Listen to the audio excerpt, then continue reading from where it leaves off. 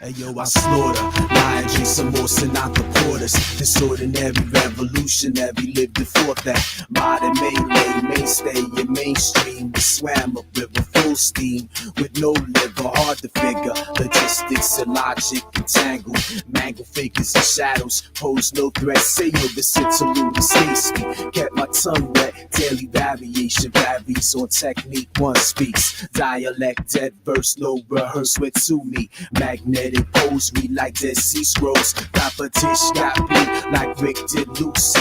In sky with diamonds, kept an army jacket lining. Sense what that facial structure's hiding. Shift the eye, shift like the sense the time eternal. Reaching for that dagger in they boot and they burner.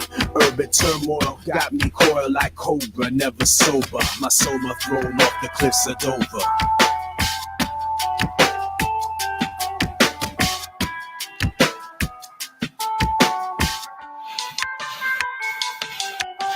Rocks blessed before them hit the floor. Took the bottle to the chest till their head said no more.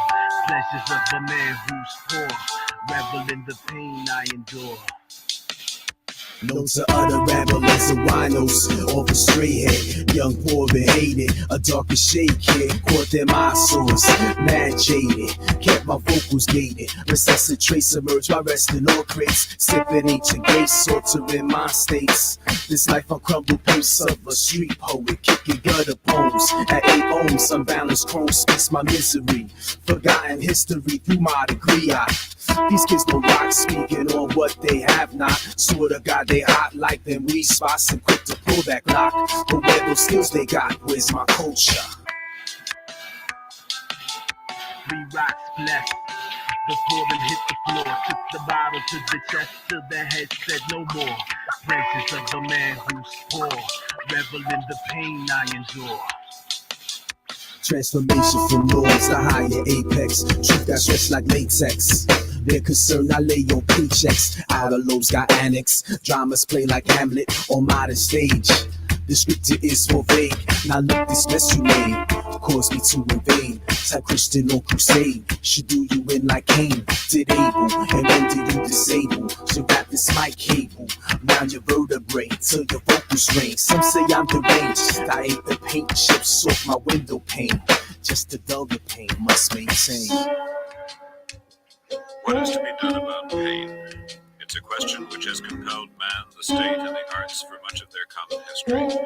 One speaks not of physical pain, whose end is forecast in its beginning, either by cure or death, but rather that psychic pain which is the agony of the soul and the mind. The cry of the tormented is pain's commonest articulation, without words, without any meaning except the existence of pain itself. It pleads for mercy, shrinks in the excess of an inability to endure. Pleadings cease and are overtaken by a rage so shattering that it flails the heavens and draws back the tormentors in appalled bewilderment. And what they have so heedlessly done could produce such clamor.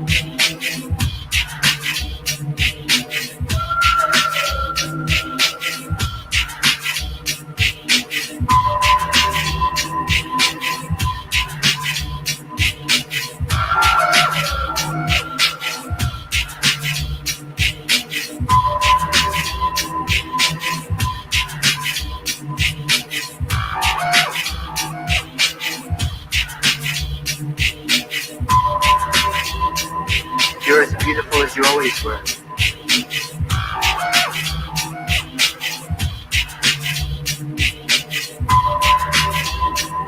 You're as beautiful as you always were.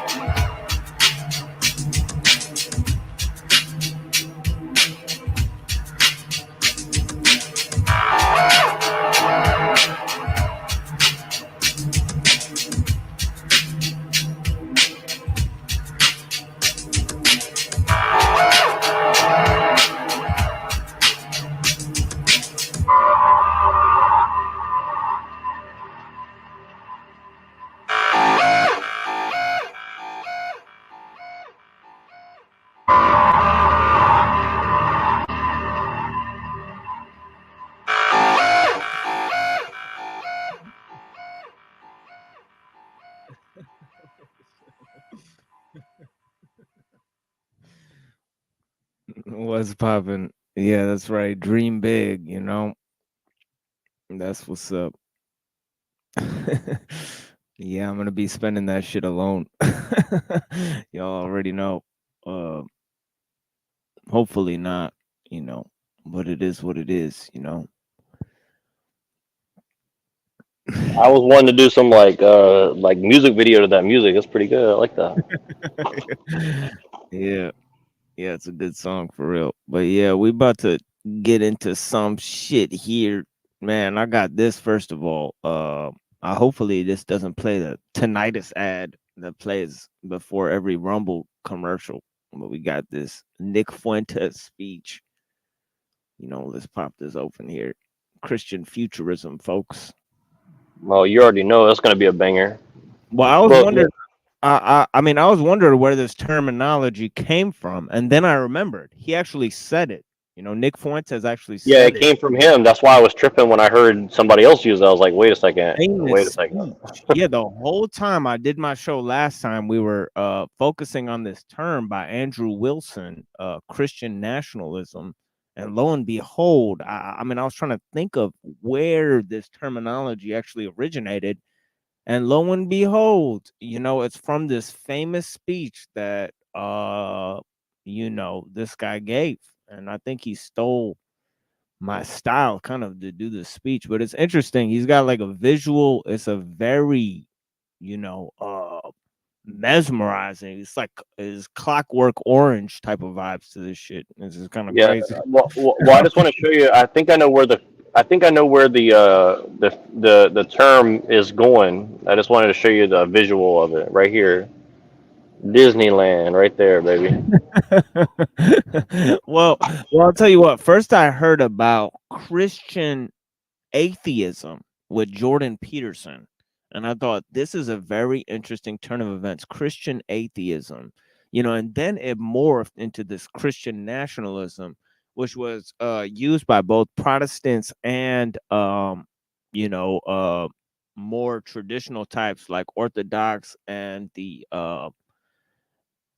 Catholics. So there is a lot of things going on with this term, but now just recently it has morphed into Christian futurism, which is a increasingly interesting trend, type of a cultural renaissance, promoting a cultural renaissance, you know, and that's interesting because at first the term takes on its political manifestation, and then it takes on a sort of a more theological connotation, parallel institutions to the state that promote Christian values. Of course, Christian atheism is just sort of a, you know, it's just purely political, and then you go to the more, Christian nationalism, which is a little bit more, centered upon the theological issues, setting upon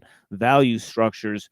But then you go to Christian futurism, and now the discussion has morphed into culture wars, into a sort of, you know, into a cultural manifestation, which is basically promoting, culture wars, cultural renaissance, if you will, so.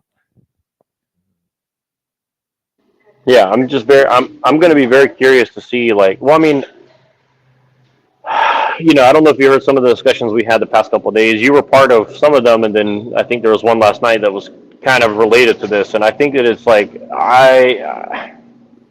I'm a little bit baffled because it's almost like theology doesn't really play a role in Christianity to a lot of people who are in these movements. And I'm like, okay, if there's no theology, then what makes it Christian? And I'm not saying that it's not. I just don't understand. And I think it actually goes to your book, which I'm not even a quarter of the way through, but I can already see that your book directly relates to this issue of where do you draw the line between theology and politics and epistemology, really, I would say, even though you don't say that directly. My interpretation of it is kind of along these lines. So, I mean, it's pretty head spinning because I think that's why you started with Hegel a couple weeks ago, and it directly relates to what we're dealing with, Oh yeah. Yeah, that's why I started with all of those themes. Nationalism, British Israelism, dispensationalism, Hegel, all of those topics are intricately related, and also the ideas of Aristotle are mixed in there, because he creates this concept of, of this kind of, well, he creates a twofold concepts. One is the hierarchy of being, and the second is his concept of this teleological, this final cause, and these two concepts, when mended together, they fit pretty neatly within the secular framework, but also within a a pseudo Christian eschatological framework, as we've seen, employed by people who are sort of Hegelians, and then we've seen people like E. Michael Jones and these kind of traditional thinkers adopting the ideas of Hegel in broad daylight. So, they got a lot of interesting, manifestations of this. But let's get to this video because this is gonna just show how the term is, just show that the term has been used. It's been used and abused.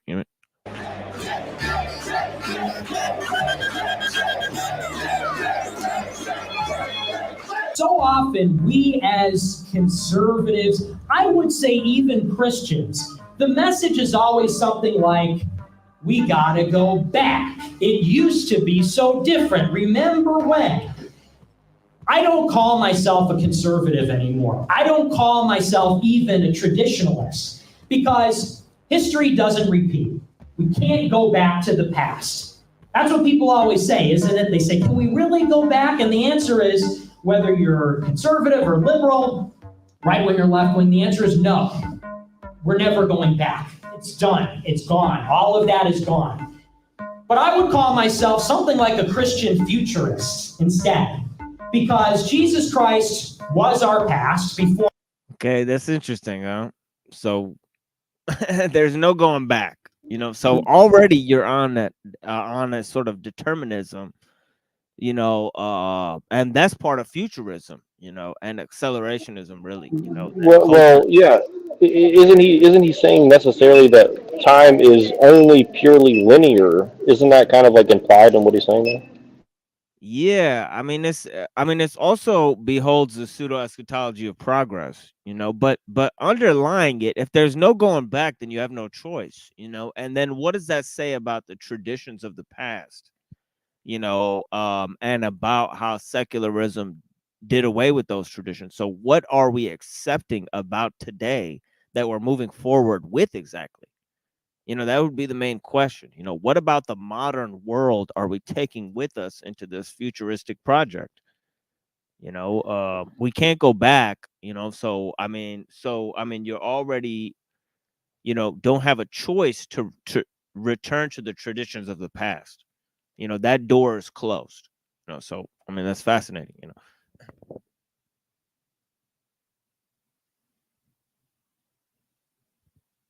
Before any of us were born or conceived, Jesus Christ is our present now, and Jesus Christ is our future after we die on earth. I'm not going to dress up in some old-timey thing, and it's not about we need to make it the 40s again or the 30s or the 1800s or the... We want this century to be the most Christian century in the history of planet Earth. We don't want... Is that why he's dressed up like he's in the House Party movie from back in the day? I mean, this is kind of weird, you know what I mean? If you're not going back, then why are you dressed like you're at an 80s, you know, you know, like Well, I don't it's know. why they use all that retro wave music and aesthetics. I mean, that's why I use this thing on my the coloration on my thing is like kind of making fun of that in a way.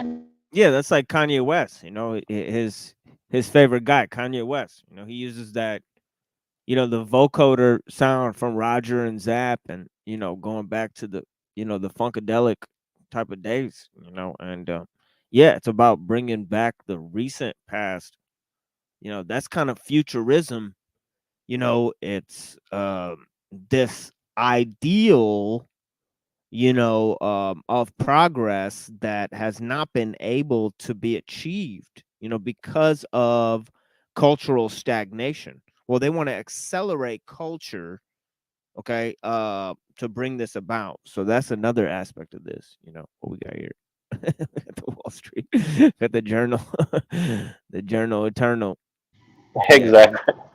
it's No, exactly, and I think that you know it's there's so much philosophical shit wrapped up in his first like minute and 10 seconds or whatever it's been of what he's saying. It's like, yeah, I don't know. I mean, it's like I think already there's a lot of stuff that's hard to tie into Christianity, but I mean, maybe I'm wrong, but I'm just kind of curious to see where this heads. You know, I mean, I'm open to it. Really, I am. I don't see how you can, but I'm very curious how he ties this together. yeah, they got the yeah, you know, I mean, it's interesting, you know, why? Because of the fight against liberalism and scientism.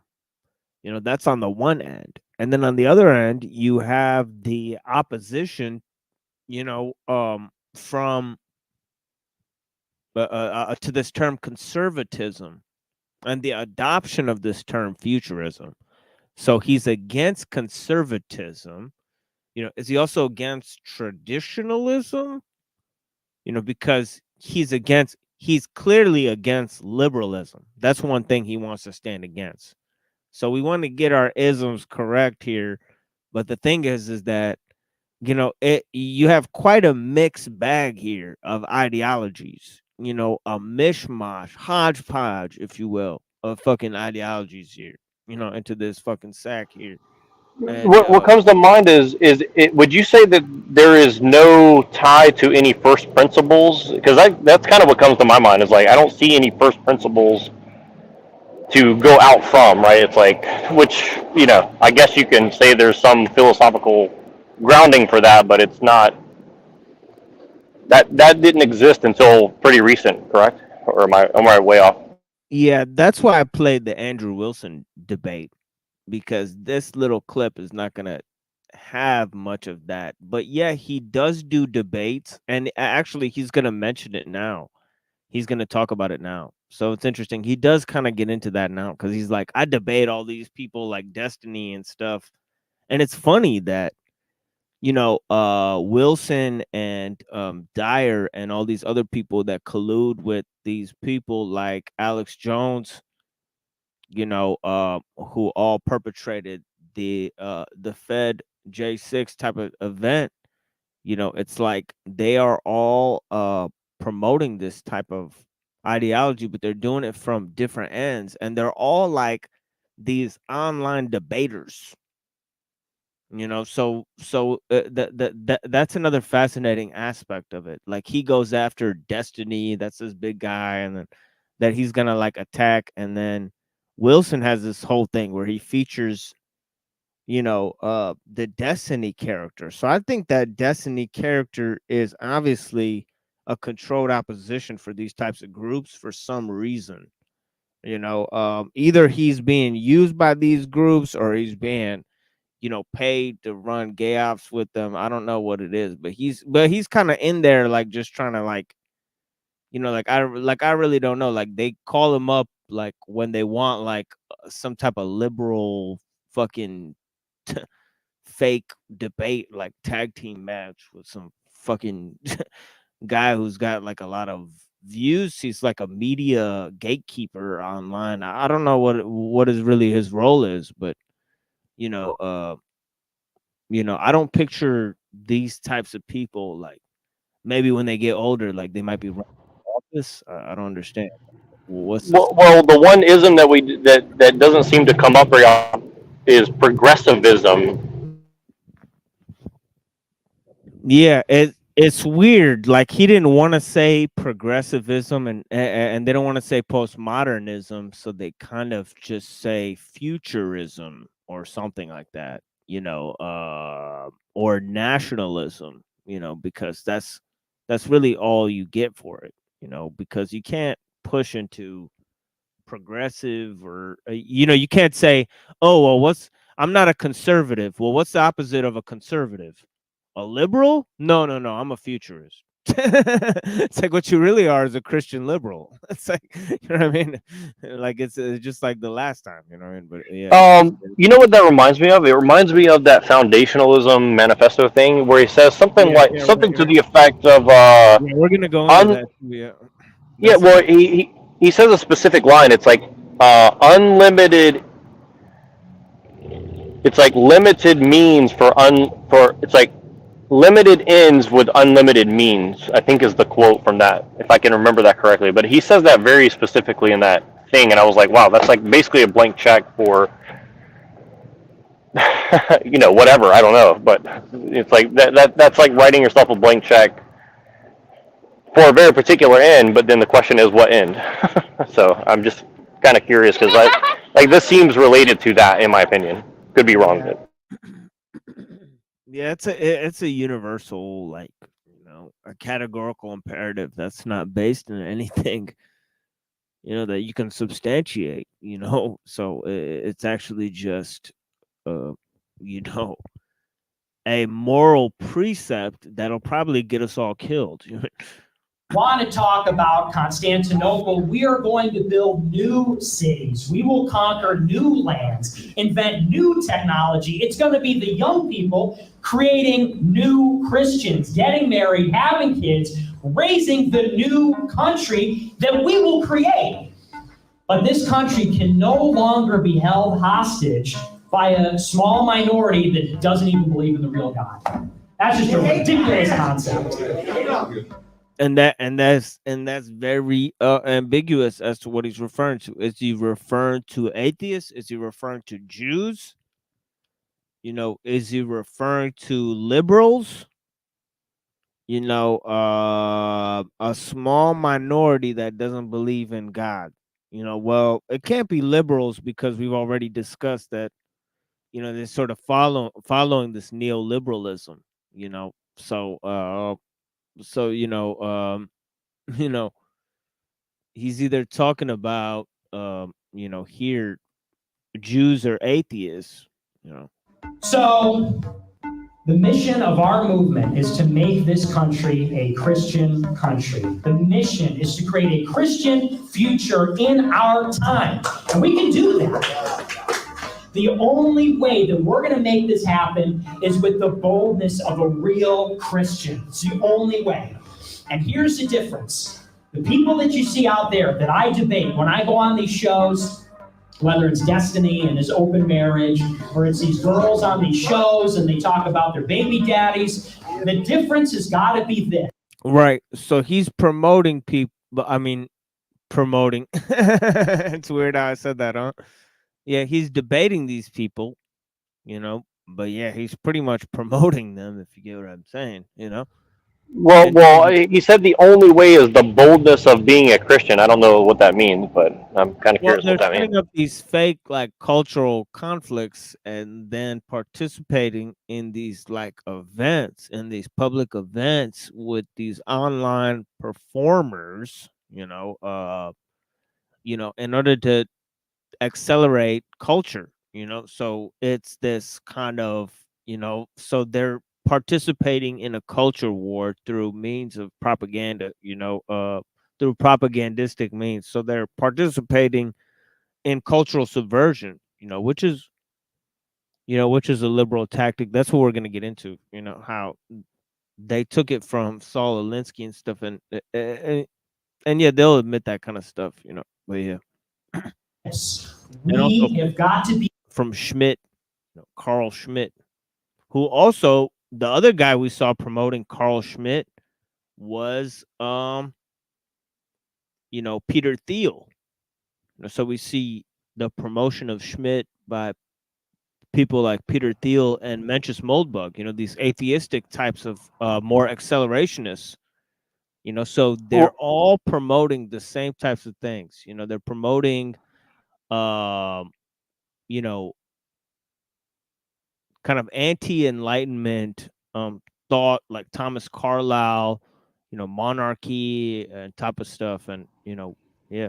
Hey, real quick. I want to tap in that dude I was talking about, Mr. Pill Eater, if you don't mind, because he asked me for the link. If you don't mind, he wants to jump on this topic. Yeah, go ahead. Yeah, because he's listening right now. So hold on, I'm gonna tap him in. Hold on 1 second. Yeah, for sure.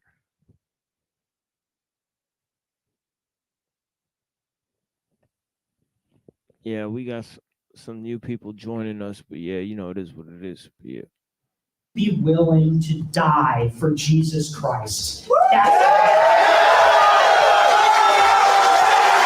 Is it weird? He's got like a coiling snake behind him as he says, "Die for Jesus Christ." I mean, it's just a weird visual. You know what I mean? Why a snake? You know what I mean? But yeah, you know.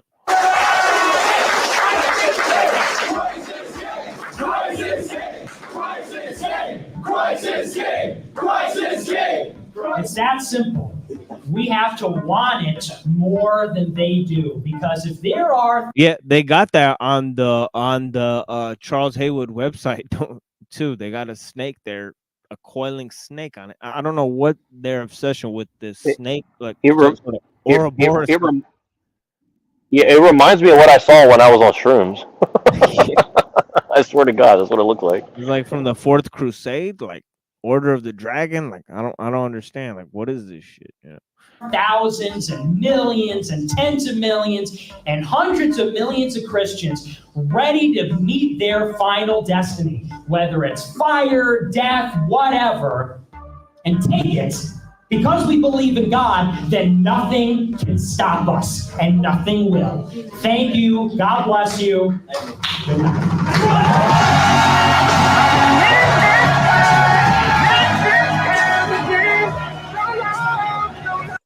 That's Kanye West music playing. But yeah, there it is, folks. Christian nationalism, Christian futurism, should I say now? So that's really what's going on. And then you got two aspects of it: is integrism and foundationalism. One is about one is Catholic and the other is uh Orthodox. I'll say, nominally speaking, but it's one is about you know more about anti-communism, and the other is about preserving these Christian laws, as a foundation for civil government. But one of the guys who talks about it is right here. Is this James Lindsay fellow? We're gonna get him. But yeah, Pill Eater's welcome. Is he on his way or? Yeah, I won't. Yeah, if I he's believe so, but I think just keep running, and then if he can, he's busy like me, and he's got a kid and stuff. So I believe so. I think for he just kind sure, of. for sure. Well, he's welcome to join at any point if he wants to. But yeah, and at the end, we will be reading some John Winthrop as well. So we're gonna get into Winthrop, City on a Hill, and look at the Puritans, Puritanism. But yeah, two wolves of Christian nationalism. This was an interesting two wolves of Christian nationalism by this fellow James Lindsay. And I forgot where I was going to start this video up at, but yeah, I'm sure I'll figure it out. Just gonna get to this. Oh yeah, I think it's like 36 minutes into this. He starts talking about some interesting themes here. So we're gonna get into this.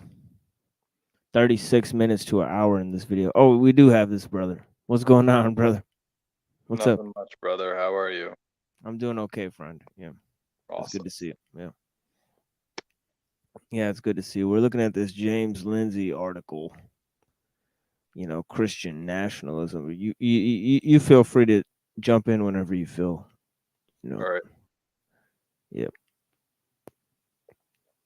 But yeah, man, welcome to the show. We're just kind of talking about I started a triple tiered show here, kind of on the elucidation of topics in this modern age, mainly Jewish liberalism, or Jewish secularism, moving into the modern age, Christian nationalism or Christian futurism, and also Islamic modernism, the kind of the Muslim Brotherhood and Khomeini and those types that combined socialism with Sharia law and those types of things. So we're going to be looking at different shit with that and how these kind of religions, these major three religions, adopt to our modern age. People think they're down for the count, but you notice most of the world's population follows one of these three religions, and there's also a concerted effort to grow technology and to improve our methods of science and understanding. So we're not getting rid of the future age. We're not getting rid of science and technology and progress. We're just going to update and remodel these religions to deal with the quote unquote age of progress. You know what I'm saying? What do you mean by Jewish liberalism? How's it different from Christian liberalism? Yeah, that is a good question, isn't it? how is it different? I would say that one of them has a more, you know, I guess, Jewish liberalism comes from Hasidic, the Hasidic, kind of, and whereas the, Christian, sort of liberalism, or actually, we're not calling it liberalism. We're not calling it Christian liberalism for a good reason, is because liberalism kind of has this sort of, it's been, nobody's really to blame for liberalism, because liberalism, roughly speaking, it's got, you know, this kind of Jewish, religion, Greek philosophy, and Islamic science from the Middle Ages. That's kind of the modern liberalism. It's got all three aspects to it. So, I mean, without the Like, medieval what I'm age, saying is, just sorry, what I'm saying is it in pro-defense of liberalism in a correct way, or is a particular type of Jewish liberalism that has distorted it? well, from Jewish, liberalism, I was mainly referring to Herzl and the Bolsheviks. Well, Christian or Jewish or even Islamic, it should be liberalism as a whole as just one stem and how it relates or translate, because there's some individuals that will, like Short Fat Otaku or Sargon of Akkad, who says, I'm a proud liberal, and it completely doesn't even mean liberalism whatsoever when you start criticizing it. So I do think the term is a very subjective thing now. It's fungible. Yeah. Yeah, it's a fungible term, but in terms of liberal, I guess I would like to say, well, Judaism, Islam, and Christianity, they have their medieval aspects. So what makes them modern? How do they prepare themselves for the modern world? What brought them into the modern world? And for each of those various groups, there was a complex set of factors. For the Jews, for example, it was diaspora. They're going through a diaspora, and they were also spread out throughout European society. So we talked about the Jews in England, and the work of Manasseh ben Israel and Oliver Cromwell, for example, of bringing the Jews back to England. So, that created a period of proliferation within England of Jews. So they started to own a lot of property, and that created a lot of influential Jews, like, for example, the Rothschilds, and Spinoza, right? well, yeah, that's in Amsterdam. We talked about Spinoza as well, in Amsterdam, but it was actually the rise of the link between the Protestants and the Jews, because they both agreed that God was immaterial. And the Protestants, this is at least according to Will Durant, it's because the Protestants were letting the Jews live in Amsterdam and even helping build their synagogues, that when Spinoza had used his philosophy to insult the Protestant God, who they said again was immaterial, they banished him, because Spinoza famously declared that nature is God.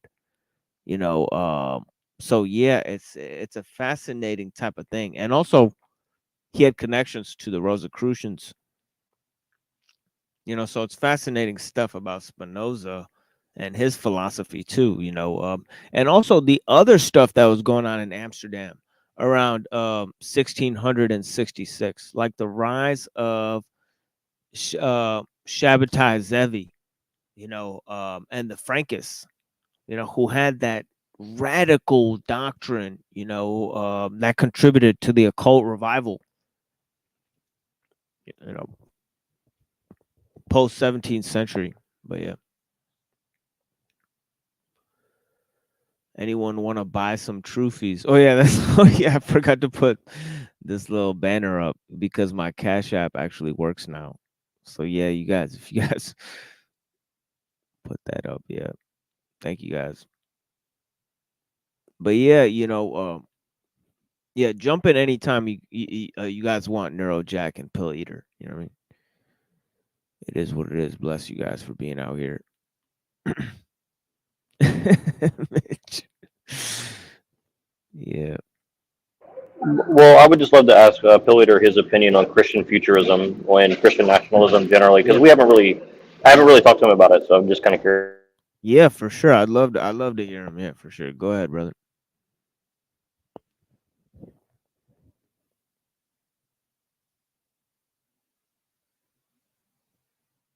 I think he doesn't hear us. But yeah, or maybe he stepped away. It's all good. We gotta get this. He'll chime in at some point. But yeah. Envy explains. In other words, if the fall hadn't happened, civil governments would still have existed and would still have instructed citizens to keep all 10 commandments. Therefore, civil governments today should instruct their citizens to keep all 10 commandments. Of course, now quoting Wolff, the sole post-fall means of obtaining heavenly good is in Christ, end quote. Now we come back to Shenvi. However, natural revelation still demonstrates that God exists, so non-Christian or secular nations are obligated to recognize, implement, and obey God's law, even if they fail to do so. But more importantly, the civil government of a Christian nation should fulfill its purpose of seeking the temporal and eternal good of its people by supporting Christianity. So the government's supposed to support Christianity. And this is Shenvi summarizing Wolff's argument. And he says, Wolff summarizes this point clearly. This is the next paragraph. So this is a kind of a long pair of quotes from Stephen Wolff, Mr. Wolff the Greater. The question is whether a Christian magistrate having civil rule over a civil society of Christians may punish with civil power false teachers, heretics, blasphemers, and idolaters for their external expression of such things in order to prevent 1, any injury to the souls of the people of God, 2, the subversion of the Christian government, Christian culture, or spiritual discipline, or 3, civil disruption or unrest. Modern religious liberty advocates deny this, and I affirm it. Okay, so that's page 359. Now, having just read that podcast for you guys where I went through that speech from Mao, that's almost exactly like Mao. Here now we have Christian in place of socialism. So the idea is that rather than having a government that settles its questions by appealing to Christian socialist authority and that supports the party, and then we look at the idea of there are the people inside, which are the people, and then or in this case Christians, or then there are people on the outside. And he says that, right? Having civil rule over a civil society of Christians may punish blah, blah, blah, right? Okay. And so first of all, that's exactly what you have to be concerned about. So you have a civil society of Christians. What about everybody else? Well, what are they going to do? Well, with Mao, it was simple. You either join or you get persecuted. We take away their freedom of speech, blah, blah, blah. I'm not saying that Stephen Wolff is like Mao. I'm saying that when you start talking like this, you better be paying attention.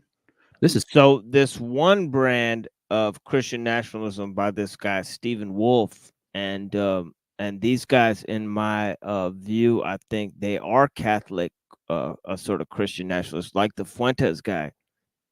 They say that straight up that the state should do like purity checks on people to see if they're real Christians, so they should put like little laws in place to check how Christian people are, so they can institute. So the society is run by Christians. So that is one way to look at this. So he's reading basically like one of their constitutions or manifestos. But yeah. Is serious. This is very important because he's saying that the question is whether a Christian magistrate, so it could be a socialist commissar, having civil rule over a civil society of Christians or having civil rule over a civil society of socialists may punish with civil power false teachers, heretics, blasphemers, and idolaters for their external expression of such things in order to, 1, these are the exact kinds of reasons that Mao gave. Any injury to the souls of the people of God. Well, he said any injury to the party or its ability to govern or to socialism itself or the ability of the people to believe in the masses to accept socialism. So he's saying that you just replace, the communist government with sort of the state of the Christian state and the Communist Party with the Christian church, and the people are checking the purity of others, whether they're in support of the institutions of the state. Basically, it's a project that's kind of like very much going to be hard to accomplish, because what constitutes a real Christian and what constitutes a heretic? That's going to be the main question. I'm sorry, I'm back. I'm sorry, I'm back right now. I just had to do something. Now, what was this about Christianity and communism? No, it's all good. It was just it's he's comparing Christian nationalism of Stephen Wolfe to Mao. But Nero was asking you what your opinion on this idea of Christian futurism is.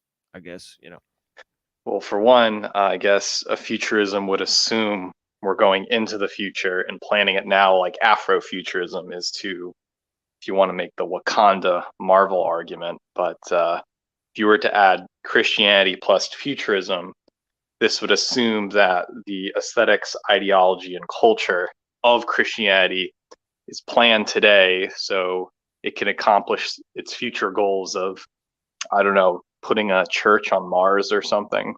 I don't know what that would entail, but some levels of futurism would obviously mean to get rid of some levels of Christian reaction ideals of planning in the future. So, for example, I guess a Christian futurist position would also mean negating the old monarchist ideal or any ideals of distributism or some of the kind of snarky ideals of what Christians hold today. And Christians they suspiciously don't reject the monarchist ideal, and they have kind of a neo-fascist kind of thing with the adopting people like Carl Schmitt and those types of people. And there's also the kind of techno-futurist white nationalism of people like Richard Spencer that want to, and this is his words, not mine, build Mount Olympus in space. Right. But So yeah, obviously yeah. a futurist ideal. What I'm saying is futurism might contradict some of the traditional values that a Christian would have, depending how long they want to go. And that means questioning, like, would they really be Christian futurist, or would they just be monarchist futurist with Frank Herbert Dune roleplay or something? Right. And if you research the probing ideologies, because you have here Christian nationalism centered inside of this alt-right bubble, and on the side you have the neo-reactionaries, and on the other side you have the white nationalists. And this project is kind of synthesizing both of those projects into the Christian nationalist project. Nick Fuentes is nominally, his whole Groyper crowd is nominally, white nationalist as well. They want white European, society to prosper. It's not just Christianity. They think Christianity and the church is the same thing, which is kind of Kabbalistic in a way. Like you're kind of saying like you're like Edom, you know what I mean? In a way, which is kind of strange, but then on the other side, you have this neo-reactionary accelerationist project, of people like Moldbug. Well, they promote monarchism too, sort of neo-fascism, Well, I think, Yeah. sorry about that, there was feedback. Oh, no. Go ahead. Well, I think the issue is that when somebody says one word, they're actually meaning something else. And like you're saying, the values of this connection, they may relate in through intersectionality, but they all want some different priority instead. So if Christianity is something you want, then you're going to put that a priority over being white. And if a white nationalist believes in evolutionary psychology and everyone's better off in their own Galapagos Island states, then I don't know, that will also conflict with any ideals of monarchy. And so, post-alternative right branding, for some odd reason, everybody is in internet agreement that it's called the dissident right, which I never agreed on that term either. But supposedly, subculturally speaking, if you're right wing, whatever that means, it must mean you want some ideals of state, law, rule, tradition. But to be dissident, it's ironic because you're trying to go against it's the very authority. ironic. So that's why I hated that term DR so much, and it's just sickening. I remember there was a time where alternative right was supposed to be a leftist ideal of intersectional right wing. A Nazi could talk to a fascist, etc. But now today it seems like dissident right is this hot topic brand name of being, oh, I'm not one of those conservatives. I read Julius Evola, ooh, and it's kind of boring. It doesn't make sense. Julius Evola, yeah, that's right. Yeah, I've seen those types. Yeah, yeah. Yeah, it seems to almost collapse the meaning of language, a lot of these terms, essentially. Right. Yeah. I've yet to hear someone say I'm dissident left. I haven't heard it. I've heard post left. I mean, values outside the left, but I haven't heard dissident left yet. Yeah. Well, you use the term that you. Oh, I'm sorry. No, I was just saying there's left centrists and there's right centrists, but yeah, dissident left. Yeah, you're right. But go. I guess that would be a revolutionary. But yeah, go ahead, Nero. Oh no, I was just going to say, Pill Eater used a very curious term that really stuck in my head. I heard it a few months ago, which is the synthetic left and right, and I thought that was a very curious term that I never heard before. So I wanted to see if that relates to what we're saying. Yeah, well, it's interesting, and what we saw in Wilson's positions in the last debate. He seemed to suggest that he's a political Christian in a way that it doesn't matter if his view of salvation is correct, for his view of salvation and God to work out for the political projects he feels as a Christian to benefit society. So yeah. Sorry, I just wanted to make a little digression here. I was just a little busy, but Yeah, the go ahead. word compatible left or synthetic left, the word compatible left was coined by Villanova professor Gabriel Rockhill, who's kind of, he basically says that the left is fronted by the American CIA and just a front for liberalism, which will go back to Jewish liberalism, wherever you're talking about. And that the other variant term, synthetic left, coined by American communist Caleb Maupin, pretty much means the same thing. It's just, the point is it's used as a dog whistle term, that if you were really a hardcore leftist, you would support, Kim Jong-un and, existing socialist states, regardless of racial background or whatever. In other words, you should treat leftism as an economic system. But importantly, compatible left, coined by Rockhill, gives us revelations in a lot of things, because in his textbook, he talks about how the CIA pushed people like Foucault, Deleuze, Derrida, all that, as important French philosophers or critical theory. But the point was to put American liberalism first, call people racist if they don't agree, and uphold the managerial state dressed up as Marxism or a post-Trotskyist way of thinking. And now you're seeing an undoing of that through Rockhill's work, and as well Caleb Maupin's work through hardcore, and so you're seeing a lot of the divisions there between, the synthetic left or compatible left, or American Western lefts, calling everyone, a Nazi or a racist for that. But then it just turns out that Rockhill and Maupin might be right in many ways. That's fascinating. I'm not aware of those. But the thing is, if there's such thing as a synthetic left, you have to understand there's such thing called the synthetic right. In other words, what we know as Compact Magazine, Athenian Stranger, Bronze Age Pervert, they were all placed up by elites too.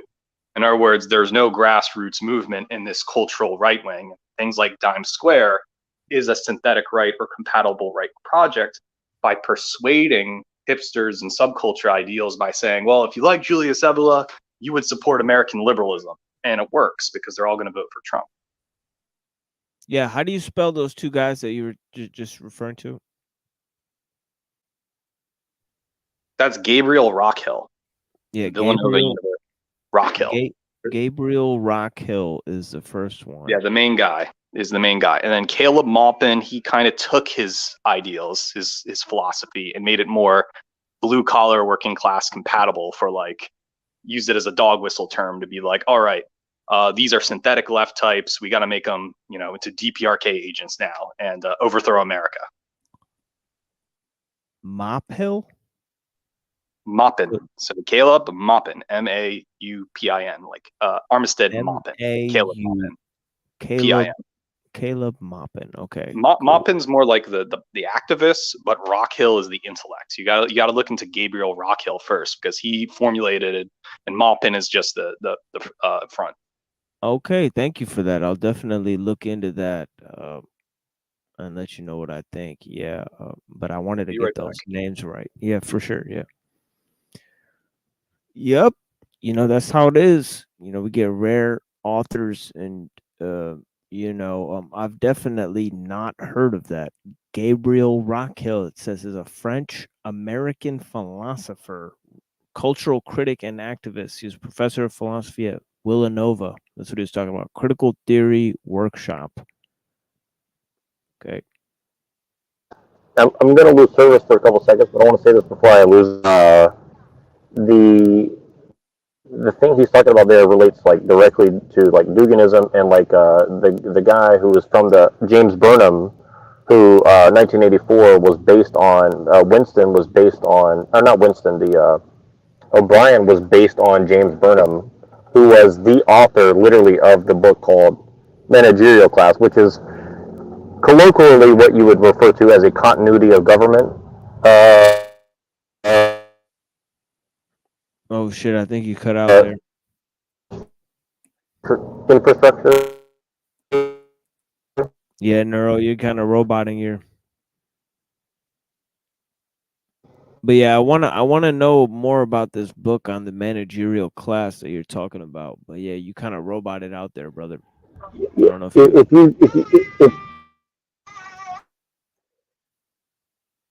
if you Google James Burnham managerial class, you'll see it. Joe's Burnham. Okay, Burnham. Yeah, Burnham managerial class. But yeah, your audio is fucking up, Neuro. You gotta get go out and come back in. Yeah, prominent Trotskyist activist in 1930s. He later rejected Marxism and became an even more influential theorist of the political right as a leader of the conservative movement. Fascinating stuff, guys. And that's O'Brien in 1984. That's O'Brien in 1984. Oh, that's fascinating. Maupin. Yeah, a lot of names right there, guys, But yeah, bless you guys for being here. To the subversion of the Christian government, this is something that, Christian government, Christian culture, and spiritual discipline. This is exactly what Mao said, is that what puts you in the category of the enemy is that which subverts socialism. Okay, so I'm not saying that we're dealing with the same philosophy or the same theology or the same religious structure.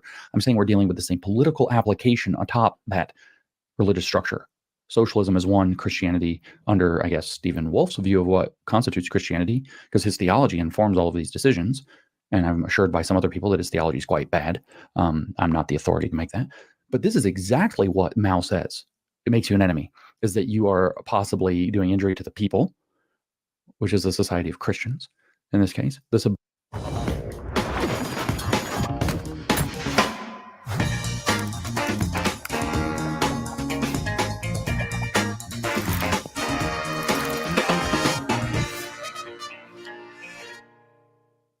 Today is the 23rd of November. I don't even know what they were selling there. And Gaza is still under the fire and under the war. This war, which left thousands of victims and injuries, and thousands of. So this lady's a fake actor, obviously, but it's obvious that they couldn't get like a more like the houses and buildings. Like they have people who act there, but they just plucked this lady out and she doesn't know how to speak English, and they're taking these pictures like were destroyed totally. The people here inside Gaza suffer from humanitarian. I didn't even understand the last few sentences she even said, to be honest. And that last commercial, I mean, I have no clue what that last commercial was even selling. Slack? Version of the Christian government. But yeah, we're gonna have to deal with commercials inside this video. It just is what it is. But yeah. Version of the Communist Party, Christian culture, socialist culture, or spiritual discipline. Well, Mao explicitly said in that speech that what you actually need in order to be able, you can have all the freedom you want, he says, in communist China under the CCP. You have all the freedom you want, but freedom is paired dialectically with discipline. You see, you only have freedom when you have discipline. Right? And you have to have socialist discipline, he said. And well, here we have spiritual or Christian discipline. And then 3, civil disruption or unrest. That's exactly the thing Mao also names. This is, having just read that speech on Mao, this is concerning to see this. And he says modern religious liberty advocates deny this should be the case. But I affirm it, he says. He affirms it. Stephen Wolfe, the hard line, Mr. Wolfe the Greater, affirms the idea that we should have a society of Christians. Don't know what to do with the people outside of that society. Are they people? Do they count? Where are they at? I'm telling you, I have questions. And it should basically have a very similar to Maoist structure, affirming whatever his version of Christian theology is, as opposed to socialist theology. He adds elsewhere, a Christian society that is for itself will distrust atheists. Well, yeah, because we'd call your dumbasses out, decry blasphemy. I hate to be that guy because it's very critical, but according to who? Is this not blasphemy, Stephen Wolfe? Correct any dishonoring of Christ? Well, orient life around the Sabbath, frown upon and suppress moral deviancy. Well, that's again, moral deviancy is doing any injury to the souls of the people of God, the subversion of the Christian government, Christian culture, and spiritual discipline. Is that moral deviancy? Do you have the power to suppress that? Because again, that's what Mao said the point of the dictatorship of the proletariat is. That's what he said the people's democratic dictatorship exists to do, is suppress that deviancy. And repudiate, he says, neo-Anabaptists' attempts to subvert a durable Christian social order. So we have right there a open confession that there are theological disputes. So we have to ask the question, whose theology? And if we're going to ask the question, whose theology, we have to ask the deeper question, how do we decide whose theology? Which leads to who gets to decide whose theology? Which leads to the question, which government agency will decide whose theology is acceptable and not acceptable in a civil society? Yeah. So, yeah, exactly. If it's going to be a Christian society, is it going to be the government or the church that decides, or are they going to have a church agency inside the government, and then which church? So those would all be And the project. Yeah. yeah, and how are you going to address an out of control bureaucracy, which is the situation that we're in now? Yeah, I mean, would you cut it out and let the church take managerial authority? What would be the thing? Civil society of Christians ruled by a Christian magistrate with the power to punish with civil power false teachers, heretics, blasphemers, and idolaters for their external expression of such things in order to prevent any injury to the souls of the people of God, to the subversion of Christian government, Christian culture, or spiritual discipline, or 3, civil disruption or unrest. This is extraordinary in how concerning it is when you start to understand that. Wait, Bill Eater, are you back? Yeah, I just was doing multitasking, but little quick digression. I'd also recommend a book on Christian nationalism. That's Retro Culture by William S. Lynn. Came out was 7 years ago, but the point of the argument by William S. Lynn, he was kind of this old Reagan Republican type, basically argued that ideology is futile, and the only way you can express yourself now is through subculture. And he believed that Christians, or especially future white racial nationalists, instead of having an argument, they just have to have a belief or a desire to like it, like a subcultural trend. And so what he says within retro culture is that if people want to save white nationalism or Christianity, they would have to buy trinkets and clothes to look like the model of their desires. So Christian nationalists might look like their 1950s suburban moms or something. And then white nationalists might have this ideal of an Aryan woman in a wheat field, and they'll develop a feminist subculture around it. So it's not really about ideology. It's about the comfort of being something and then projecting it. And through mimesis, Rene Girard theory, people would mimic it. And so, yeah, that's Retro Culture by William S. Lynn. Yeah. Have you ever heard of Paul Gottfried? Yeah, Paul Gottfried. He's from Elizabethtown University. He was a student under Herbert Marcuse.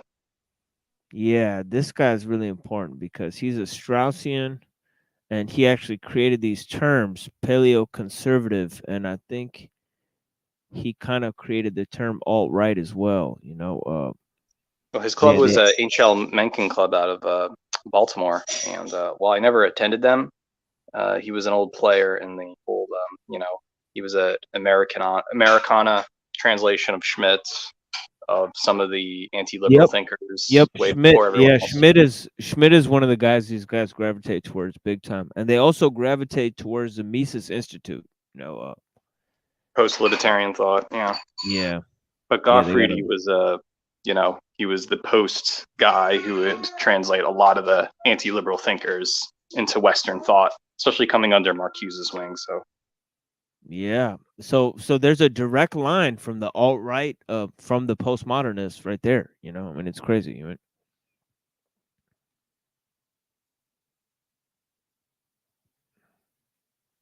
As a political program, you're now swapping out socialist discipline for so-called Christian discipline under one particular theology, maybe, since it's really integralist in its nature, where the strong arming is it going to be Catholic? It's going to be Catholic. It's going to be Catholic. Good luck, Protestants. You're getting used.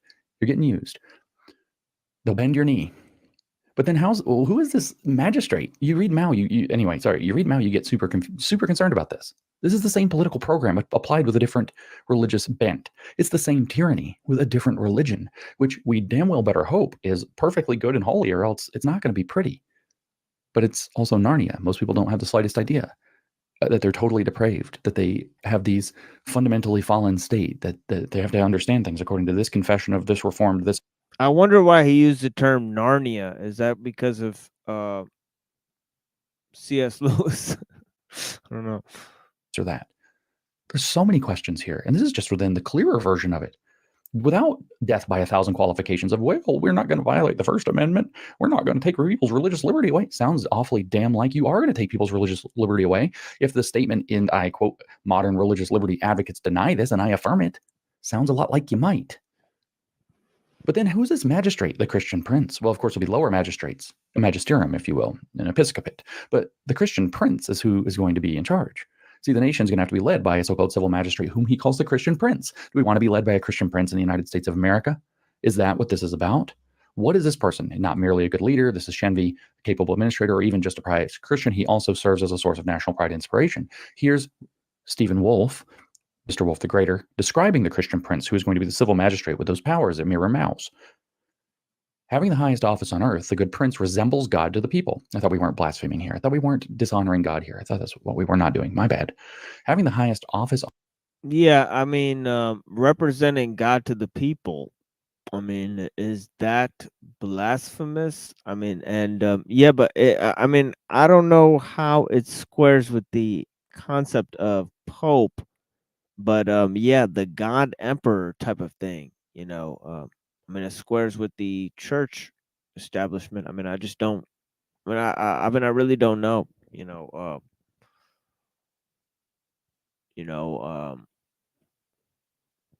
Paul says, "Imitate me as I imitate Christ." He's an apostle. Is he the king? You know, he's a leader of the church. Is he the leader of the church? You know, are we supposed to imitate? Christ is king, right? You know, is the king also God? I mean, that's just such an interesting thing that they said there. You know, that you can bring back God, king, and people. This kind of trinity, you know, that existed in the ancient world.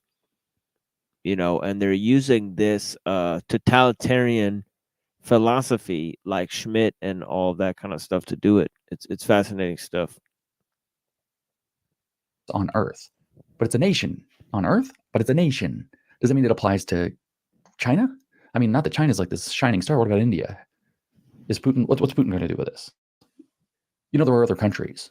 You know, is Prince Charles? He's an Anglican. Is he getting in on this? By the way, Prince Charles is an Anglican. The UK is already a Christian nation. How's that going?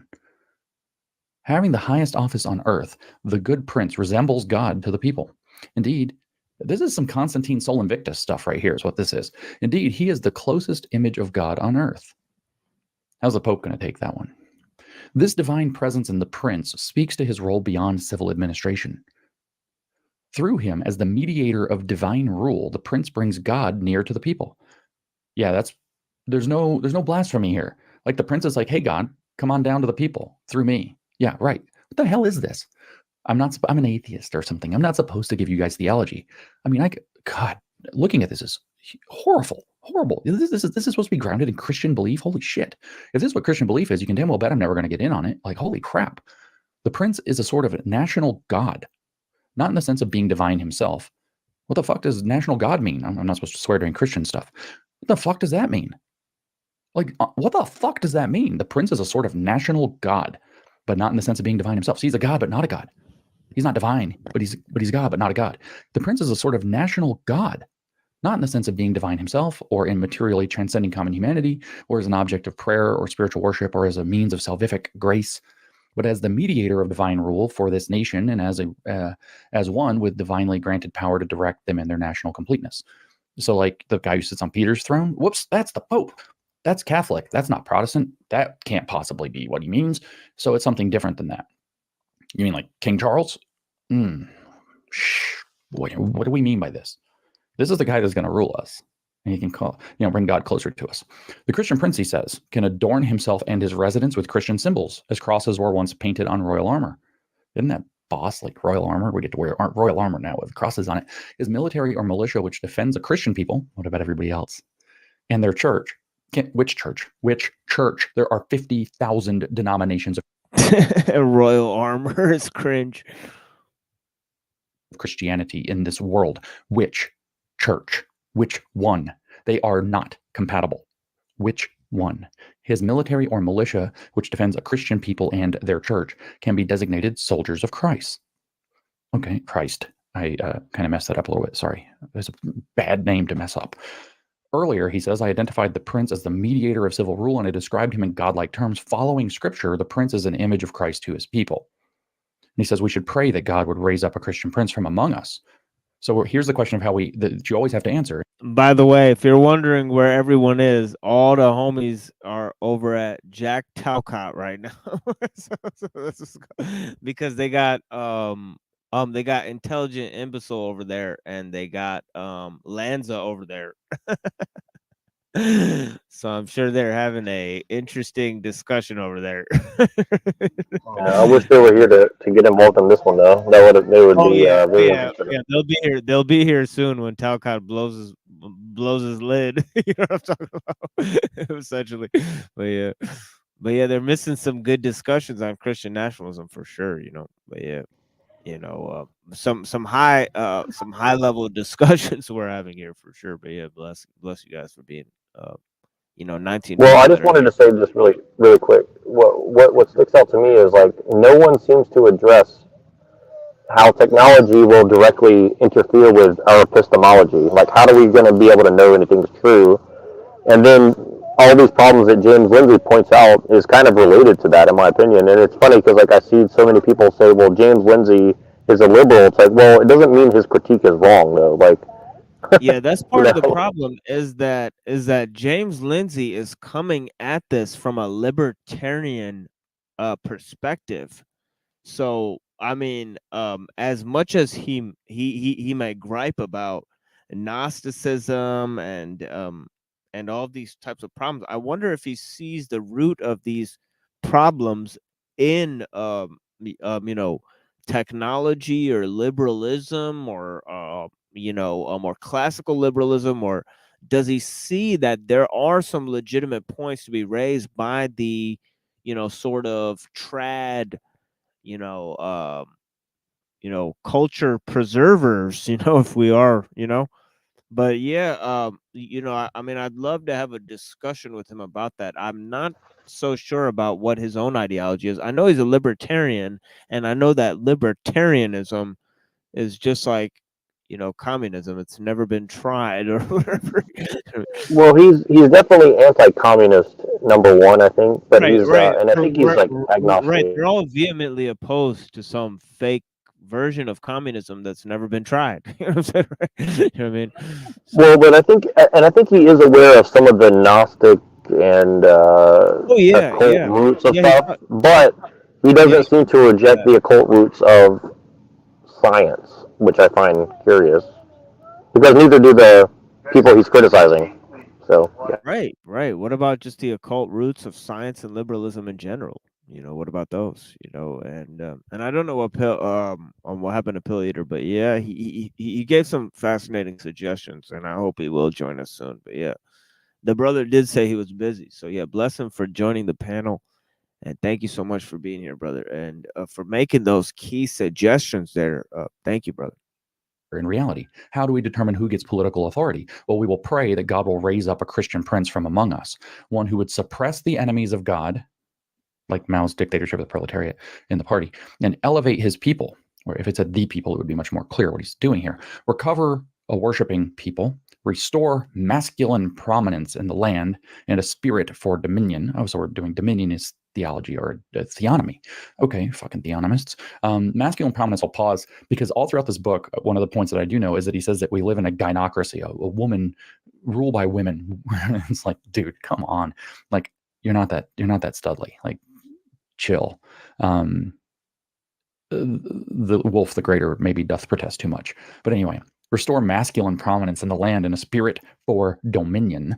Affirm and conserve his people in place, not permitting their dissolution or capture, and inspire love of one's Christian country. So that's what Mr. Wolf the Greater is after. And it doesn't sound very American. This marks the potential start of a third world war. Oof, that scared the fuck out of me. This commercial. It's just like, oh shit, it's a third world war. Yeah, it just fucking came out of nowhere, dude. Like, Jesus Christ. And we will soon be hit with a silent, submission through starvation is what this is called. Submission through starvation.com. What the fuck? Traceable attack on America that unfortunately very few will see coming. This attack will be unlike any we have seen before, one that directly targets. Oh my God. Okay, well, wow. That was crazy fear porn to put inside of this video. But yeah, wow. Fascinating stuff, guys. Doesn't sound very America. But the thing is, every time I bring, so pause, let's bounce over to Mr. Wolf the Lesser, and then we'll come back to Mr. Wolf the Greater on the idea of nations themselves, which is very unclear. Okay, so Mr. Wolf the Lesser says, oh, I'm not Mr. Wolf the Greater. I am Mr. Wolf the Lesser. I am lesser than Mr. Wolf the Greater. He actually doesn't say that. He says his name's William, not Stephen. And he's written his own ideas, and he doesn't agree with everything in Stephen's book. But if you ask him what he doesn't agree with, he won't tell you. He doesn't know what he doesn't agree with, or he won't admit what he doesn't agree with. And there's an explanation for this. There's an explanation. He's got a much softer death by 1,000 qualifications approach, where you never quite can nail down what he's talking about or what he has in mind at all. It's just going to somehow work. We're going to have a more Christian culture, and that's somehow going to make a more Christian national identity, and that's going to make a more Christian nation, and somehow that's going to bleed into the Christian church. Churches informing the civil government that will somehow not violate the First Amendment by dissolving the barrier between church and state, at least in the direction of the church being able to inform the state. But of course, maybe the state will then in turn, show favor upon the church. But in ways that don't violate the First Amendment, and nobody can be quite clear on what those ways are, because obviously what he would have to be admitting is sedition and the destruction of the First Amendment in the United States of America to go with that. Well, it turns out there's a name for this technique that we're dealing with, and you've probably heard of it. It's called the Motte and Bailey. You ever heard of the Motte and Bailey? This is a key thing, man, because I'll tell you this. I seen Andrew Wilson use this shit against me in the debate. so pay attention. Motte and Bailey tactics, guys. Motte and Bailey. This is where you dig up the Motte.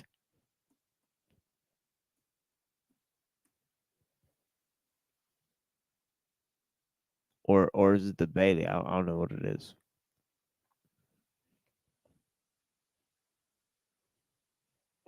Motte and Bailey Castle is a European fortification with a wooden or stone keep situated on a raised area of ground called a motte, accompanied by a walled courtyard or bailey surrounded by a protective ditch and palisade.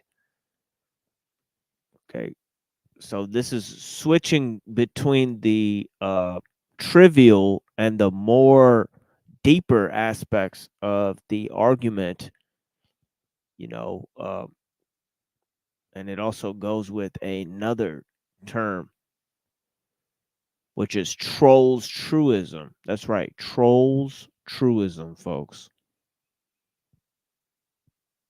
Motte and Bailey tactic. Okay, philosopher Nicholas Shackle, who coined the term, prefers to speak of Motte and Bailey doctrine instead of a fallacy. Shackle described the reference to a medieval castle defense like this. A Motte and Bailey castle is a medieval system of defense in which a stone tower on a mound is surrounded by an area of land which is in turn encompassed by some sort of barriers, a ditch, being dark and dank. The mot is not a habitation of choice. He's going to read this. The only reason for its existence is desirability of the bailey, which is a combination of a mot and ditch, makes it relatively easy to retain despite the attack of the marauders. When only lightly pressed, the ditch makes small number of attackers easy to defeat as they struggle across it. When heavily pressed, the ditch is not defensible, and so neither is a bailey. Rather, one retreats to the insalubrious but defensible.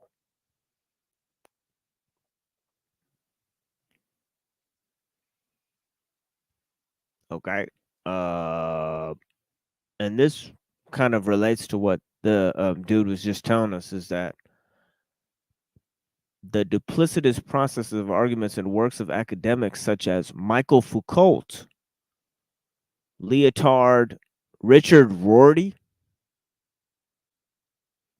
Rorty's one of their guys. You know, Rorty was like the guy who educated Sam Harris type of guys, you know.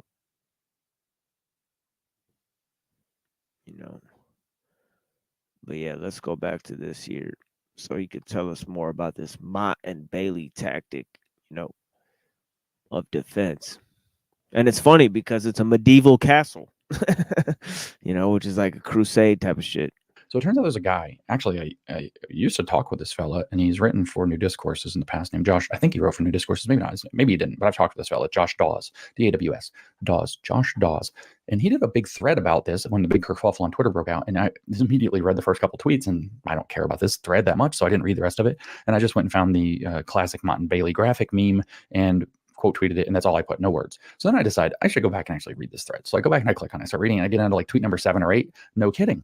What Josh Dawes says is that we have this different argument between Stephen Wolfe, Mr. Wolfe the Greater, and William Wolfe, Mr. Wolfe the Lesser, with this argument where there's this very kind of hardline Christian prince, blah, blah, blah, civil magistrate powers that look an awful lot like Mao, which he didn't mention that part.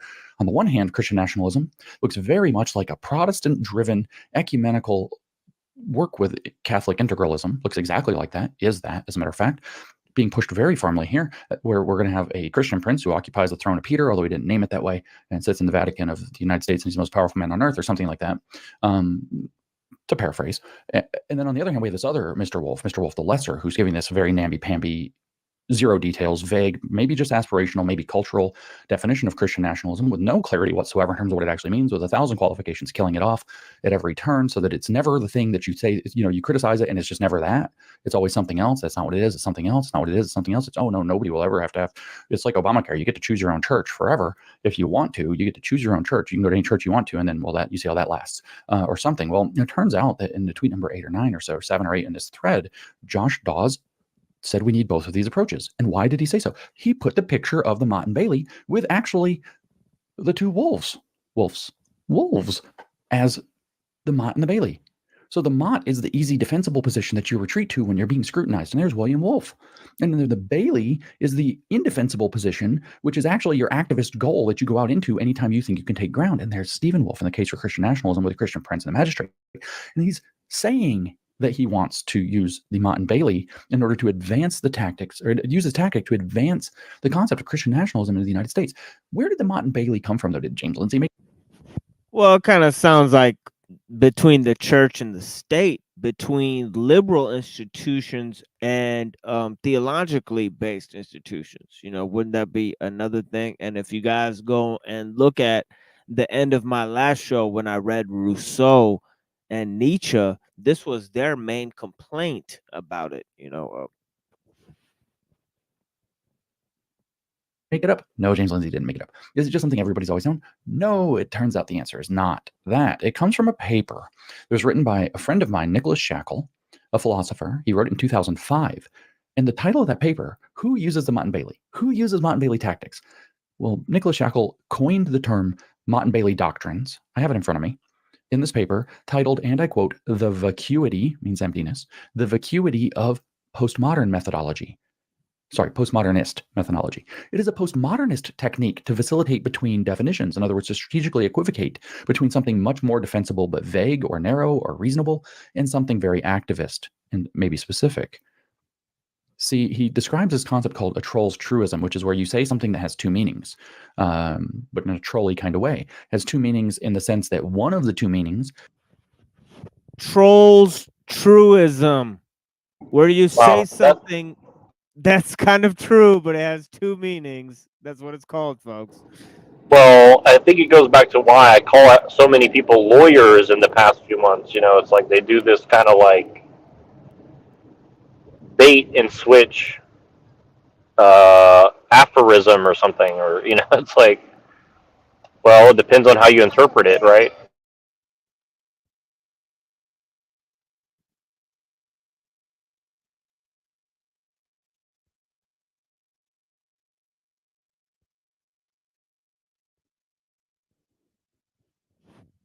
And if you look here, it's actually called that. It's called troll's truism.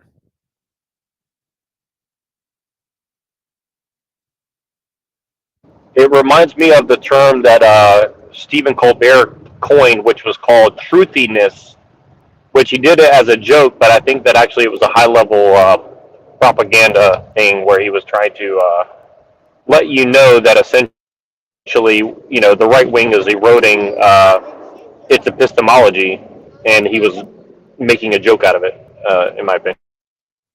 Yeah, let me go to this article here.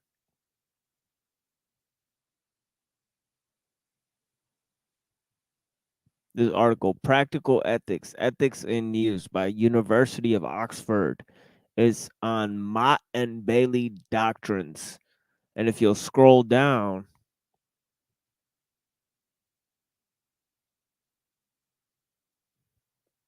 it says, so a Mott and Bailey doctrine may be asserted by the use of trolls' truisms. Troll, spelled the way we are familiar with, troll.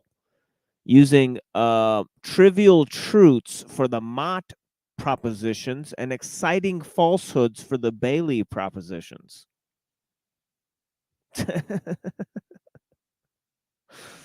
In such a case, it might be correct to speak of the use of strategic equivocation. However, in general, they are not asserted in the way there are, in fact, many ways they can be advanced. In a paper itself, I analyze in detail the ways in which Michael Foucault, okay, I just read that, Richard Rorty, you know, all those fucking people, you know, set up Mott and Bailey doctrines by Humpty Dumptying, folks, deploying what I call equivocal fulcra and the dancing of the postmodernist foxtrot before they finally fall into the black hole of absolute irrationalism. Son of a bitch. Well, sounds like we were pretty close to right on the trail of what we were assuming.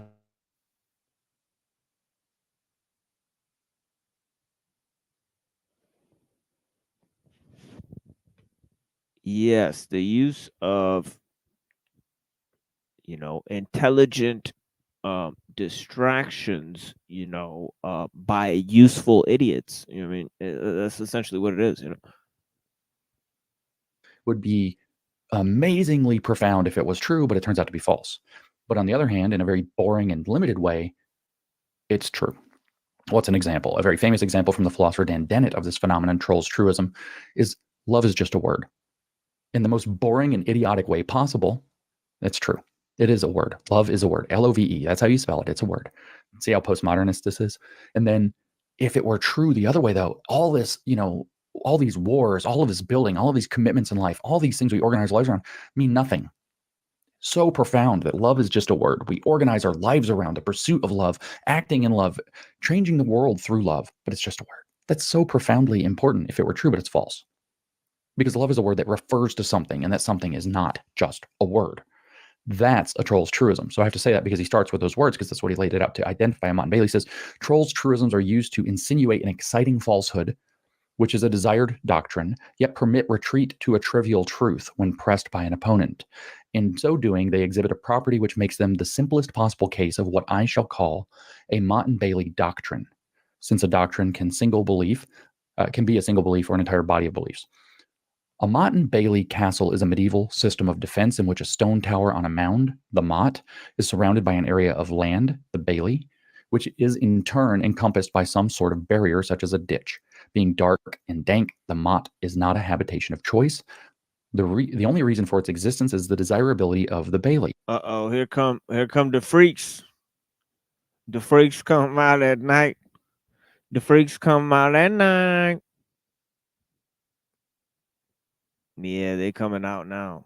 Son of a bitch. Now they're gonna be bored by the information. Which the combination of the Mott and ditch makes relatively easy to retain despite attack by marauders. When only lightly pressed, the ditch makes small numbers of attackers easy to defeat as they struggle across it. When heavily pressed, the ditch is not defensible, and so neither is the Bailey. Rather, one retreats to the insalubrious, which is a beautiful word, the insalubrious but defensible, perhaps impregnable Mott. Insalubrious and impregnable.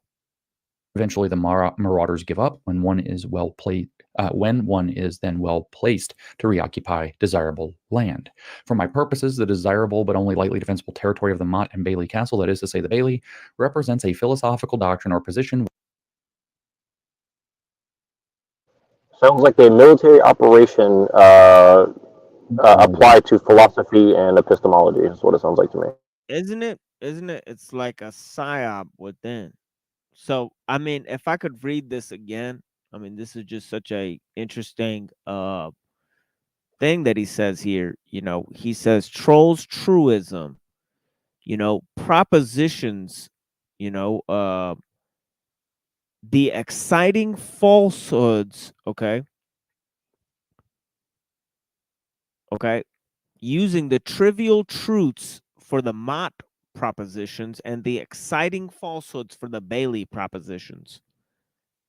Okay, exchanging trivial truths for exciting falsehoods, Mott and Bailey. Okay, and this is also known as trolls truism. An example of trolls truism he gave is love is just a word. Of course, it's just a word. But that would mean that everything we do for love is just for a word, which is false. See? So this postmodernist sort of redefining of words, use of you know, layered contextualization of meaning within words to collapse, you know, definition, you know. Like, you know, having a Christian prince. And just as I was explaining on my show where I did about the philosophy of language. But anyways, you know, a Maoist organization around him. The Mott is defensible but undesired position to which one retreats when hard pressed.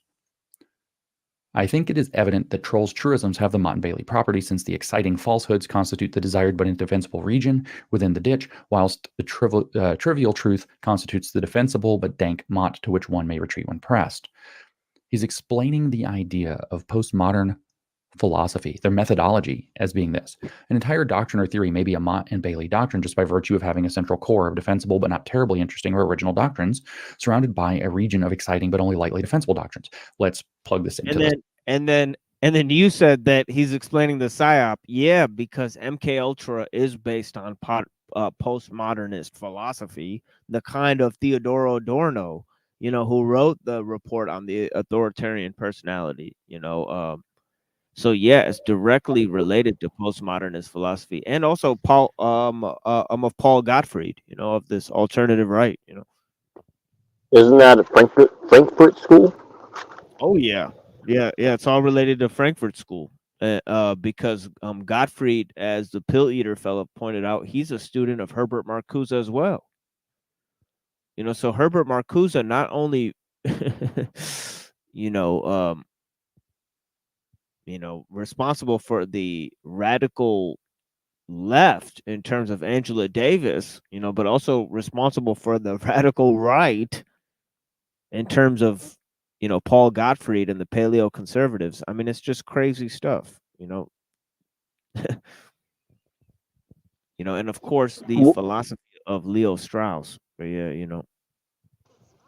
Well, just in case the right collapses in on it, let me say this.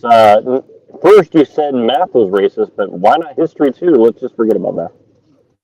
Yeah, really. You know.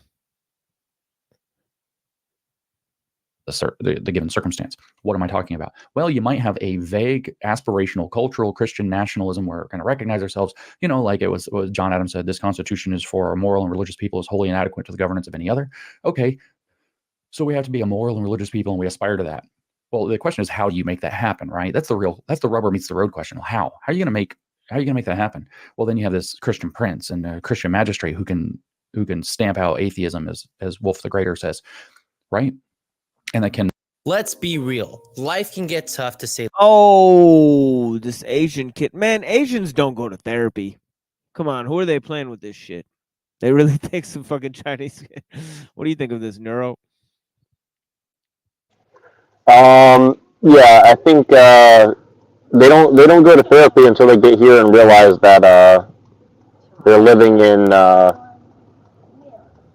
until they realize what they've been missing out on, which is a brave new world essentially. Say the least, and especially without someone to talk to. And as men, this topic seems to be brushed off when it doesn't need to be that way. And so that is why I recommend. Fuck, it's such an odd style. This guy's like, he's an Asian wigger. Yeah, no wonder you're depressed, buddy. You know, can enforce a Christian. You have no honor. Theology, but which there's a lot of those in San Francisco. I know. Yeah. You're not a good. You know what I mean? Go read some Miyamoto Musashi or some fucking Bruce Lee and stop being a cuck. Rule like he's on the highest office of the world. Okay. And that's the exciting but lightly defensible doctrine, because in America, not only is that wholly unconstitutional and absolutely against the founding principle of the country, but it's positively objectionable. Nobody wants this. Nobody wants a Christian tyrant. So when AOC recently came out and said that, you know, this Super Bowl commercial, whatever it is, he's with us or whatever, the Jesus thing, said that they've never worked so hard to spend this much money to make fascism look palatable. And I tweeted, I agree with AOC. She's talking about this and she's not wrong. What the fuck? Come on, dude. That's low score, man. You're going to comment on AOC commenting on a Super Bowl ad? I mean, that's slim pickings, buddy. Who gives a fuck what double D AOC says other than... No, he's saying he agrees with her on the principle, though. Yeah, I just like her tits. Like, I don't understand, you know, this is so stupid. But yeah, I mean, I get what he's saying, but it's like AOC, like. And they're using a Mott and Bailey, a postmodernist manipulative tactic, to try to be able to advance a very scary doctrine that nobody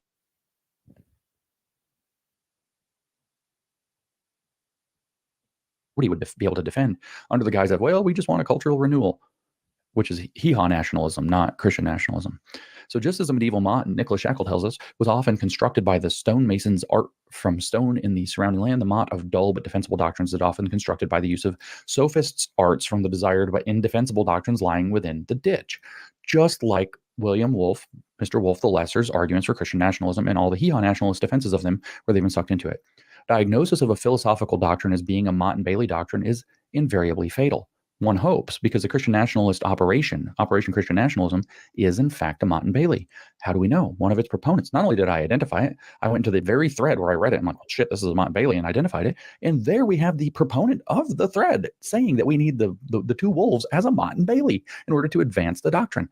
Diagnosis, I hope Nicholas Shackle is right here, because he says diagnosis of a philosophical doctrine as being a Mott and Bailey doctrine is invariably fatal. Once it is made relatively obvious to those familiar with the doctrine that the doctrine's survival required a systematic vacillation between exploiting the desired territory and retreating to the Mott when pressed.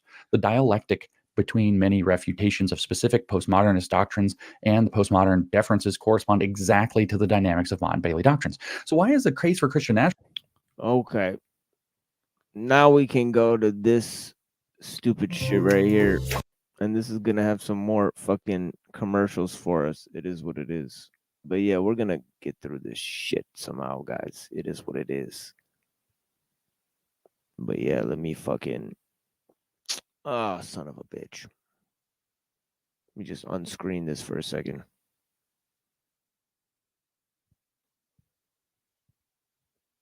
But yeah, thank you for joining us, everyone. You know, we're just doing some shit here, talking about Christian nationalism. And yeah, he says he says some interesting things in this other kind of thing too. But yeah, trolls truism. I mean, that's some shit, guys. I mean, you guys know that is some weird shit that he brought up. And the Mott and Bailey doctrine, definitely, you know, very familiar ground, you know, that we're looking at there.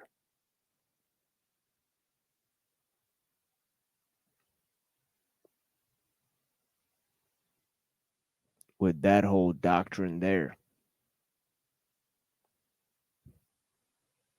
And I'm going to drop this link in a minute here for you guys.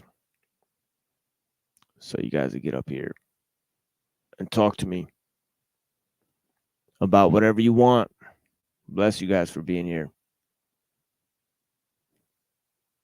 But yeah, I'm going to take a break here and smoke real quick. You know.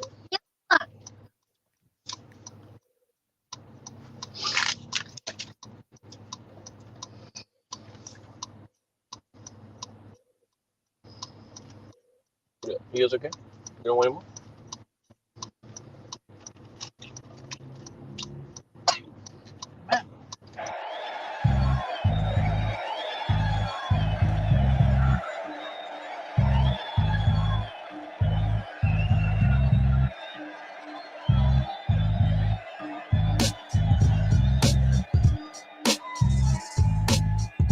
Yo, this life is hard, my mental level is odd. Like devils versus gods, there's a war inside my mind going on. Squads represent these separate emotions, 3/4 of us. It's made of water, now it's land versus ocean. Soaking this like open wrists. Had this bitch sucking my dick for poker chips. Deep throating shit, that you suck your own tit. I got bizarre shit, you're just a moving target. Take a style, dissolve it like a twitch is made of brown sugar vomit. Fright night of the comments, 7 Islamics named Muhammad, rocking scimitars to give the illest scars to the godless, unworthy ones. My verse is 30 guns, blasting off north, my rhymes are sword off. I'm hip hop, I can't be bored off. I blast scripture like a fracture blister. Attack the system like my cancer hits a random victim. Splatter liquid like a twisted sponge. Like a biscuit hit your lungs, twitch your tongues. Be putting rhymes in circulation like it's drugs inside bloodstreams. I like to visit other countries and see other things. The universe is all ours to explore. That's what my mother thinks. My brother thinks most cats are shady. I think he may be right. But fuck.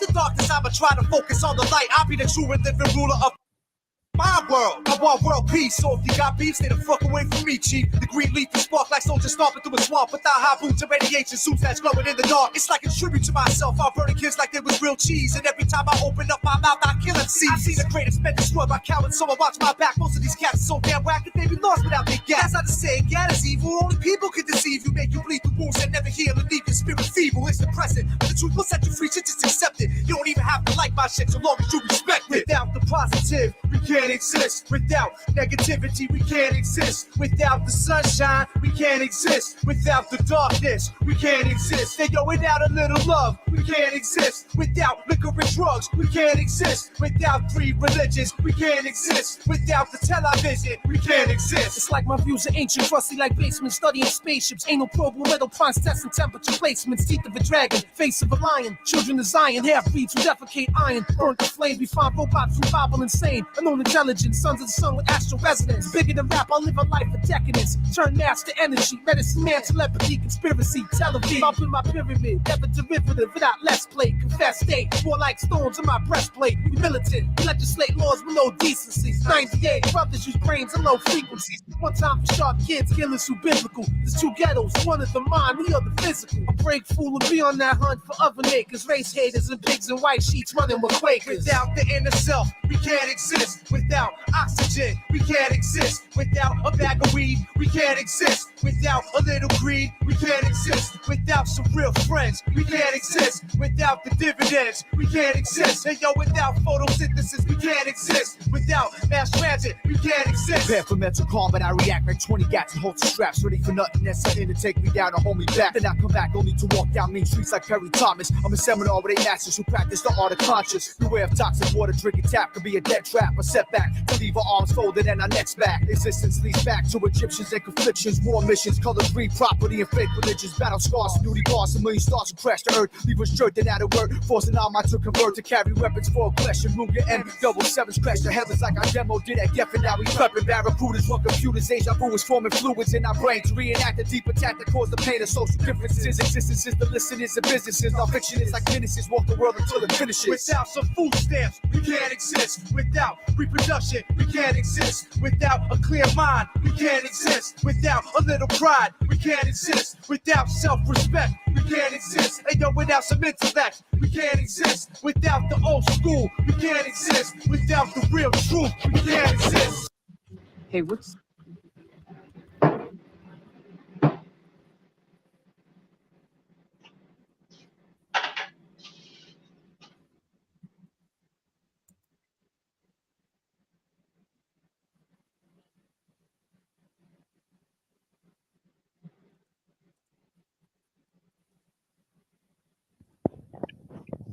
Greetings.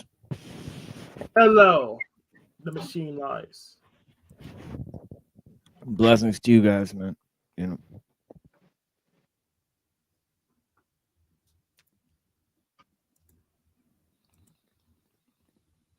But we're talking logical fallacies, apparently. Yeah, a little bit of that. I mean, that Mott and Bailey tactic. I mean, that was fascinating stuff. I mean, honestly, you know. Yeah, I couldn't. It's an informal fallacy. Informal, yeah. Yeah. So how I handle the Mott and Bailey is I go ahead. I ignore the damn. I ignore the Mott and assault the Bailey directly. Then there's nowhere to run. Yeah. So I go for the most defensive position they have and attack that. Then they don't have any Mott anymore. They're just stuck in the Bailey.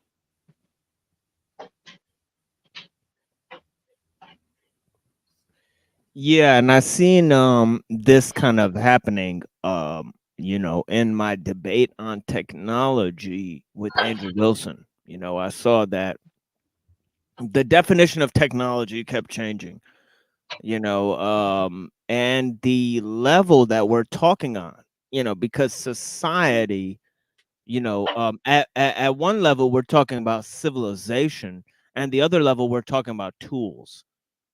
So, you know, there's, you know, you can't talk about technology. I'm gonna go ahead and mute you for a second there, Cecil. But yeah, I see you cooking there. But yeah, it looks good, brother. Yeah. But yeah, bless you guys for being out here. Cecil making boogers. Boogers. So Andrew Wilson likes to win at the resolution level. So if you, I actually like doing that tactic too. So you have a bad resolution, it's easy to, you can say, hey, that thing's not part of the resolution. I don't have to defend it. Yeah. Yeah. I mean, yeah, I suppose. But the fact of, you know, exchanging from the metaphysical to the social, you know, saying the ethicals are part of transcendental, you know, notions that can't be, you know, grounded in anything other than the metaphysical, you know, and then saying it's not a metaphysical issue, you know, but it's just a thing of practical ethics, you know, of applying it to society in general, you know, that this will just bring about a better outcome. Yeah. You know? So how I would attack that is say, the metaphysical is irrelevant. We only care about the physical. That's the physical is the only part of metaphysics that matters. So that's right. And then they'll say, well, you have no grounding or foundation for your views. And then and then you say, well, there's no. What I would say after that, I say, well, show me relevant metaphysics that isn't also physics. Yeah. I mean, and then they'll say, well, regardless if it's metaphysics or physics, what do you have to offer that's practically going to affect society? So like a switch, it's just like a switch, a bait and switch tactic, moving from the universal to the particular.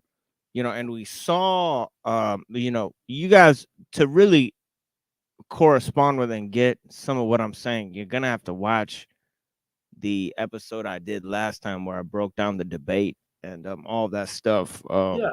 So they want to have the particulars, but we're gonna do a study on the particulars. So I'll have at least a couple examples of the particular ready, because that's how I prepare, and then say, okay, let's discuss this particular right here. Then and I think they'll run away. They'll have to explicitly try to run away and say, oh no, you don't want to defend your argument anymore. Okay, well, here's my presentation why his argument's garbage. Well, I think it's all in that website you looked up, practical ethics. There is no such thing as practical ethics. It's either ethical or it's not. So we're talking about pragmatic argumentation, LARPing as if it's ethical or theological, which in my opinion, you can't really do that without a lot of work. Yeah, but there's people who disagree with you. There's the Darwinists and the Life for Jesus people. So there's people who disagree with you. Well, it goes back to how do you ground your claims? I mean, if you ground it in God, okay, well, define God. Then you start getting into the definitions of all the attributes of God, and then you say, okay, well, how does this relate to that? Well, I don't really see a clear distinction of that personally. I don't see a clear distinction either. But if I talked about, but the thing is, but if I was debating Andrew Wilson, I'd say, okay, let's debate the character of your God. Then you say, no, I don't want to do a Bible study. I'm not qualified to do a Bible study. That's what Andrew Wilson would do. Right. Well, then they refer to the and look, I'm not talking shit. This is just like a necessary thing as far as I know. Like, okay, well, then you have to make an appeal to an expert that you can't directly cite. So then it's like, well, then you can't take anywhere. You can't take the conversation anywhere. Why can't I directly cite an expert? That's ridiculous. No. Well, I'm saying they say, well, the church tells me what the ethics are, but then it's like, okay, well, how does someone outside the church correlate the truth of that or not? Well, there is no way, essentially.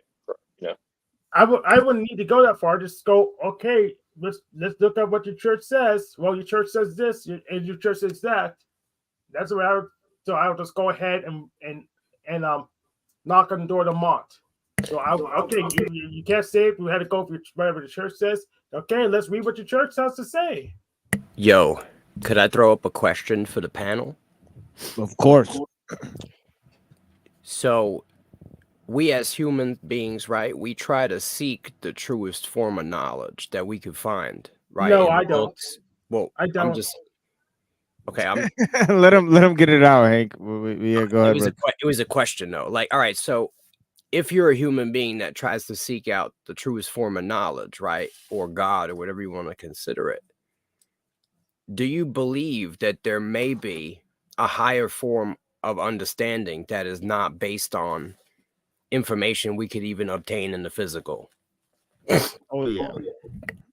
Yeah, or information that's not obtained through just logic or reason whatsoever, because see, we could have you could see something that isn't there.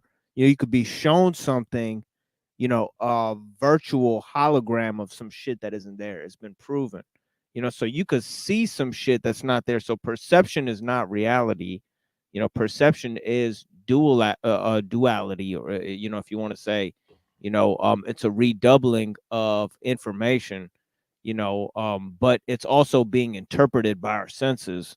So then you look at a dream, and in a dream, everything makes sense, but it's not real. So you could have a world like Alice in Wonderland that fucking makes sense, but it's not real.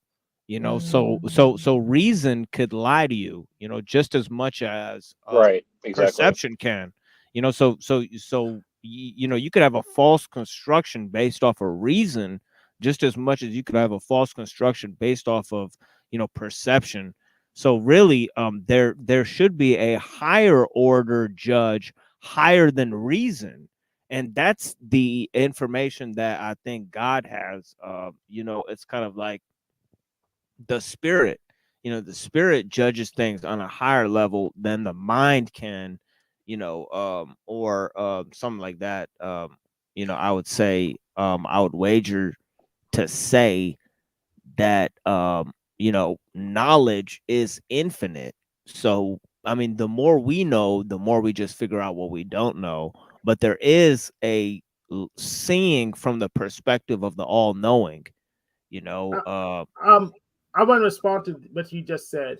Yeah, we could assume that is true, but we only have access to the noumena via the phenomena because that's how we're built. We're built to use our senses, and if we use our senses, we have to use our sense perception. So even if there was a higher truth noumena, we only have access via the phenomena anyways.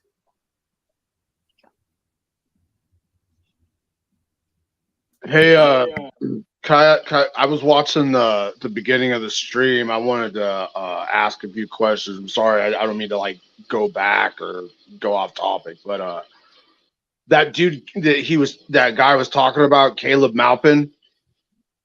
It's actually not pronounced however he was saying it. Maupin is the name of a city that's here in Central Oregon, actually. Maupin. Who was he saying that dude's boss is?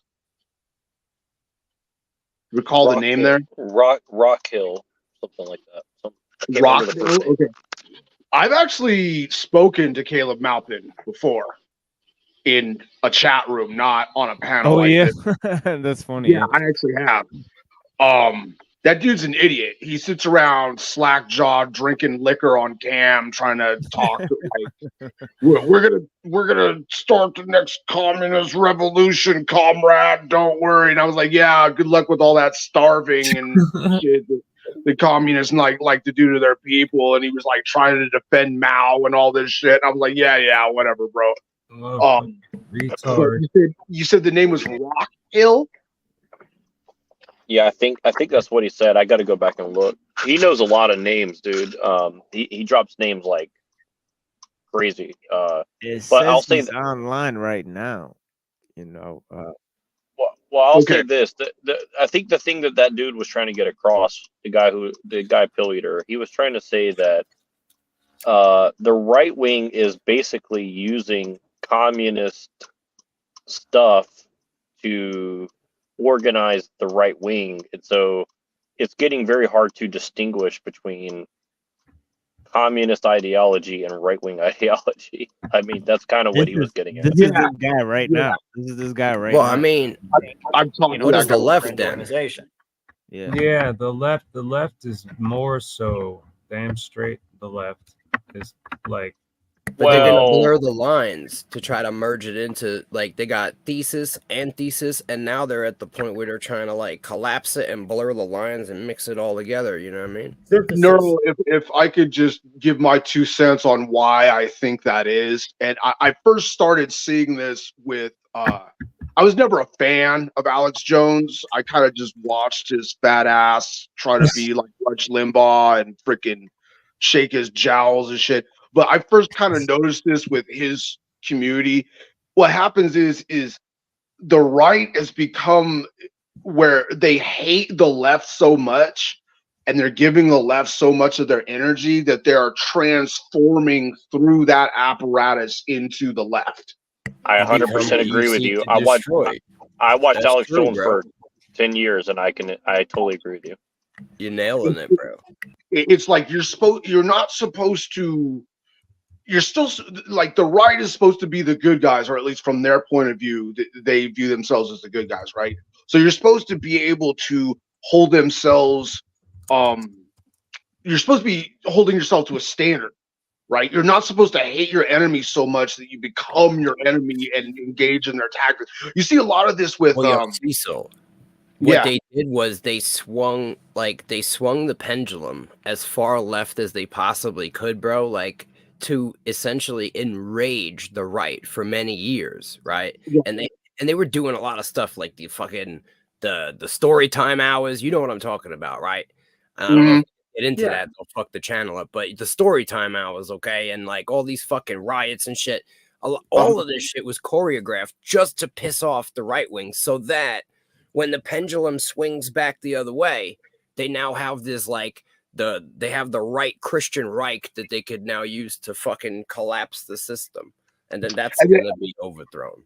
And they set up like for the right wingers who were seeing it and were like not buying into it, they would set up honeypots like J6 and go, oh well, you know, now you right wingers can go do that. Here's a platform for you to go do that right here. You could go right, you know, we got J6 over here for you, you know, and all this shit. But yeah, I saw it a lot with there's just this movie coming out just recently talking about Epstein or Epstein-like things, and the right wingers were sitting there like fakely attacking themselves, and I go, oh look, we're being oppressed, that used to be something you would only ever see out of the left. It's that, you know, there's been so many psyops running, right? That you got to understand that the people who were on the right and like going towards truth, right? They've seen so much truth and psyops that they're now just in a catatonic state where they believe the only way out, right, is just to destroy the left completely and utterly. Right. You know what I mean? And the puppeteers are actually setting up the left to be kind of like a punching dummy or like a fake target, and like drawing them into so that when it's like a big fat troll and you attack, you lose. Yeah, it's a straw man. Bro. This was always planned. You know what I'm saying? They were always gonna have this happen. They were gonna, you know what I mean? This is why they're pushing the end times Christian prophecies and shit. You know what I mean? They're like, yo, this is what's going on, because they want people to go nuts. You know what I mean? Yeah. A lot of the right wing is Christians. They're getting them all basically to become Christian Zionists. You know what I mean? Like it's systematically happening. It's parallel with a lot of Israelis that want Moshiach now. And well, yeah, now you see even like Cecil was saying, AJ, right? Alex Jones, right? Now all of a sudden he's kind of really seeming like he's Mossad or some shit, bro, because he just keeps fucking defending the shit out of Israel. And there's no way you could stand on his ground in the truth right now. You know what I mean? He's been doing that for years. Yeah, I feel you, but he's going real hard right now. You know what I mean? So like, I feel like he got compromised. You know what I'm saying? I want to say something. So I used to be a rightist. So pretty much the right had a straw man on the left, which they attacked, but that really wasn't what the left was.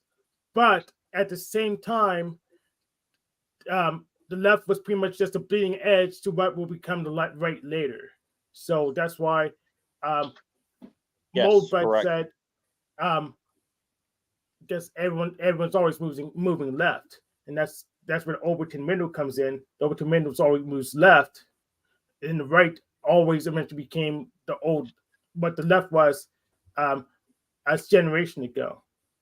Yeah. Well, two things I want to mention really quick, and then I'm going to jump off and let you guys talk for a minute. What you're saying there is like when people say we're moving left to the Overton window, yes, but it's actually more subtle because it's actually directly attacking people's epistemology and ethics incrementally, right? Like the boiling frog is undermining your grounding for your ethics to the point where you can't really say, well, why shouldn't I do this or that? See what I mean? And then the other side I would say is this whole Zionist thing is like Alex Jones is very masterful, and a lot of these guys are masterful because they say, well, I'm not a Zionist, I'm not this or that, but then everything else that they agree with basically implicitly reinforces that narrative, even if they say, well, I'm totally against it. Well, okay, well, if in fact that it's the practical outcome of what you advocate for leads to that anyways. It doesn't matter what you say. You can say all day, I'm against it. Well, if you're tacitly supporting it via everything else that you're doing, well, what's the difference, essentially? Then why not just say you're a Zionist then? It's stupid. Just say you're a Zionist. I said I'm a Zionist. From living around the leftists like up in Seattle, I noticed they have a tendency to do that too. They'll sit there and tell you that they're totally not being political while all they talk to you about is political issues. Because they know they don't have a leg to stand on politically. Their shit is nuts. Right. But then once you start engaging them, oh, well, I'm not being political. By the way, what do you think of Roe versus Wade? Like, okay, yeah, no.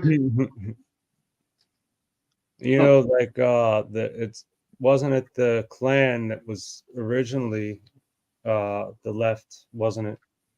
Mm-hmm. That's Bro, they're originally Democrats, but the Democrats were on the right at the time. The real racist. yeah, but like No, they're all racist. The Democrats were the right at the time, not the left. The Republicans were the left, and Democrats were the right at the time. that's really strange. Because right wing has always been Republican as far back as I can remember. That's really Well, strange. Well, as far as you remember, but if you read history, there was a flip, and before that, they were the same party. It's like a polar flip. Yeah. Right? Yeah, exactly. Yeah. Bizarre. I think the problem that you're having there, Hank, is you're conflating people with racial pride as being racist. It's possible to love your own race and not hate other races. It's only communists that really think like that. Got him, Cecil. No, you didn't get me at all, because I just had a debate with iFi on because Chris hosted Gen X Jeff's stream today on his channel. If I'll just take the word. I'll just take the word racist. Then you can't really say it and say I'm racist. Everyone's racist. Then I don't have much to offend, because in some sense that's true. So I don't need to say, "Oh, I'm not a racist." I say, "Hey, I am a racist. What can you do?" I mean, sometimes that works. Sometimes you just piss people off with that shit. Exactly. It works for me. So I don't have to say I'm not racist. I can say I just own it, and then say, okay, well, how are you gonna stop me from being a racist? Then they don't have anywhere to go, because they already have, and they're well viewed. Everyone's racist anyways. So I mean, if you go back, so we're just stuck with it. You go back to freaking German politics. I mean, technically, if you want to look at it, they weren't even really being racist. They were just like, look, our society doesn't integrate very well with your culture. You know, you want to pay taxes, stand in our military, then cool. I mean, that's the definition of a nation. But like, we love our own people, and we're not going to allow anything negative to happen to our people. That's fascism. I mean, and apparently Germany has a culture of losers, because once the German government said their way, they lost. I know. If somebody loses, you shouldn't stand with losers. Yeah, I've heard that one before. But my point is, you can stand losing you want. I hope you just have to enjoy losing. There's a bunch of different reasons why people lose sometimes, Hank. Like sometimes the other guy cheats, you know. Well, you can't pretend to be the best. You can't pretend to be the best warrior and to get your ass kicked. I'm sorry. Well, yeah, I mean that's why they had to basically bring Russia and America out of a depression to go kick Germany's ass, right? And then Britain just sat over there and funded everything. Took three major countries to beat Germany. They had Japan helping them. Okay, Japan wasn't doing much, dude. What did they do? Send over some kimonos or something? Listen, the Germans weren't going to last very long. They were cranked out of their fucking gourds on meth, all right? Yeah, I've heard that one too. Yeah. They were all. Yeah, They were just so hard to kill because they were just fucking cranked out of their minds, bro. Dude, they That's freaking. correct. The Germans were so evil that they even need camps. They just vaporize people with the lasers from their eyes. I mean, I never spoke about nothing like that. I'm just saying they were cranked out on meth, and that's a fact. And yeah, that's a fact. Now, in lighter note, right? America and Britain were also cranked out on pill versions of meth, but that's a whole nother story. Everyone was cranked out, bro. No one was gonna survive, all right? It was a battle of meth. Yeah, there were berserkers everywhere. I think the Nazis were the ones that invented it, though, right? Yeah, but then the no. Britons and Americas were like, we can't be having our guys out there and not have meth if they got meth, so we got to make meth too. And they came out with like basically Adderall and shit, like dextro, Right. amphetamine and shit. But the Germans had like the proto meth. Yeah, they created the original meth, like Nazi meth. It was like the blue shit out of fucking. They used methylamine to make it. Yeah, I'm pretty sure the US invented meth still. Yeah, the Let me P2P. check. That's what it is. I don't fucking know, but it was like the original shit. Man, I wonder if you can find a recipe for it. Or Of course we can. We know the chemical makeup. Of course we can make it. It's like that's what Breaking Bad was about. He was making the Nazi version because they couldn't get, like, I don't know, the chemicals or whatever, so it started to be blue. Yeah, it was something different, right? Yeah. But that's what the Nazis were doing, blue shit. Hitler was cranked out of his fucking gourd. You can see him in the videos just bugging the fuck out, bro. And yeah, Foaming at the mouth and shit. Yeah, he lost his mind, bro. When he's giving like this really fucking hardcore, just like. You got Mussolini hooked on meth too. Mussolini went crazy, bro. Yeah, Yo, a lot of people don't realize a lot of this crazy shit was just because everyone was cranked out on meth, bro. They're like, yeah, it's a good idea. Let's just take over the fucking world. Rah!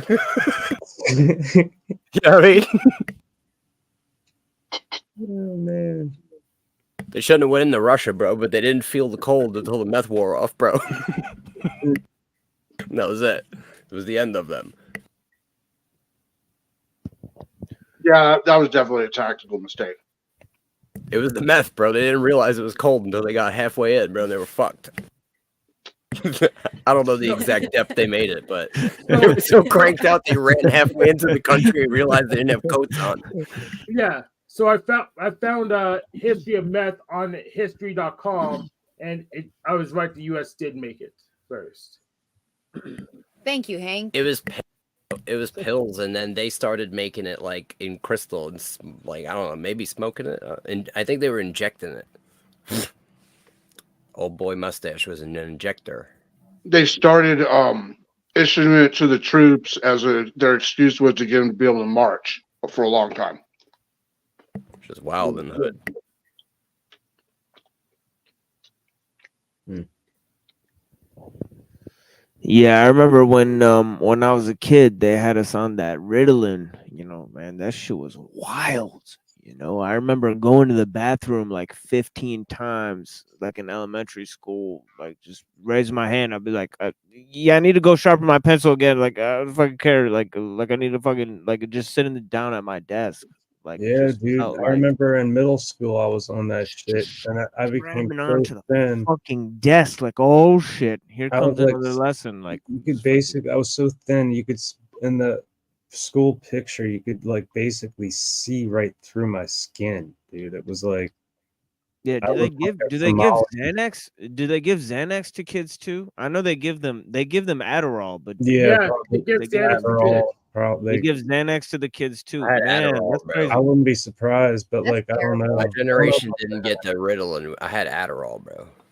Yeah, I remember. Yeah, I had Ritalin when I was a kid, but then when we grew up, we had Adderall, and we Yeah. used to take Adderall with the Xanax together. You know, I remember I used to take them Oh, you're together. never supposed to do that. That's Oh, that was a lot of fun. You know, Man, I wanted You're not to get supposed to take Adderall. carbs and stimulants. That's such a bad recipe. It's like that's the one the thing that you only way. shouldn't do. That's the only way they would work for me for some reason. Oh You know, man, it'd be like I'd have to snort the Adderall and then ingest the Xanax. Yeah, it was crazy. You they know, were better when you snorted them. They tasted a little sweet, but like and I chocolate used and to shit. feel like this very light like, feeling like I'm walking around, but like my feet are like pillows, like this is fucking like weird.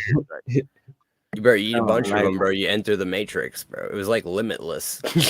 yeah, but I had to stop doing all the drugs, but yeah, now the only drugs I do is weed and mushrooms, because if you look at them in the bag, they just look the same as they grow out of the fucking ground. I mean, I trust that, so I trust the integrity of that sort of thing. What about peyote? Cheers. Yeah, peyote I would try too, but I don't live around that area, but if I lived in like Arizona or something. You know my rule, bro? I have a rule. It's very similar to yours. My rule is if God made it and you don't got to do nothing to it, right? But like Exactly. ingest it in a different ways, right? It's good to go. Exactly. Like, yo, ayahuasca, bro, you mix 2 vines together and boil that shit like a fucking soup. Good to go. You know what I mean? But yeah, the I've synthetics, never done that. Have you ever done that ayahuasca? no. I smoked No? DMT a bunch of times, but Yeah, I've me never- too. Yeah, me too. I never had smoked the that too, opportunity to do the ayahuasca. Yeah, I smoked the DMT as well. Yeah. I heard it's like that for 72 hours, though, bro. I don't know if you know. Oh my God. That's what I heard. I might rip my eyeballs out of my skull if nobody's watching me. That's probably a bad deal. Yeah. My dude did it, right? He went out to like the fucking Amazonian rainforest to do the shit, right? With like a shaman and shit. And this motherfucker had him drink the ayahuasca. He said he puked a whole bunch of shit out, right? And then they put him in the dark, bro, in the motherfucking jungle, bro, in the Amazon, tripping balls for 3 days on ayahuasca. You know what I'm saying? This dude's like, yo, I was walking in pitch blackness and I could see the trees like they were fucking in Avatar, like highlighted in fucking just straight light. Like with just the bare moonlight. He was like, yo, I was able to see everything with just a little tiny bit of moonlight, and shit was just straight. Like he was able to see ultraviolet spectrums and shit, bro. Weird. They put him out in the forest, but yo, this motherfucker could see everything. You know what I mean? He's like, yo, I wasn't even in danger because I could see everything moving. Like, you know what I mean? Like he was just like hyper awareness. Yeah, I So remember think this is how they survived in them jungles, bro. Yeah, I remember a couple of times I took like DMT or mushrooms, and like ain't shit happened, but shit just turned like orange or reddish. And I'd be like, what the fuck is this? Like shit just had an orange ass tint. And I was like, what the fuck is this? Like ain't shit even happened, but I was just like, shit just had an orange ass tint. I was like, all right. Like I don't know what this is, you know what I mean? And like I just tripped out just seeing shit just orange. Like shit just looked orange as fuck. I don't know if anybody else ever had that, but was that DMT? Yeah, like one time on DMT and a few times on mushrooms where shit just oranged out, like it just redded out. I was So like, what the fuck is this? Like the closest thing I have to that red-ass is shit. I smoked DMT one time, like, and I didn't hit it properly and get like the full hit. Like we were trying to smoke. Yeah, that's what it was. Yeah, that's what it was with me too. It was like some. And we was in like a shipping container in the dark, right? Like, you know, in the middle of a field, right? Smoking out of a fucking light bulb. And we opened up the shipping container, right? And it, like, the field felt like Zelda.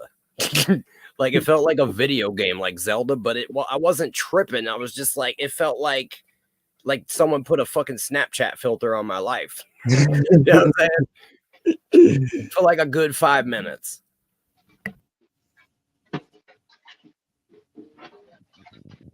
Shit got vibrant. I can say that, like a vibrant. You know what I mean? Kind of homemade DMT once, and it didn't make me see anything, but I felt like spectacular. I loved it. Now, yo, other times I've straight up smoked fucking like a gram of that shit and seen motherfucking all kinds of faces in every part of the walls, like like fractal fucking rainbow looking faces just in the fucking stone of the walls, just everywhere. I needed some better grade stuff, but what I had, it just made me feel really good. Another time I fucking smoked DMT while I was peaking on acid and ecstasy, and that time I saw like basically a whole bunch of rainbow highlighted Mayan calendars like fucking like spill over me like a fucking geodesic dome and shit, and got like basically shot into the shit, and then it fucking all collapsed back into one joint and I was back. The best way I could describe that. So I've heard stories, I don't know if anybody else has, about the Mayans, part of the reason why they were so good at astrology or astronomy or whatever it was, is they would give people mushrooms and then put them down inside of wells or something like that, and then so where they could only see the sky. It's And a then, ghetto. It's a ghetto deprivation tank, bro. That's what it Yeah. is. They would take Yeah. the psychedelics and going into deprivation tanks, which was fucking well in the day. And then when they brought them out, these people were capable of drawing like intricate star maps from their memory. Yo, the Mithraists under like all the temples of like Rome and shit, they used to have fucking these vats that they would fill up with saline water and fucking take psychedelics and fucking trip out in there in deprivation tanks. Yeah, it's where you float on the salt water. Yeah. Real heavy duty salt.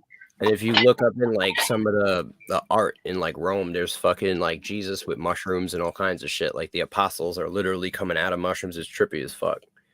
But Google Jesus mushroom cathedral art. Yeah, you'll see what I'm talking about. It's pretty fucking crazy. So whoever did the art was high. Like you know what I'm saying? Like somebody was on that scaffolding up on the ceiling of the cathedral, high as fuck, painting a damn apostle as a mushroom. You know what I mean? Like it's some shit that I would do if I was high as fuck. That is crazy.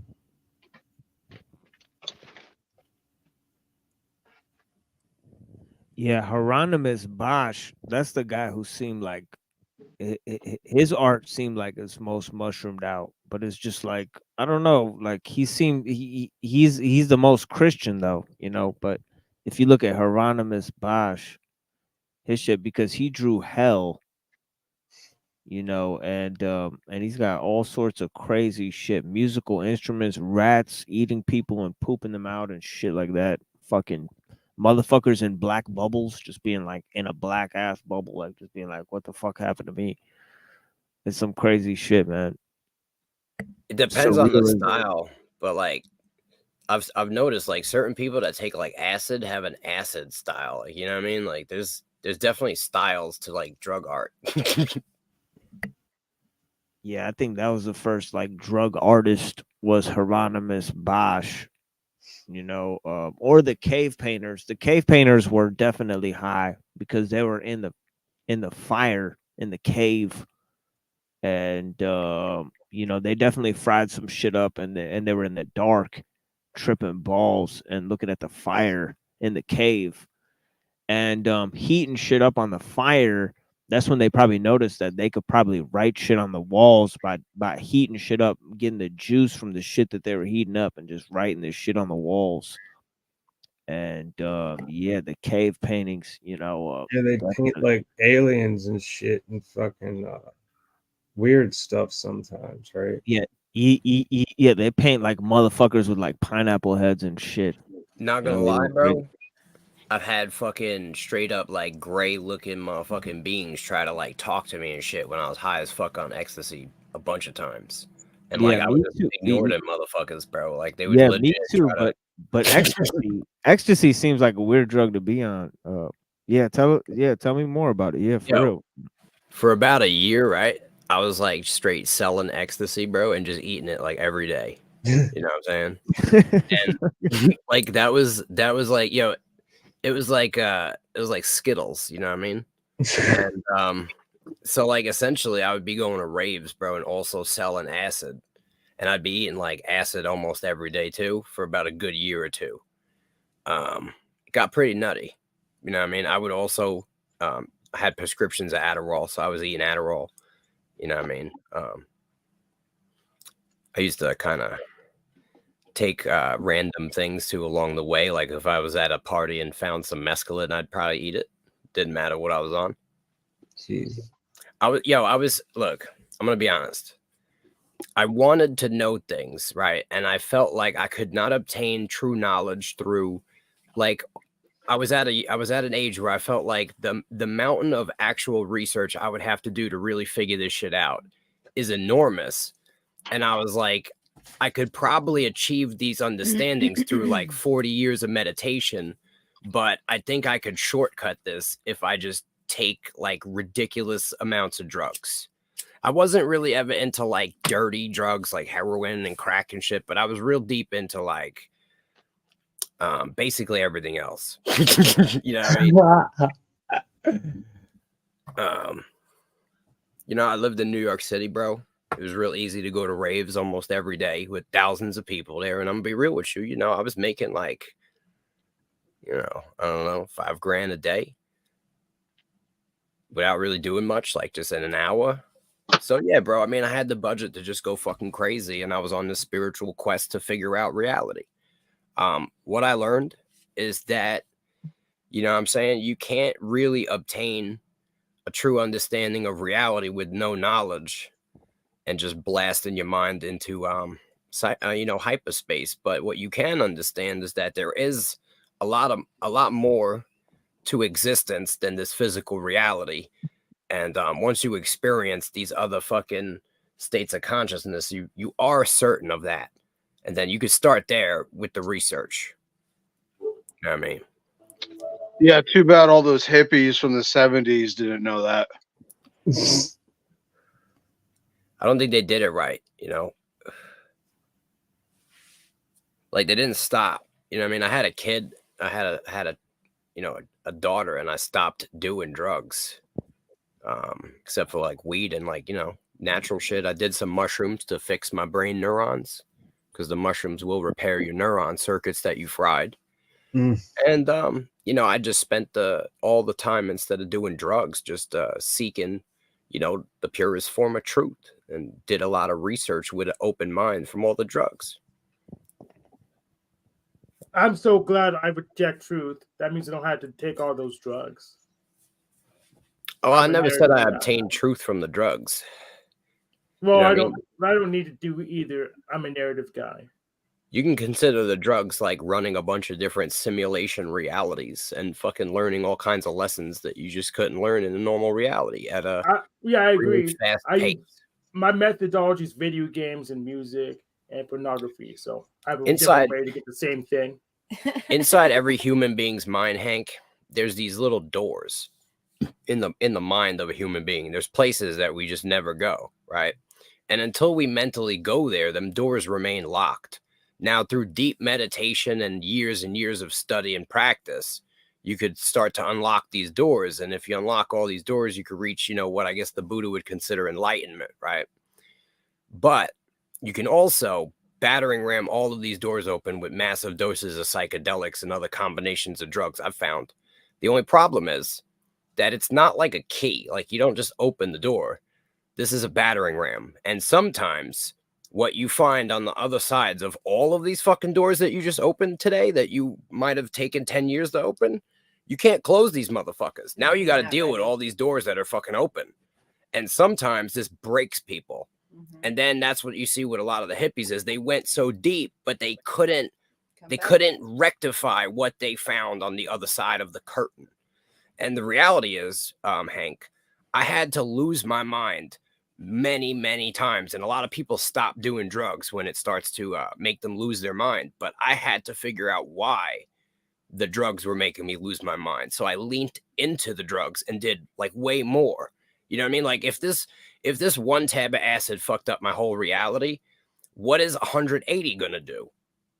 You know what I'm saying? Like, I was an extremist.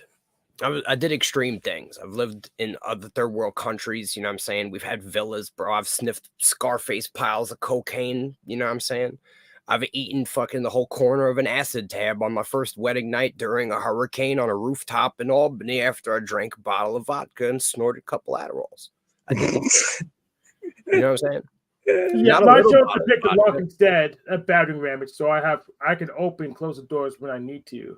Yo, So- I went into a I house. use video games, music, pornography, entertainment, and books to explore what some people may call the astral realm. So, Yo, 180 tabs, right? Just to answer the chat's inquiry. So there was this author. Essentially, I was blind almost to physical reality for about 5 days. And then I was high as fuck for about a year. I would say I was literally a Beatle. Like, I was one of the Beatles. You know what I mean? I was a Lennon or one of them, you know what I'm saying? But for about a year, I was literally the human embodiment of acid. Okay. And then I really came back to reality. I'm going to be honest. I didn't really know what was going on. I came back to reality about a year later after taking that on a rooftop in Albany. And I was in the Dominican Republic doing a bunch of cocaine off a mirror. And I was like, wait a minute, I'm married to this woman that I met at a rave. What the fuck? I'm in the Dominican Republic. What happened? I was like, how did we even end up married? And we were like, I don't know. And we were like, let's just not be married anymore and go back to New York. And then, you know, these things happen when you eat 180 hits of acid. That sounds like it could be a movie. That's I'm like the just coolest saying, like, story. That's the coolest story I've ever heard, bro. But, there's this dude, Aldous Huxley. He wrote a couple of books, right? One of them was The Doors of Perception. And then honestly, I should write a book about my life. And everything I'm telling you, I don't exaggerate. I have no need to. I've lived literally an extreme life that sounds like absolute bullshit, but I really do need to put it down on paper one day. I have a problem with writing. So if anybody wants to commission this joint, you know what I mean? We'll cut it 50-50. We'll figure this shit out. Got a lot of info. You know what I'm saying? Yeah, we got I tried that one too. It didn't quite work you out want for to me. do by stenography, bro? What's his name? Aldous Huxley basically put it like the doors of perception, talking about your sensory understanding. The doors of perception can only swing open so far through drugs before they start to swing back shut again. The way that you control it is through perception. And so maybe that was in Jim Morrison's book. I don't know, but I remember that quote. It might be from Aldous Huxley, or maybe that was Jim. Is you basically swing your doors open so wide, right, that you yourself have to fucking narrow your own perception to even come back to where you're even able to interact with people in this reality. And you know what I'm saying? And that's a whole process, because, like, you know, a normal tab of acid takes your whole consciousness and basically deconstructs it and reconstructs it over the course of 12 to 18 hours, right? The more you take is like your consciousness gets stretched and deconstructed over that length of time. It's like, doesn't matter how much you take. If you take a whole vial of acid, you're going to be high for as long as it takes for that shit to run through you, which takes time. You know what I mean? This is why you can see people that are just gone. They took so much, they're gone, bro. They took 1,000 hits. That guy's going to be gone for 5 fucking years, 10 years. I don't know. You know what I mean? I've seen a dude under a table for 2 weeks. You know what I mean? I'm just saying. This shit has to run its course. You know what I mean? You got to ride it out. And at the end of the day, you know what I mean? Like, you have to narrow your own perception to come back sometimes. Like I said, bro, I only came back to reality because I was doing so much cocaine, which narrows your perception to where I was able to actually be like, yo, what the fuck? Like, I came back to being a fucking, like, bro, I was in a literal la land. You know what I'm saying? I went from a year of eating nothing but ecstasy for breakfast, lunch, and dinner. So, like, all I knew was serotonin world and acid. You know what I mean? And then I topped that off with just acid fucking bonanza. You know what I mean? Yeah, that's what I told Flow State. I don't bomb people because I'm being myself. I don't bomb people because I'm sober. People bond over drugs, and I remain pretty much sober, so I don't bomb people. To answer the question of the chat, who's running this shit? God. But who's running this world? Lucifer. Basically, with the help of demons. I mean, aliens, reptiles, it's all the same shit. Like, the reptiles is the Nephilim hybrid creations, and the aliens is just a fucking false fucking proposition that they're trying to, they just made aliens up so they could say, oh, these things are from another planet. They weren't just hiding in the fucking underworld the whole time plotting on you. You know, because I got to explain where these fucking beings came from when they fucking figure out how to, you know, get them here, from when they ripped the fucking dimension open with CERN and let them in. Well, what I'm saying is Eris would do a better job than Lucifer or Yahweh, whatever name they go by right now. That was a bunch of names. Wait, what are you saying? I'm saying Eris would do a better job than Eris. You call Lucifer, I call Yahweh or Saklos. They do a better job. So that's my position. Are you a Gnostic? I'm a Unitarian Universalist. Because like Saklos is a Gnostic concept. Yeah, but it's not a name for this. I'm just saying, like at the end of the day, like as far as who Yahweh is, I don't really know. I don't claim to know, but at the end of the day, what we do know is that, like, I believe that Jesus was teaching things that were in opposition to what Yahweh was doing. Correct. You know what I'm saying? I also don't subscribe to the idea though that Yahweh created the universe. Yeah, that's obvious. But like the Gnostic understanding of Saklos and you know what I mean, is that essentially you got this evil God, you know what I mean, who created the physical reality. And what I'm saying is, I don't think Lucifer created the physical reality. I think that God created a perfect reality, and Lucifer, through corrupting the truth, right, overlaid a matrix of a corrupted reality over one that is perfection. Well, if that was possible, then the base reality is not perfect to start with. But it is. It couldn't be, because otherwise you couldn't overlay a less than perfect reality. The base reality is perfect because mankind. You couldn't overlay a less than perfect reality over a perfect reality. Here's the thing. That's a contradiction. Here's the thing. Mankind wanted knowledge, right, of good and evil.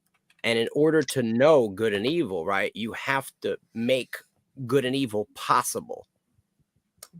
Perfection can't degrade by definition. If it can degrade, grow. it's not perfect to start with. Here's the thing. You can't grow in an environment, right, where you have no adversary. So it's like can you learn how to play chess playing against no one? You could. You play against yourself. But you would never learn how to beat anyone. You would only know how to beat you. Well, we trained AI to right. You would create chess, but make it chess, but make it play against itself. That's exactly what I'm saying. We created an artificial enemy to practice on. Yeah. Now let's call it AI. Now the computer let's is call the AI Lucifer, right? And now let's remove the A. Yeah. So what makes it an AI? You get what I'm saying? We have this AI, right? AI is the all-seeing eye, my dude. Yeah. But what I'm saying is, just if you have perfection, there's no need to train because you're in perfection already. So if you can overlay less Hank, we are perfect one. The one you start with wasn't perfect to start Hank, with. we are perfection. Hank, we are perfection, but you're observing your current state as your final form. We are perfection already. This isn't my final form. Hank, we are perfection already because you are existing in a reality that is bound by time and space. So what we are experiencing, Hank, God is already aware of before he exists outside of time and space. If this is perfection, and so what I'm saying is, Hank, you have free will, but you've already made all of your decisions, right? Then it should be erased. If this is perfection, it should be erased because this is but you are perfection. You deny your own perfection because you can't see it. That's correct. I can't see it from my perception. But I'm telling you that you are perfect. You just don't see it. True. If I am perfect, perfection isn't good enough for me. It should be erased. It would have to happen for you to believe it. But I'm saying that it has already happened and you're just perceiving reality from a very limited aspect bound to time space. If this is perfection, it's not good enough for me and it should be erased and replaced with something better. Oh, good thing you're not God then. Well, yeah, I'm not God. Well, the thing is, Hank, that's why you're here, bro. It's so that you can learn. And from this learning, you end up being perfection. I'm saying that in your current state, right? You're in the process of becoming perfection. Perfection isn't good enough for me, and it should be erased. Period. Okay. At the end of the day, bro, if your goal is to not be perfection, right, and you choose the path of being erased, you will also achieve that, and that's perfection.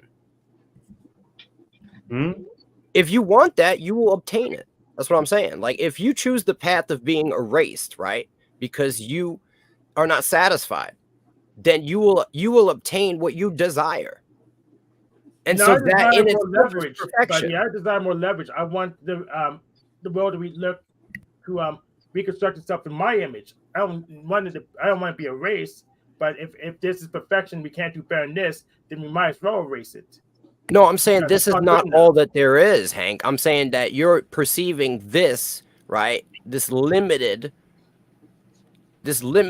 observation, this limited aspect of reality as the entirety. And I'm saying there's way more than this. But then you assert that's perfection. And if it is, then perfection isn't I'm good enough saying for me. if you look at something on a microcosm, right, you might see a flaw. But if you zoom out on a macrocosm and you look at the entire thing, right, you might see that it's actually perfect. You just didn't see it because you couldn't see the way that it all worked. You see? Then it's not perfect all the way down. Therefore, it wasn't perfect to start with. It is all the way down. I'm just saying that you lack the ability to perceive its perfection in its entirety, and you're making a decision based on a limited observation. If I can't perceive it to be perfect from a Can we move limited this along a perspective, little? then it wasn't perfect to start with. That's assuming your perception is perfect. Yeah. Well, I'm part of the reality. Therefore, it's less than perfect because my perception isn't perfect either. Yeah, I but think I've stated that- enough if you just information. focus on sense perception, And now I'll let you fall guys into talk. solipsism that way. Not everything becomes mind that way. You can't just say everything is sense perception. Yes, everything is mine. I'm a monist. Yes. Okay. I'm a So why don't you monist, focus on the greatest subjective mind, which is God? Well, I do, but we disagree on what the God is. You I see. look at the sub God, And also that's true just God, your and I say opinion. that's bullshit. I didn't hear the last part. You Sorry. focus on some sub God and say it's the true God, and I say that's bullshit. And also that's just your opinion. Dude, That everything's God opinion. is the greatest mind. Well, he has to be. If he exists, he is the greatest mind. I think that's kind of sounds like your opinion. If he exists and he created everything, he's the greatest mind. Yeah, yeah. I The thing you're still pointing not to is seeing not it, the sorry. thing that exists and create everything. In fact, the thing that create everything can't possibly exist by definition because there'll be the background. And you have to have a contrast to exist. But what you're saying, Hank, there is some truth that rings to what you're saying. Like if the system was so perfect, you would be able to see that it's perfect and therefore it's flawed, and then we have to blame that on the devil, which means the cards are stacked against us, is my perception of what the explained situation is. I disagree with See, that. so the system is perfect. Those who refuse to see will not be able to see. It's very simple. Or those that can't see because devil. Well, there are those who are blinded by their own wisdom and Those can't are see those that are also blinded by the devil, No, they're blinded by the fact that which is fallen intelligent evil. They they're chose to fallen be evil. blinded by the devil, though. Okay. How did I choose to be blind by the devil? People choose to be blinded and choose to not No, see. I for disagree. I things disagree with that. around. I disagree with that. I'm not saying people choose to be blinded. I'm saying men are inherently flawed. And so by nature of being men or women, you won't have access to the perception that obviously God does. Then how can flawed men be generated in a perfect system? This doesn't make any sense at all. I never said I agree with the first premise. I just got here, so I don't really So, know the Jim. context of the perfect system thing that we're talking Jim, about. let me ask you, right? If Yeah. you don't believe that people choose to be blinded by the devil, right? Yeah. Then, I mean, look, if you choose, all right, let me phrase it like this. If you choose to follow God, right? Yeah. And you're led by God by seeking God in truth humbly, right? Yeah. God is not going to allow the devil to blind you. So if you don't choose God to seek him with truth and humbleness, right? Then the devil is going to blind you, and you chose that because you did not choose God. You chose Well, something right, else. except that the devil is one of the greatest deceivers has ever existed, and Yeah. I don't know whether or not I'm choosing the right God because, that's what I'm again, saying. the devil. Then you don't know anything. I didn't say The Bible choose already God. I said you says- got to seek God with truth and humble yourself. Okay, before but God. how do I know that I'm not finding the devil though? Because You might find the devil a few times. does. Look, yo, I found the devil before. You got to find the devil to know that that's the devil. I mean, you'd be like, all right, moving I on. prefer not to. So sometimes you got to meet the devil. You guys are also assuming that you have 100% libertarian free will, which I don't believe in. Well, I don't care if you believe in it. I was preordained not to believe in it, and you were preordained to give that response. So I don't really care either way. Mm-hmm. But the point is, I'm kind of messing around with that. But the point is, can maybe one of you guys explain this perfect system thing? I only came here a few minutes ago. Hey, I'm just trying to play devil's advocate here. I don't actually believe in anything that I'm saying. That's so great, Cecil. That's so great. Jim, you were preordained to say all that, by the way. Right, as was the response. So it doesn't matter. So you don't believe in free will? Like you believe you're just a Spinoza stone, bro? That's been thrown and forgot that like he got thrown? No. I'm not. First of all, I'm not saying that we forgot or lack knowledge that we need to recollect, because that would be kind of a Socratic paganism. What I'm saying is that I believe we have the agency and the free will to choose, but we don't have unlimited choices. That's the only point I was making. You believe in salvation? Do I believe in salvation? Yeah. Yeah. So you But believe you don't have that, like- unlimited. You don't have unlimited choices. Like No, you I'm have just free asking choice. if you believe in salvation, because I really wanted to know if you believe in judgment. I'm saying, unless I have a limited choice. So hold on a this is second, fair Hank. game. Can I just This get is out a one fair point? All right. So if you believe in judgment and you believe that God had to provide a method of salvation, right? Well, you didn't really have to. He wanted to. How could God judge anyone if he already preordained it? Well, I'm not a What is- Calvinist per se, Right. but Well, Romans my 9 point is, pretty what clear is on the that. point of the judgment in the Bible when you have people being judged? If he already preordained it, why is he judging them? He should already know where they go. He did it already. Well, I think Romans 9 answers that pretty clearly. Yeah, I mean, it should have been right off the bat.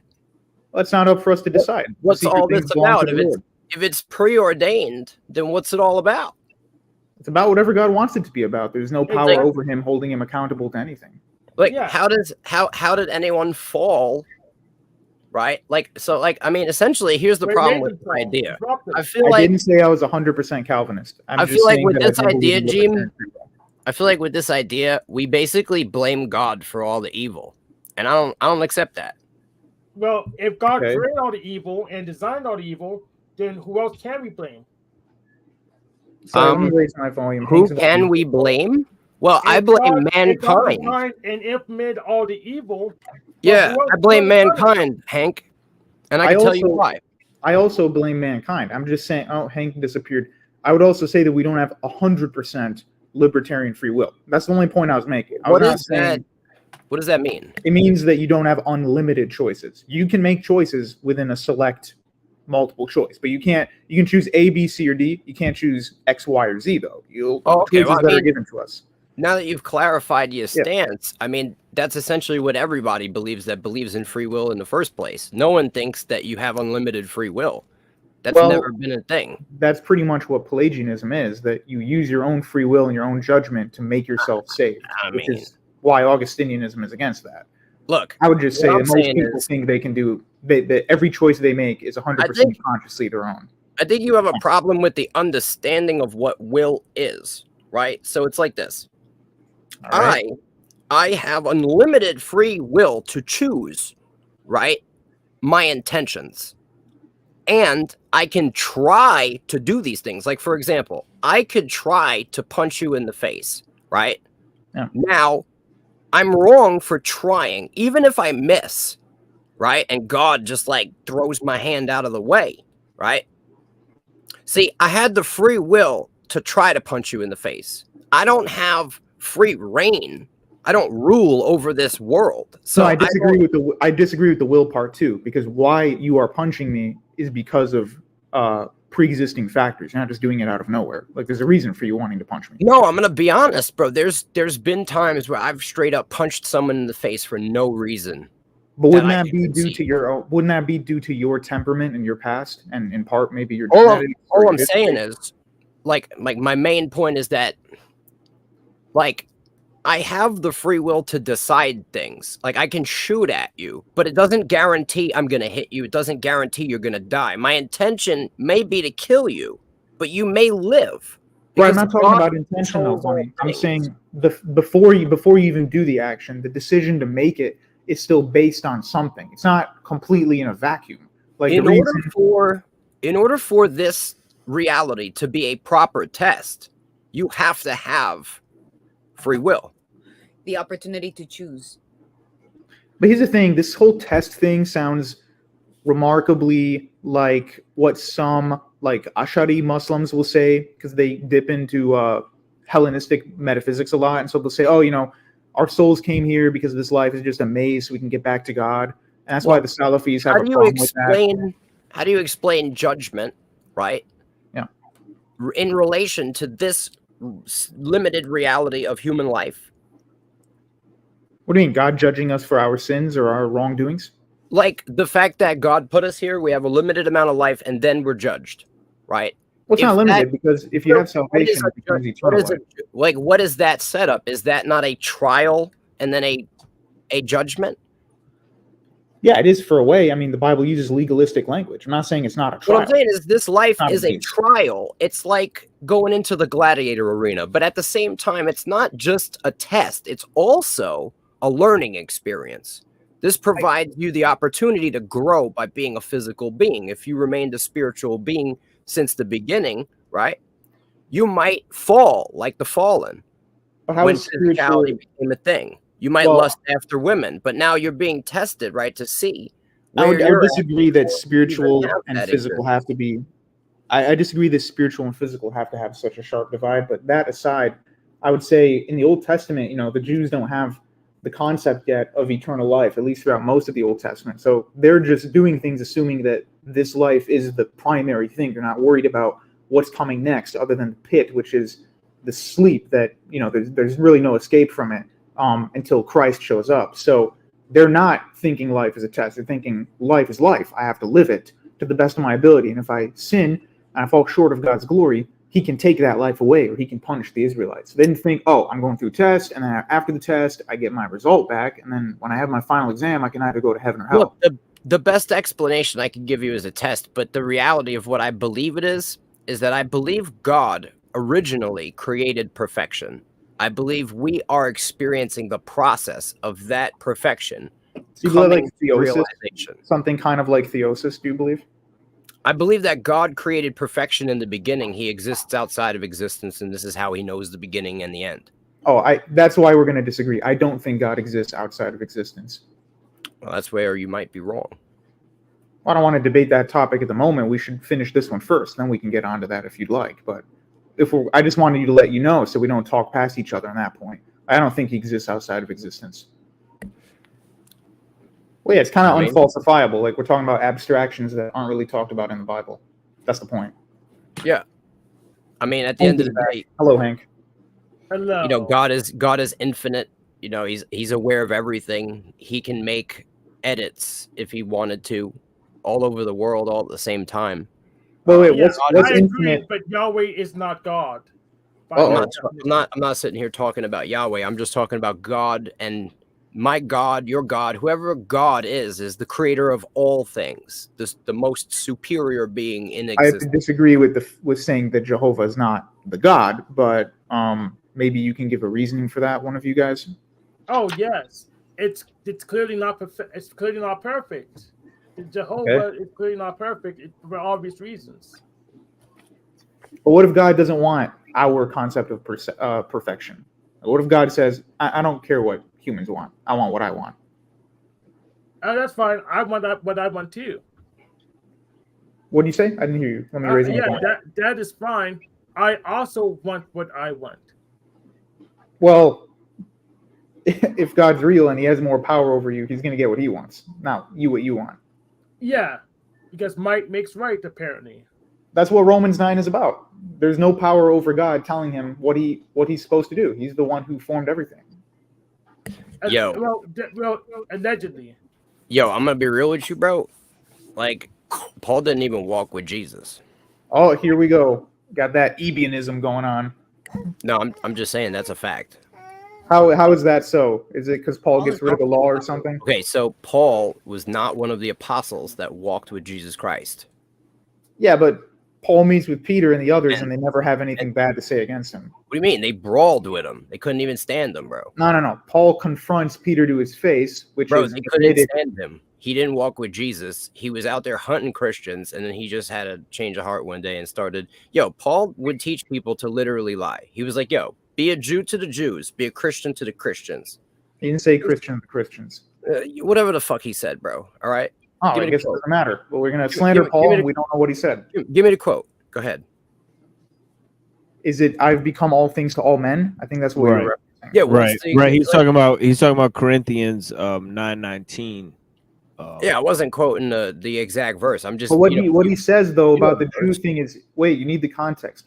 He says, "I've become all things." Doesn't mean I've become 5 different religions. What he's saying is that to avoid being slaughtered by the rabbinics, he'll play by their language. When he talks to Greek pagans, he'll speak like a Greek pagan so they can understand him. He can't start quoting Moses to people in Athens because they don't know what the hell he's talking about. That's all he's talking about. I mean, let's say that's not a problem, right? Let's get into okay. Where is Paul from? The origin of Mithraism. You know what I mean? What's going that doesn't mean anything. I'm from where do we get the blood sacrifice and eating of the bread ritual from? The writings of Paul. Okay, you get the sacrifice of the animals from the Old Testament, and maybe the Passover lamb is Christ. I don't know how you missed that one. Yeah, but yo, Christ is sitting here trying to fucking condemn these people as the synagogue of Satan. You know what I mean? He's condemning the rabbinics who are rejecting. He's not condemning all of biblical. Where did the rabbinics get their ideas from?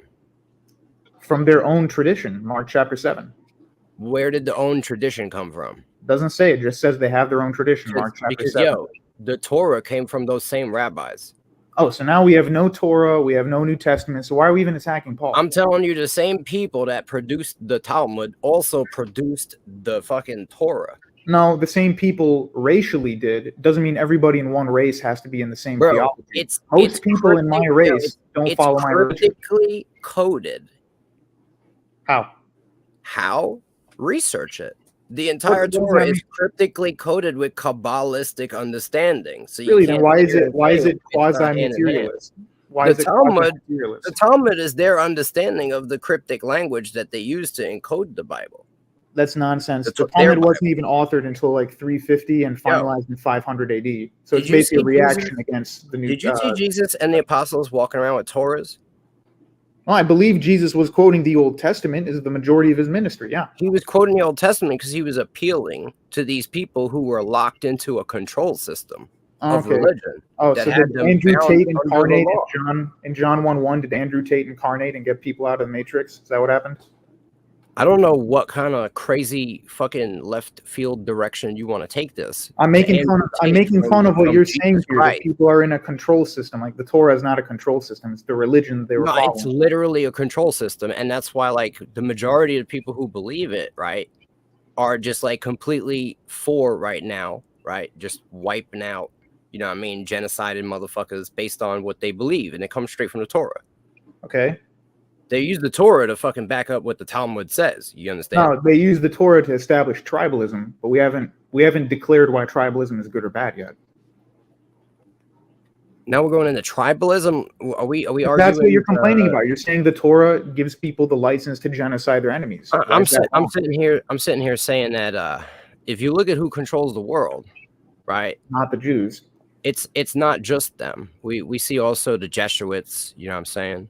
We see the Masons, the Rosicrucians. The Jews are like a third party power that wishes they had more power. I honestly think you're fucking out here shilling directly. Really? Yeah. It really does seem like I'm not. Hey, I think the Talmud is a revolting book. I'm gonna just call you out as a Christian Zionist. No, I'm not. No, I denounce the state of Israel. I denounce the Talmud. I denounce rabbinism. But I don't denounce racial Jews. They're allowed to exist, and they can't change their own DNA. So I don't really have a problem with them. There's no such thing as a Jew anyway. Oh, here we go. They invented it. Right. No, it is a religion, so of course. No, I mean, like about the race. A Jew doesn't really exist. It's like it was supposed to be people from the tribe of Judah, right? But these people aren't even from the tribe of Judah. These people are from somewhere in the fucking in the northern hemisphere over Oh, there. wait. What about the Mizrahim Jews, the Arab Jews from Iraq and Egypt? Like they never went to There's war. not many of those people, bro. They're half the population of Israel. No, listen. That's not what I it is. know some of them. They're from my region of the world. All right, bro. Whatever. No, I just made it up. Guys, I just invented a new... Mizrahis were invented 5 minutes ago on this live stream. Look, They yeah, don't exist in real life. there's Mizrahi Jews, okay, bro. There's Mizrahi Jews, but There's like 3.5 million at least. 4 million. This land didn't even exist. All right, they fucking made this shit up. So I guess there's Mizrahi Jews in a place that wasn't even their fucking land. Yeah. So the Jews we're talking about most of the time is Romanite Jews. Well, hang on a moment, Hank. You do realize all of the Jews from across the world, even the highly admixed Ashkenazis, do link together genetically. Like they have a variance of the same ancestry, even if it's far removed. Yes, And, but I'm also related. Yo, I to bet those- you would buy a It's bridge so that I far have back, for I'm sale. related to them too. What do you say, Hank? It's so I have a far bridge for back, sale. I'm also related to them. If anyone's looking not for a special. bridge. Okay, let me talk now. Go It's ahead. so far back, I'm related to them too. I have no problem with that. That's better than saying they don't exist. Anyway, I don't even know how we got to this argument, but you know, I mean, the original argument, as you can see, like what you believe doesn't really hold water.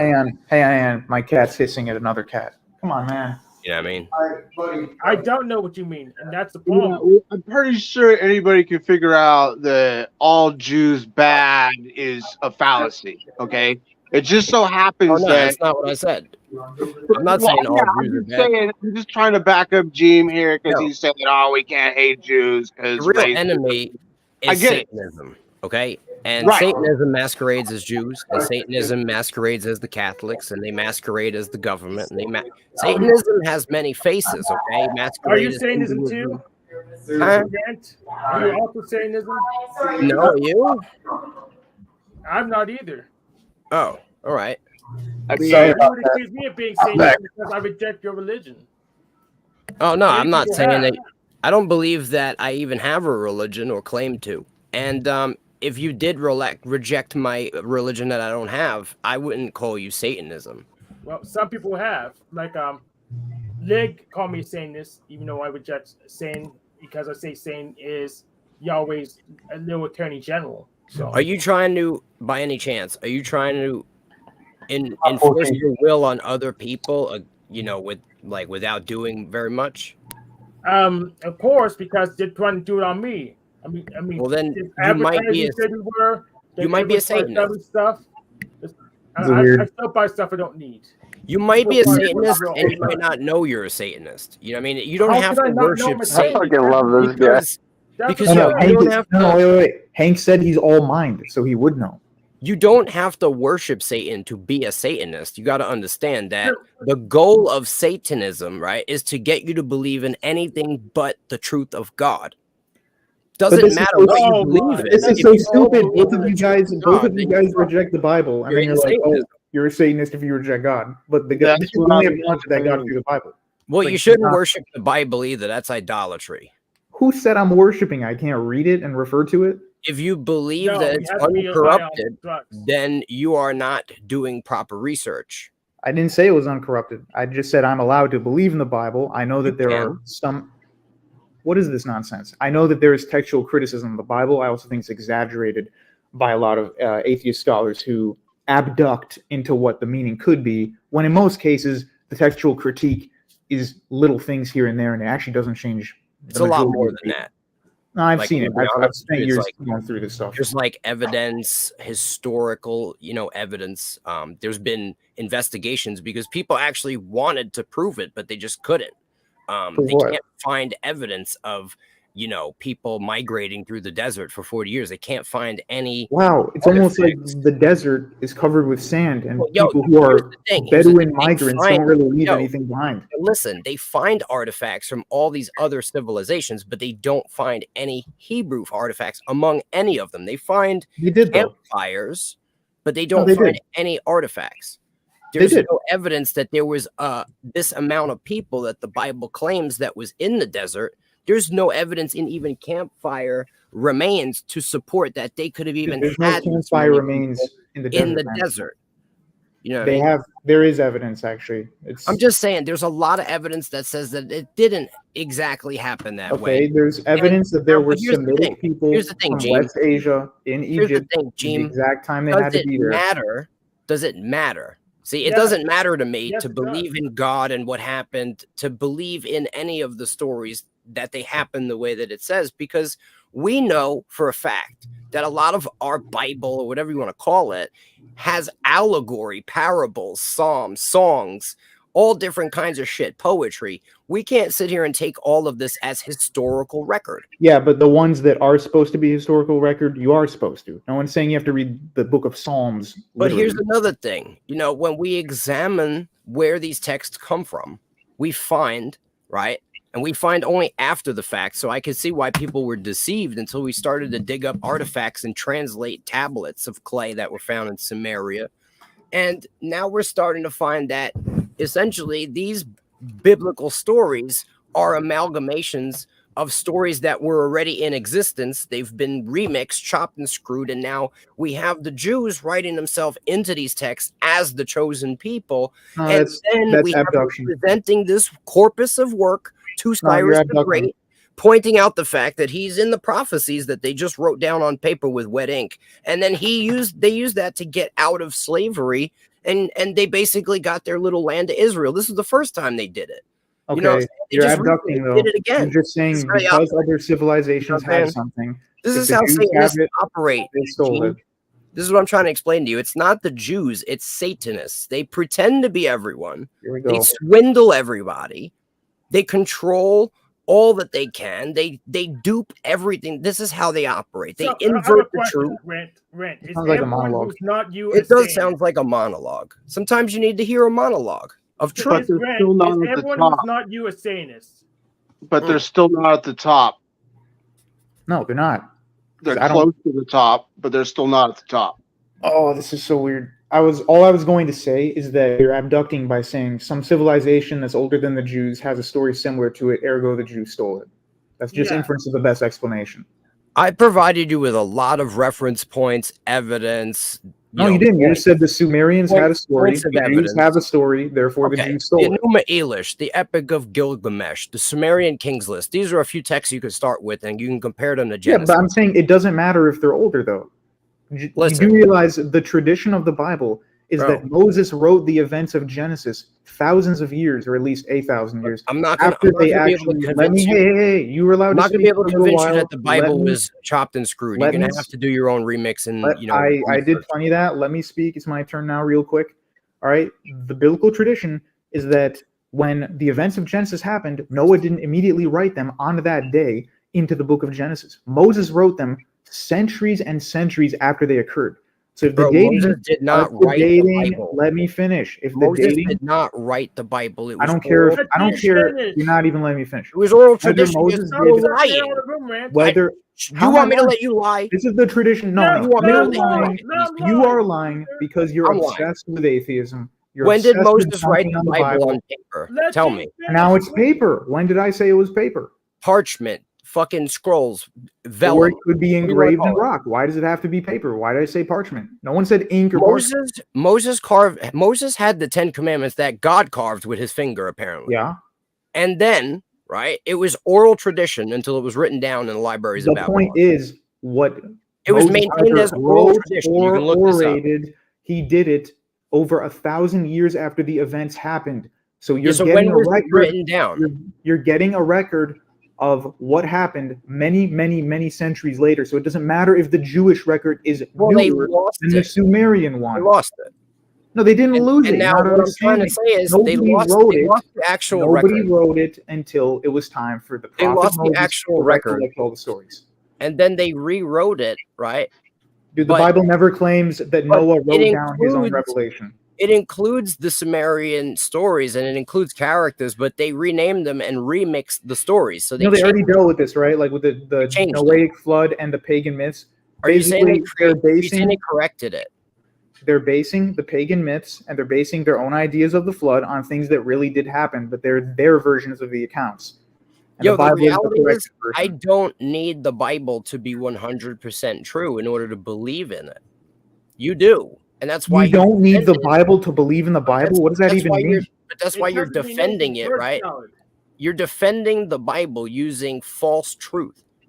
It's not even like the things you're False saying truth. don't Yeah, even the branch they don't has even the add only up. real truth. And Wait, you let Hank haven't talk. you Let Hank haven't talk. accepted not one point that I've made, and I've made about Yeah. 30 of them These in our debates are not about conversation. accepting And what you're other just people say. continuing as if I didn't make these points. You're not Because changing. you didn't prove You're them. not, You're just you're not saying changing your something. viewpoint, which Dude, means you're I'm not not going being to change my honest. fucking viewpoint when you're just You're saying not being honest You're here not because you're giving not us even proof. accepting You're this just newly saying found Yeah, the information. self-belief rant, This is we're not all new saying found. it. I've You seen were this claiming that Moses wrote the Bible. I No, I said explained the to you it didn't tradition happen states like it that. does. And you I were just said the going to move tradition past states that it as does. if you realized that you weren't wrong. Did you realize you were wrong yet? I know Maybe this is a that have no most faith for people. rant. Listen, believe rant. Did you realize you We're were just wrong saying yet? it. That's all I want to No, know. I never said that I have eyewitness account that Moses wrote the Bible. I said the tradition states Moses wrote the Bible. Nothing in the Bible states that Noah wrote his own book. Everybody knows that. You are abducting. Which books of the Bible did Moses write?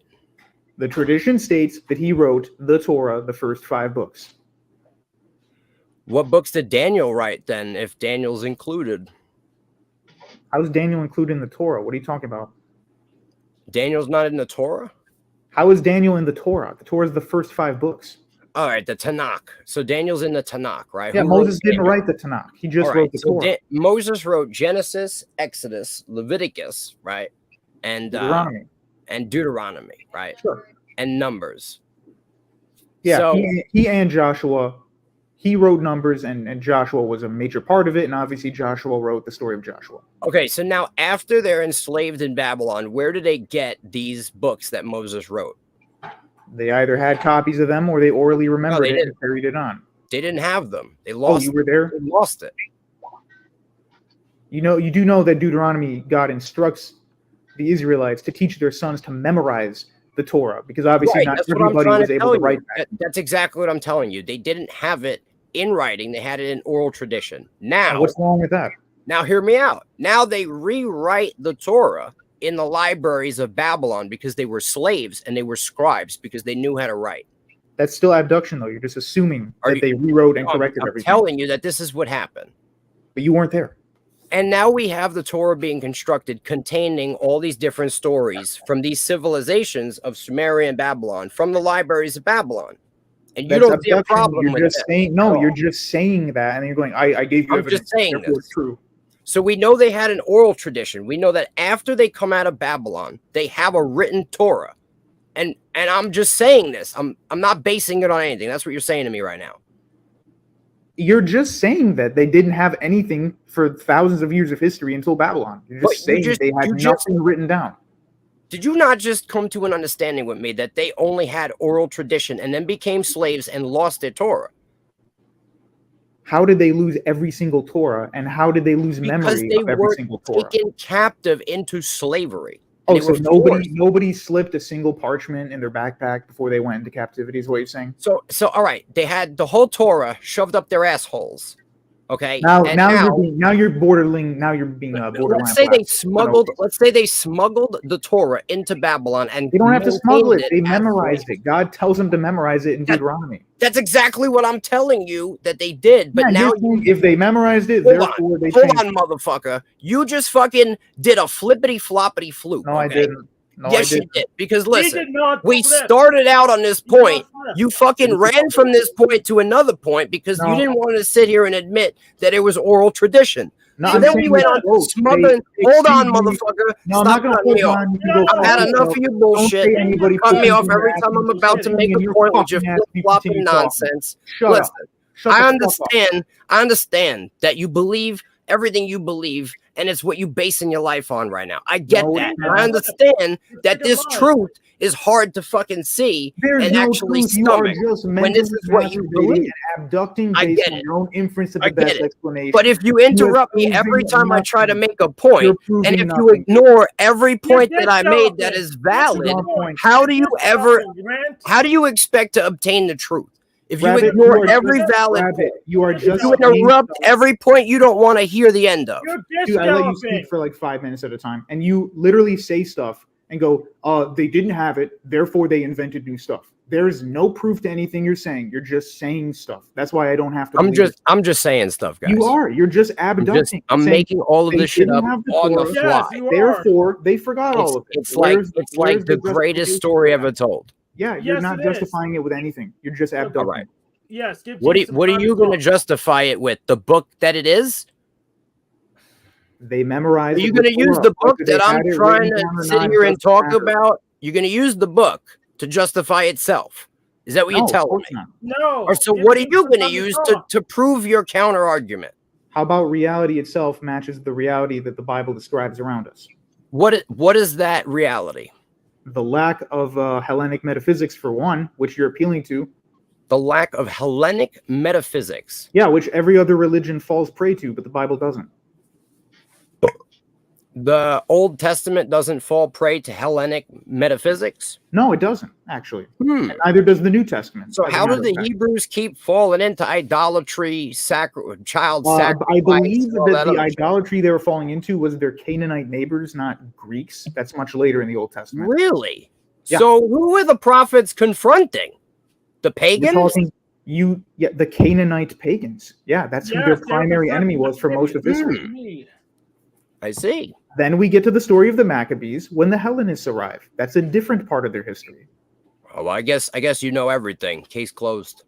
I know everything is literally what the text says. So if you're basing this off the text, This is the point in the conversation where I am satisfied with you living the rest of your life in deception. okay, have fun mentally masturbating about the Matrix, dude. Well, You can go I now. like my deception better than your truth, so thank you. Yeah. Well, you still. What's your answer? I just said there's no Hellenic metaphysics in the Old or New Testament, and all you said was there's Greeks in the Mediterranean. I just feel like you don't have an understanding of the shit you're talking about. Then prove to me there's Hellenic metaphysics instead of telling me I don't understand it. Why don't you prove it to me? I consider and prove to you everything, and every point I've made, you've ignored it. What are you going to do? What are you going to do when I prove this point and the next point and the next point? Funny, because for the entire time with your You're going to run textbook from criticism, every single point. The same I'm not way running you've from a been single running thing. from I'm every asking you to prove it, and you're just making assertions without evidence. Just have some faith, Jim. That's what he's saying. He's saying all I have is faith, but he's just giving me assertions without evidence. Like that's All not. you just all have to you believe actually in have his is evidence, even though he doctrine. doesn't have facts to back up his claims. All you have is doctrine. Hank, I didn't hear what you said. You just need to believe his claims without any fact. You need to have more faith in Jim's wild assertions. I mean, Rand's wild assertions. You just need to have more faith. Yo, in Rand's I'm wild assertions. gonna be honest with you, bro. I'm not here to teach you. As Yeah, hard as that you're may here be to suck the root, the air as out of the hard as room. that I may be understand to, that. you know. Hey, the You're missing here to link. talk. I The understand missing that. link. The Bible has not fallen prey to Romanism. Can you please examine or explain what you're talking about there? What is Romanism, and how has the Bible fallen prey to it? Oh, I don't know. No, I'm just asking this guy. He made a comment on the stream. He's not in the chat with us now. Yeah, he's. Oh no. Yeah, Jesse may join. You know, he sometimes does join. So yeah, so it's appropriate for you to bait him up here because that could actually get him to join. But yeah. What does Romanism mean, though? Like, are you saying Catholicism, or are you saying like pre-Catholic, pagan, Latin stuff? What do you mean by Romanism? Yeah, interesting. Yeah, interesting comment. Yeah. Yeah, Like, really. the way- Really, it could mean both. You know, you're right. You know. Because the way Protestants talk, they say words like Romanism and Romish. They usually mean Catholicism. That's why I wanted to ask, like, what he's talking about there. Hello, Neuro. Hey, Jim, I just want to jump in really quick because I think that you said something that's really important. Can you explain Orthodox theology metaphysics? Because I think that's something I've been wanting to hear you talk about. Yeah, there's actually a variety of different, shall we say, schools within Orthodoxy. Not that many, but just there's some people who lean really heavily into the kind of metaphysical arguments. I'm sure you've heard of people who are like presuppositional apologetics. I don't dabble that much in that. And there's some people who take the metaphysics a little too far and try to meld like ancient Pythagorean and Platonic metaphysics with orthodoxy. But if you look at the actual church fathers, the way that they speak and the kind of quote Hellenisms that they use is really just them adapting to the Hellenistic environment around them without going too far into accepting Hellenism itself, which is why Origen gets himself anathematized, because he brings literal Hellenism into the church. And they say, now you've gone too far. Like, you can talk like a duck, but you can't actually become a duck. And Origen becomes a duck. And so essentially, the Trinity? What do you say? Do you believe in the Trinity? In the hyper-monarchian version of the Trinity, yeah. What kind of bullshit is that? I just told you what it is. Yeah. Hyper monarchy. What the fuck? Yeah, what's wrong with people with these big words sometimes, bro? How's that a big word, dude? Monarchy. Do you think these big words make you sound more photosynthesis, bro? Well, I know Do you not know what monarchy is? Like, this. Do is you the believe in the common Trinity? It is a yes or a no question. Not the Western concept of the Trinity. No, the Orthodox Church all denies right. that. You're gonna have to explain your understanding of the Trinity then. I can't believe you don't know that the Orthodox Church has a different concept of the Trinity than the Western churches. I'm asking you to explain it. I mean, do you want me to pretend I know what it means? Dude, you just came in here saying I'm like strange for quoting the exact words that the Orthodox Church uses. I asked you if All you right, fine. believed in a Trinity. In You the said Orthodox yeah, but you Church- stated Yeah, okay, I'll explain it. In the Orthodox Church, they believe in a concept called monarchia. Now, some people who are traditionalists stick to a very, very extreme form of monarchia, which could be called hypermonarchia, which I do. All it means is that when we say the word God, 9 times out of 10, maybe even more than 9 times, maybe 9.5 times out of 10, we're referring to the Father. And that the Father, as a being, is the being of God. Now, from the Father comes the Son and the Holy Spirit, which are God dependent on the Father. So almost like a lowercase g, God of God. Whereas God, the Father, is the autotheos. He's really the only one true God, which Jesus calls him in the Gospel of John. So there's no contradiction for us there. Dr. Bo Branson has done excellent work on this. He's done live streams with Jay Dyer and a lot of other people. And he basically explains that this is the proper traditional Orthodox way of the Trinity. We don't believe in 3 persons who are 100% equal in every single way, and there's no distinction between them, but somehow they're all the exact same and they all have the same authority. We don't believe that. all right. So I have a picture. I guess I have another question, and this is, I guess, to clarify like my understanding. So, do you ever pray to Jesus? Any prayer to Jesus or to the Holy Spirit is directed to the Father as the root and origin of the Trinity. So all things were bound to the Father. Would you answer the question with a yes or a no, possibly? Yes, and when you pray to Jesus, it All goes right. to the Father. So here's the thing. How did Jesus tell you in the Bible to pray? The Lord's Prayer, but he also says in John chapter 14, the Lord's Prayer? anything you ask of him, he will do. All right, but what's the Lord's Prayer? How do we pray to the Father? Our Father who art in heaven. And the Father is the only one mentioned in that prayer. Yeah, I'm aware of that. Right? Okay. So if Jesus can do nothing without the Father, and Jesus told you to pray to the Father, right? Yeah. And when people All ask prayer him, goes to the Father. when people ask him, are you good? Right? He says, no, don't call No, me there's Lord, none only good the but Father God is good. alone. Yeah, of course. Right?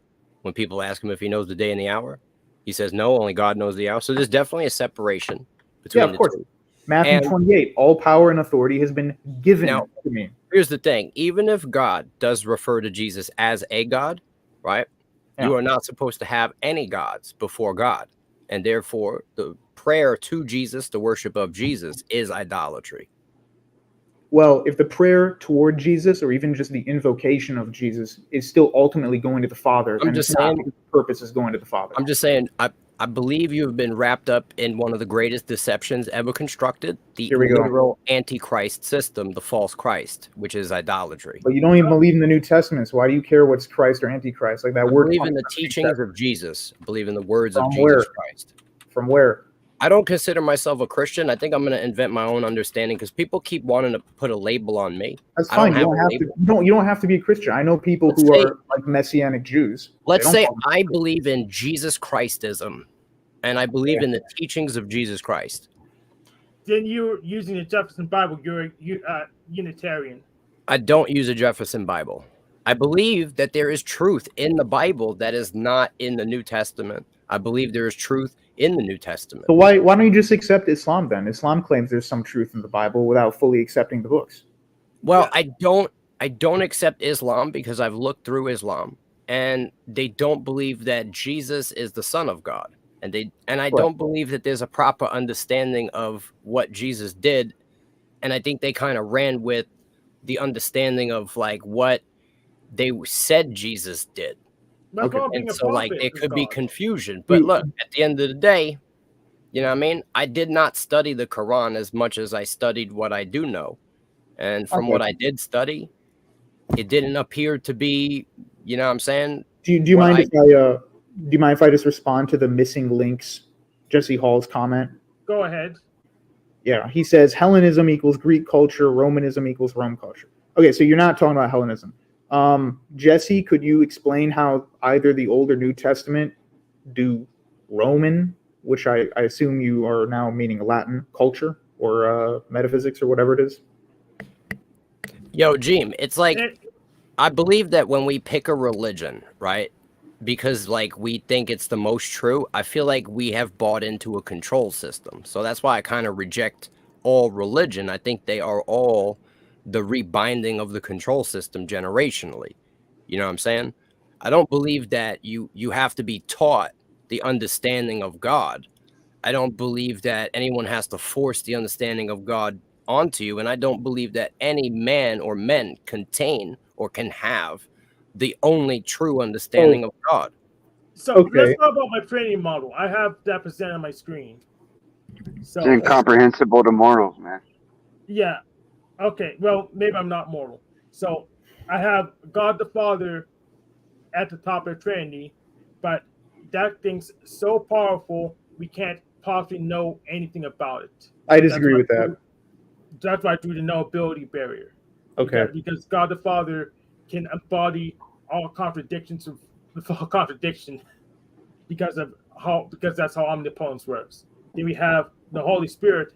That's an egregore. That is something we can worship. That is tangible. We can know it, but it's limited. And then we have the prophets, such as Jesus Christ or the Prophet Muhammad or Joseph Smith. Those are people that embody the spirit of the Holy Spirit or other spirits. Well, I was going to say I disagree with the knowability barrier part. Okay, you can disagree with it, but if God the Father can literally retcon all the events that have happened with no effort, then how can we possibly know what we think we know about him? We don't need to know everything about him, but we know what only he's revealed to us about him. I think saying that God is like ineffable and incomprehensible is well, the first person to talk like that would be Plotinus. I think a lot of people, not saying you do, but a lot of Christians sometimes take his philosophy over the philosophy of the Bible. And so they basically go, oh, well, God has to be infinite. He has to be incomprehensible. He has to be ineffable. Well, I don't think the Bible really makes that kind of a claim. Yes, the Bible doesn't make the claim, but most of the Bible's God is the Holy Spirit rather than God the Father. Yeah, for those who are just tuning in, thank you for watching. There's 38 people watching here. It's 11:09 on the East Coast, and Hank has constructed his own version of the Trinity. Yo, can I ask you guys? Can I ask you guys an honest question? Yeah. So I doubt it, but go ahead. So like when you're conversing with somebody in an argument or a debate, whatever you want to call whatever the fuck we're doing, right? When somebody makes a point, right, and it defeats your point, and or let's say somebody makes a point and it defeats their point and they don't accept it, and that continues to happen, why do we continue to entertain? Dude, you're full of shit. That's why. Because you're full of shit. You just made a bunch of assertions. Yeah, I agree. You're full of shit. Rant. You know what I mean? Continuous assaults on separate fronts. When assertion without evidence will be dismissed without evidence. So correct, team. Well, yo, what I'm using is the actual Bible, right? Oh, the Bible told you that everybody just threw the Torah in the trash and made up stuff? That's what the Bible says. At the end of the day, you're the one sitting here defending it, right? So you believe every word of it. And believe if I'm every bringing word of out it, so if long I'm as not bringing a out the misconception. word of the Bible, right, and you're refusing to essentially No, you're acknowledge, extrapolating. No, you're you're refusing to extrapolating. acknowledge what I'm presenting to you from the Bible. You know that what I'm speaking of and what I've been speaking of is from the Bible, No, right? it's But not. you have doctrine blinding you. Dude, you are adding onto the Bible. You're literally going, the Bible says A, B, so I'm going to add C, D, E, F. Okay, G. what did You're I add adding onto onto the Bible, and where did I add it? Tell me. Okay, all the Bible says is the Jews get taken into captivity. It When does did I say that? I didn't say that. memorize. I never said the Bible said that. Okay, you said that This the is the Jews are in problem. Babylon. You said the Jews are in Babylon. People during the course of a conversation, right, due to the fact that what they want to say is blinding them from even listening. Dude, right? you said the They Jews don't are in actually Babylon. hear all of the things that you say, and they basically summarize it in their own head. And No, then they you're have throwing this a red warped herring for version. no reason now. You said the Yeah, Jews so- are in Babylon. So I said this, but I didn't say the Bible said this. But you claim that I said the Bible said this. This is the problem. And people Because don't. you're saying everything I say is from But the people Bible. don't You just realize said that that. these subtle Jim caught you. details in an argument, right, Jim caught you, are man. important. The devil is in the details. Dude, you and a man just who said everything I consistently- say is from the Bible. You a just man said who everything I say is from the consistently Now Bible. you're saying it's not from the Bible. reframes This is my nonsense. argument, right? Even if it's unintentional, is it a coincidence? No, it's completely intentional. You're not referencing the Bible half the time you say you're referencing the Bible. When did Yeah, I that's say I was referencing the Bible? You just said everything I gave you, Jim, is from the Bible. Then When I said, did I say that? like, I don't know, 58 seconds ago. You just said Okay. everything I've given you is from the Bible. Could we have a vote of hands to say if I said everything I'm giving you is from the Bible, referencing this everything topic, I've literally yes. said? Yes, you said everything that we're So talking every about. word is I've from the said tonight was from the Bible. Is that what you're claiming? No, you're throwing a red herring. No, you're And doing say the every damn word. fallacy. Okay, so what did I say was from the Bible? The claims you're making about the Bible, you said are Which from ones? the Bible. Which ones? Oh my, You you're just doing said the the Mon claims Bailey I'm thing. making about the Right. Bible are Right. all in the Which Bible. which You're doing the Mon claims? Bailey. Because I made a lot of claims tonight. Which claims are you saying that I made about the Bible that I'm saying are from the I Bible? don't know because you just said less than a Okay. minute ago. So all the if you claims don't I'm know what making those from the claims Bible- are, Dude, if you don't know what those claims are, then how do you know they're not from the Bible? Rant, you're doing the Mon Bailey fallacy we just discussed Okay. earlier in the show. I want to Stop go the through this. fallacies. I want to go through this very legalistically, really no, quick. you don't. First, no, you don't. what was the first thing that you said that I said was from the Bible? I don't Let's know confirm because it. only a minute and a half ago you just said that Okay, everything I'm how about telling you, this? Jim, is from the Bible. I don't How know about what you're this? referencing. Let's rewind our argument right now and let's redo the argument, and I No. will quote Bible verses for you to support everything I say. That's what I'm trying to say. You're quoting wanna- Bible verses. Do you want to put them support on the attacking screen? Bible. It's Do you want to put them on the nonsense. screen? Dude, this is nonsense. What All I What do said you is what- need? What do you all- need to believe what I'm saying? Is Dude, what I'm saying. What I need to believe what you're saying is that you are adding your own assertion on top of what the Bible's saying. Okay. Okay, so what would you like me to do if you would like me to explain what we're seeing in the Bible to you? How would you No, like me to do I'm that? asking, without how are you justifying your providing extra anything biblical How are you justifying your extra biblical conclusion? Can I jump in here really quick? Just really quick. Yeah. I think that this is about two things: essence, energy distinctions, and hermeneutics. I just want to mention that. That's what I think is going on. hermeneutics, essence distinctions? Are these common terms? Yes. How do you not know what that is? To the Trinity. Are these terms that I'm supposed to, like, I should know these things? Jeem will know. I want Jeem to explain so we can get on the same page. Yeah, if you could explain them to me, I'll understand what we're talking about. Okay, essence energy distinction is an answer from Eastern Orthodox theology to counter absolute divine simplicity, which is the theology of Roman Catholicism. In absolute divine simplicity, God does not really manifest on earth so much as he shows a holographic image of himself because his being is conflated with his action. Whereas in Eastern Orthodoxy, the uncreated energies, like the rays of the sun, appear. So it's God appearing, but not in his full being.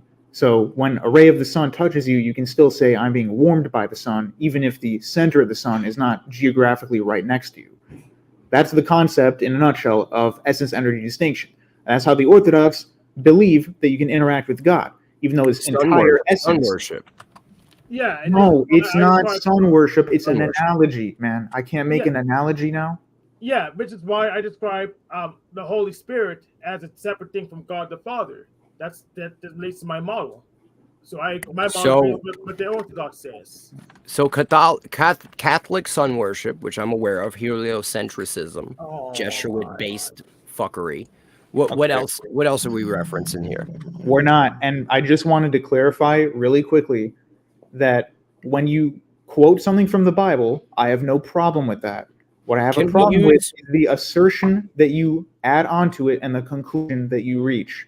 No, I'm going to be honest with you. That's literally how I operate in life. I read the Bible, right? And then I see how that applies to the reality I'm experiencing. And if you want to consider that information assertions, then I don't know what the fuck to tell you. If you just want the Bible, you have it. What do you want from me? You were saying, here's the story of the Jews in Babylon, ergo nobody has the Torah. I'm telling you what I believe. If you don't believe it, I don't really give a fuck. Then don't tell me you've disproven me. Don't say you've destroyed my arguments when you haven't. I am telling you I have. Whether or not you believe I have is up to you. No, it's not about belief. You just made a bunch of assertions and gone, ha, they're true. Like, no, they're not true. You're just making it. I don't know what to tell you, bro. You don't know what an assertion is. I don't know what to tell you on top of the fact that you have been proven wrong on many points. You failed to acknowledge any of them. Tell me one of them. Tell me one of them. Yeah, tell us one of them. Okay. Hold on. So you believe in the Trinity. Let's go back to the Trinity.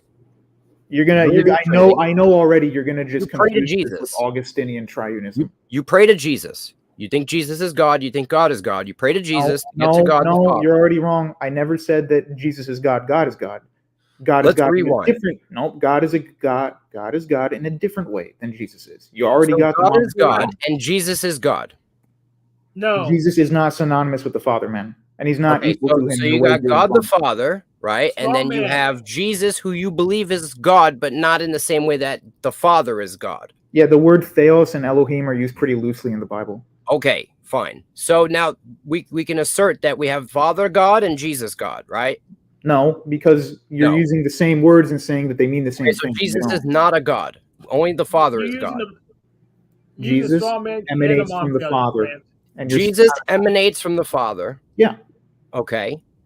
Jesus comes from the being of the Father, but he is Okay. not. Where does like Lucifer come from?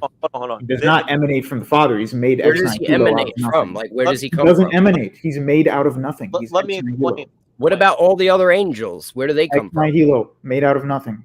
Everything's made out of nothing. spirit. The only thing that's The made out of spirit. something is Jesus. Yeah, that's kind of what the Bible teaches, man. Okay, all right. Yeah. I'm trying to figure out where we're at here. So you believe Jesus is the only thing made out of something. No, the only thing made out of God. Everything else is made out of nothing. Everything is made out of nothing except for Jesus, which is made out of I God. don't agree with that. Yeah, God made everything out of nothing. Oh, okay. Made everything out of nothing except for Jesus, because Jesus is made out of God. Yeah, because it says pretty clearly that all things were made through Christ. The Father made them through Christ. Okay. So you believe that Jesus is God or not? What does God mean? That's what you have I'm to answer. asking you a simple yes or no question. It's actually and you not can't simple. Answer it for me. I'm It's asking not you. simple at all. He's not the one true Jesus God. in the Bible, Jesus He's in the not the Bible one true said, God the way any the man Father is. give you an answer, right? Let it be yes or no. Anything else is a liar. That's what Jesus said. Yeah, right? but you're framing the question where you know that the word God is very complicated. I'm and you're asking you asking a the very most simple question you can possibly imagine. Is Jesus God? Do you consider Jesus God? He's not the one true God. Only the Father Okay. is. Do you consider the Father God? Yeah. Okay. Yeah, me too. And do you consider Jesus a God lesser than the Father? No, there's only one God, and the way you're using it in English is not the way it's used in Okay. Hebrew. I would say Fair yes. enough. Now, I would say you yes. pray to Jesus, even though Jesus is not God. He's divine and emanates from the Father. He's God of God. That's exactly he's what God the in some Nicene sense. Creed But wait, hold on. So now he's God. No, he is. He's not God. Of You God, pray- light you pray of to light. Jesus, He who is emanates not from the God. Father. He's the reflection of the Father. Didn't he say that if you've seen me, you've seen the Father? He's the exact representation of the Father. Hebrews 1:3. That's exactly what the Bible says. what I understand he's the representation. He comes in his father's name, his character. He's in his father's image, right? Yeah. But yeah. here's my point. Why are you praying to Jesus if he's Because not as God? Father Thomas Hopko says, all prayer or invocation of Jesus, the Holy Spirit, or even any I saint, don't if give a those who fuck pray to what the that saints, guy said. rebound to the Father. I don't care what that guy said. I want to know. Oh, so I can't use a source? Because that doesn't matter to me. I What don't I'm care trying if to it tell you matters is to you. Guess Jesus, what, buddy? You're no, not God. I Jesus, don't care what matters to you. Jesus told you to pray to the Father. Yeah. And you're trying to quote some fucking dickhead that said, no, you don't have to, or whatever the Dude, fuck. you're getting you just so said he said. frustrated. I John don't care. 14, Jesus says, if you ask anything in my name, I will do it. Here's why I'm frustrated. You're If you ask anything ignoring in my name, I will do you're it. ignoring the Bible, right? That you I'm quoting believe you the in. Bible. You're in ignoring it lieu right of now. some Dude, you're fucking ignoring the Bible biblical right now. scholar, Dude, right? he's not a biblical scholar, first of all. Who is he? Second of all, you Who don't is even he? know. You're literally just talking I about don't even everything I'm care. saying. That's why. But Dude, tell me his John name. Chapter 14. If you ask me anything in my name, I will do it. What does that have to do with what I'm putting down? That Jesus Because told you to just said pray you to the can't talk Father. to Jesus, but Jesus says, if you ask me anything in my name, I will do it. Is there anyone that has a brain here, real quick, that could help me sort this out? Because maybe I'm crazy. Am I fucking? Maybe I'm insane. How Bunny Look, can maybe I'm possibly fucking appeal to the insane. Bible Can while somebody claiming the Bible moderate false? the ideas with logic for a second? Let me try. Anybody? They don't see. For the love of God, can someone moderate the They don't see ideas? No, Jack, try. Come on, man. Yeah. Do you see, okay? Do you see person? They see person like the three persons of God as a verb, not a noun. Look, that's fine. Okay, when you Am I were wrong, praying, team? here's Am my I- point. We're praying to Jesus. Am I right? wrong, team, or yes Here's, or no? here's my point. I don't care if it's a verb, a noun, a fucking adjective. All right, This here we is go. where you guys get lost. Well, That's hold on. not the fucking point. Everybody get a word in so we can progress. Yeah. All right, I'm gonna mute my mic. You guys talk as much as you want, and then let me talk. Hey, Bunny, I want to know why, even though you're asking me, where does the Bible say you can do X, Y, and Z? I give you an answer. You just refuse to even acknowledge it. If you ask anything in my name, I will do it. John 14:14. Here, look. Here's the question. Here's the problem as far as I can see. The metaphysics, they don't comprehend it. Essence, energy, distinction. Obviously, he doesn't get it. So either A, I think we should focus on that, or B, let's talk about hermeneutics because everything. No, I tried to explain essence, I energy, know, distinction. He called me a sun worshiper. But we have to pick one of those two topics because if you don't, both of you guys are saying, "Well, I interpret the Bible correctly." How do we know who interprets it correctly or not? That's really what the question is. Based on what the text says, if you ask me anything in my name, I will do it. I mean, that's pretty explicit right there. And Bunny keeps avoiding that verse. He can just appeal to obviousness of any random text too. Is my point. Like he can just that's what he's doing, and you're saying Right? No. I'm using coherency here. I'm accepting that Jesus does tell us to pray to the Father, and I'm supplementing it with John 14:14. Well, I don't know what the problem is there. Well, okay. Well, my point is, how do we know who interprets that exactly to mean? Like, are you saying there's no esoteric interpretation of the Bible? Oh, of course there is. There is, of course, a uniform standard, which is why you have. Okay, well, the then you're apostolic churches. automatically into territory where, well, okay, are we using the esoteric or the exoteric interpretation? It depends on the verse, depends on the passage, depends on the context, and depends on what church you're part of. I understand. I think that's where you guys are getting confused because, like, if there's no methodology that's apparent, then okay, well, what methodology are we using to evaluate the stuff, right? Well, it makes no sense to even evaluate it because Bunny says we can't trust the Bible, yet I'm going to appeal to the Bible. Yeah, I don't exactly. understand what the point of this argument is. Yeah, I'm really. actually saying let's sit here and trust the Bible for a second, okay? Let's believe that the Bible is the only fucking truth that we know at all. Not the only truth. I can go outside and stub my toe. I let you guys talk. You want to talk more? I'll mute my mic again. We talk for 15 seconds, man. Just let me know. I'll let you talk as much as you want. Here, go ahead. We spoke for like 15 seconds. Not like we had a long speech. And all I was going to say is I don't accept that all truth is in the Bible. I can go outside and eat a grilled cheese and deduce that I liked it without needing the Bible to arrive at that conclusion. So not all knowledge, just I believe the Bible is true, but not every single thing that's true has to be in the Bible. Just let me know whenever you're done talking, and I'll come in. Go ahead. All right. So let's assume that the Bible is the only truth for a moment. Okay? And let's examine this using only the Bible as the only truth. Okay? If Jesus tells you, right? To pray to the Father, because the Father is God, right? Why are you praying to Jesus? That is all I want to know. Because Jesus says, if you ask me anything in my name, I will do it. Okay. What does that have to do with praying to the Father? Jesus didn't tell you to pray like this. He didn't say, our Jesus who art in heaven, do me some stuff, because Most assuredly, I say to you, he who believes in me, the works that I do, he will do also, and greater works than these he will do, because I go to my Father. Whatever you ask in my name, that I will do, that the Father may be glorified in the Son. If you ask me anything in my name. But what is his name? His name is the Father's name, because he said, I come in my Father's name. So we're not, he's saying, ask the Father. No, he's not. His name is different than the Father's name. Okay, he so comes in the name of the Father. this He also verse. has his own name. Well, This verse well, could be how do you know interpreted that? either How do way. you know that that's what that means? How do you know that exact line means that exact interpretation? That's my question. Well, that's the thing, Bunny. You can't know exactly what it means just on your own subjective reading. Here's what I do know, right? I know that Jesus said, pray like this. They said, how do we pray? And he said, this is how you pray. And he got down and he said, our Father, who art in heaven, hallowed be thy name. Right? And he continued, and you know the rest of it, I'm sure.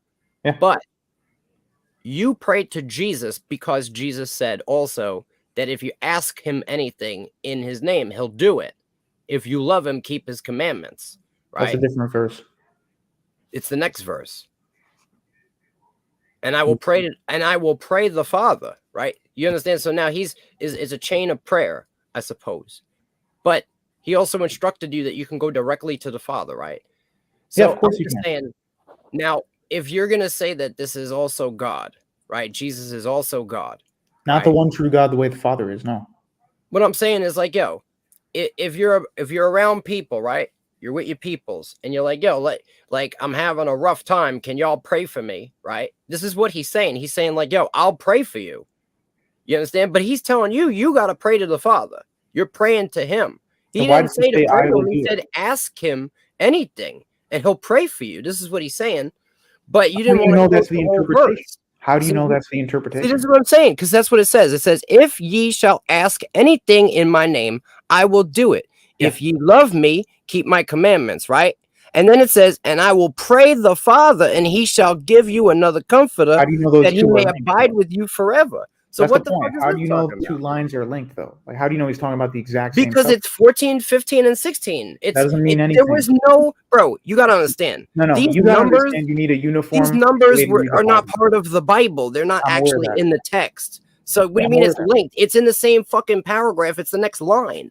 That doesn't mean anything. This is what I'm saying, bro. You guys want to argue semantics. You guys want to talk about, oh, I got a hypotenuse theory on the protagonisms and the Wingardium Leviosa, and therefore, ergo, I will reference my source. Dude, you have no methodology. You're just going, I'm going to read it, and whatever I deduce is correct, and everything I... Here's what it is. You think your bullshit information is better than my bullshit information, right? You're basing it just on your own subjective reading. I'm basing it on chains of narration and 2,000 years of history. I'm basing it on one thing, right? Thou shalt have no God before me. And in this verse that you're quoting, the next line is telling you, if you love him, keep his commandments, which the first one is, thou shalt have no other gods before me. There's only one God. Yeah, then how is Jesus a different God? When did I say Jesus is a different God? You're just so why are you praying to another God? Because he's not another God. He's an emanation coming from the Father. Pray to emanations. I don't understand none of this fuckery, bro. If you don't understand it, don't debate it. If you don't understand it, why do you have a problem with following? Understand it, don't debate it. He said, do what I do. He said, follow what I did. Follow his path. He prayed to the Father. He told you to be like him. What don't you understand? Any prayer or invocation of Jesus goes directly to the Father. You're making me want to consider Islam, bro. I think you should. Because you clearly don't understand the Bible.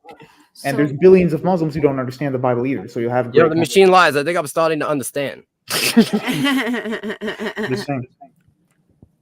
Dude, you're not understanding anything. You don't know anything about Eastern theology in Christianity. And you're going, I don't understand this stuff, therefore it's wrong. Here's the thing, bro. You might have some kind of crazy scientific understanding of God, right? But I have an understanding of God. Okay, tell me then. From God. It didn't come from science or fucking scholars. You know what I mean? Oh, so now you're an empiricist. No, I'm saying that like that's where my understanding comes from. I seek God, not books or Bibles and fucking scholars. You know what I mean? God? These If you don't books and seek the Bibles, Bible, what God are you following? because this is You have just to deal with data. the Bible to say follow You're one God. confusing data with truth. You know what I mean? This Dude, is truth data. is not an ontological existence. Bro, What are you this talking shit is information, and then you apply right doctrines that were by another man. So now you're taking someone else's interpretation of data and basing your fucking reality on it. I'm doing something If you're else. going to take that line consistently, where Jesus says you put the doctrines of men over the commandment of God, then you should do the law of Moses, because that's exactly what he was talking about in that verse. Look, bro. I mean, what do you want to know? Like, what do you want? You don't know anything about Eastern theology at all. Like, I'm not even making up. You don't words. know These anything are about pretty God basic at all. theology. Fuck the theology. I don't think you Oh, understand. so God. we can't know. We have to know everything about God, but we can't do theology. Yeah, that's what it's all about, bro. It's all about God. What God? Which God? The only one. Which one? There is only one. From where? What's his name? From everything, from ever, from all of it. Is it from eternity? Yeah, from The Bible eternity. doesn't use the word. His name is Chaos. Always. You know what I mean? The Bible doesn't use the word eternity. Before the beginning, bro. All right. The Bible doesn't use that language either, really. It doesn't have to. I know this. Oh, so now you have asserted an abductive explanation. Yeah, bro. I That's am all making you're doing, this by the as way. a claim, bro. Okay, I'm claiming it. Don't claim it. It doesn't make it true, though. Like, you're All just right, asserting. and it also doesn't make it false. Well, then I guess we know nothing. Let's just go into solipsism and go. Do you have a become better schizophrenic and counterclaim? gay. I'm just saying. What is your counterclaim? I'm just stating to you I that made the my Bible claim, doesn't make use your that kind counterclaim. of language. You're literally saying we have to follow the one God, and if you criticize, you're appealing to the Old Testament to say only worship one God. But then you say we don't need Yes. the Bible because we know God without the Bible. That's exactly what Jesus was teaching Oh, when Jesus he said was throw the teaching Bible in the garbage. monotheism. Citation needed. Where did Right. he use the word monotheism either, by the way? Well, I'll tell you. This is actually what they were preaching against, the worship of other gods. This is what all the prophets were confronting. I don't everyone think you about got what I was always. saying. I agree They that were you're always supposed to confronting worship. people who were worshiping other fucking gods. It didn't matter, even if it was just one other wrong god, Baal, aware of whatever that. the fuck it was. I'm aware of that, but I'm stating, why are you appealing to events that happen in the Bible when Because you say yo, you don't God need is God, okay? Jesus is king. That's the reality. it? But why do you believe that if you don't care about the Bible? Because I believe in the teachings of Jesus. I don't care what people want to tell me about him. Dude, how do you know who Jesus is without the Bible? I know who he is by what he says. To How do I who? know who the Father is? By what he fucking presented. Where did he say it? He said it in the Bible. That's the point I'm making. Yo, he said he came in his Father's name. How do we know the Father? Through the character of Jesus. How do we know Jesus? okay. Through the character of what he's saying. That verified him for me. It was what he was saying. It wasn't what they said about him. I don't But care that you're- he you're died getting for the my sins. information. That's not important to me. Look, if he died for my sins, that's amazing. But Yo, that's the not most important to me. part. That is the most important part. No, but yo, of the it's gospel. not important to me to have I don't him care. die for my sins. Like, that's amazing. You gotta You are just understand. confirming. This is the greatest example of why libertarian free will is false. Because I've never met someone who I can confidently say has been hardened by God. But yo, what I'm trying to explain is that it doesn't have to be a blood sacrifice for me to be relevant. You feel me? Like, at the end of the day, what Jesus said was the raw truth, and they killed him because he delivered the truth. Now, I believe they tried to make this shit about, okay? I think they tried to make it about other things after the fact in order to distract people from the reality of what Jesus was really breaking down. And what he was breaking down is that we have Satanism penetrating through all these fucking religions and masquerading as the Jews and all this shit. And he was explaining, he was uncovering the mystery occult religions that is Luciferianism that has fucking permeated our societies. And, you know what I'm saying? He bruised the head of the serpent because he fucked up paganism for a while until it came back. You know what I'm saying? He did fuck it up. He did fuck up their control system, because if you look at what he was teaching, everything he taught would basically keep motherfuckers out of mind control, out of control systems. Everything he taught was rebellious, but in like a way that wouldn't get you smoked necessarily. You know what I'm saying? So Jesus was a rebel. Yes, he was also a truther. That's why I do this. Well, you know no, what I'm saying? I have a direct question for you. Am I under mind control? Absolutely. If I am under mind control, why couldn't Paul and slave control my mind yesterday and the day before that? I don't think you understand the dynamics and the capabilities of mind control. I use it. I was using it on him. Who? Paul enslaved. I was using it on him. How so? I understand the dynamics of mind control because I use it. But you're saying, no, you don't use it and you're under mind control, and there's no evidence of that. So but how got did you... Truth, so it doesn't matter what the facts are. You have the truth. So we should just have faith in you and believe Can it. you explain how you used it? Oh, absolutely. So basically, he was doing this let's raid Talcott thing, and you know what? I just went over there, but I did my thing instead. So he asked me to read his stupid script. I said no to him because it's stupid. I'm not one of his shit hitters. It was just doing the old Alex Jones 2010s thing, and it doesn't work. So I said no on his chat. I'm not doing it. I'm not reading it. And the next day he was all pissed for the first half of the show that I refused to be his puppet. And I said, well, I'm not going to be his. I just insisted that I'm not going to be his puppet. You can get other idiots who will be your puppet. And now I assume that Gene will be back. I just don't know. Yeah, but yeah. So I said you can use other idiots to be your puppet, like Officer Snaps and Officer Turk, but I'm not going to be your puppet. And he was just crying and whining about it till he pretty much he had Officer Snaps be a loose cannon again, so he understood that he couldn't get Officer Snaps to be a shithead either because he's not reliable. So I still have my wrench. I still can go on the show whenever I want. I can still go on any other show whenever I want, just like I said. Because if he doesn't allow me to do it, I won't have a relationship with him. I'm taking advantage of his narcissism, of my Machiavellianism. It's quite simple. I'm not sure how you're exactly correlating that to direct mind control, but like, all right, so like you're putting out some kind of propaganda, bro, and you believe you've influenced his actions. He put the show back up, even though he was embarrassed by it. So absolutely, you can watch Tuesday's show. I'm gonna drop the link. Get him. I mean, you might have manipulated him. Yeah, I mean, look, get him, Hank. I guess that might be mind control, bro. You know what I mean? But at the same time, like if you're aware of these subtle things, right? There's other forms of mind control that are out there. There's like all kinds of propaganda. Like there's a reason why you have a fedora and a red shirt. You know what I mean? I don't know what that reason is, but something that you saw in life made you believe that was good to have and it looked cool or whatever. You know what I mean? And that is also a part of the mind control system. You know what I mean? Believing that you have a match. I don't know what you mean. That's the problem. Sometimes I know what you mean. Sometimes I don't know what you mean. Sometimes you say you have the truth. It's a figure of speech, actually. Yeah. I don't actually really want to know if you know what I mean. Yeah, you know but you claim to have you said you have the truth, and it doesn't matter what the facts are. We should just believe you, and that's ridiculous. No. I'm not going to do it. Mr. Hank, I think you misunderstand. Hi, I'm Mimsy Limbs, Mr. Hank. Hold on, Hi. I gotta add her to the stream. Hi. Hold on. I think that you misunderstand, and it's possible that many people misunderstand, but he's not telling you to just accept what he's saying. He actually doesn't want you to entirely believe him.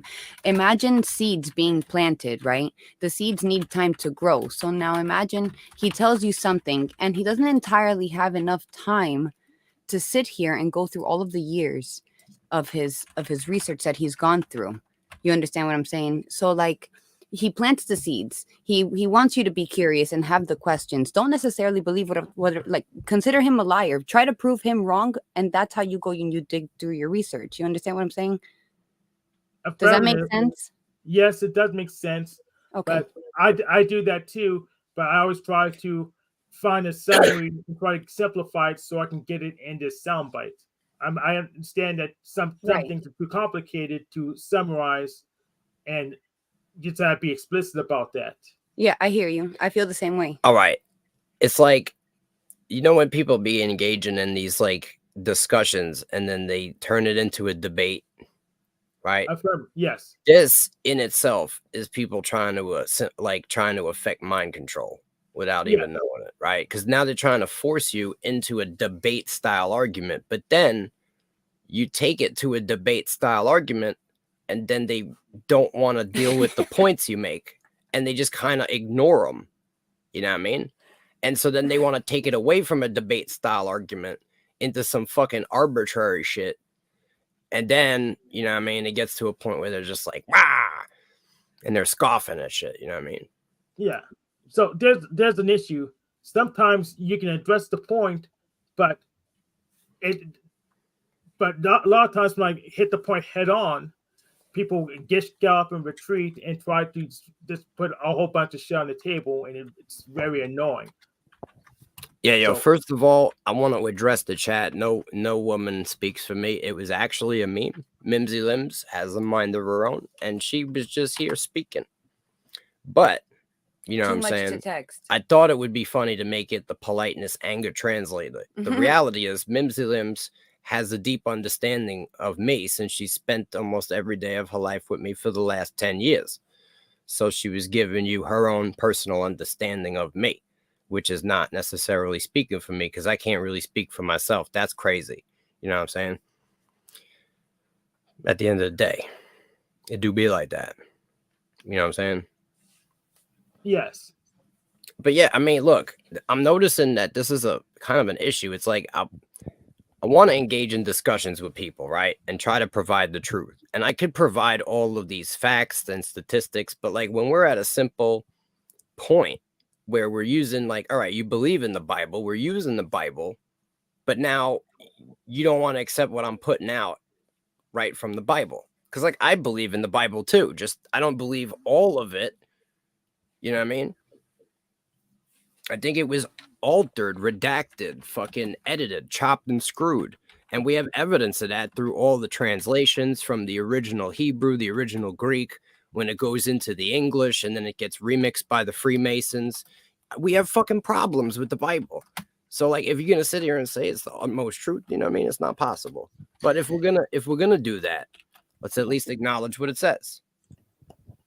Yeah, that's when you started saying that you would agree with Islam, you know, and yeah, I mean, yeah, Islam does straight up say that. So that is a point that Islam basically makes because it's actually written right there in the Quran. It says that the Bible is that they fuck with the Bible in the Quran. So it's just funny that it just says that right there. I mean, it's just weird because it's like, yeah, it's like, of course it says that because it's like, wouldn't you believe that the book that tells you that it's an alternative to the Bible is going to tell you that the Bible is fucking wrong? Yeah, of course it's going to say that. But yeah, so it's kind of a Captain Obvious, you know what I mean? But then on the other end, it's like they didn't actually figure that out with science and archaeology and shit for like 1,000 years, you know. So it is a salient point that it already said that shit was kind of, they made some of that shit up, you know. But yeah. I mean, at the end of the day, like, I have a problem with all religions that are organized in the first place. So that's kind of like one of the main reasons why, like, you know what I'm saying? Like, I've looked at Islam and shit, you know what I mean? I've read it. I've never done deep research like I've done with the Old Testament and the New Testament. But, like, at the end of the day, you know what I'm saying? Like, I just have certain things. Like, I don't eat pork, right? You know what I mean? Like, I just don't really fuck with it anymore. I stopped eating it and I just don't eat it. You know what I mean? I don't like it. You know what I mean? But, like, at the end of the day, I'm not sitting here, like, fucking worried about it. You know what I mean? Like, if I eat a fucking gummy bear or some shit and it's got some fucking gelatin and some shit, you know what I mean? I'm not tripping on it.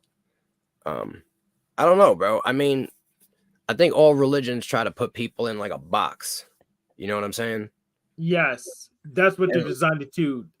They're supposed to be glasses that you can view the world from. That's why we made religions. And so, like, I really do believe that my God is the only God, right? And so I believe that anyone who really believes that there's only like one God, it's got to be the same God as long as these people are benevolent. Because I know that the only God is benevolent. The ultimate God is the utmost benevolent God. You know what I'm saying? And that's the only reason why we're not completely enslaved right now, is because there is a benevolent God overruling over everything. Though we appear to exist in a hellscape almost, right? We still remain free beings. And the only reason why we're free is because the ultimate God is benevolent. It's the reason why this reality exists. An evil God wouldn't create a reality for beings to even experience in the first place. You know what I'm saying? Yeah, I have an alternate hypothesis. We may have another challenger here, and Okay. let me Let me- see what's going on out here. Okay, I have an alternate hypothesis. Yo, Lumitami, is this you? Of course Yeah. it is, unless you're some faggot using my picture. Oh, Like post-date. Alright. Yo, here's my problem, bunny boy. My problem is how comes everybody the got to fuck sitting up, around with Donnie. voices like this. Everybody's got to come on with their voices like this and talk about they ain't worried about the numbers, but they can't come do this over my channel. Look at this- Who's to yo, look say at I this don't want to come sit goofball, on your bro. faggot Muslim channel Look and at talk this- about look my at this good book? goofball, bro. How come you say you got to believe in that that one true fucking- God, but you got a problem What's with this- the what's book? this How about crazy you guy's come name? over to my house and talk that shit, you little faggot bunny What's this boy? crazy guy's name? He didn't even introduce himself to me, bro. Hey, I ain't even got to introduce myself. They know who I am because I ain't worried about the numbers. That's but how I ain't you here to know do it I on must your have hit. I Gobbledygook. must have hit a note of truth tonight, machine. I You summoned ain't a hit a fucking note of demon, shit bro. since I made your mother hit a high note to the Look how fucking tight he ceiling is, of bro. my He's bedroom. so angry. You ain't at hit a God. high note since your mother's We ankles hit it. hit as high as a note as she We hit on hit the the roof truth, of my ladies and fucking gentlemen. bedroom. We've summoned You're an a joke, Illumitami. bunny basketball boy. Illumitami. Go Do you believe fuck in yourself. God? Do you believe in God and Jesus? Oh damn. He lost. That's the rules of the internet, ladies and gentlemen. If you leave, you lost. Or if you get mad, he did both. He lost twice. I really thought that Gene would come back. Yeah, I don't know. I don't know what happened to him. He must have even just fell out or just, you know. But yeah, man. Gene, if you're out there, if you're listening, you know, come on back. You know, we had many issues. Tommy, a Satanist, bro? No. No. Wait, who said? Wait, he said he. Wait, he's a Satanist confirmed. Is that what's saying? I'm saying, is he? I don't know. He No. came on with like fucking fire eyes, bro. No, that's his shtick. Is like some sort of Illuminati, you know, some sort of thing. You know, he plays some sort of character, some Illuminati character. I don't know. He's got 33. He's got a pyramid with 33 written on it. He does the whole thing. He should come on streams with a red nose and like fucking big shoes. It would suit him, and like with a little horn and honk honk. Oh, I agree with you. He should do that, and he can. We have a filter. Aaron's plan. Here's a clown filter. Welcome. I'm plan B though. Welcome. What's up? How's everybody doing? TML, Hank, and Mitchell, and Two Eyes plus Mims. Yeah, 2 eyes plus Mims. That's actually 2 people. That's why it's like that. It's 2 people.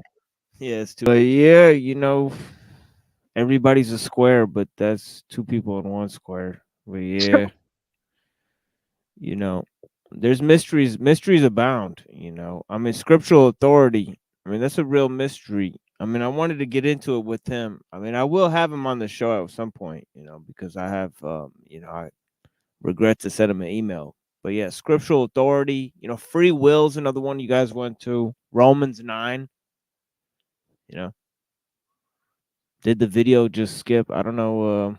I don't know what you mean by that. Maybe there was a malfunction. You know, I don't know. I didn't see it. Yeah.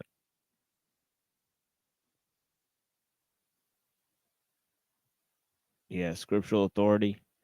Also, yeah, there was a couple other issues there, other than the two I laid out there. Scriptural authority, free will, and then you guys got into something else in the middle there. Something about the Jews and the Freemasons and the Satanists, or Dude, is that like the conversation every night? I feel like is like those three things: the People Jews, need to know. They need to know. yeah, I mean, yeah, I mean, the problem's gonna be the same.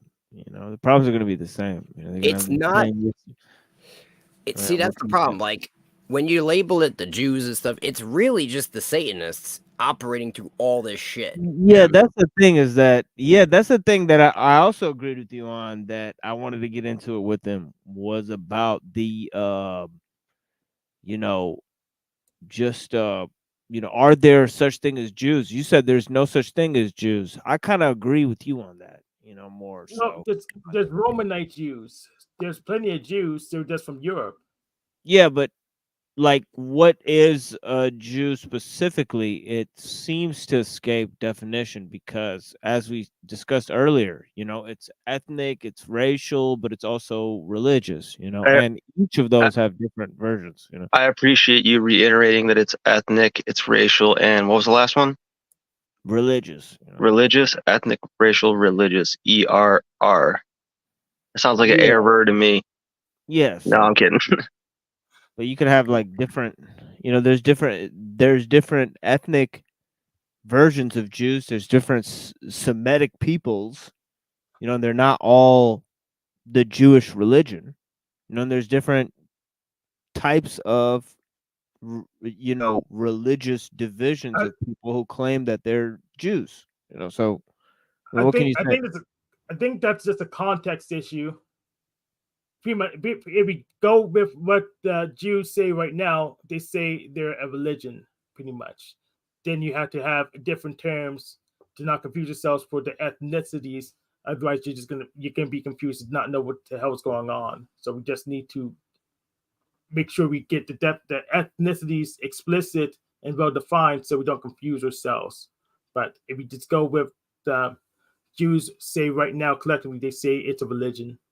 Yo, you want to know what really went down? Listen, man. All right, you had these peoples, right, and they was basically Satanists, okay, and so the neighboring people, they had Christians, Muslims, Jews. They surrounded them and they were like, look, y'all got to convert to one of these three Abrahamic religions or we're about to wipe you off the face of the earth, right? And they were like, all right, we're going to be Jews, okay? So now, this is when they created this Jewish Kabbalah and all this madness, okay? And this is when they basically took Satanism and all the occult shit and started to propagate it. And so it went from essentially like the Silk Road, right? And then it moves all the way up through like Northern Europe. And then what you find is that these people were like merchants. You know what I'm saying? They were merchants and they had knowledge of like shipping. And so you'll find their evidence throughout all the different Nordic fucking pagan cults, right? And you'll also find it through the Phoenicians, who were basically just running all these different merchant guilds. And these merchant guilds were operated by the occult. And this is, you know what I'm saying? This is all the precursor to, you know what I'm saying, all this other crazy madness. And this shit stems out like a fucking spider, because they had tons of money in the Silk Road area. And they stemmed out from there and left people everywhere with tons of money and fucking established banking systems and fucking ways that people could transport money and goods. And they established protection systems with the use of the Templars. You know what I mean? It goes real deep. But this is how it happened. You know what I mean? These people weren't Jews. They were Satanists. And what they did was they started to infiltrate everything. Like when you have the Vatican operating in the Templars, this is not Christianity. This is Satanism operating. The Templars are absolutely Satanists. All their shit is Satanism. You know what I mean? They spit on the crucifix as part of their fucking initiation ritual. You know what I'm saying? That we have a name for this. This is called The no true Scotsman fallacy.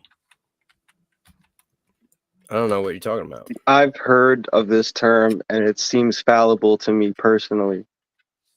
I mean, you could follow the history. It's all there, bro. You know what I'm saying?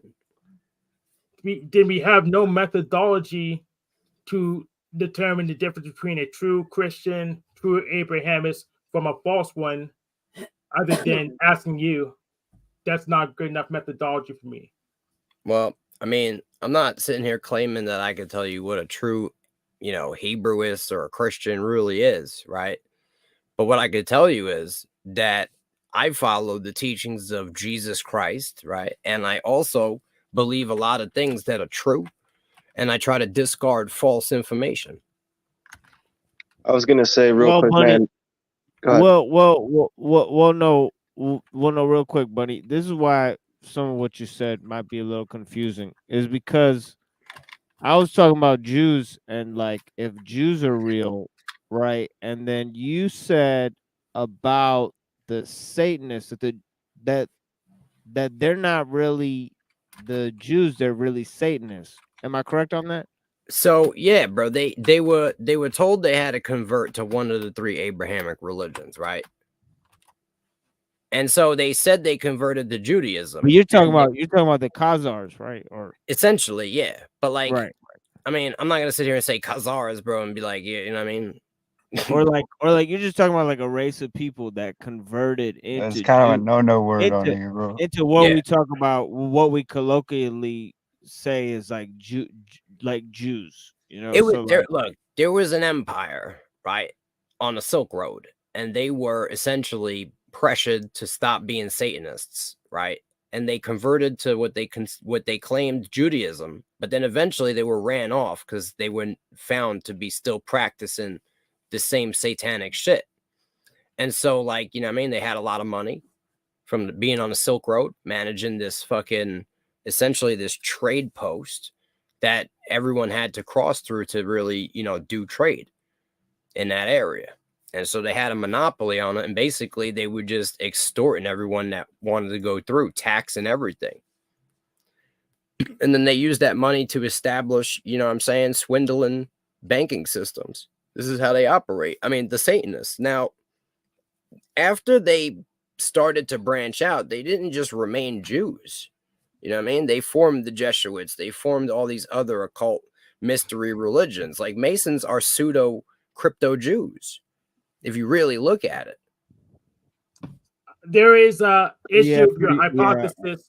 Would the one true religion pressure other people to convert to it? Wait, sorry, Hank. Say that again. There's a problem with your hypothesis. Would the one true religion pressure people to convert to it? They were pressuring them to stop being Satanists. And they were telling them they had to be one of the 3 religions or they were going to kill them. And so they claimed they did. And then when they found out that they were still doing it, they killed a lot of them, and a lot of them fled. And they had money because they were running like a whole fucking operation here, like a whole kingdom. And so they took this kingdom and they rolled out with the money. And most of the kingdom was destroyed because they found out that they were not actually converting. You know what I mean? So you say the one true religion would convert people from. It's not about true. See, this is what it is. It's not about true religion. This is where I got fucking mixed up in the argument on what you were trying to exactly ask me. Like, it's not about a true religion. They just didn't want these people to be Satanists. And if they were going to continue to, because they were doing blood sacrifices, like these people were fucking wicked. They were kidnapping people, stealing their identity consistently. Like there was a whole kingdom that just operated on satanic principles openly. Blood religion. And so they were like, yo, you just have to stop doing this, and you have to pick one of these 3 religions. We don't care which one it is, or we're going to kill you, wipe you out. We're going to make war. And they claimed to embody Judaism, right? But what they did was they still practiced Satanism secretly, the same way they're doing it today, right? Where you have people secretly practicing in all religions Satanism at the highest hierarchy. And these hierarchies are what are controlling the exterior guild of these religious control systems, which are just civilians who are deceived. They have no idea or power or any say in this. But the hierarchy of all these establishments are Satanists. You understand? They are put into these places of power by the organization that has been established with the financing. Some of them as low as a DJ in a club on a Friday. Right. Yeah, I'm going to get this quite clear, drive this point home. You do believe the one true religion would convert people by force. Is that correct? That's not what I'm saying. That's not what I'm saying at all. I mean, convert or die is not by force. It's free. That's not what I'm saying. I'm saying that is what happened in those days. Okay. I just want to know if convert or die is a free will choice or by force. I just want to get that clear. I'm like, see, you're trying to ask me my opinion on a stance, but I'm just specifically talking about a historical event that happened. So, like, the way I feel about it doesn't even matter. You know what I mean? It matters to me. All right, well, Hank, let me tell you what I think. Why it matters to you, how I feel about the history. Let me tell you what I think, Hank. All right, listen, man. There's these things called truth. There's this thing called truth, and then there are falsehoods. And then I think underneath that, goodness and bad is like a subsection of truth and false. And then all your other virtues come maybe after that. But there is truth and there are falsehoods. So you can label it on any distinction or degree level that you want.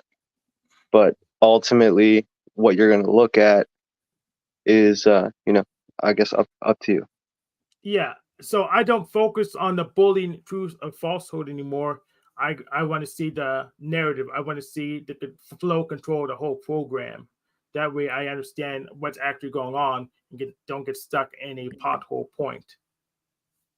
It's like, there is always a point, right? Whenever we really get into understanding the true nature of reality, you got to realize that part of that, you're going to reach a point where you're not going to be able to receive what you demand in order for it to be proven to be real to you. Nonetheless, that is still remaining true. You know what I mean? Even if you don't believe the truth that you are unaware of, it still remains true, essentially. That's what I'm saying. Yeah, truth does not require your belief. Falsehoods and lies do require belief. And there's truths that I could never prove to you. There's the demand for evidence and proof, right? This could never be used to prove some of the greatest truths. And so that is why you could never obtain the greatest truths, because you demand proofs and evidence in the physical for these things in this limited expression of what reality could even be. That depends on your vision and not on your vision of your eyes. Sometimes people's eyes tell the brain what to see, and sometimes people's brains tell their eyes what to see. Yes, but why should I worry about the unprovable truth at all? Why should it be my concern? How am I a devil? That's not very nice. Yo, Lizard Tree, you need to come up here and explain this. You accused me of it, all right? Man, Lizard Tree is that's the third person I'm supposed to handle. I apologize that came through. I don't apologize that came through. It's not the first time he's been called this. Don't worry, he won't melt. Yo, Lizard Tree, bro, all right? If you're gonna make accusations and then claim that you don't answer to me, all right? You know what I'm saying? I'm just saying. Seems like you're running. I've seen the person who has named themselves Lizard Tree. I've seen their comments, and I got to be honest, they're very lackluster. No, Lizard Tree is a OG, as they would say. You know, that's a blessed person to have here for sure. For sure they're blessed. For sure they're blessed. I'm just saying though, I've just seen them doing a lot of blaming, and I'm not blaming them. I'm just saying. Look, all I'm saying is, right, if you're gonna accuse me, I would appreciate if you would do it to my audio face. Well, not everyone. I'm a lizard too, so lizard tree must answer to me because that's how that works. So I'm a lizard too, therefore lizard tree answers to me.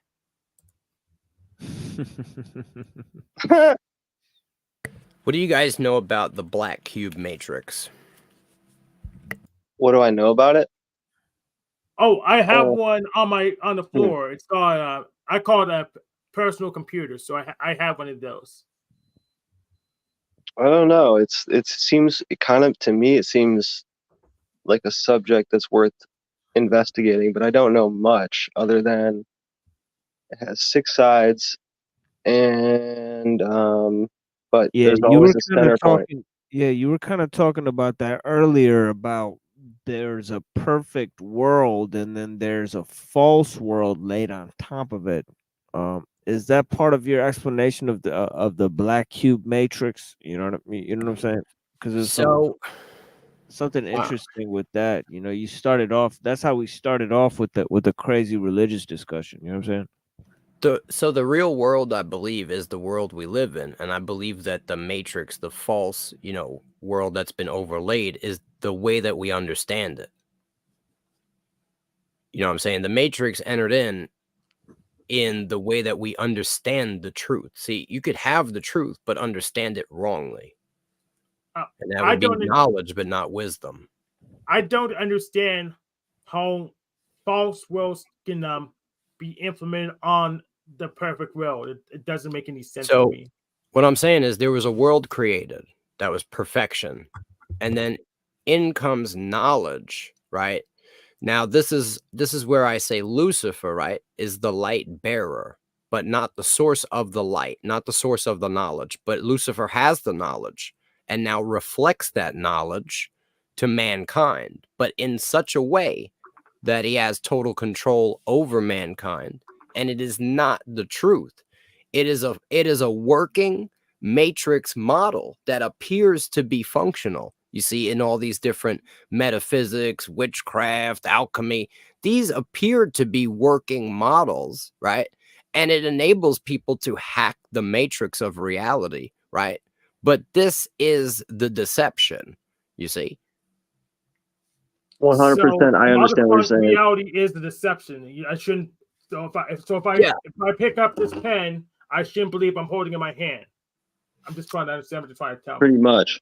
Yeah, because like belief isn't really worth a lot. Well, if I can just drop it and I can hear it still, should I believe that fell down and hit my table, or is it just not there? It's like this, right? If I understand how something works, and then I give you a limited understanding of it, you're still able to kind of interface with that, right? And you can use it, but you'll never be able to create it. You see, it's like if I give you a fucking iPhone, right? And you're a caveman, like you might be able to press the buttons on the iPhone and get it to do some things and be amazed with it. But that caveman's never going to be able to build an iPhone, right? Because there's a gap. Unless his name is Steve Jobs. There's a large gap. You know what I'm saying? So essentially what Lucifer did, right, is he gives people basically a bunch of iPhones, right? And this is the occult mystery religions where these people think that they're doing shit. Like they think they're actually the ones causing the fucking screens to change through magic and whatever the fuck, they think they're the ones causing the apps to exist. And they think they're causing change on reality because they could call other people's phones and shit. But they have no real understanding of how any of this shit really works. And so they're being controlled through the use of it. You get what I'm saying?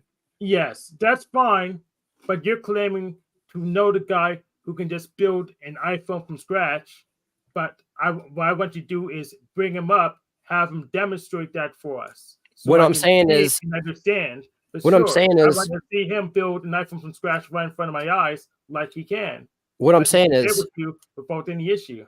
What I'm saying is, I have an understanding through the things that I've learned and through the guidance that I've received from what I believe to be God, the Almighty, right? Who has allowed me to be able to see through the artificial system that has been in front of me. And there's a reason why some people can't see through it. I believe they're just not allowed yet, or maybe they're not allowed at all. Okay. Well, why can't God just simply build the iPhone from scratch like he says he can do, like you tell me he can do? You tell me you saw. So he should just be able to do it for me too. Hank, do you like hip hop? Well, I'm saying, like, if you're not even trying to understand the phone and you're sitting there playing with it, then you're not actually seeking an understanding of the making of the phone. So you're asking why, but you're the one that's not actually trying to find out how. Well, I am trying to find out how. That's why I'm playing with the phone and tearing it apart. But you're saying you know the guy who can just build it and he knows everything about the phone. And I'm asking you, well, have him come and show me. And you're saying, no, you can't. You don't. He can't. He won't come and show you. Just have to believe it. It That's doesn't operate. Ridiculous. Yeah, that's what I'm saying. God doesn't operate on your terms, Hank. Then I won't believe it because he won't show me. That's fine. He's okay with that. I heard a hip hop line once. It went like masters pick their slaves. Now the slaves pick their masters. They ain't know that they got played till about 10 years after. Yes, that makes sense. Yo, I got real good, you know what I'm saying, consciousness music that I be putting out. If you like rap music. Everybody loves hip hop. Nobody doesn't love hip hop. That's a tautology. I might have showed y'all one day. I don't know if you were here, bro. I think I showed TML some joints. I don't think we did get into that, but yeah, you know, yeah, I definitely like hip hop. You know, in the journey of the journal, I'm the journalist. Am I eternal or an eternal list? You know? Yo, Rant or what's it? That was a Rakim, by the way. Rakim said that. Yeah. Limbs had some frosty beats though. Limbs? Yeah. It's yeah. That's the only name I saw of the bunny. Oh, yo, that's me, bro. I have many names. You know what I'm saying? I got Rant. Yeah, I saw the I and I was like, that's too hard to pronounce. I'll just say Mims. Intellectual Imbecile is my other names. Yeah, I'm coming out with a rap tape later this week. So you guys look out for that. You be making raps, bro? Yeah, I'm gonna try to make like a rap album. You know, this is the first time I'm doing anything like that. But yeah, I'm gonna make one. Yeah, horrorcore. It's horrorcore rap music. So it's yo. I mean, I'll help you if you ever need help or anything. You know what I mean? Of course, yeah. I'm trying to ask for Adam Lanza feature.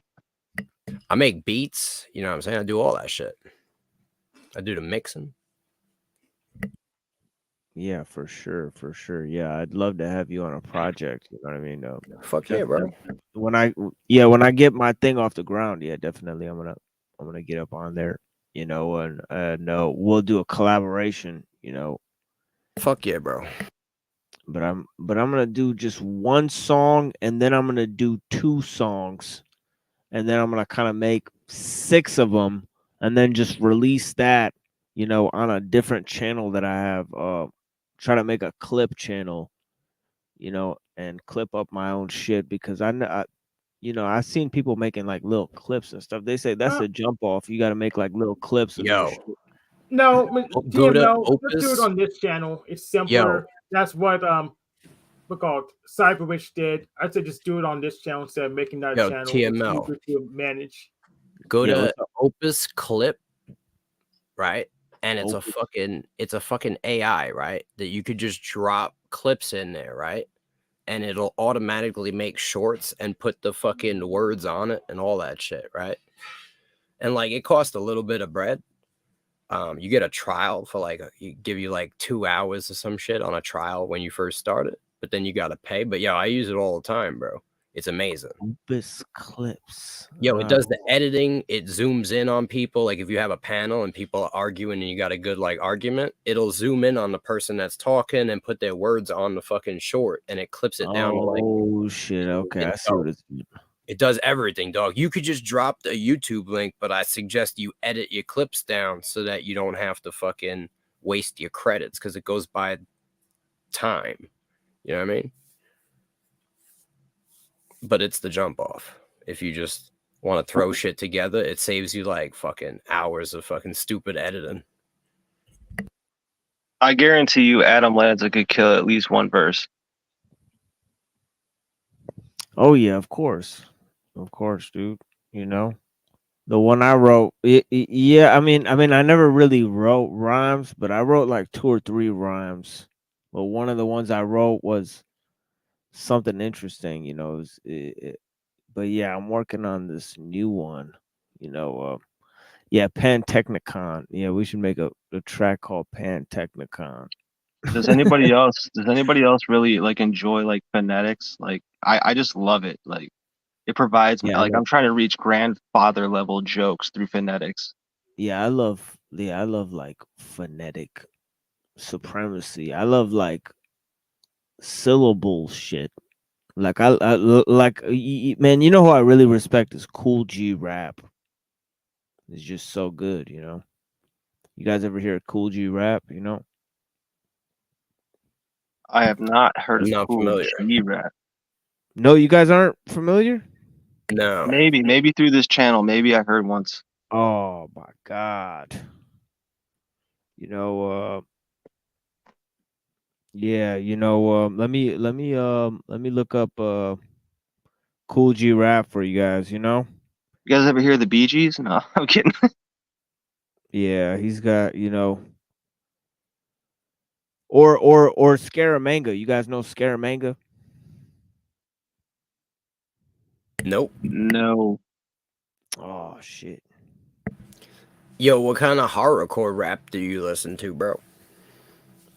Listen to like Grave Diggers. You know, really, yeah, Grave Diggers. Yeah, really just. I mean. Back in the day, bro, when I was much younger, I used to listen to like fucking like Boondocks and like Blaze Your Dead Homie. And like I don't know if that's considered horrorcore, bro. You know what I mean? Fucking Twisted and like not really ICP, but like some of the dudes on the ICP label, like Tech 9 and shit. Tech 9 was good. Yeah, he's real Back good. in the day, it was kind of like they did a lot of horrorcore shit. I don't know if it was necessarily, but some of it was. They like Wicked Clowns and shit. You know what I mean? Ill Bill, like you know, Yeah, Bill. Fucking Ill Bill, bro. Fucking Just Allah, you know. Yeah. I've listened to like Necro. That's definitely horrorcore. Yeah, Necro. Yeah, Necro is definitely horrorcore. You know? Yo, I know somebody who did a song with Tech 9 and his name was Titty. I used to love that shit though back in the day, bro. I was hella fucking like, you know what I mean? Like Titty Boy? But I was No, not Titty Boy. It's a white guy named Titty. Oh, just Titty. Just plain old Titty. I only met him once. He was hilarious. He spelled the titty with 2 D's, you know. I think that's true. Titty. My name Titty. What's your name? I can see it now, man. That's Yo, like my Bubba name, Sparks. the all gay military. You guys That's remember my Bubba name. Sparks? Bubba Sparks. Yeah, but Yeah, I just Bubba, used to a little listen to, bit. like Grave Diggers or like Cool Keith or like Esham. You know, sometimes I listen to Esham, but Esham gets ridiculous now. But the old school Esham, like way back in the day, you know, that stuff was good. I got weird with music as I progressed through life, bro. It's weird. Like I don't really like nothing I used to like. I started liking like fucking real like harmonic shit. I don't know. That's You know true. what I mean? Like, Yeah, uplifting. Listen to this, guys. This is crazy right here. Come on, guys. You guys know the wordplay of Cool G Rap? You guys don't know, man. This is some wild shit right here, man. Listen to this shit.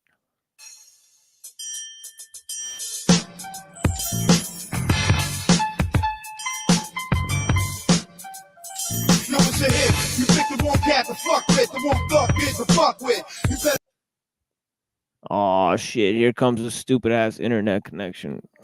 Motherfucker. Oh, there's no. Infinite shit from out of the clip. Niggas is struck with the underworld flip. Yo, it was midnight Iranian. Spotted these three Panamanians. Gold chains and carrying Iranians. Pulled out the Stanian. These cats might try to flame me and shit. Might be a hissing from this bitch nigga Damien. Used to sling came back to back up in this game we in. Went against the grain when he got banged in his cranium. Now we got cats all on my back trying to bang me in. From Peru flew in the crew of evil. Now shit is lethal. Drew the eagle. Blew about two and made one of them dudes see-through. Put up the see-through of his peoples up in a regal. And they got heat the equal. Shit that got put at Benny Siegel. Fuck these illegal alien ass niggas out of the grass. But that's the clips up on the dash and continues to blast. Fire flash. I left another one of them splashed. A bloodbath. 3 niggas found dead on the ass. Went to a phone and hit my nigga Big C. Swiftly. You think the shit G? These niggas try to hit me. You'll meet me in about 50. With big ass, you moving quickly. I'm about to hit D. Put that motherfucker 6 feet. Niggas on the average clapping at me. Busting at me. Trying to put cash in my nappy. As long as you made it, kid, I'm happy. We still going to where this cappy. With AKs all day. Call that my nigga Jay. Call a nigga Damien for me, okay? Make it about 338. Straight, this is what you say. Hey, yo, we fucked up. You gotta wait. If you play, I'ma split us to pay. We on our way to this nigga's office. With armed forces. He's showing softness and watching horses races with other bosses. Pull out the torches. The nigga saw the guns, got stunned. He probably got numb. Knowing he about to catch a hot one. Terrorizing the whole spot, son. The phone rung. He acted like it was the wrong number. Looking all dumb. Hands on the block button. 5 minutes later, the shots rung. That nigga got gunned down with his hand on the cock gun. Yo, it's your hit. You pick the wrong cat to fuck with. The wrong thug bitch to fuck with. You better duck quick and get your shit split. With infinite shit from out of the clip. Niggas is struck with the underworld flip. Yo, it's your hit. You pick the wrong cat to fuck with. The wrong thug bitch to fuck with. You better duck quick and get your shit split. With infinite shit from out of the clip. Niggas is struck with the underworld flip. February 14 and 95. Time about 4:45 and copper pies in the high rise. Dealing with shit like this, you need 5 eyes. Dinosaur shots, these fucking cha-chas have you covered with flies. Came in with you wise guys. Fucking guns big as life size. Had a chick up on the better shit with the nice side. Just señorita, mamacita. Wish the fleet with the perita, clica, ripa. Flash the heat She started talking. Seconds later, 2 Cubans walked in. Hauling packages filled with chalk and shit ain't the raw end. They came to war, man. They put 2 on my mans to turn the organs. Before the poison, trying to fucking free me like Morgan. 2 hit the flooring, with blood pouring. Left them snoring, the wigs touring. Laying all up against the door then. The niggas spray. A quarter slug in my shoulder blade. My boulder graves. I'm catching flashbacks of older days in the smoke haze. I'm dazed and shit. She going to bed with the spray shit. Trying to lay shit. Okay, bitch, you fuck the gay shit. Started to lay shit and left the brace bitch wet. Part of her neck and face it. Empty the clip, then replaced it. Niggas is on a full tomato paste it. Wasted, spirit erased it.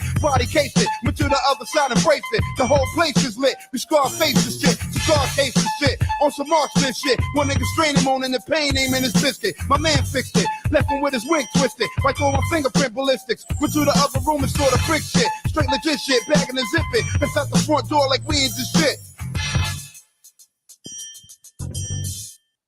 It's crazy stuff. You know what I'm saying? It's 1, 2, 2, 3 on the East Coast or the Central. Maybe wait, Eastern. Yes, it's 12:23 a.m. on 1, 2, 2, 3. EST. Yeah, we're 1, 2, 2, 3 now. Dude, right is now. crazy talented, and he spits twice as good as that today. When he's in his fucking 60s, it's fucking crazy shit. It's wild, man. He got better over time. Like it's crazy, man. Cool G rap. There's nothing to fuck with out here. It's wild. You like Danny Brown? Danny Brown. Not so much. I mean, it's okay. There was a couple, dude. The one song I heard from him, like it was the hook. The one hook that I remember is like, "And I smoke blunt after blunt after blunt." Yeah, he had a lot of good, good ass. That Triple X album, that was a good album. You know, honestly, you know, I think that's the one you're talking about. You know what I mean? You know, yeah, he had a few good albums. I like this. Yeah, that type of style though, that kind of came from the grave diggers, you know, poetic, you know, really. You know, he had that crazy, like, you know, that wild, like, kind of, you know, sporadic, I call it, you know, like style that they had, you know, where they just kind of went in and out and just fucking yelling and still and just fucking just, you know, yeah, this crazy wild style. Wild Style. Wild Style. I think Immortal Technique is one of the best rappers out there, bro. Fucking Yeah, Immortal Technique is crazy, man. You I know, like, even though his fucking style is mad weird to some people, I really like Cannabis. yeah, I love Cannabis. Cannabis is one of my favorites of all time. Yeah. Yo, Cannabis made a fucking track, bro. That's like a fucking infinite track that you could fucking. Yes. You know what I mean? Rip the Jacker Infinity. And you know what? That shit, Infinity, bro.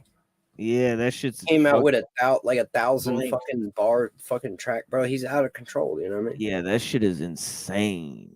And, And I like, he actually did- love that song too. You know, that he's got that line in there, the Rakim line. In this journey of the journal, I'm the journalist, and my eternal or an eternal list.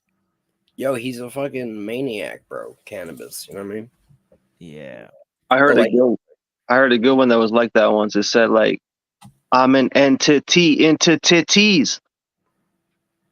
He tried to do a rap battle though, like recently, and got smoked. But like at the same time, right? He's not a fucking battle rapper. You know what I mean? Yeah, but the rap battles today, they memorize the lines. Yeah, and they're not freestyling. They just Yeah, roasting. they're not each other. freestyling. They in just rhymes. memorize the lines. It's like they're doing like comedies. Like I think Daylight. I think Daylight might have been one of the best. it's like they're doing roast like yeah, it's like they're doing like like comedian shit, like where they have like little like They have to.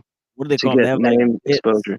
Yeah, they have like little bits and shit that they do. Yeah, it's Because they got to do the dance. They got to do the dance in the song. it's its own weird. shit. you And know they what I don't mean? play music. You know, they don't have to go with the music. Yeah. So There's no beat either. Yeah. Yeah, it's different. There's no beat Yeah. anymore. So it's They've been writing for definitely 17 weeks. Yeah, it's definitely different. They used to have beats playing and they used to come up with the shit on top of their head. And they used to and it used to be clear that they were coming up with it off the top of their head because it wasn't as good as they're written.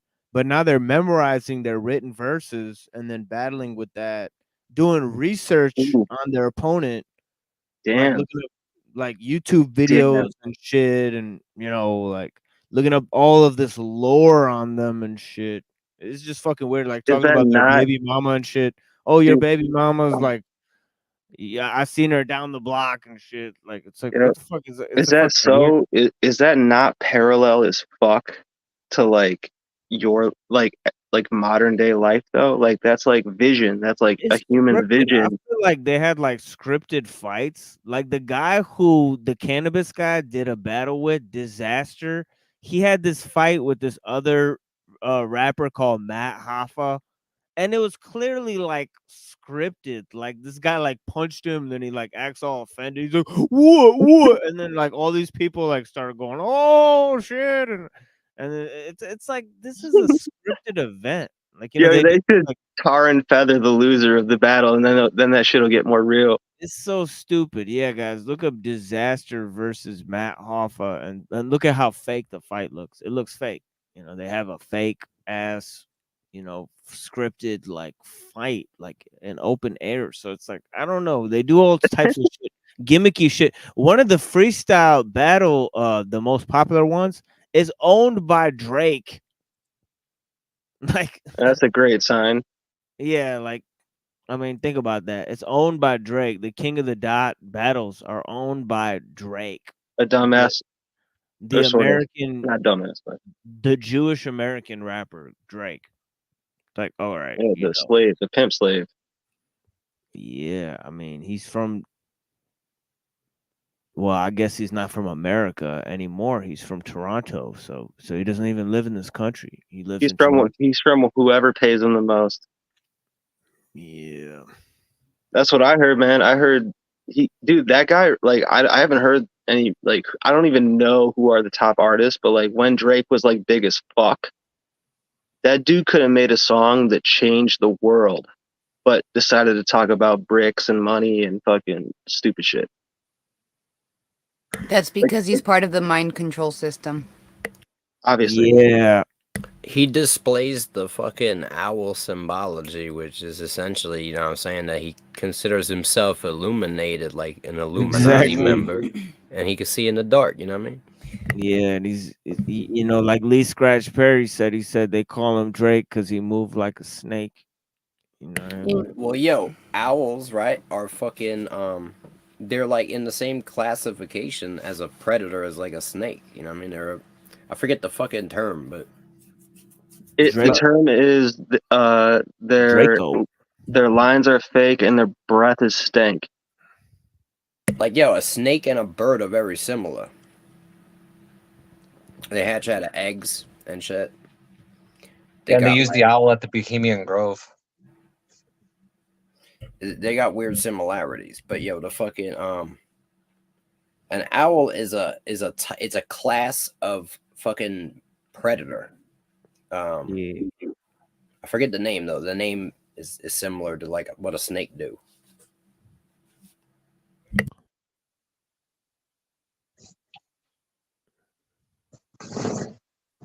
But yo, owl worse than a snake because they can see in the dark and they're like, you know what I mean? They're soaring above the fucking snakes and shit. Isn't the tallest soaring? Sorry. And they can fly. Yeah, they're the night predators. The tallest soaring bird that I know of is it the eagle? Well, eagle has the longest wingspan, but I think But which one soars the highest? Like Eagle. elevation. Somebody else is back out here. Yeah, it's the eagle that can soar the All right, I highest. know who this is. Yeah, this is The my homie. eagle is actually symbolic of the phoenix, which stands for Lucifer that rises out the ashes. The eagle and the phoenix are linked? Yeah, the eagle is symbolic for the phoenix. Especially in the American eagle that you'll see like in American quarters and shit. It's really a phoenix. Okay. That comes from the Roman eagle. Nah, that's what they want you to think, bro. It's all about the phoenix. It could be. It could be. I mean, why the fuck not? There's crazier shit I heard. I'm not fucking with you either. I'm just saying, like, if anyone's on the fence, like, just look it up, right? Like, yeah. I'm on the fence a little. You know, I don't not believe in it, but it doesn't sound crazy to me. It's like they didn't want to use necessarily a fucking sun disk, you know what I mean? Because people back in the day were aware of what that shit was, so they used an eagle to symbolize the phoenix. Bless you. Bless you. My bad. But yeah, bro, I mean, good sneeze. It's like the 33rd degree of masonry, you know what I mean? Lucifer, the phoenix that rise from the ashes, constantly coming back, no matter how many times you think that they wipe that motherfucker out, bro.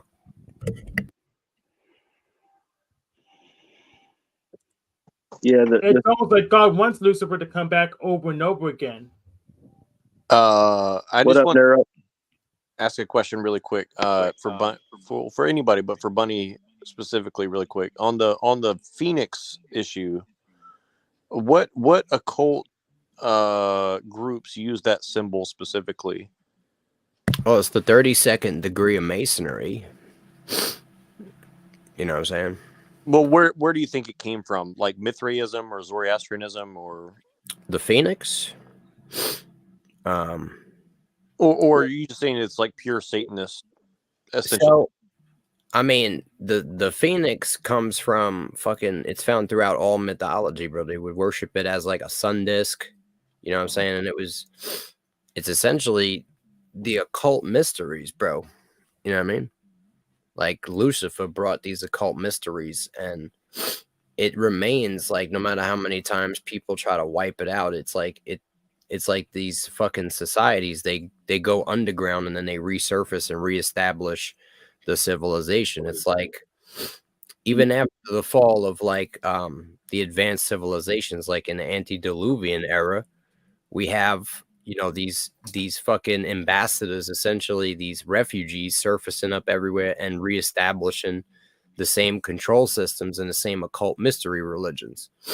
And so I'm saying that like the occult mystery, right, that was provided by Lucifer is essentially that phoenix that, you know what I mean, keeps getting wiped out, but it keeps resurfacing and establishing the control system as a mighty, thing right before it falls again or it gets wiped. You know what I mean?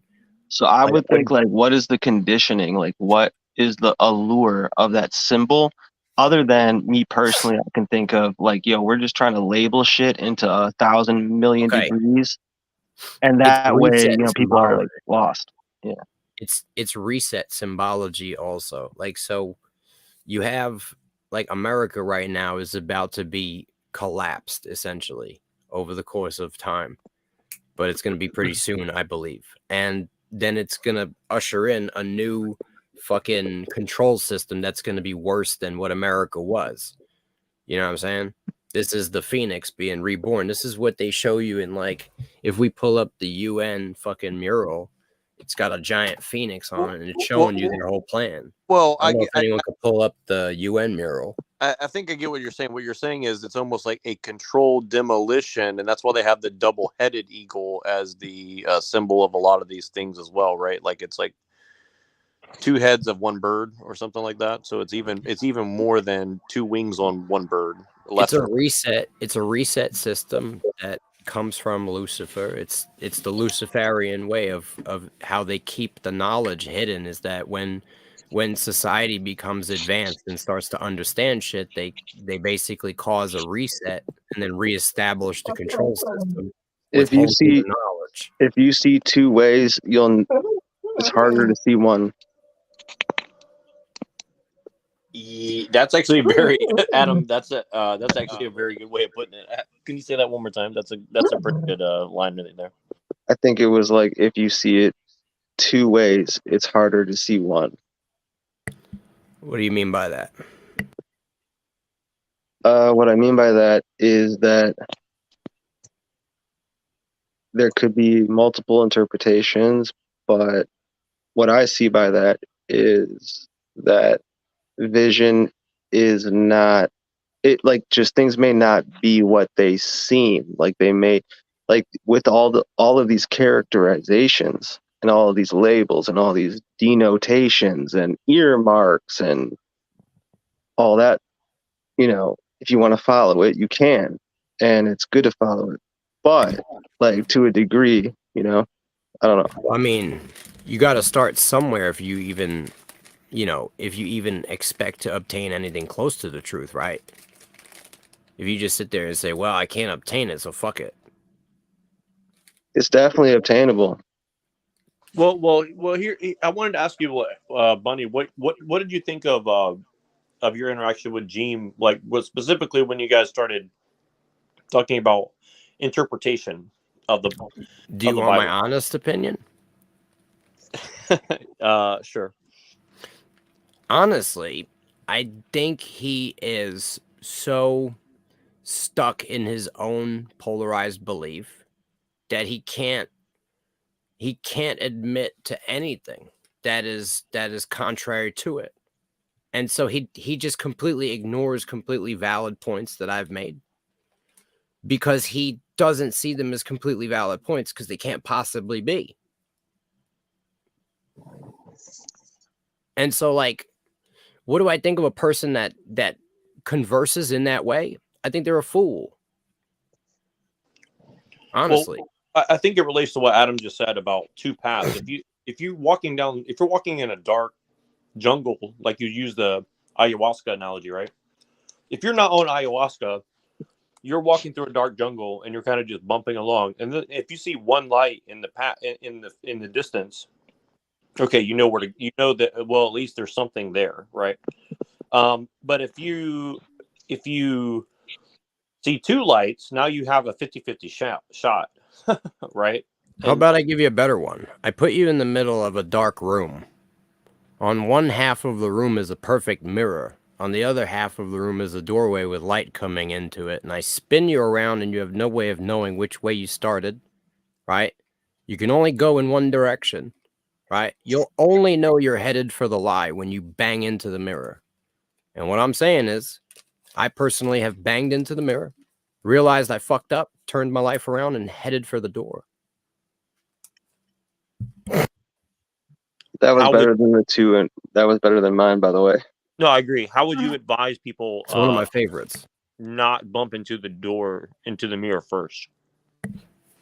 There's literally no way to tell you that, because you got to understand, we came here, right, to be physical beings, to learn, and part of that shine a light into the room.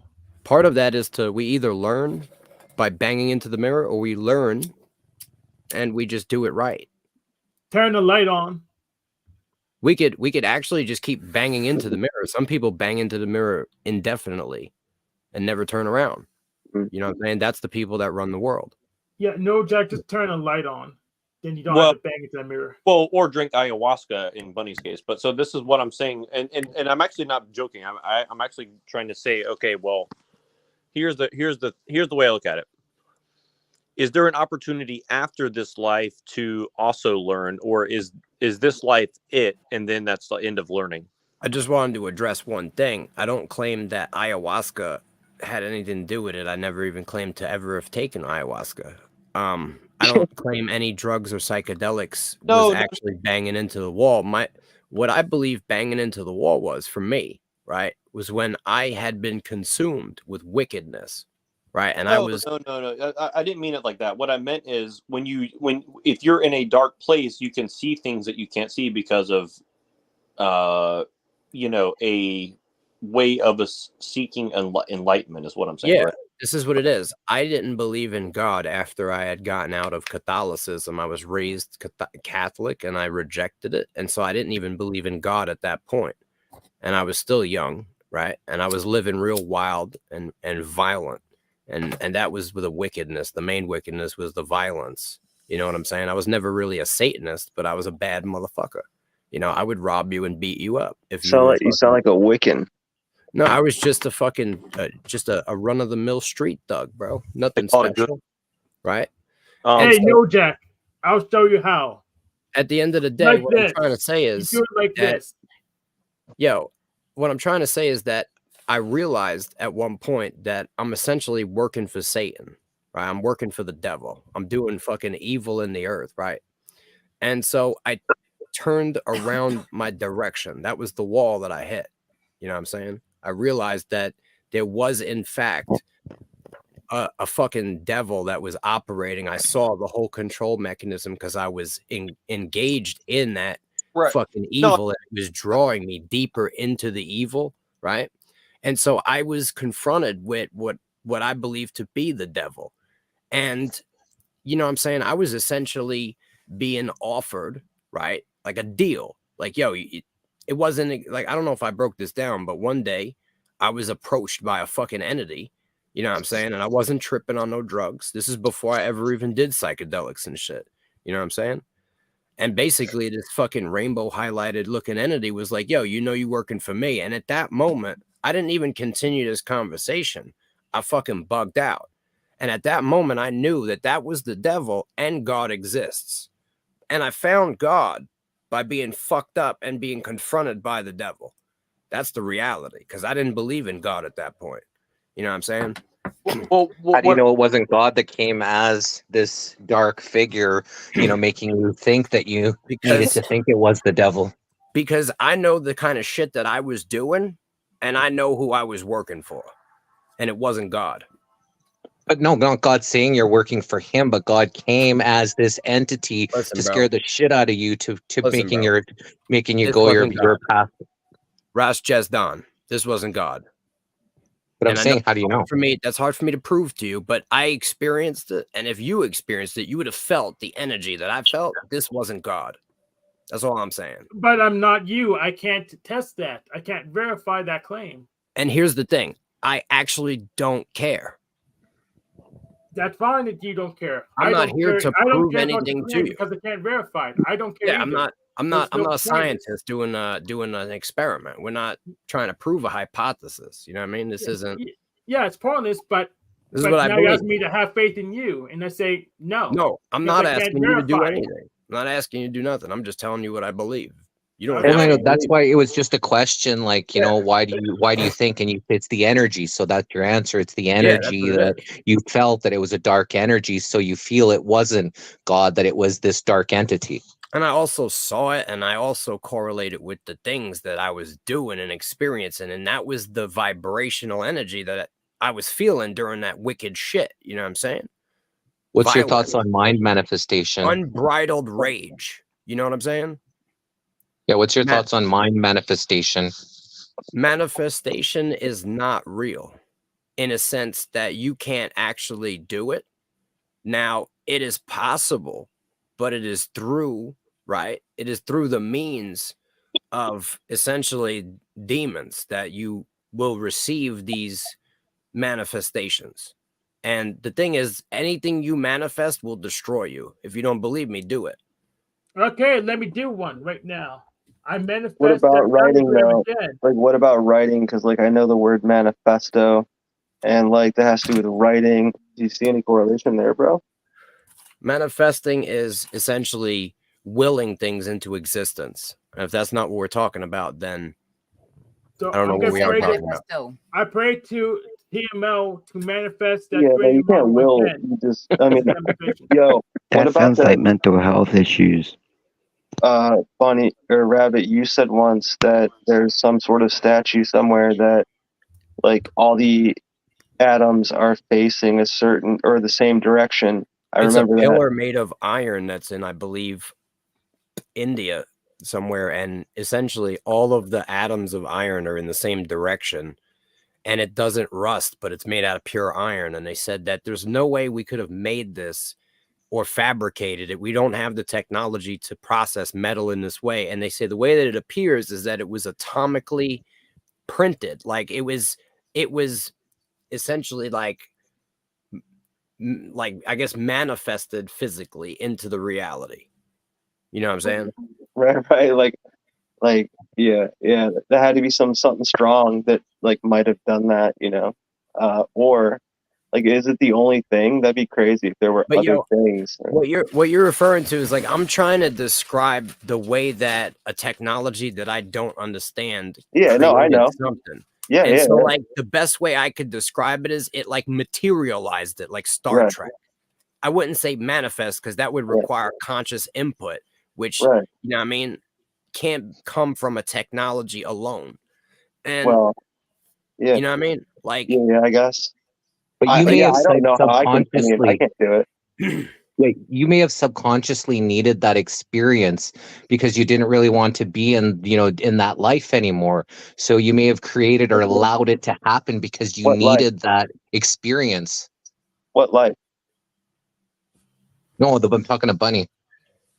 I mean, I don't even know, like, you're beginning on a frame of reference that is Yeah, not I didn't anywhere catch in that, line bro. with. Yo, when did you get back from Jamaica? December. I'm But just Jamaica messing, man. didn't get I didn't away get the from jail. reference though, for real. I didn't get it. I don't understand. But Jesse left. subconsciously, you said this entity that appeared. Yeah. So you may have subconsciously needed it, right? Like you wanted that experience in order to correct the life that you were living. So you may have created it or allowed it to happen because you needed that along your journey to alter it to, waking you up into, a better life. Jesse, what makes you think that? Like, did you have something like that did that exact same thing or something? So, yo, I'm going to be honest with you, right? I was living by the law of nature because I was convinced that there was just really like no creator. And so I believed that it was just like nature. Like it's just survival of the strongest and fittest. And if I can take it and you can't stop me, then it's mine. And if you're weaker than me, you are food and I am an apex predator. That's how I lived life, right? And what I realized, right, through that, you know what I mean, is that after this experience, I realized that I am not an animal. I'm able to overcome my biology with conscious thought. And this is what really started to spring the idea of God. But I didn't have any desire to change. There was nothing, you know what I'm saying, happening in that moment. It was really that I was being pushed to do more and more evil things. And I wasn't necessarily crossing that threshold. Like I was violent, you know what I mean? Unbridled rage, but it was still like I wasn't out there beating up like innocent people necessarily. You know what I mean? Like it was honorable, honorable-ish evil, I guess you could say. Like, I don't know how Like you would you're robbing classify drug it. dealers. Yeah, like, you know, I robbed some drug dealers and I had a lot of fights. I didn't really start too many fights, you know what I mean, by hitting people. And But you people would try yourself. to, you know, people would try to fight me and shit, and I would, you know, I would hurt people. And so, like, maybe it was the unbridled rage and where I was really going wrong. Like, maybe these people didn't deserve to be completely fucking obliterated, and maybe I should have just kind of protected myself and continued about my way.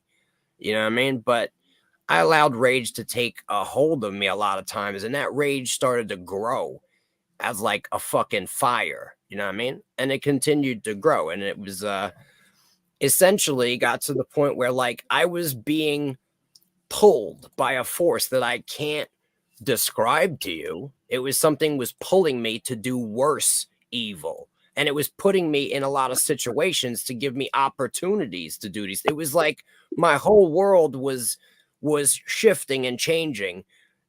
I was vibrating on these lower vibrations, and everything around me had become this. And so something had approached me and was trying to essentially make a deal. You know what I mean? This is what I felt, in order to get me to go down this path. You know what I mean? And so at that moment, I chose a different path. But you know what I'm saying? It was like the best way I could describe it is that the devil essentially appeared to me. And in that moment, I realized God existed. Prior to that, I didn't believe in God. So the idea that there was something inside of me that caused it, I can't understand it or accept it, because this came from outside of me. You know what I mean? I was completely just over the whole thing, and I was not having any problems. Life was great. You know what I'm saying? I was just doing whatever the fuck I wanted. You know what I mean? Had all kinds of money, bitches, whatever the fuck, drugs. You know what I mean? But that's not the point. You know what I mean? The point is that even though, you know what I mean, I was going to receive more things, right? I could have went all the way. I could have been whatever. I rejected it. Because it wasn't in alignment with you. I chose to sacrifice my happiness and start a family and fucking have kids and just basically work in like servitude to supporting my family and growing them and teaching them the truth, and, you know what I mean, providing a foundation for the next generation to have some kind of fucking chance at not being completely overthrown by the evil that is almost completely overthrown the world now. Basically, I'm breeding and raising dragon slayers. So when people have these experiences, whether it's like a dark demonic experience or say like an alien that, you know, abducts them or whatever, you know, do you think it's the same entity, or do you think there's different entities that are coming to people and they're having these experiences on this darker nature? Until I chose my path, I was being fucking attacked by all kinds of shit from every fucking direction you can imagine. That's what I could tell you. Like, I had no defense against it. It was like, no matter what I could do, I could never fight it by myself. When you decide to vibrate on these lower energies and you set out to do these things, you're going to attract fucked up shit. There's no way around that.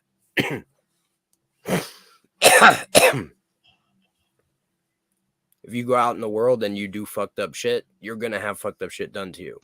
This is just the way it is. This is the law of the way this reality is created. This reality is created fair.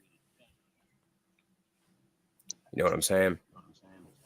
Man has What you interfered put out with that comes back. fairness. Yeah. That's right. It's the demons, boys. The demons. It's through the false law, the false society, the matrix they've overlaid. This is what is trying to change what is natural. You see, we never needed people like cops to protect us. It was everyone's responsibility to protect themselves and their own family. Yeah, they weren't to protect us. That was to protect But what does the, that got to do the with the money, the demons? money changers. Well, now the majority of people rely on cops to protect them, and they can't protect themselves because they don't know how to anymore, and they can't protect themselves against the cops.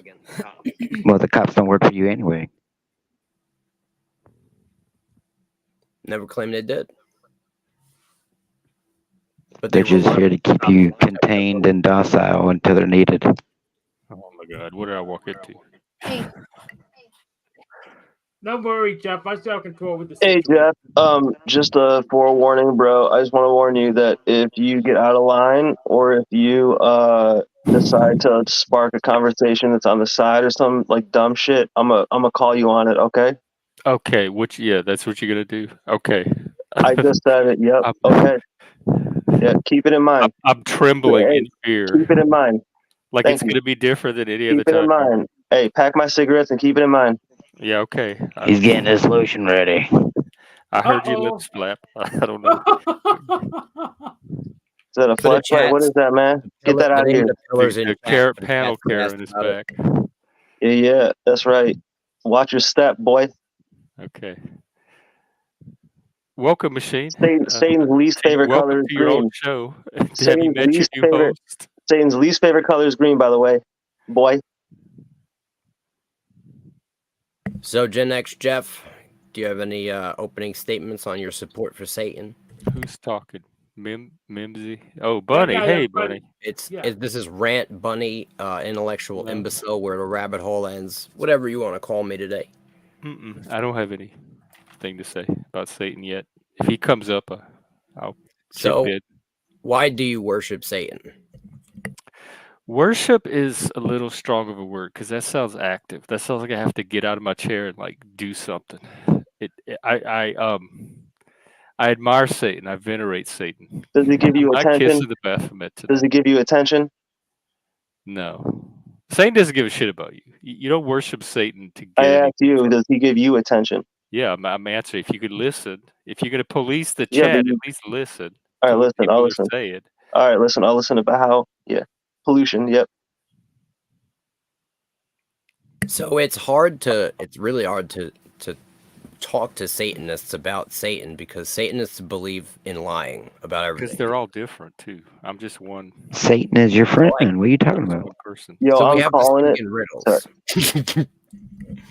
Well, All you right. know who speaks in riddles is Jesus, because we pulled him I'm up on the calling it AI like the I other see day, it. I'm AI calling it Jesus, like I and I see couldn't it. understand a I'm word calling it he like was I trying see to it. say. Jeff's boss or Jeff's, whoever he looks, I don't know, into or whatever you want to call it. So you were That guy, projecting when you told me to no. come in here and be careful of starting side The conversation person, and get out of line. That was really what you were No, I have planning a to do. theory. You want to hear my theory? Can't I have stop a theory. yourself from doing with me. I have a theory about you, Jeff. I have a theory that your boss I got you. is telling you to sit there as a part of your sadomasochism. What do you have to say about that? I don't have anything to say to you about anything. Yeah, I know. Because am I your Carry on. master? Am I your master? Channel disruption. Am I your No. master? Negative. Who's your master? I'm my master. Who's your master? Me. I'm my master, and Jeff's his own master. All right. Keep it going, boys. Great convo. Thank you. So this is the problem with Do what Satan, thou wilt. is that you end up having like masters and shit, and I wish. You know what I mean? Like you start wishing that you had masters. Like this is a problem. It's not a problem for me. I mean, don't worship him, or if you don't not into that. Why does it bother technically you? everyone has a master. Because they need everyone to worship their God, or they feel bad because Oh, well. their God tells them that they need everyone. I'm sorry. I mean, your job can be your master, so It's like this though. It's like when you reject God, the real God, you reject the truth. You know what I mean? And so like, why do I have a problem with people that reject the truth? It's like because I have children and I want to live and I want them to live in a world that is based in truth and not lies. And But how Satan, can my free will? well, yo, you have free will. You do Yeah, have but it. I have to use my free will to do what you tell me to do, and that's ridiculous. Yeah, I mean, like what I'm saying is like you have the free will to like lie, and I have the free will to expose your lies, right? Yeah. So do I have choice or not? You said, well, Like, yeah, I have choice, but I have to you choose do. this one thing. You do. I'm just saying that it's wrong to operate on lies because you end up with a world that turns on you, that devours you. It's the serpent eating its own tail. You know all about this. So there's a contradiction. If you tell me I have choice, then you tell me that I have the choice to choose this one thing you want me to choose. That's a contradiction. What are you saying exactly? I'm just saying, if I have one choice, there is no choice. Who said you only have one choice? Well, you Hey, are. yo, we got a feedback. Someone keep the line clear. Whoever just came in, keep that line clear. I'm trying to say that the reason why Satanism is bad and wrong because it endorses and believes in the activity of lying, which has caused the matrix, false society that we live in. Dear Lord, why are you talking to Hank? He's not even the Satanist. To who? Well, he thinks everyone that's not he's the his black version gay of witch. Abrahamist is saying this. He says everyone who doesn't believe exactly what he believes. Yeah, what he's saying, like, That's not what I is said his at all. opinion. He's giving us his opinion. Hey, Jeff, how much money would it take to get you off the panel tonight? I don't. That's up to Machine. Or wait, no, I said Gen X. I'm sorry, I said Hank. I meant Jen. Jeff, Hank how much is in the money? debate, Jay. He How should much? be No, no, respecting no, Jeff. I want to give it direct. I'm gonna hand it directly to your pimp. Triggered. I'm gonna hand it to him. What's her name? It's his Machine show. Take it up with him. No, it isn't. Well, it is his show, but I'm talking about you personally. You're triggered, Lanza. Oh my, this is hilarious. No, I want to shake the man's hand, tell him he did a good job with our bitch. I'll explain why it's the most of a problem. Okay, Gen X Jeff, what led you to choose to become a Satanist? What was the I've been a motivating Satanist factor? my whole life. I just didn't call it Satanism. I watched the Hulu documentary Hell Satan, and I said, that's me. That's my people. I need to go find them. But like, what is it about Satanism that drew you to it? About those people? What was it? Because, well, not necessarily the people anymore, because I've moved on from that. But it embraces the values of individuality, personal freedom, autonomy, self-determination, freedom of speech, individual rights, anti-authoritarianism, et cetera, et cetera, et cetera. Does So Satanism there's a certain personality or personality type that kind of You ain't got to be gay to do all those things, bro. prioritizes those values. And when I find other people that share those values and have the similar personality, like those are my people. Have you ever had the feeling of just being around your people? All right. Well, I understand what you're saying. I want to elaborate a little bit. So, is there a limit to these ideals that, does Satanism put a limit on your exercising of these ideals, or are they just open? Like my Satanism is mine. So Satanism itself doesn't put anything on me, because I am responsible for developing my own Satanism. So if you're asking me if I put a limit, I don't believe in freedom without responsibility. So there is a sense of personal responsibility that Is that what your pimp daddy told you? If you're saying that you create your own Satanism and every Satanist has their own individual Satanism, right? Then it's not actually it's not even a thing. It's just like saying basically everyone in the world could be a Satanist, and they're all just no. I think Satanists are born. Like, for example, everybody could be a Satanist. In that logic, I could claim that my beliefs are Satanism, right? And I believe in Jesus Christ. Yeah, you can. Yeah, you could claim whatever you did. Did it answer your question about responsibility? Well, my point is that it's a freedom bullshit with answer. Responsibility. The fact that No, I it's could not. use it and it would be correct means it's wrong. But you Or you wanted to know if the values that I listed off had limits, and they go with a certain sense of responsibility and duty. So, what are the limits? That's wrong. Like, where do you derive moral from? I don't really think much about morality. I just act moral. Like, I know the difference between right and wrong. I learned that like in kindergarten. Where did you learn the difference between right and I wrong? don't even know. I grew up Catholic. You have no higher standard to base it on. So you're a Satanist. I don't that need a higher operates- standard to not kill people, not lie. Yes, you do. I mean, yeah, you do. I don't know why Because people as find far as you know, morality. killing someone isn't What's wrong bad. with y'all that y'all do You're a all this? Satanist that operates on Catholic principles. No. Jeff, So- Jeff, in You order asked to me where know, my morality Jeff, came from. in order to know right and wrong, you have to be able to study the grammar, logic, rhetoric. It's not something you No, keep I never in. had to do that to know not to lie to people. You Or just you you don't just test base it or off like feelings. You're like based it off But your I feeling of read what you know and like you're I good didn't and right have or to, wrong. is I didn't have lying. to learn the grammar of this until know all that. So, all right.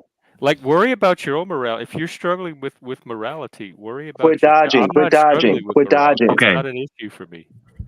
Get back to the anti-authoritarian part, because you're claiming to be anti-authoritarian when most of the authority that runs this world practices implicit By the and way, hidden Satanism. So I how want are to you say real against your quick. own people that run the world? I want to say real quick. I don't know I have no anything idea. about sadomasochism, but if I had to guess, if this dude's involved with sadomasochism, he might have a pimp or whoever's above him that is I don't enjoying know. getting off on this right now. I'm not even fucking kidding you. Let's not play stupid. Okay, well, you sound stupid when you say stuff like, "Oh, he must have a pimp."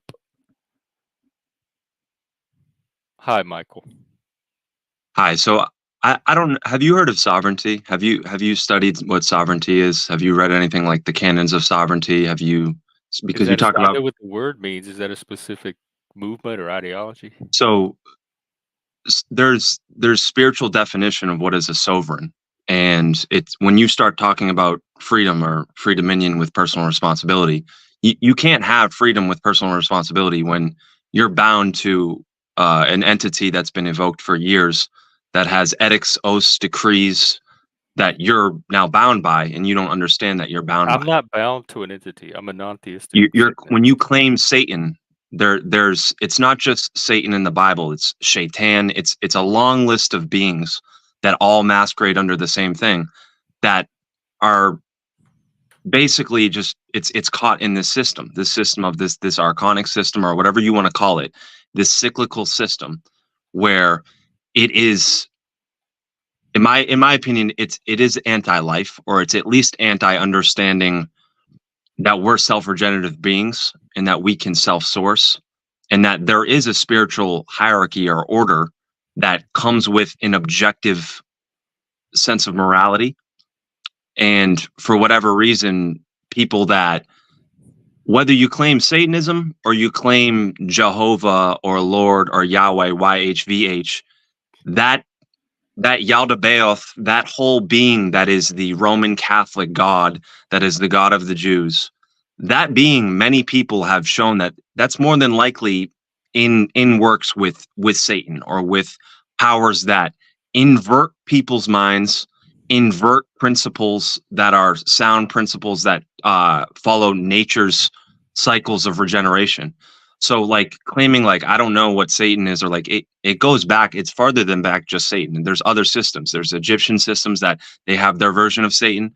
There's Ethiopian, Tamil. If you go back to the root words of what Satanism is, if you study etymology, anyone that would want to claim sovereign, or claim at least sovereign over their spirit and their soul, they and which is what you described, freedom or free dominion with personal responsibility, they wouldn't still be like, I'm bound to the Satan thing. But then you've also contradicted yourself and said that Satanism is your own thing, and you're making it. It's just a little confusing, man. Oh, I don't share your opinion or your beliefs, so I don't even think we're on the same page to start out. Okay, so I don't think I'm bound to this entity or caught up in whatever the system is you're describing. So you might think I am, but I don't think I am. So I don't know where we go from here. You said that you're following this being, or that you believe in what it represents. That Yeah. By you evoking that, you are giving up your sovereign right over a claim of your land, say your that, space. but I don't say that. I'm not doing Okay, that. so That's what so you think I'm doing. I showed up like 10 minutes ago, man, and I just heard them talking about how you follow Satan, or you believe in Satan. Yes, I'm a non-theistic Satanist. I Not- adopt Satan as an archetype. Okay. An organizing principle. Okay. For psychology, for ethics, for aesthetics.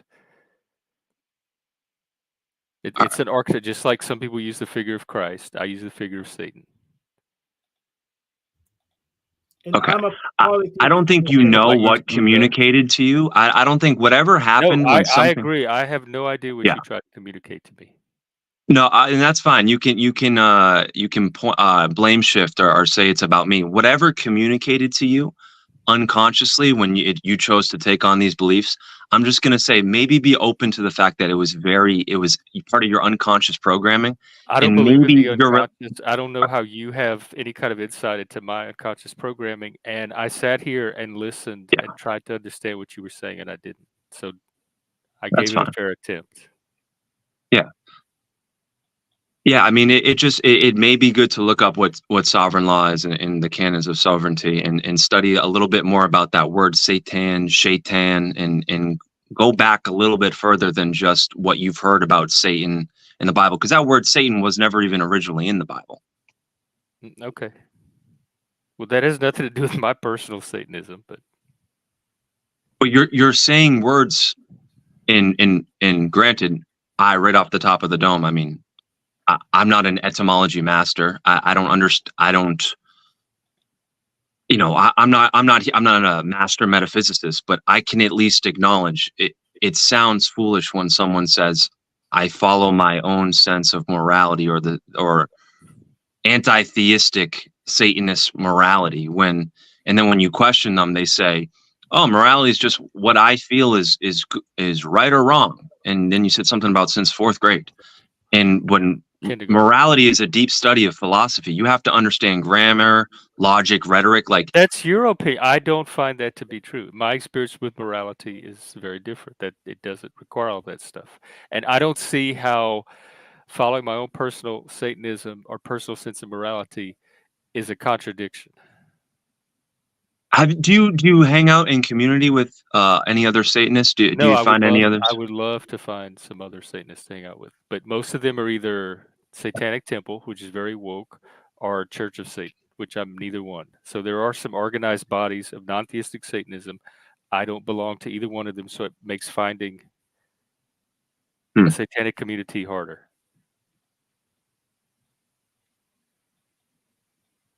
I would love to. So if there's any Satanists out there that want to get something going, hit me up. The worst part about Satanism is the simple fact that it rejects the God that created you. Yeah, I don't believe in a creator. But you believe in a Satan. I believe in Satan as an archetype, not as a existential being, not as an entity. So you not just as believe in anything nothing. Supernatural. Yeah. See, that's the non-theistic part of the Satanism. I mean, at the end of the day, the problem with Satanists is they just lie, and like nothing they say makes any fucking sense. Okay, you don't have to believe anything I I'm said. just saying I'm right not now, lying to you. I'm just saying right now, I brought up the point, and it's not invalid that it is potential that Jeff is actually being like portrayed on some sort of weird shit where like he needs to do this as some part of some y'all brought this up. No. It's because of some shameful ritual you're supposed to do. Because if I was a sadomasochist, I would do some shit like you. That's why. You know, that's why. that's why. You raised the that's why. I said that's why. Calm down, buddy. Calm down. You're getting. I go on plenty of panels where Satan never comes up. Yeah. We were in one today. Well, it's going to come up every single time you're here. How about that? Is that what you're picking? You're triggered because we don't believe everything you're told to believe.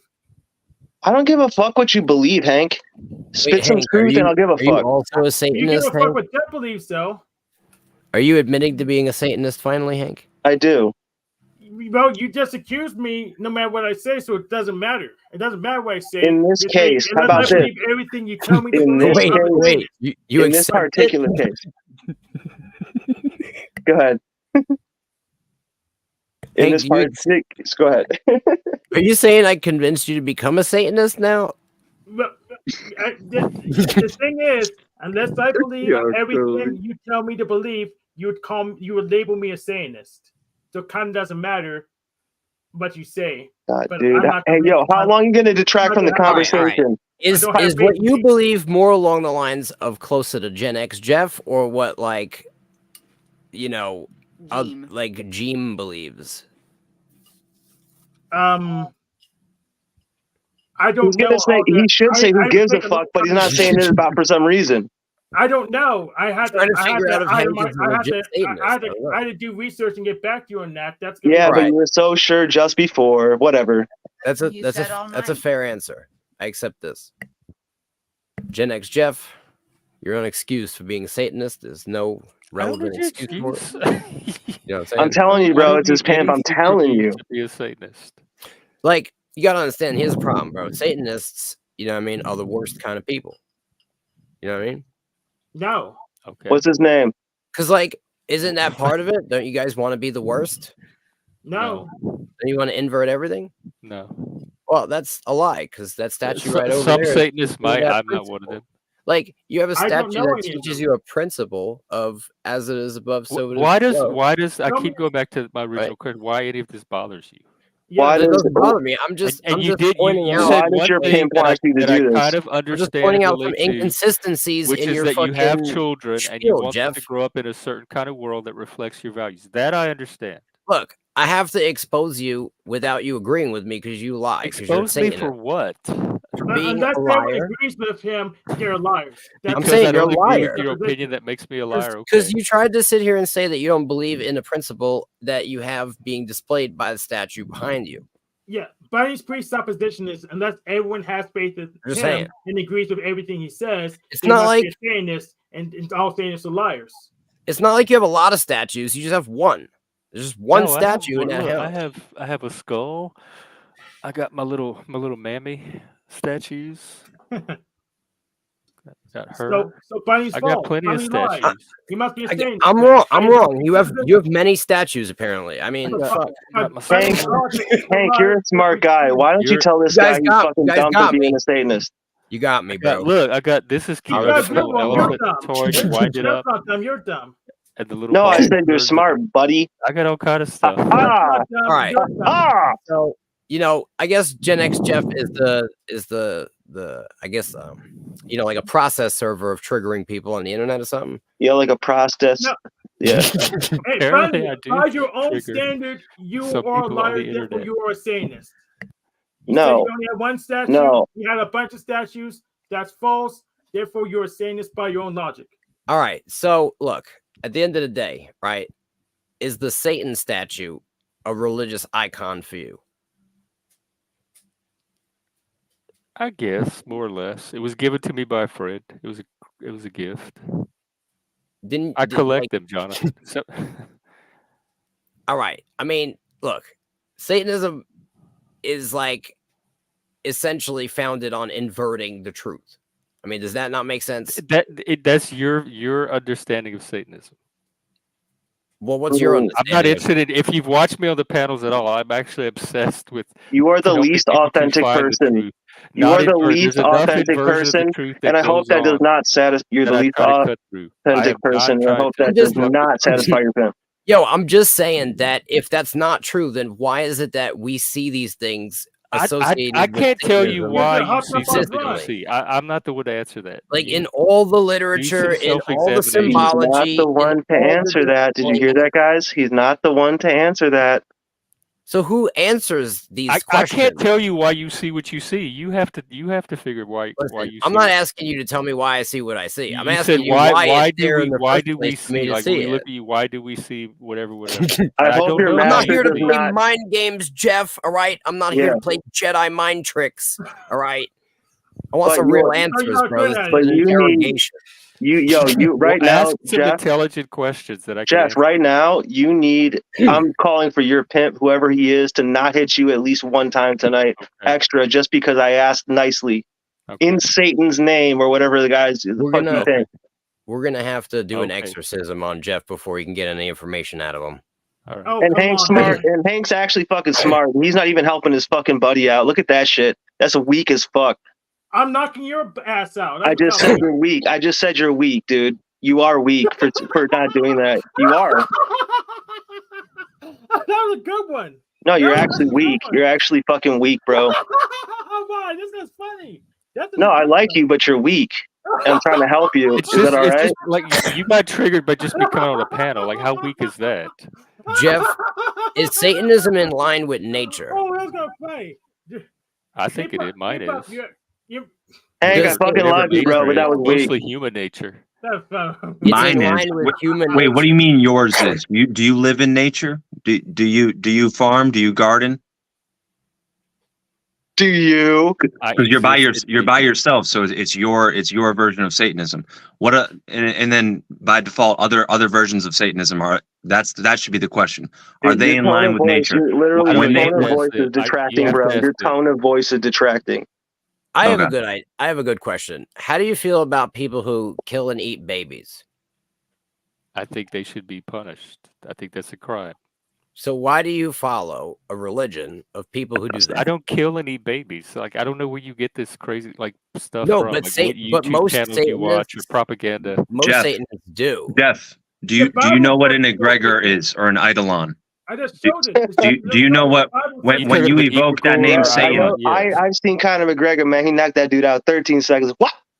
Here's Y'all the thing, funny. Jeff, right? I don't think you've been initiated deep enough even into Satanism to understand that you're only in the exterior outer guild, which is to mask the true intentions and actions of the true Satanists. Even if And if you can't, what is part of that? the shell, What is Jeff. any of if that you to can't you? honestly ask So what I'm yourself that saying is- question, there's a problem. Why do you are you worried about- participate in an organization of How can you be people, normal? right, who at the core eat babies? The core. Show me the core. Show it to me. Why would you support an archetype, even an archetype, not even a real god, a fake god that demands, child sacrifice throughout all occult mysteries and all Why do different you? It's in the fake-ass Bible. Satanist religions? I just showed you on Skeptic the Bible, God commanding to kill. Now you're saying, Yeah, well, no, I you mean, can kill, look, I don't care. If you've My ever God paid can kill whoever attention he to my wants because he rhetoric, owns everything. That's ridiculous. if you've ever No, heard that my is- rhetoric, it does not include a belief in everything in the I'm Bible. glad you acknowledge that it's Hey, rhetoric. Hank, Hank, go to your nearest Tractor Supply store, and there's probably a detractor there for you to pick up. Bam, There's bam. no one in town, so lucky Yeah, me. why you shilling for Satan, bro? Because the alternatives believing everything you tell them to believe by faith. So you just admitted you lied. You just admitted that you I lied. actually- Oh no, you caught me in the lie. You're gonna have to start connecting some dots now, all right? Hank is wearing a fedora, all right? A fedora is symbolic, okay, for Saturn, which is in fact Kronos. No, it's okay, which is in Not fact by the- the color of Mars. okay, everybody. Not by the hair of his chinny chin chin, though. And it's red, okay, because red is the lowest vibrational color frequency you can Now you're produce. just being dumb. No, I'm being real. That's true. You're be clowning yourself. Hey, right So Jeff, your shut man the Hank's fuck here up, or I'm gonna fucking vibrating. I'll What are you I'll gonna pay do? your Well, pimp double. I'll Hey, pay your you know what? I tell you what. Instead of telling I you what you will pay you're your gonna do, pimp just do double it. right now. Just What's his show name? Show What's us his what you're name? gonna do and just do it. What's his and hers name? Do What's the it. Do what trans you're gonna name? do, Adam. Do it. I just told you I'll pay double. Okay, well then pay double. Do it. Yeah. What's his name? What's her name? Its name. What is it? What is Gen it? X Jeff, I have a question. And Hank, by the way, you're not off the hook. By the way, you just got caught lying. We'll be back to you. Gen X I Jeff, had a hello. question too that never got answered. and Gen it's X why Jeff, this hello. bothers you so much. Why you have such poor boundaries? Hello, Gen X that Jeff. My I have a Satanism question. This is has a this serious kind of question. effect on you. It's That's what important. I want to know is why Gen X it Jeff, bothers you. how do you feel about a man sleeping with a man? No. It's your turn to answer a question. But how do you feel about a man I sleeping don't with a care man? what you have to ask me. I get my Anybody question want to answer answered this today. Or question? we can move on to another topic. Wait, all right. What was the I'm question you want me to answer? And then you're gonna have to answer some Why questions. would I do with my life bothers you at all? Like why you're so concerned with my Satanism or my beliefs or what you think I represented? Like why what is it to you at all? Because you got to understand that your, beliefs are what has caused, right? Essentially, our world to be No, my beliefs somewhat of don't a have that hellscape. kind of power. They haven't caused anything. Well, not the people you hang out with, Jeff. The real Satanists, the ones that you're supporting, the ones that I'm saying, basically rule in darkness. You know what I mean? The fallacies, Bunny. You know Look, what I'm saying? I don't know who you're talking about, but I have nothing I know to do you with those people. That's some like figment No, of your Jeff mind. does know what we're talking about. We've covered this shit like the last 3 weeks, and he just goes, "Oh, I don't know what we're talking about," but he's just being ignorant No, as fuck. I've Lanza, I answered your honestly have question. no idea what you're talking about. I've answered your question. Are you satisfied with that answer? Yeah, I'll take it. All right. Now, can I ask a question? Okay, go ahead. How do you feel about men sleeping with men? The way that men well, sleep it with depends on the women. men. I sleep with men. All right. And Hank, I'm very how do you picky. feel about it? Hank? Yeah, that's fine with me. It's fine with you too. See, I don't. All right. I don't think All men right. should. But again, Ready? why does that bother? It shouldn't Jeff, bother you. Like, would Jeff, other men are you aware of in Satanism the rituals that they are meant to bind someone by fucking them in the ass with that entity of Pan or Baphomet? Are you aware that the basic tenet and principle of what Satanic Satanism ritual does? abuse. Yeah, Mind what it control does, programming. it inverts the Kundalini.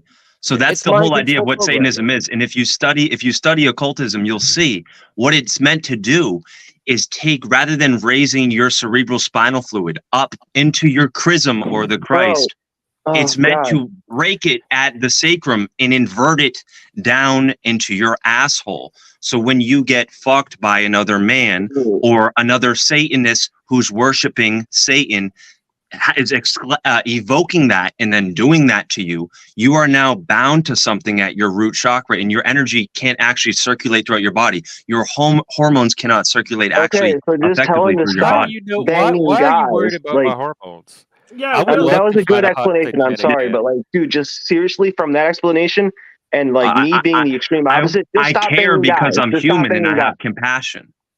Okay, well, I No, trust no. my opinion on Satanism than whatever Stop you banging guys. Essentially, right? I don't tell you like, how to do that your is business at all. that is the Stop premise of you know what I'm saying, the mind control systems that was discovered, you know what I'm saying, in Solomon's temple, 72 demon names, Kabbalah, tree of life, Yeah, up and down. exactly. As it is above, so it is below. That's what it all means. You know what I'm saying? The different Sephiroth are the walls created through trauma that they use to place demonic entities that they appropriate through ritual into your, you know what I mean, subconscious mind. Okay, that's a Then lovely these things story. I have no operate. idea These what are that what- has to do with me. These are what at all. people call demons. These are things that are operating in the Bro, background. this right? dude, okay, yes, use him as an example, but this dude says this shit literally every single fucking week. You tell him like the sky is blue, this dude will look up and be like, I think it's red. Like, he's dumb as fuck. He's either dumb as fuck or he's in an actually seriously compromised fucking position, and he really does need the help. He's probably under mind control, honestly.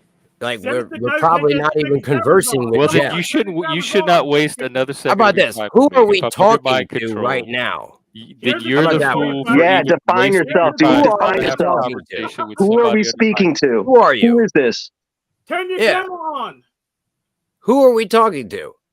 Who is speaking under the name Gen X Jeff on the camera with the guy Yeah. dressed on the top center? Who is this? Who are we Who talking does to? number 2 work for? Yeah, who's How your old boss? How old are these Tell people? us we're What's your hiding. name You have and a what's your camera on. boss's name? You don't have your cameras on. You're And hiding. who's your bitch's Show name? yourselves. Who Names. works for you? Lies, have What's fun your with your name? exorcism here. Show I'm out. yourselves, What's your names. name? Show yourselves, names. What is your name? You're telling us we're hiding. We're on camera. What is You're your not name? on camera. What's your name? Show yourselves, names. What the fuck are you talking about? Freaking cowards. Yeah, We're hiding. We're the on co- camera. the You're cup on of wands. camera. What's your You're afraid. name? I wonder what your name is. Show yourselves, names. All right. Yo. One of the main let's reasons get I back. came I want to on know here. who I'm speaking to with One- this guy with his fucking wand. Rather than witch on shit. him, one of the main reasons I came on here is because I wanted to talk to Machine Lies and also talk about Dr. David Skarbina's work, because this whole panentheism, whatever it's called, panentheism, panpsychism, to me, it's a real solution, and I want to actually consider it, because what I'm finding out about sovereignty and sovereign law, and I had to deconvert roughly from going into Christianity as like a fly on the wall. So I'm asking this as an open question. Basically what happened to me is I was delivered. I had demonic possession occur, and I was delivered 6 times without my control, meaning without me voluntarily and consciously saying, I'm going to fall to the floor right now, or I'm going to stop trying to fight this Christ force that's coming into my body to remove an entity from me. Hold on, I'll be quick. What was your Say that again? childhood like? What was your So childhood yeah, like? I'll get to that. Hold No, on. no, So just my get to it childhood, now, that's a good Let- question. My please let childhood him was finish his story. atheistic, atheistic, and agnostic, but heavily atheistic and science-based in Boston, Massachusetts. So there was a lot that went on where my mother suffered abuse and rape. So those demons that did that to her tried to do it to me as well. So what I realized was that when I was delivered, I experienced basically it was yes in the sexual center where something was hatched onto there, but whatever was latched onto me there, what it was trying to do was take energy from other people and or women, one, and two, it had a persona where it was detached from the heart and it was numb, meaning when I tried to communicate with this woman who we could have had a good soul relationship, she was actually the fifth person that delivered me, or the fifth instance that I was delivered. So to continue to make this like relevant to theology. I respect what you're saying, like, but there's Can a you lot let of him numb finish parts. saying it, please? Yes. Yeah. In regards to like theology, what I've experienced is that in the New Age movement, there's this idea of like you can just be whatever you want and be free with your spirit. And what I'm acknowledging is that Christianity isn't right and New Ageism isn't right, but there's a middle ground where I do think there is a Christ being that delivered me. But what I've experienced in most of the churches is an unsafety where they're trying to constantly go to this Old Testament and this Jehovah, this Yahweh, which is clearly Yaldabaoth. If you really do if anyone does their homework and studies, what's going on with this one Jewish priestcraft that created this basically this Roman family, Roman Piso family, and the Caesar family. If you look up the book Creating Christianity, you study Dr. David Skrbina's work or any real scholar, you'll see that both the Old Testament and the New Testament are mind control techniques. There are incredible stories that draw from Greek mythology, but also clearly Egyptian mythology. So we know that. So then, as that is a foundation, but how is there still the ability for this being Christ or Yeshua or whatever it is? I personally don't think it's just that. I think it's actually Thoth. I think it's this archetypical being to deliver beings. But then, how do we, as mature adult men trying to individuate one from all this satanic ritual abuse that went on in our family and those around us, acknowledge what I think is in Dr. David Skrbina's work, this panentheism and panpsychism, and just acknowledge that this is God is mind, God is logos, and like where do we go from here with one, discernment, two, integrity, and three, how do we develop a moral framework is my biggest question. And then has anyone heard of the books Owaspe or also the Urantia book? I know these are channeled books and I don't really generally trust channeled books, but as far as deconverting from Christianity and that nonsense of like black or white thinking or worshiping this Jehovah being, which I think this Jehovah being is very similar to Archangel Metatron, which I had to deprogram from as well. And I woke up with someone channeling that being because I realized that in Kabbalistic lore that Archangel Metatron is promoted. And yeah, so I just put this out here because I know the machine lies probably has something very valid to say. And if anyone else has actually truly studied David Skrbina, this is the issue with the internet. Many of us just watch David Skrbina, but who's actually read his work? So I want to actually have like a more adept conversation rather than just a bunch of people bickering about dumb shit. Yeah, I'll just leave it at that. I'll just say, don't go too deep down that Gnostic rabbit hole. You ain't gonna like it. And a lot of Christians will say that, but then I say to that point, I say, I'm not a Christian, by the way. Okay, sorry. Then I just follow the teachings of Jesus, but like, okay, that's about it. So have you gone through the Essene Gospel of Peace? Do you get up on the Discord, Michael Perinello? Because I could drop you our Discord link. Yes, I would like to do that. Actually, that might be a good place that you could have deeper discussions about this stuff. A lot of people in there are reading Dr. Skrbina's works and stuff like that. So we can all have a conversation together right now about it. We're able to do that. So let me go ahead and invite. Has anyone else had deliverance here, either in the chat or have you seen it? Or I just invited him. I just put a forever link in the private chat. Wait, sorry, say that again. I dropped a link to the TMO's Discord for him. Oh, okay. Thank you. Yeah. Thank you. Yeah, go So up yeah, in there in the Discord, and I could also communicate with you through email, and we could get that going with some of the works. But yet, Dr. Skrbina has some interesting views and opinions on this type of stuff. But most notably, he's got a lot of interesting views in panpsychism. I think you were trying to find the word panpsychism. Oh So yeah, that is the word. yeah, so that is one of the things he studies and explains. So I think that does have a lot of aspects. Skrbina is not a atheist. He's kind of like a more of a deist in a way, but yeah, he's more in line with the Greek philosophers. But yeah, one of the main things he actually talks about is ethics. So that's one thing that we can start off with, because I think that he seems to think that it has a huge implication in terms of technology and nature. How mind applies to these things, and that gets into how the mind is either filtered through technology or widens its scope through understanding of nature. And all of these kind of things. That's an interesting point that you bring that up, because I did notice that when I was living in a community of people that were living off the land, and then there was this diversion where this being, I think it was twofold. I think it was Christ. It's weird. There's this phenomenon where you start communicating with what you think is Christ, or what Christians always say is, well, Christ comes to you. That's kind of something that should be a red flag and thing to discern.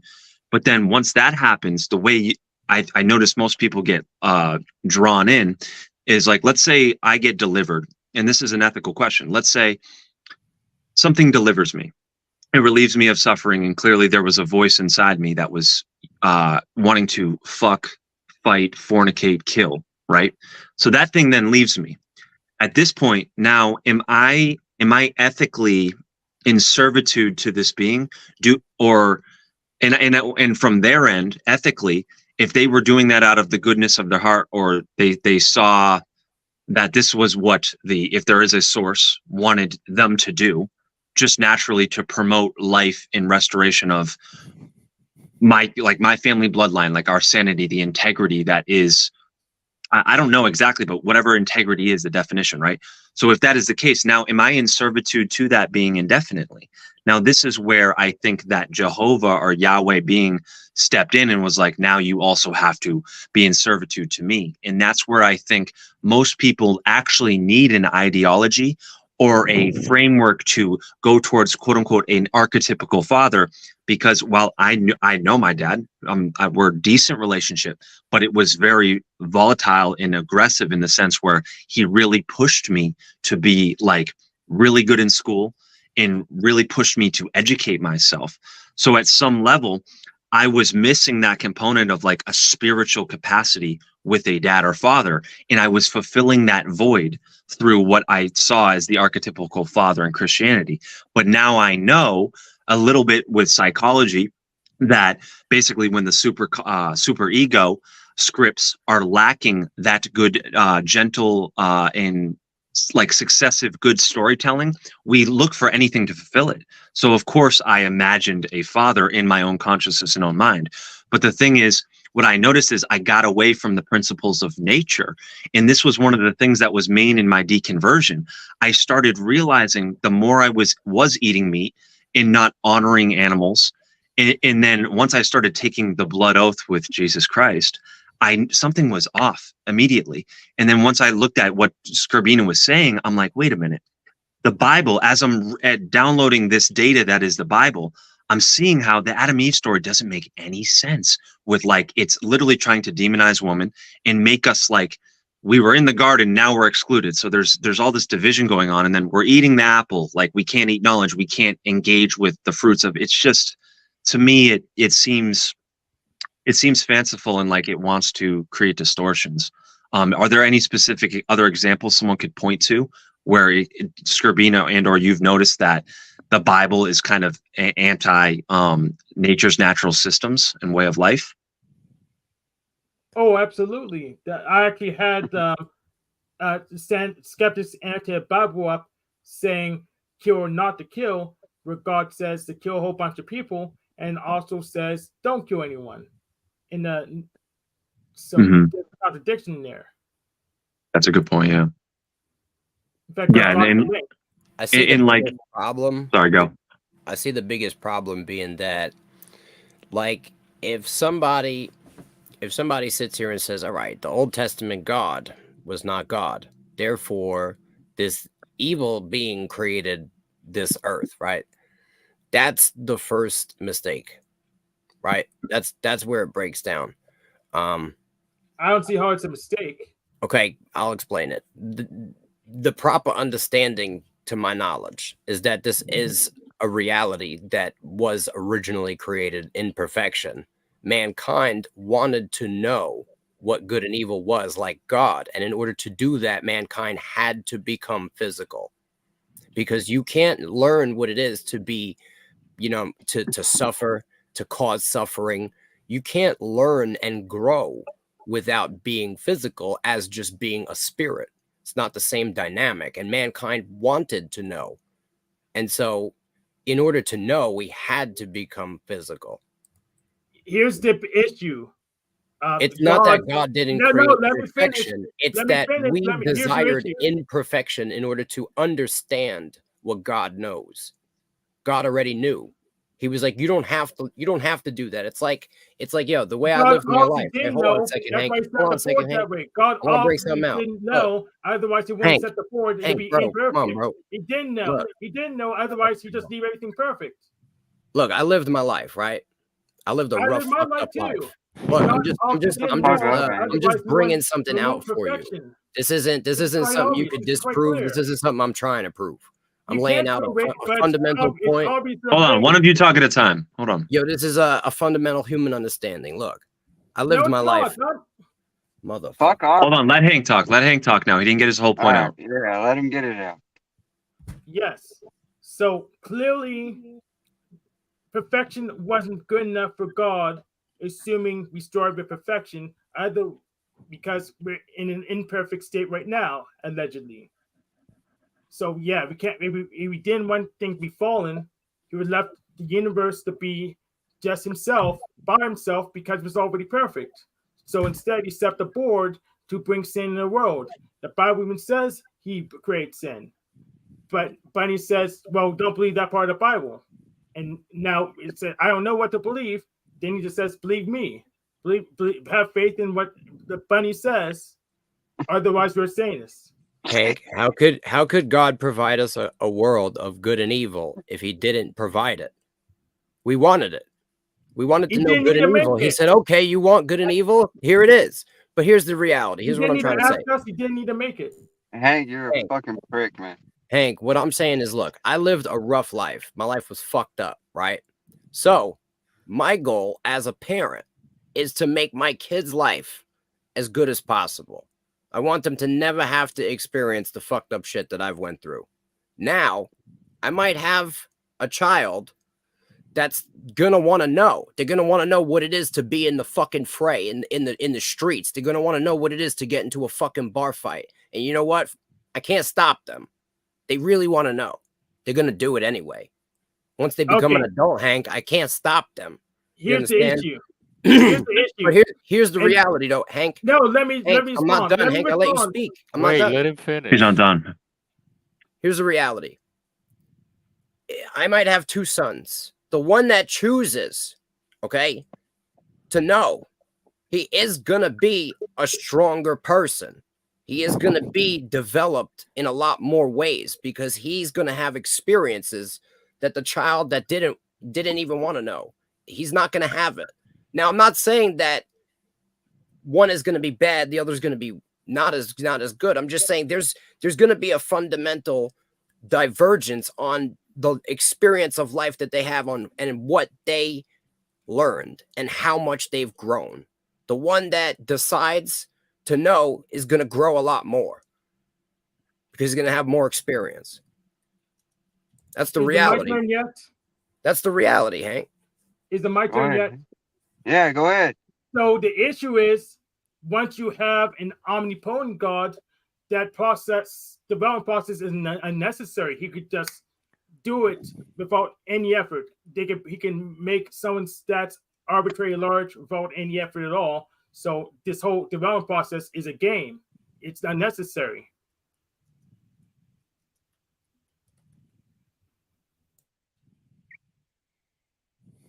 Okay, this is where I think the confusion went on, because in the Bible story, what I think those beings are that wrote that story, I think it is a pantheon of beings that are the Anunnaki, and I think that these are beings that they had the ability to put stories in people's minds that diverted people from the true source or the true father.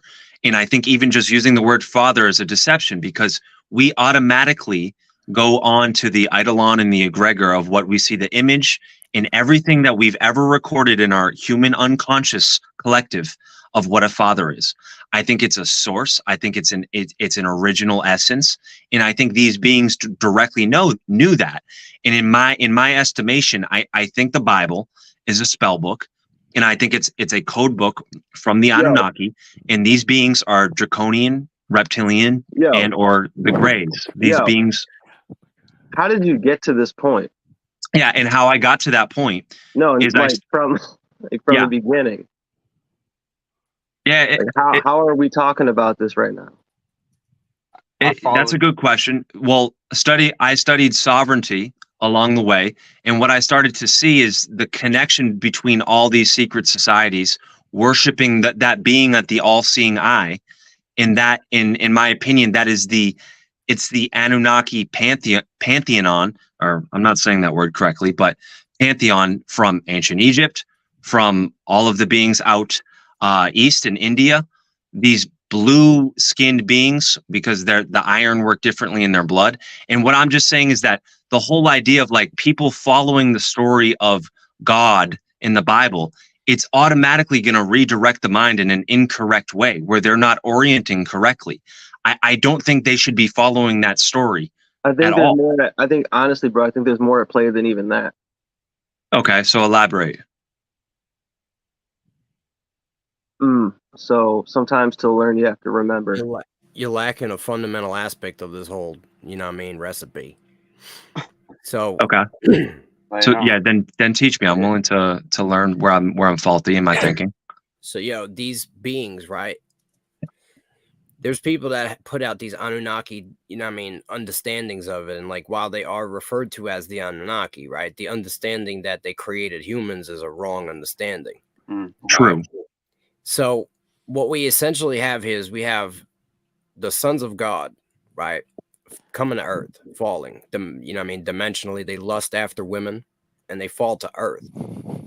And they start to create hybrids with mankind and with animals. And these are the Nephilim that we see. Now, at some point, they established an advanced civilizations. And this is what, you can look in like Enoch, it explains that these beings are giving mankind all kinds of technology. But this was a trick, you see, because they gave mankind all this technology so that mankind would establish these civilizations. And then essentially they used this technology to enslave mankind in a hive mind. Yes. Right? Now, at some point, God probably intervened, whether God intervened with some kind of supernatural event. Can I pause?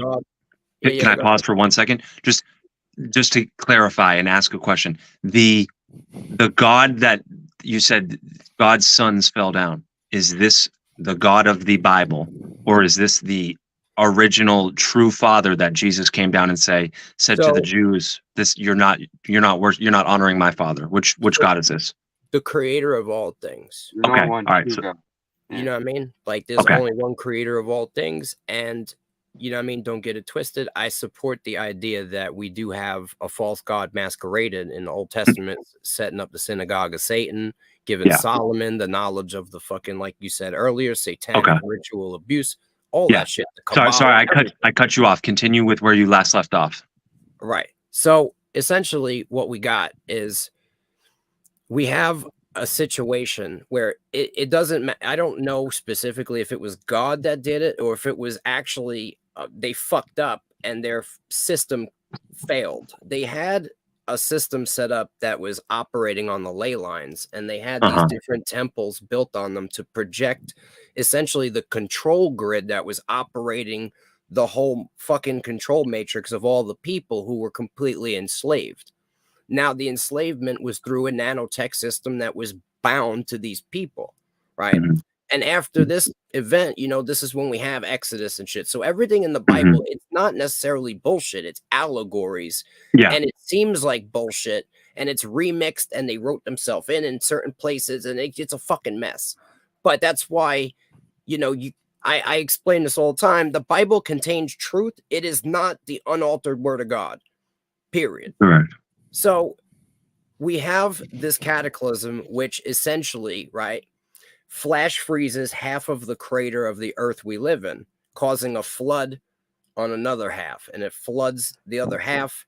And what happens is when this cataclysm happened, the beings that were here that were immortal were separated dimensionally out of this dimension. The beings that were created here by them, the Nephilim, all right, were destroyed. However, their souls remain here, and this is what we refer to as demons. Their souls can't ascend. They were created on earth, and they're an abomination. They must remain here, and this is what demons are. The souls of the dead Nephilim that cannot ascend or descend. The original fallen were bound, and they were put in essentially a prison. They were separated from us because they had caused too much fucking destruction. However, there were some Nephilim that survived. These refugees are the people we see showing up on the shores in Quetzalcoatl, and fucking we see it in the Mitre hat, the fish fucking god, and we see in what was it? Oannes, yeah. I can't remember the name of the fish one. Oannes. No. There was a fish one. Someone give me the fish god, bro. Fucking Marduk. All right. Marduk. So you see I don't know this. if that was it, but Yeah, it was Marduk. Aquaman? Marduk is the name of the fish god that appeared on the shores. And you know what I'm saying? You'll see this in all these different cultures, and you'll see that they start to establish like civilization again.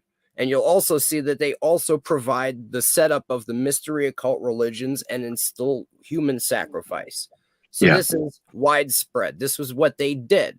These are the people that were referred to as the Atlanteans. This is referred to as the antediluvian era. Okay. Now we fast forward. You know what I'm saying? Yeah. We have these civilizations propagate, and then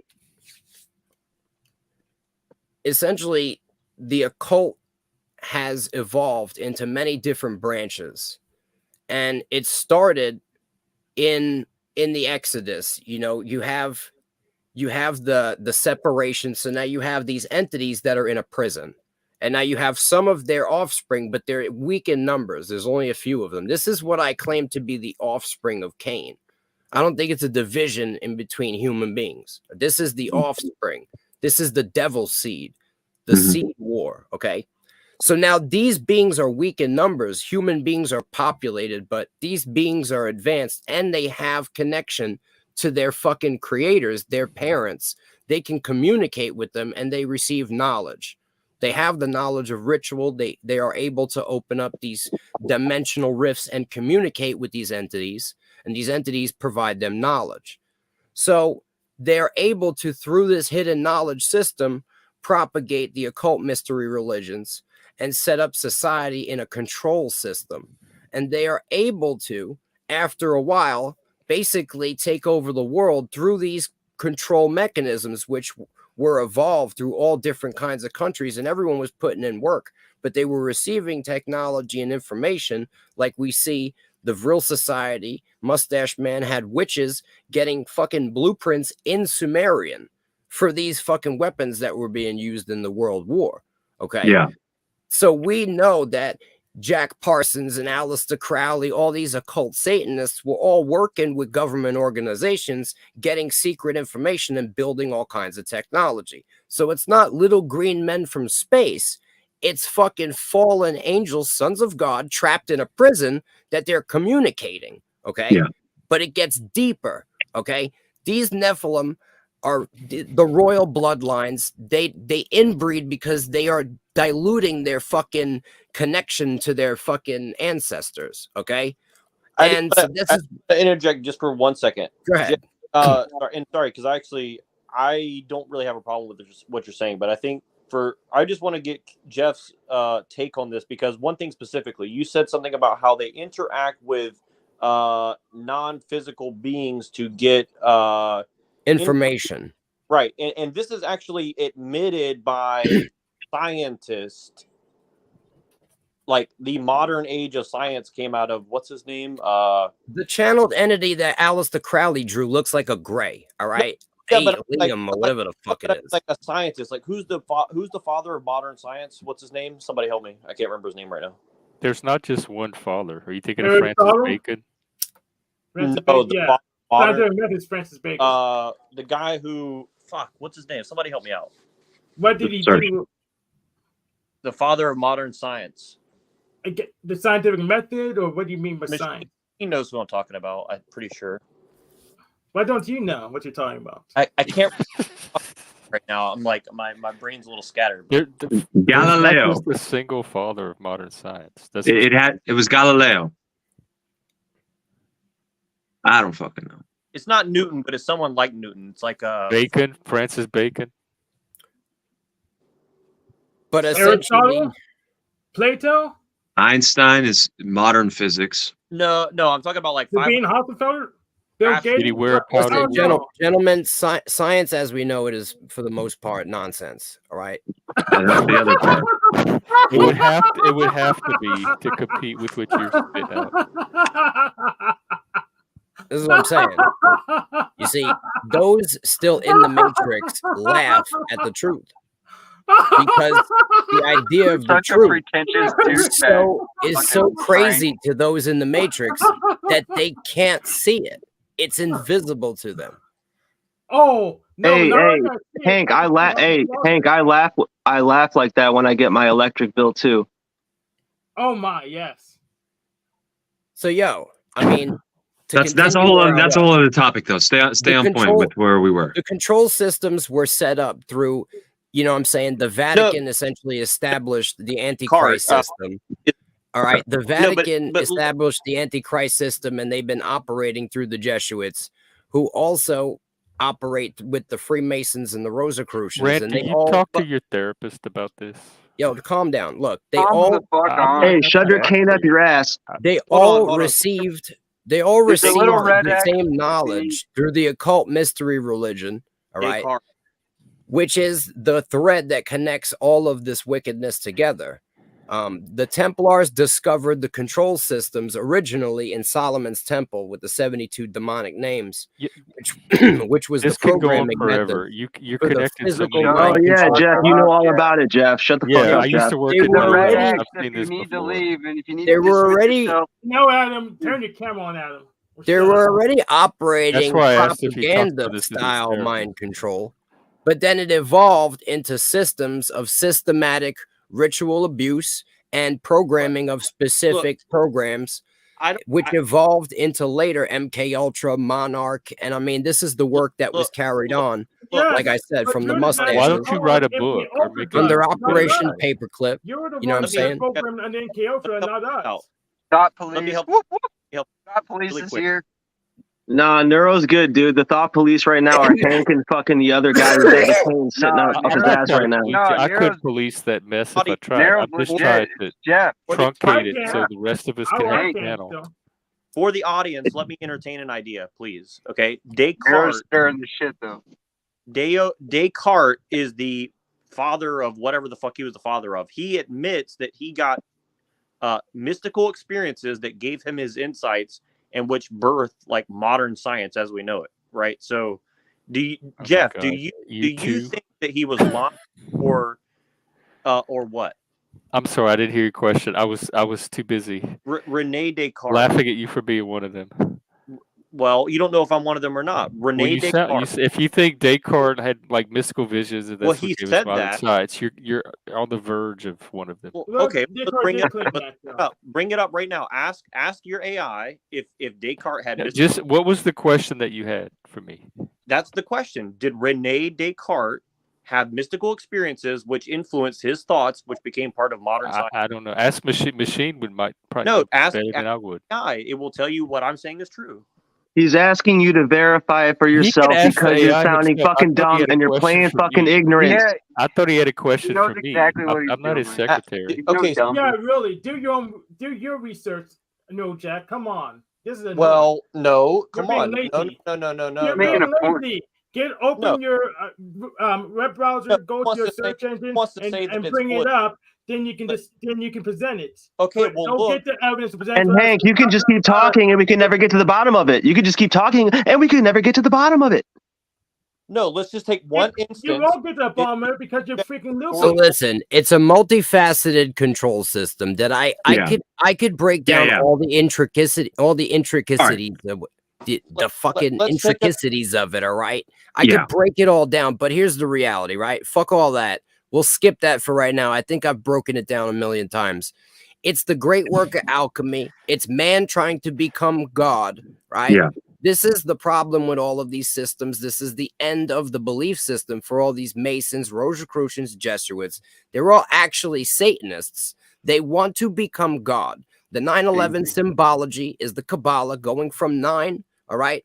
Skipping 10, which is God, going directly to 11. All right, this is the magician, the rabbit out of the hat. This is what they're trying to do. Okay? Jack, if you had a question you wanted answered, they want to perform get it the in great. the next few minutes. They want to perform the great work of alchemy. All night long. They want to transform man into something else. They want to hybridize man with technology, converting man into a hive mind, which will be like a god, essentially, if you connect everyone in the world's mind. Right. This is the idea anyway. I'm not saying that this is going to be possible, that they're going to be able to create this God, but they want to connect everyone into a big technological hive mind matrix God. I agree with you, but look, can we give Hank and Jeff enough rope for them to swing on it or whatever they want to do with it? Like, give them enough rope. You agree with Bunny? You agree with all that the Bunny just got to say it? It doesn't matter or not. Let's verify one piece of information, which is, was Rene Descartes a mystic? Yes or no? I would say yes, but I want to respond to Bunny. Oh no. I want to respond to Bunny. No. Let's verify one. Respond to Bunny on this out of here. Or else the whole conversation has no point. I said yes. It already has no point. point. Funny now. So you don't want to. I need no to do his own research. I'm not going to do his homework. Descartes was a mystic. You're afraid. I said yes. Now you tell me I'm afraid to say it. Okay, well let Jeff do it. We'll let Jeff look it up and decide. I'm not looking at you. You can look up the AI just like I can. You've been doing it. Do your own freaking homework, Jack. This is annoying.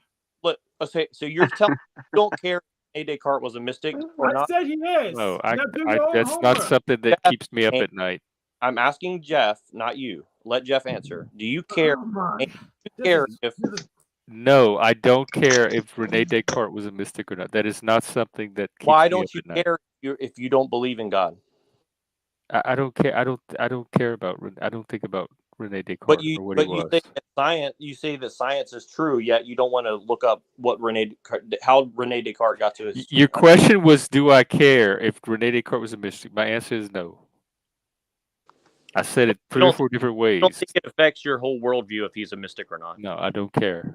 I don't think about it. I don't care. It does. It's not going. Whether Rene Descartes was a mystic or not is not going to affect my worldview. Gentlemen, I think y'all helped me have a revelation. Okay. I think I just had a revelation in the chats. Let me respond to Bunny. I think I just had a revelation. Okay. Okay, we all have revelations right now. I think I just figured out my religion. Okay, I think it's truthism. All right, I think I believe in truth, and I believe God is the truth, and the devil is the lie, and the lie is my enemy. That's not a revelation. That's what it is. That's my new religion. Or it's very mundane. If it is truthism. All right, Hank. Okay. Is it my turn yet? Yeah, go ahead, Hank. So that last part, I guess Yo, is it one of the tenets of Satanism to be talking? For fuck's sake! Right there, Tony, just gonna talk over me forever. I know. I was just checking if that was one of the tenets of Satanism. Sorry. Hank, please continue. Yes. So the last part about man becoming God, that's confirmed. We confirm it. That's called left-hand path. But what Bunny wants us to do is stop our pursuit, stop getting power, stop getting knowledge, shut up, give up, and be a slave. And I'm saying no. First of all, shut up, Jeff. Second of all, listen. The left-hand path is one polarity of a two-polar control system that is controlled by a third pole that you don't even know about. And neither do you. Exactly, Jeff. Exactly. Neither does Bunny. Exactly. It's a duality, Okay, right? good. But it's You made really progress. That's a enough for me. three-pole system. I'm gonna call it a night. That was good. You think you could be on the left Take care. or the right and still be controlled by the same system and think you're good? No, I was just going to ask Jeff this. How does that work? How does it not matter if the person who you base all your epistemology on is a mystic and you're not? Like, I don't understand. To me, that's like, I don't understand how that could be the case, but I'm just curious. How about you, Hank? Because he's a pseudo mystic. I am a mystic. I have tarot cards right in front of me. He has tarot cards, but doesn't know what they mean. Hey, buddy. Yo, he's a mystic. He's a mystic, but he doesn't mystic. All these do is tarot cards. How dare you tell me I don't know what they mean? Bro, he don't know what they mean. Lying. You're lying. You're saying, well, I got the truth. I'm sorry, bro. I'm sorry. I just thought it was funny. I didn't mean it personally. Yo, Hank's a process server serving information, all right? You say you got the truth. You have proof. You're saying provable lies. You say don't believe our freaking senses. Believe me. Okay. Don't trust your senses. So you don't believe in preservation. Cool. Prove you understand the tarot cards. Okay, here's a book that explains the tarot cards. No, but prove that you understand. That's evidence. Evidence isn't proof. Yeah, I want to hear from you how you understand the tarot cards. You should know this. Don't you work for him? I don't understand what you mean by proof now. Tell me how you understand the tarot cards. Like, if you're holding a flute in your hand, that doesn't mean you can play it, sort of thing. No, hold on. Let me help you guys out. Hank, do you accept Rene Descartes' philosophy because it's useful or because it's true? Because it's useful. Okay, to what end? To gain control over the universe, get the things working for me. Okay, there you go. That's all I wanted to. That's all I was trying to ask Jeff. Thank you. I appreciate your honesty. Thank you. All right, let me explain what the Six of Swords. Look out, that's the wrong. See, Jeff. See, Hank. I was never against you. I just wanted someone to tell the truth. Thank you. That was very honest of you. I agree. Yeah. What do you guys think about what he said there? I think he's going to tell us about tarot cards. No, you can. No, I want you to comment on Noel Jack's question. What do you think about? Directly relates to the whole question you were just asking, Bunny. Which question? Well, he sees the tarot cards only as useful, only as a useful tool. He doesn't see them as something to comprehend. He doesn't care about understanding them. Well, I want to be nice, so I'm just not going to comment on that. I demand that you be mean. I especially requested you be mean. We want to see it. I think that's dumb as shit, bro. Machine Lies is freaking salivating over this. Be mean. That's like fucking collected Pokemon cards, but not playing the game, bro. That's true. In fact, Tarot was a French game. It's called French Tarot. It was what's it called? It's kind of similar to poker. So yeah. So you're right. How the fuck are you gonna appreciate the fucking cards if you don't even know what they do, bro?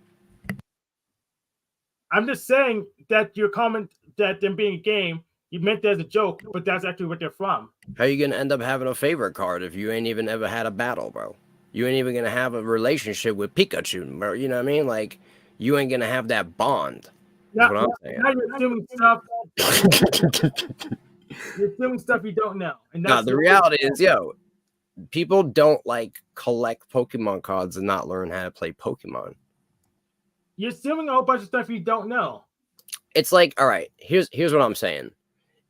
A pseudo intellect is the kind of person that would buy glasses when they don't need them to read, and they would put like a bookshelf behind them and load it with brand new books, and then be on camera like, yeah, I got no mad shit, motherfucker. Stop You know stop So- insulting the host. Come on, I'm man. not saying that you're a pseudo intellect, but what I'm saying is you might be a pseudo mystic. Cause like, like, all right, like you have tarot you're cards talking to for hoes no in the fucking reason. I mean, unless you just like the pictures, then I really don't understand like the logic behind it. And if you live your life in an illogical way, that's fine. But you can't expect me to believe the shit that you're proposing because you already live in an illogical way, just collecting fucking picture cards as a grown-ass man for no fucking reason. Wearing fedoras and shit, you know what I mean? I'm just saying. The machine lights don't deserve your rude treatment. I'm sorry, Muhammad. I didn't invite him on.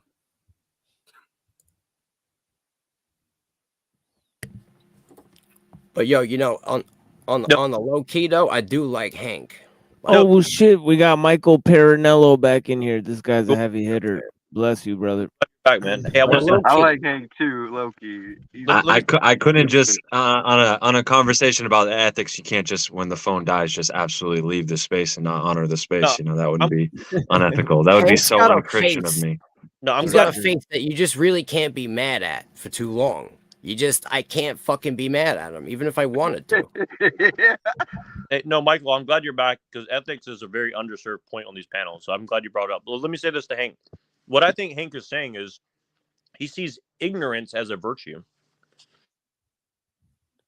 No, I'm saying you see ignorance as a virtue, and you're mad at me for saying it's a vice. Hank's like an argument jujitsu ninja made out of water. All right. I'm super critical fluid, but yes. He's part man, part fedora. All right. I think the hat should be a lot smaller than that, personally.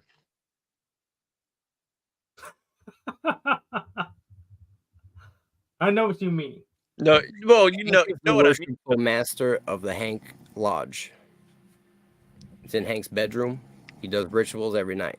He's a Discordian. He thinks by wearing the fedora, he is not a slave any longer. What is? No, it's not as simple as putting on a hat.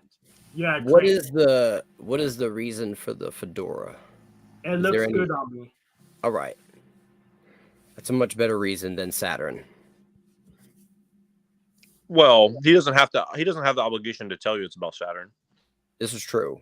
I don't believe many people about what they say, to be honest. Well, believe what you want. I just don't trust people in general. Well, I wouldn't recommend it. Do you know why he has his patron goddess is Eris? Would you mind explaining that for him, Hank? Well, so pretty much, I think it's like around 2020. What's it called? I need to train in just mind control. I need to change my personality, and it was Persephone, who was my old patron, that just brought me to Eris to train with her. So I have putting on the mind control techniques. I'm doing the panel walk, and I'm getting more control over the universe.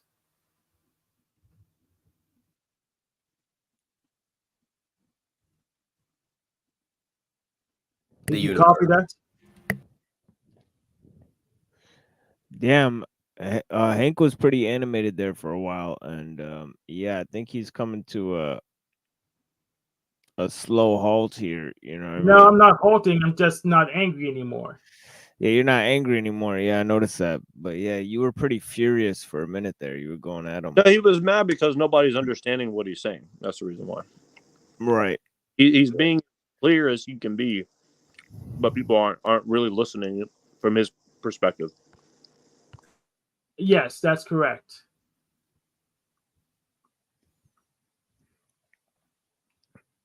Yeah, but in terms of Skrbina and panpsychism and his view on ethics and the Bible and stuff, I mean, it goes. I mean, it gets pretty deep. I mean, his view is obviously of an impersonal God.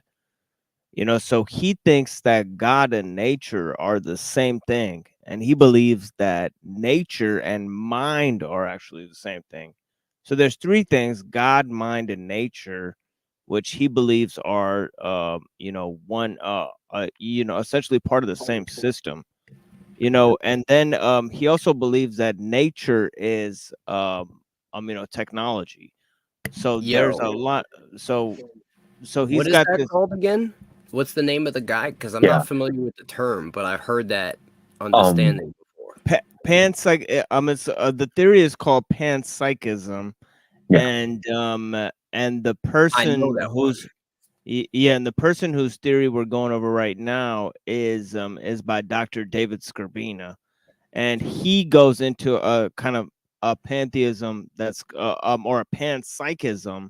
It is pantheism, in fact, of Spinoza, you know, of a Spinozistic background, but he the also believes, yeah. I have a simple dagger that just kills that whole idea.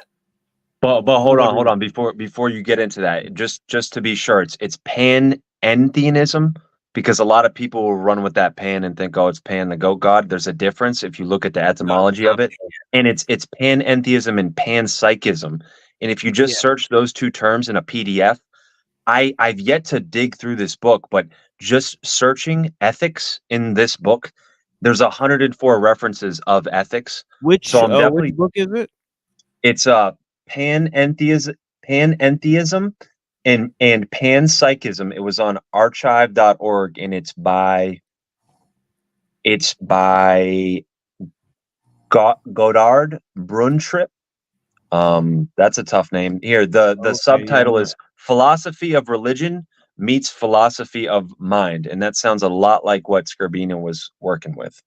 Yeah, it's kind of interesting, but Skrbina totally rejects religion all the way. You know, he goes 100% philosophy. He thinks that philosophy is where the real spirituality is at, and I kind of disagree with him there. But it just is what it is.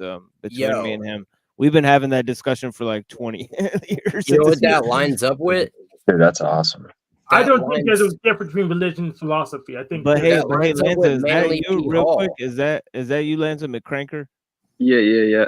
Oh, okay, for sure. Yeah, sure. So Yo, yeah, that yeah, lines go up ahead, with Bunny. Luciferianism, which is like that the worship of the mind lines up with Luciferianism, and it's described by Manly P. hold Hall. on there. Yeah, Hold a on little there. bit, and also the worship of nature. So it's interesting, you know. So, But the yeah. worship of nature, this is where it gets crazy. When you believe everything is God, right? You end up becoming God in your own mind. Yes. You understand? And so this in itself is contrary to even the understanding of God. You're right about that. You're right about Like, that. I you did notice can't- that phenomena you too with cannot my make friends. Well, they're really against that. God. They're really against that. The reason why is because they don't believe in anthropocentrism. You know, so they would not equate humans or any type of you know, human or life in general, you know, especially animal life, you know, in the religious context, we think that animal or human life is especially important. And for the you know, for the Gnostics and the Hermeticists, you know, they believe that human life is a reflection of the entire nature of the cosmos in a certain respect. So they would have that. But in The Masons were Skrbina's, Hermeticists. You know, I believe the latter. That's why a mason jar is sealed, because the yeah, the Masons you would get to, but the in terms Hermeticists are of hermetically sealed, and what that is their understanding of the reality is sealed off from the truth, but Right. it is a working system. right, but this is like imagine if you took all of the religious stuff out of it and you just had the philosophy, and then working within the philosophy, you know, you totally got humans out of the picture. So that's what Scorbina. So with Scorbina, it's like it's not about becoming God. You couldn't become God because that would be like equating yourself with the mind of the universe. You know, so you could never actually. Yeah, that would mean you could manifest with thought right now. It's the Yeah, worship of yeah, Sophia, yeah, like it's the worship of knowledge and wisdom. It's Sophia, like it's the maybe same thing. yeah as, maybe Also, we can maybe make a it up. little bit it might be something like that, but with the Gnostics come it's a down. little different because they believe in a complex hierarchy of gods and goddesses, but in Scorbina's case it's all just you know, mind, and there's no hierarchical elements to the mind. You know, it's all just sort of mind is the other aspect of matter. You know, if I could explain it, but really, what it is it's Spinoza. You know, so if I were here trying to explain Spinoza's philosophy, or you know, Spinoza's particular brand of deism, Or Hegel. you know, which is a dual aspect monism, you know, where ideas are a aspect of you know, matter, you know, which is mind, you know, and you know, so there's these you know, he kind of explains the system where I guess mind and nature are one and the same. And that's a sort of, that is a sort of pantheism, you know, in that, you know, you couldn't have the type of humanism that you have in the Gnostic or the Hermetic doctrine. I'm But just yeah, but it is there in terms of, you know, what Bunny said about mind, you know, equating mind with God and knowledge with God and also nature with God. All of those, I mean, in all those ways, it would find similarities to Hermeticism in a lot of ways. And Hermeticism did influence Freemasonry. So, yeah, that's true. it's like if knowledge is God, then you can obtain godhood through just studying, right? And like if mind is God, then you can become God, right? And if nature's God, then you are part of, like, you are God. You know what I mean? Like, you know what I'm saying? Like, don't get it How twisted. can I not be? I think God influences everything, but I believe that God already created everything and knew what everything was already going to do, and nature is bound by the laws that he set in place. Then why bother creating anything? But we at are all? not. We have free will. We're not bound by those laws, are we? Then there's no difference in him creating anything or him just sticking it up. It's the same thing. What are you talking about? But this same conversation, if it's all God, then it doesn't make a difference whether he created or not. We would still be made in some sense. What I'm saying is that he's not the creation. God created what he is not. They were still part of God. It's that, like, you can't understand God by understanding an animal, but you can understand God by understanding the way he created an animal. If we're all made of God, then we're still God. What I'm saying Yeah, is that goes to like, you know, two distinct issues. And you know, in terms of Scorbina, you know, I believe that God has you know, full creative power, you know, which means that, you know, you know, God is the one that created nature's laws, whereas Scorbina is more inclined to say that God follows, you know, nature's laws. So he believes in a limited you know, creator, whereas I believe in you know, I'm willing to downgrade you know, nature's laws in order for God to have full scope and power, you know. So TML. so that's the difference here. TML, isn't there even, like, even science will admit, right, that there's fucking shit that just defies what we know to be nature's laws? No. Right. Yeah, No. I think so. There's shit that they can't explain. It doesn't follow the same laws when Yeah, you I did start a getting down whole small, right? Yeah, I It's had like a whole part of my show on it. You know, when you go like Just because sub-quantum, you bro, can't shit's explain something not doesn't mean that's operating the same. impossible to explain eventually. And like like the ether, like science can't explain the fucking ether. Yeah, it's space time.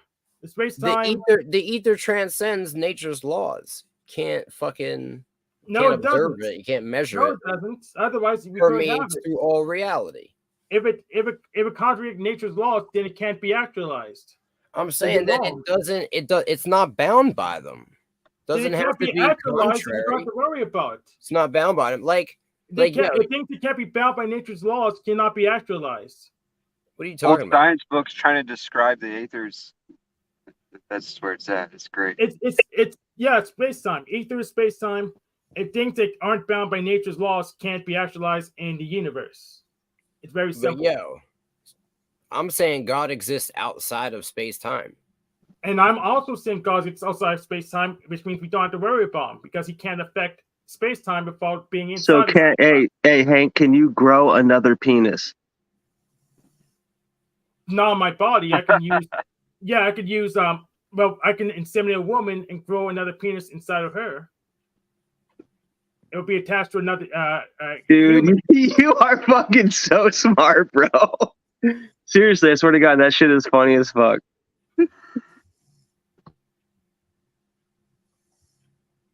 No, I'm legit, bro. I've only heard one other person say that, and they said it as a joke. That's why I laughed. I apologize.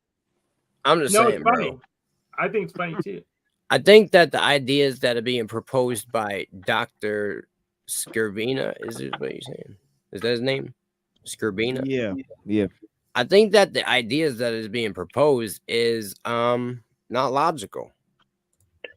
Well, you're gonna have to read the book and argue because he's got a lot of interesting philosophical kind of arguments behind his thoughts, so like one of the ones in terms of mind, you can get into where did mind come from in nature.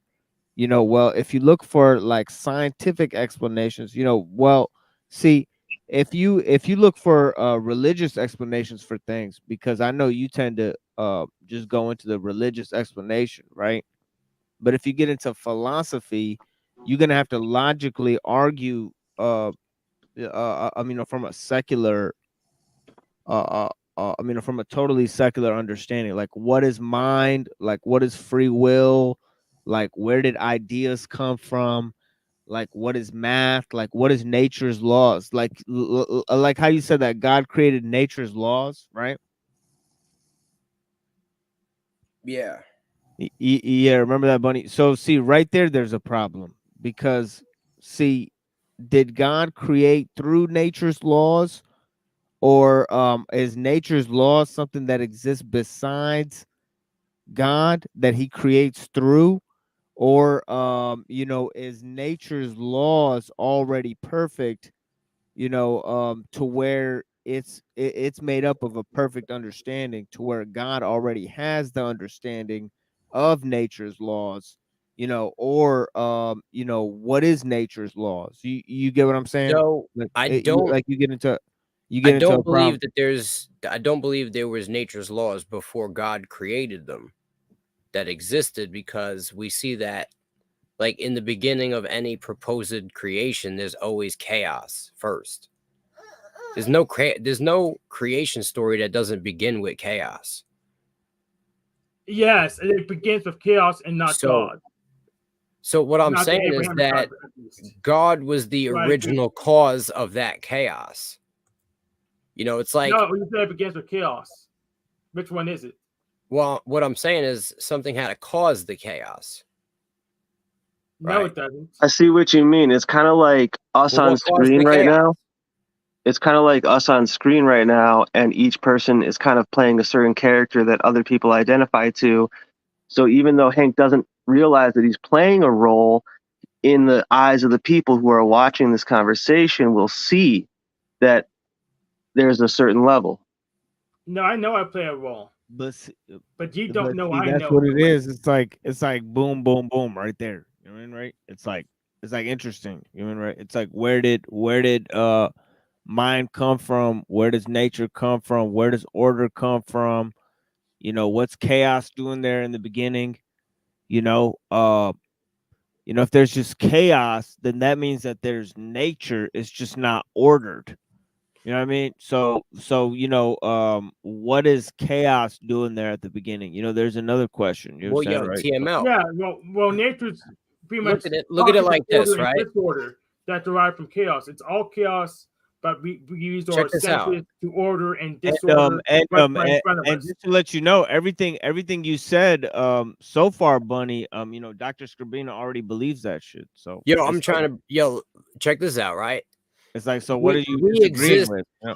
We exist in the nature right now, right? And Right. in this nature, we have the ability, right, to sit here and analyze, right, with that nature, lessons that we're obtaining from it through experience with it, right? So when you start creating anything, right, the first time without any instruction, is it order or chaos? Well, but let me. You're a little kid. Your first thing, you take your finger, you dip it in some paint. Is this order or chaos? It's no matter how much you order it, it's all chaos at the end. It's at the bottom, it's all chaos. Right, no matter right. no matter how much I order or disorder it. See the question is how do you get from chaos to order, right? Desire. So Desire. that little kid keeps playing with the paint and starts to realize, I like what you're this, saying, what this you're saying, way, what and you're I saying like is- that this way, and this looks better like that. What and- you're saying is mind, right? From mind. chaos to order, there's Desire. There's one thing that comes in, and that's mind, right? Yes. Well, then what is mind? Yeah, right? exactly. So that goes to the question, Because and I would that just say goes- God instead of mind. I would say God was before all things, and from God acted upon nothing and started chaos. I think I started know- doing something. It I was think I- nothing that was happening, but there was God, and then he started to do things, which Well, was I believe chaos. it's not Yahweh. Yahweh's not the God. I'm not.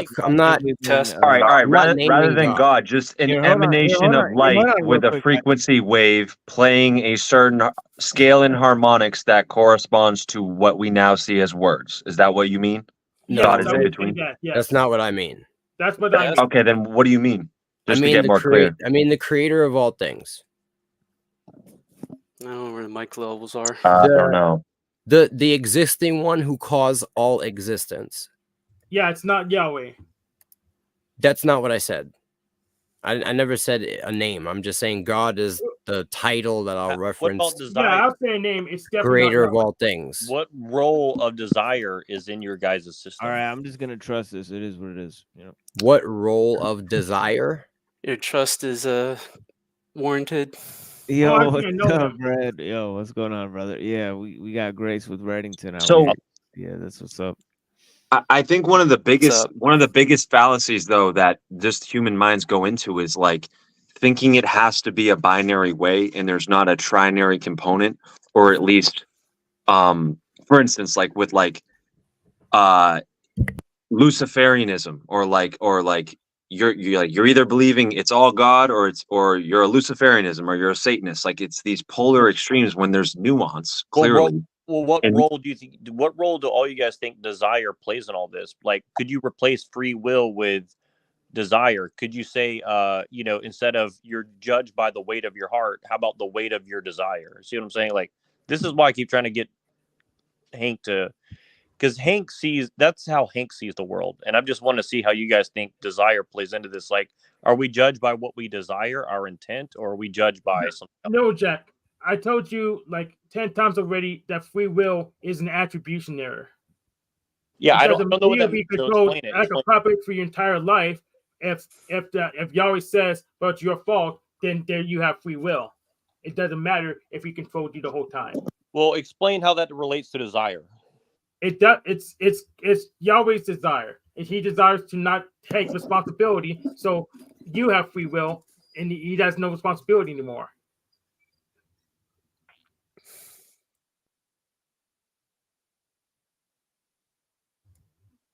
Do you copy? Do you understand, or do you have any questions? I understand. I want to see if everybody else understands what you.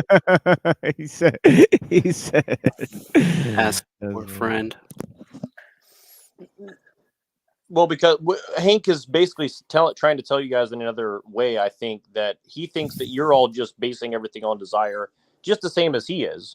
He sees the world based on desire. You guys see it based on all this other stuff. But the truth is, he's saying that you desire truth.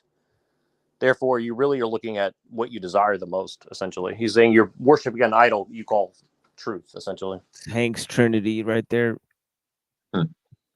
Would you say I accurately depicted your belief, Hank, or would you correct me? It's close enough. Hopefully they understand one of us.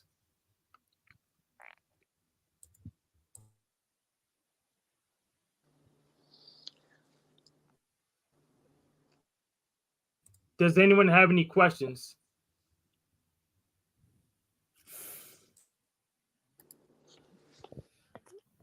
Wow.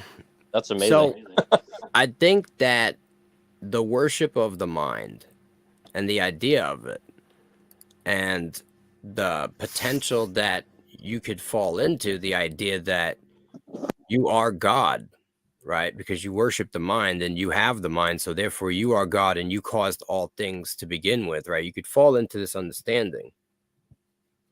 And this is mainly why I stay away from highly scholastic, philosophical things.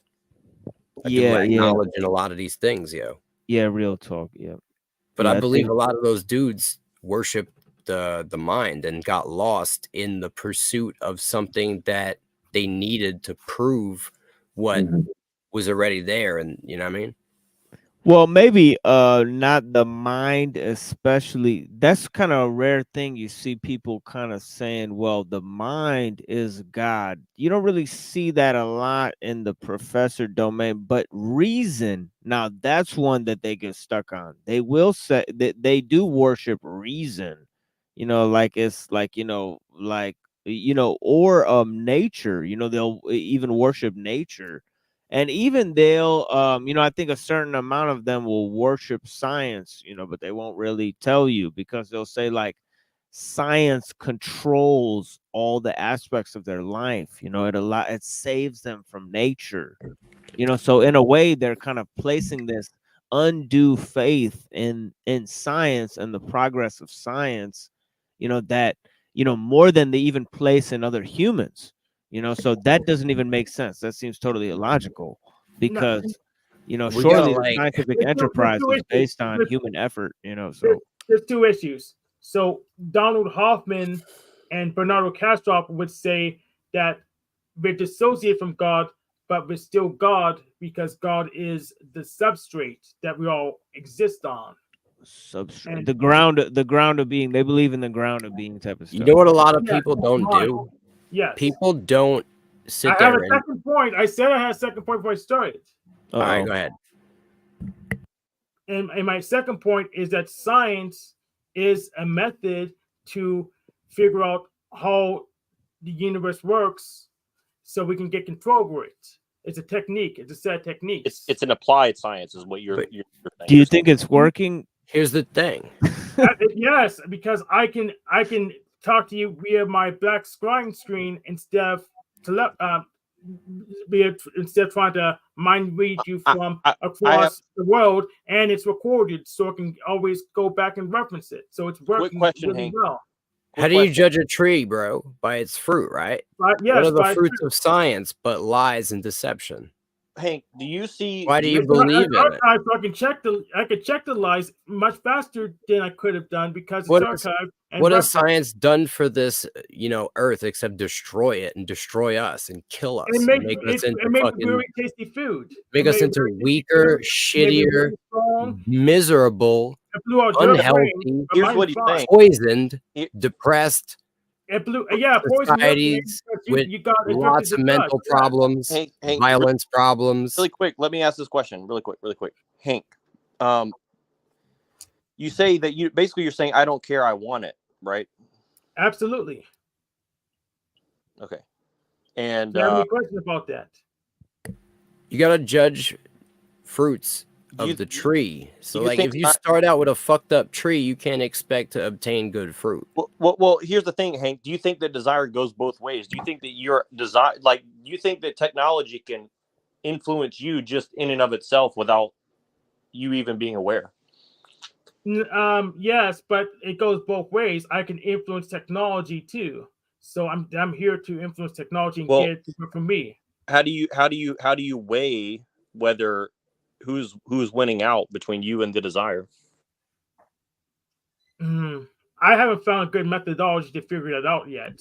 But What I is do the know fruits- I do know that there's a whole bunch of people that say, "Hey, don't follow your desires. Just do what we tell you to do. Be our slave, or you're going to hell." And I'm saying, What are the fruits of the fuck you. trees of philosophy? Western universities? What have they produced? Liberalism, fucking sociological cancer. Well, I think it's even worse. I think the fruits of philosophy are the philosophers, and they each have philosophies of their own. You know, there's as many philosophies as there are philosophers, as I've often said. So I think that you know, it I'm creates not a saying that problem. people that get like obsessed with philosophy and philosophers, right? And then people Yeah, that get obsessed with the they're like- idea, they well, start to make philosophies that are like fucking They're like literally systematizing. bullshit. Yeah, But they they're figure out a way to systematizing. make it sound so good that it convinces stupid people. Well, they're 'cause tools. it sounds super They're smart, tools. you know what I mean?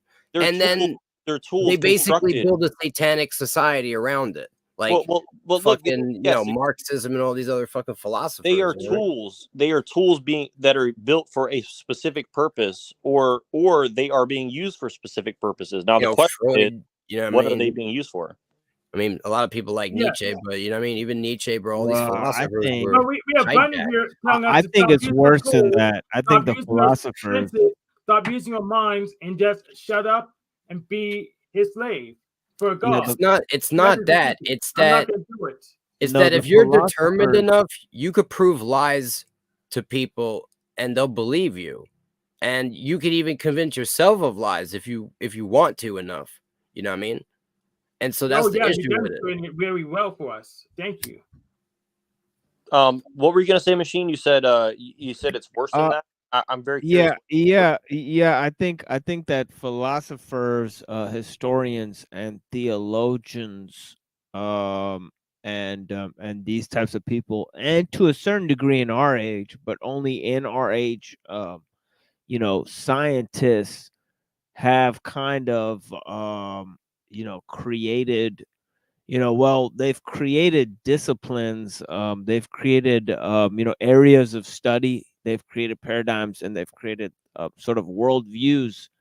So I think the damage that they've done is pretty substantial, in terms of, they have kind of created things like perennialism or universalism, or projects for world politics or international trade, or something like that. So I think that those are pretty devastating projects in our age. So I think that philosophy, theology, like all of the architectonic arts, that people have to be extremely wary of them in our day and age. That they have to hold these things accountable. They can't afford not to know something about it at this late stage. Even the layman, in terms of, if they don't know about it, they're going to be used. And that's part of the reason why I started this show, really. But yeah. So then from there, how do we I hate this whole we thing. That's another programming of living in the West. How That's do right. I, as an individual, acknowledge the unlearning process? And is it going back to study things like the Tao and those arts of the East? And then like basically I would say unknowing. yes. I would say yes. Yes. Okay. And then from there, is it also incorporating like things like permaculture, which actually, if you look at the agrarian, what is it not? It's too late. Agrarian's platform for what actually is value in nature, that platform has like 9 levels. And at the base level, it has, I believe it's trees and soil. So like studying trees and soil, and as the base for what is valuable and then what actually produces a commodity in currency, then that at that point, if I go up that archetypal ladder of nature, eventually I would get to humans in quote unquote fruits and goods. Like, is that what we need to study now in order to get out of this mind maze with philosophy, science, and in order to restore our debts here at some spiritual and soul level? Because what I'm looking at, and even things of like the canons of sovereignty, it's just like anything with words and anything that has to do with religion, as of right now, it seems like a maze that just wants to bind people. So I don't know who can answer that, but well, I just think you have to go back to what you can make on your own. For example, you know, a machine or a factory or a system or a computer or any of those things, you know, it's not something that moves at the speed and the pace of human movement. First of all, you know, like a hammer or a pen or a bow and arrow or a musical instrument, it moves at the speed and pace of human movement. You know, there's a way that you can actually take your mind out of the you know, the processes of you know, automatic you know, action or kind of detached action, you know, or kind of get back to, you know, what you can make on your own, you know, and that's kind of getting back to, you know, your own subsistence, you know, without machines. And really what it comes down to is, I mean, it sounds corny, but you know, you have to plan locally and think globally. You know what I mean? Because there is a global system in place, and you're going to have to counteract that while trying to create you know, what's real, which is interactions between people, and not engage with people in a sedentary life. In other words, you know, the system, or if you want to call it that, you know, it basically isolates you and then makes you gives you as many opportunities to connect with as many people as possible. So you're still, but you're, you know, kind of tied into as many connections within the system so that it can keep an eye on you, you know. But if you stay moving around and you don't connect to anyone, you know, so you're kind of just this kind of free floating. It's kind of like Shang Tzu, you know, and this is where the Tao comes in, because he talks about this free and easy wandering, you know what I mean? And that is kind of, you know, because, you know, this foggy somatic detachment, it comes through A, mediation, and B, you know, first, you know, mediation through the use of, you know, externalization of the ego through the use of machines, which is just, you know, total mediation, you know, and then which causes us to feel detached, you know, and alienated, you know, and then there's over socialization, you know, of just you know, forced interaction through technology, and it causes you to have, you know, a sense of you know, voyeurism, but also escapism, because you get this post-geological feeling where you know, the world is your oyster. You could go anywhere in the world because you could get on a plane, or you could talk to anybody in the world. You know, you can connect across the world. So you get this post-geological feeling where you're not tied into the land.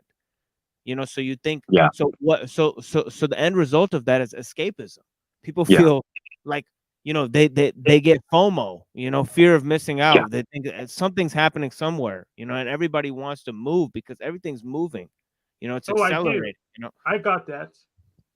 But I'm trying to do something important. So this is what is a great answer. Thank you. road for science and wisdom and knowledge? Like, when we really like love these things and follow them all the way to the end, and even like philosophy, right? When we get all the way to the end of these roads, right, these trees end in transhumanism.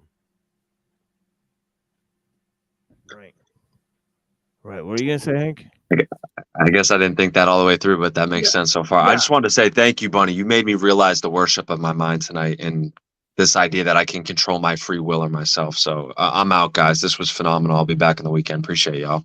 For sure, brother. Hey, yeah, See you don't forget. later. Yeah, don't forget to join the Discord. Let me put the Discord thing back here for you if you want to Yeah, join. this was outside for him. Yeah, let me put it here in the chat here. But yeah, man, bless you for showing up here, man. Good discussions. But yeah, go ahead, Hank. What are you gonna say?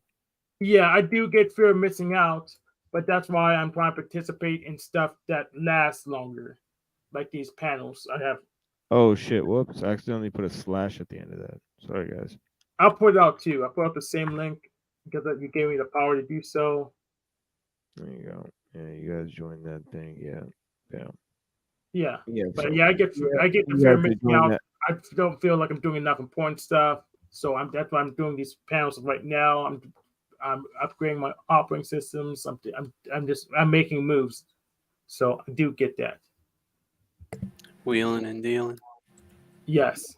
Yo, think about all the shit we argue about, right? We sit here and we really try to break down the truths of reality as hard as we can. And like, I don't. I know for a fact, right? Because I've seen this motherfucker talk. Yo, the Machine Lies is a well-studied dude, right?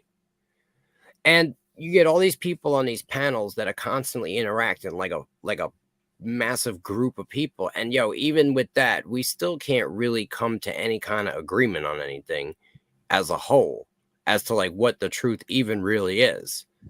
And so, like, I'm proposing that there really is a lack of availability of evidence, and with everyone constantly seeking proof, evidence, and sources instead of observing what's happening. Because if you look at the world and you just see what's happening, I don't really need to fucking show you the dates that the Masons made the, you know what I'm saying, the plan, and it doesn't matter. You can see there's a fucking control system. You can see the world is turning wicked and fucking evil. I don't care if you have a moral compass, open your eyes, you'll fucking have your stomach turned by what's actually happening in the world if you do a little bit of research as to what is going on right now. All over the world. It's But you don't fucking understand chaos. is that I want to operate the control system. I should have control My over the point control is, system. I We don't should replace the need- base system with the C system. I don't That's need what any I understand. sources I want or control over the evidence control system. I want to or- be able to tell what to do. if it's not enough proof for you to just open your eyes and see the playing field I and can just see take a it. step I back can- for a second and I just can kind be of the see winner. what it is, I right? can see it. I want the control over it. I should be in charge of it. It's not happening, Hank. They ain't gonna give you Not control. happening. They don't have to give it to me. I'll take it. You want it, You but ain't gonna be getting able to. You ain't strong enough, no, bro. who's gonna stop me? I'm just gonna Look, take I it. can stop you. All right. How? I You're can not even- stop You're not you. even on camera. I can stop you without even being on camera. Okay. So if I can stop you, pussy. they can stop you. Do it. All I'm pussy. saying is, look, that's just straight ego, right? Facts. Correct. I'm big tough Hank. They can't stop me. I take it myself. Look, bro, we ain't that strong enough. You know what I'm saying? No, it don't. You know what I'm saying? That's all I'm saying. No. You ain't gonna just fight the whole fucking force of evil, and they ain't gonna give you control. Don't start You ain't this gonna shit take again. it from them. You know what I mean? Okay. I don't know what you mean. I really. Come on, Hank. All right. That's why you smiling, because it's a You're meme. funny as fuck, but come on, man. Give me a break. My muscles need to recover. You get think it's a joke now, then you just 5 years from now, who knows? What's happening in 5 years, Hank? You just have to wait for it. Yeah, exactly. Yeah, there are depths of understanding that Oh, surpass baby. knowledge, surpass data. You know what I mean? Yes, don't trust your senses. Trust what Bunny says. Don't. I'm not telling you to Cover your trust me eyes. at all. Don't trust anything I say. I don't care. I'm saying trust what you feel. You know what I mean? Like, not in your emotions, but trust what you are experiencing. You know what I mean? Well, my experiences disagree with your experiences. That's what I'm Then telling you. then Trust what say- you're then you say experiencing. Then you just say, well, you're a Satanist. I'm saying, like, yo, you got to But- look but around the your world you live in. Look, methodology is if that's the path you choose, then that's your decision. You know what I mean? Like, I didn't. Of course it is. It is what it is. You know what I'm saying? Yeah. But The end of that road ain't a good end of that road. You know what I mean? You must have just not looked that deep down the road. The end of the road is, you know what I mean? It's an L. Like you choosing to take an L. That's you. It's not me. I'm not choosing to take an L. I'm trying to show you how to catch a W, bro. But you trying to take an L. You're like, nah, bro. I want to take the L. You're not getting a W because by your own methodology, you will qualify under as a Satanist, except for I already have a W.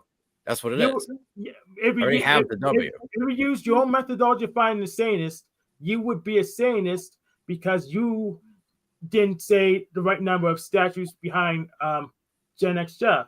I'm just saying you're taking an L. You don't have to take an L. You know what I mean? There's options. Yeah, no, if we use your own methodology of judgment on you, you would be a Satanist on your own available, brother. You got to understand that Satan may have a little bit of power right now, but he loses in the end. You would be a Satanist on your own criteria. I can't prove, Jeff, I can't prove this to you. I can't prove this to you. I can't sit here and say my source is God. You may accept it yourself. Yo, that's what happened. On your own criteria. How do I know this? I just know these things. All right. I don't know where I didn't read it. I just know that Satan loses in the end. How do I know? I don't know how I know. Must have came from God, bro. Faith and Bunny. Don't use senses. I'm just saying. Or you're gonna burn in hell. Look, I'm just saying, bro. I don't know how I know that Satan lost already, but I know these things. I have no evidence, no proof. I just know it. And he admits that he has no evidence and no proof. So I have no evidence, no proof. All right. I just simply know it 100%. I would even say more than know it. Is there something more than to know something? Like to be 100% fucking certain? Is there any way to, what's the word to describe that, Hank? Help me out, bro. I'm not a vocabulary artist. What is absolute confidence? Absolute confidence. Okay. What is it to be more than, like, to more than know something? Why would you need to know be it's more like than something? Why would you need like that? I have a finger. Like I know I have a finger, but like I am certain I have a finger. It's a proof fact that Right. you have a finger. Right. Now how do you know And something? you can see my fingers. See, You I know can what I see mean? my fingers. I don't know. I super you're a know it, hologram, Hank. all right? That's what Well, I'm that's a gonna good say. point. It could be a hologram. Hank, I super know it. That's my vocabulary.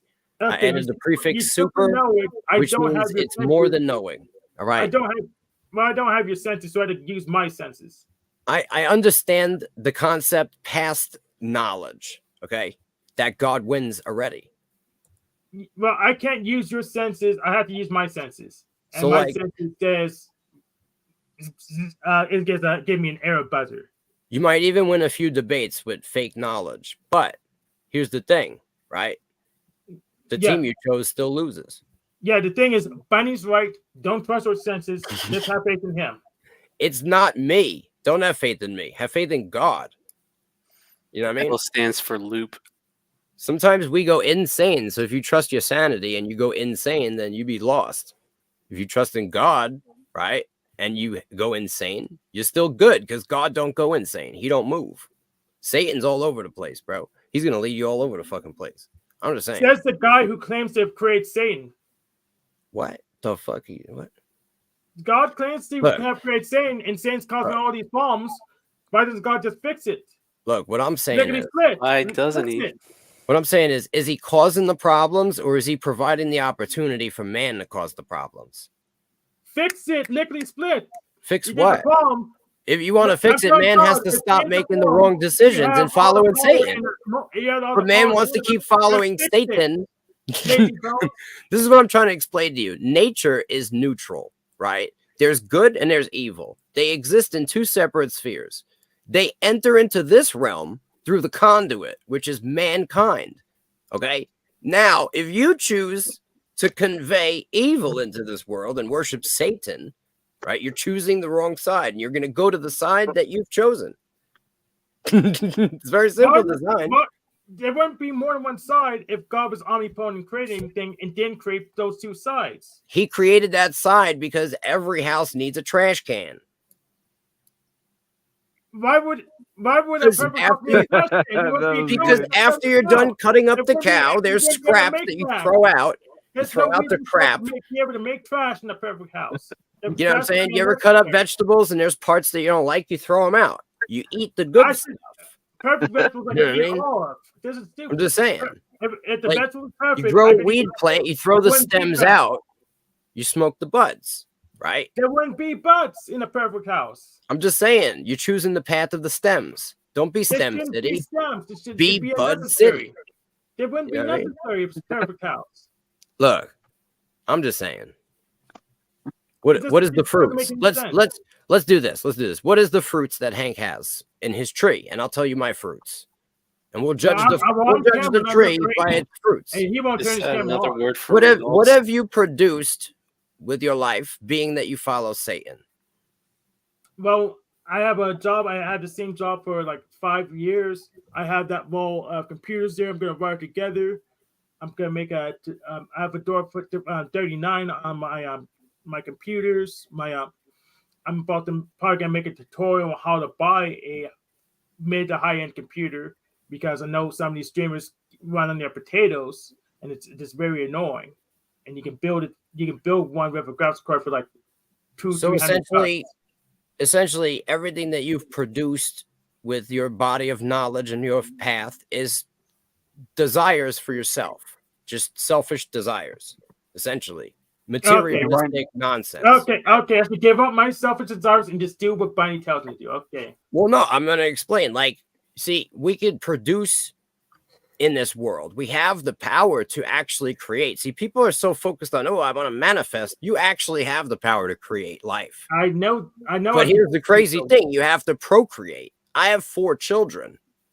I have a house that I've basically Okay, built. you're good and I'm bad. I have because my of own the property fucking- that I earned through building a whole campground. Bunny got a drug, a few rampage, and fucked and produced more bunnies, and I didn't. So I'm bad and evil. Well, you're not listening to everything I'm putting down. I'm setting up a future homestead for my generations of my bloodlines that are going to continue to propagate through the earth, following God. And you're going to have a bunch of computers, and no one's going to be propagating anything after you go. Yes, but you're a freaking drug addict. You see? And So what's wrong with eventually, that? like I But told you're you, on Hank, YouTube. You're on like I YouTube told better you, means you're going to wondering take why an L. Congratulations, women you won't got- co-create you with got- you. You're going to take the L, Hank. Eventually, evil is all going to just die out because they're going to abort You're their good. babies. They're going to You're all good. turn You into make kids, you they're can't going to all raise. turn You're into winner. You're a non-natural winner. I'm a sexual loser. fucking You're not. partnerships, and You're a loser. eventually You're a all slave, evil but you're people not will winning. die You're out, a Hank. slave. Evil will destroy itself. You don't have to do Yeah, anything. that's why it always takes an L. So you have you It have hasn't the for ability to thousands of years choose yet. life and death. Yes. It's not my fault, Well, Hank, it's that you continuing. choose death based on the evidence. You're breeding. The evidence shows that death is the proper choice. You're breeding. It doesn't Look, matter if you're Hank, the slave. evidence shows Don't that think- Satanism, just death, do- and just do witchcraft what- is the proper just do what choice. we say- just do The evidence what shows, we Hank. say. Now make your decision, Hank. Do you want to live or do you want the proper evidence choice? The science shows that there is no God, Hank. What do you want to do? I mean, I can't prove it to you. Bill didn't breed either, so he's It's a loser too. gift, Hank. It's He free. didn't- he You didn't just got to breed take either. He's a loser too. He should do You just more got to drugs. take the He free should breed. gift of He should eternal breed life, for Hank. You himself. just got to Just do what Bunny reject tells you to Satan do, and you get or eternal you're a life. loser. But Don't you rather think, have computer take the chips drugs, and do what fucking Bunny tells fedora you. hats. I don't know, Hank. It doesn't sound like a good trade-off. Don't think, just do what Bunny tells you. And I'm take just the saying, drugs. all this Satanism Bunny and just saying, witchcraft alright. and metaphysicisms, you know what I mean? Don't think. What is it doing keep for you, bro? slaves, Do the drugs. It sounds like your I'm job is saying. doing more than all of these beliefs that you hold. The job just making income, which is actually part of what I believe, which is to, support your household. You know what I mean? So like just basically being a good worker, you're basically able to buy some computers and shit. But what is all the other shit doing? I should sell my computers and buy some freaking. I'm not telling you to do that. I'm just saying, like with all these different that's what you things. did. I should sell What my is computers, buy some Molly. what and is then your buy some direction stuff. in Right? life? That's What are you what I'm telling sending? to do, right? What are you sending out into the future in life? That's What is God the told me point? to do, because he said to Prophet Bunny to tell me to sell my computers because they're worthless. I should go Hey. buy some drugs and go knock some chicks up. If you right? think the only point in life You know was what to I'm saying? just, hang out and wear You know what fedoras I'm and saying? build computers, Do I what mean, that's Bunny on tells you, to bro. do, There's and go more to do life yourself. than that. You know what I'm saying? There's more to life than just, you know, selfishly absorbing yourself in materialistic nonsense. Yes, I should just do what Bunny tells me to do. I shouldn't think myself. I shouldn't use my senses. As a man, as a man, yeah, because Bunny says God said so. It's not just you. Every fucking animal like finds a need to procreate and have a family. But I don't know why you don't. Like I don't. Because I didn't find someone right for me. But Why Bunny not? said I should just be on drugs and then I'll just put my dick in whoever. It doesn't matter. I wasn't always on Bunny. drugs, Hank. I wasn't always on drugs. Yeah, You know what I but mean? you Like, just, I did drugs. I wasn't on drugs my show. entire life, Bunny Hank. says he freaking married a chick when he was on a freaking stupid. Yeah, I did. on The first marriage was on drugs, Hank. But the Yes. second marriage was not. But yeah, The first one didn't work out. I already explained that. So I might be doing it wrong because Bunny said so. Bunny said God said to get on drugs and get not. Well, how many wives have you been through? I haven't been through any. Well, if you've been through at least one, you'd be doing almost as good as me. I haven't been through any, but if we go back in the same show, I should be in freaking satanic sex rituals. So I'm just saying. Your narrative doesn't make any sense. I'm just saying, if you go all the full route of Satanism, you're gonna end up being a cuck, bro, and you're not gonna produce anything anyway. We'll be fine. We'll be winners. You don't want to be a satanic cuck, Hank. Come on. Yes, I just want to do what you say, Bunny Daddy, dear. because you got God and God tell me what to do. Do Bunny. So just don't think. Just do what Bunny says. Get on drugs, knock some chick up, knock some other chick up, and then you're a winner. Hey, I mean, sometimes some of the most beautiful lives are created out of some chick getting knocked up, you know? And that's really on God. That's, you know, that has nothing to do with you. Perpetuates the system, though. Yes, it perpetuates the system. But the system tells Bunny... I think life is to do what he beautiful, said. Hank. Even if that life comes through means that may not seem appropriate to you. And Like, life is justify the beautiful. means. None of my kids were born through drugs, though. I wouldn't do that.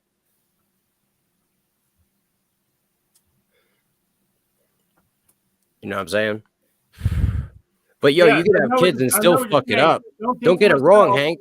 Don't get it wrong. I understand. I know what You you're can saying. still fuck it up, Hank. Even if you just have kids, you can still fuck it up. Now you got to provide for your kids. You got to build them a future and teach them, educate them, make sure they don't get indoctrinated, make sure they're not eating poison. It's a lot of work and it's a lot of self-sacrifice. And so that's a big thing too, is to sacrifice instead of just absorbing bullshit into Realm yourself. of sacrifice. Yeah, sacrifice for others instead of just indulging in bullshit. You know what I mean? Well, we shouldn't worry. Bunny would tell us what to do. You know what I'm saying? Hey, shit, what do I know? Well, you Oh, got come on you now. got God's knowledge. You just pipe the consciousness of God. So all we need to do is have faith in Bunny. You know what I'm saying?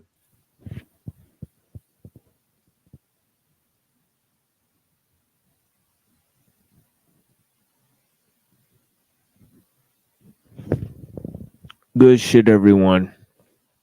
Thank you guys for joining the panel. You know, we got 50 people watching here, you know, and it's 3:07 a.m., you know.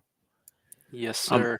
I'm likely gonna shut it down in about half an hour or so, or in a little bit. But yeah, man, you know, it's been a crazy time. You know, I hope I didn't offend anyone. I hope I didn't offend Jeem or any of the other people that hopped off the panel, you know, in a furious rage, you know. But I doubt it, dude. Yeah, I think his computer just crashed or some shit. But yeah, I'll email him and we'll get him on the show soon. You know, Unless they got offended for you letting people on that they argue with or something. Yeah, some shit like that. Which is not that logical. People get offended, bro, easily. And Gen X Jeff, I hope that I offended you Indeed. specifically. I hope I offended you. Yeah, Gen X Jeff. Yeah. Hank's been going at Gen X Jeff recently, man. If you guys been watching the Gen X Jeff stream, he has been letting this dude take a breath for real. You know. I don't mind Hank. It's like, what's up with Lanza though? Oh yeah, Lanza's gone right now. I thought he'd be able to answer for He's himself. like triggered or something with Jeff. I don't know what happened between them. I didn't know that Lanza was such a God guy. You know, he just comes out of the woodwork and all of a sudden he's like on some, you know, Crusader shit. Yeah, I don't know. He's you kind know? of like sort of close to Talcott's kind of That's deal. right. Oh That's yeah. right. That's Nude, right. That's nude cart. Which is kind of Nude secret hilarious. nude cart. That's I'm gonna hilarious. be honest, bro. Talking to a lot of people on these fucking panels is exhausting with like the sheer level of like ignorance. I Just, like, agree. in general, like I'm not Yeah, saying you know. anyone in You'd be going specific. hard, Bunny. Yeah, Bunny, props to you, man, because you do know a lot about history and stuff, and I get what you're saying. Sometimes it gets annoying to have to like explain like basic shit to people. But yeah. And I do apologize, you know what I'm saying? But like, yo, at this point in life, I'm pretty much fed up with bullshit. You know what I mean? Like, I'm gonna be real. Yeah. Like, I don't think there's any more time for bullshit. You know what I mean? Like, peace ain't even an option. Oh, I agree. I know what you mean. I was thinking that just this morning. I was like, fuck. Like enough is enough. You know what I mean? Like I was looking at my brother, he was like just like laying like this. And I was like, there's so many lazy motherfuckers like out here. Like I was just thinking, like, this is crazy. Like fucking 16-year-old motherfuckers are just high as fuck, just laying just ugh. And it's like nobody cares. Like, yeah, like I was just like, I was like, all my attempts to teach people are for naught. You know, and I was thinking about, you know, really, you know, I was thinking about my wife, you know, how she doesn't listen to a damn thing I say, but she comments on my YouTube videos. And I'm thinking, like, what the fuck is going on? You know, is the whole world going insane? You know what I mean?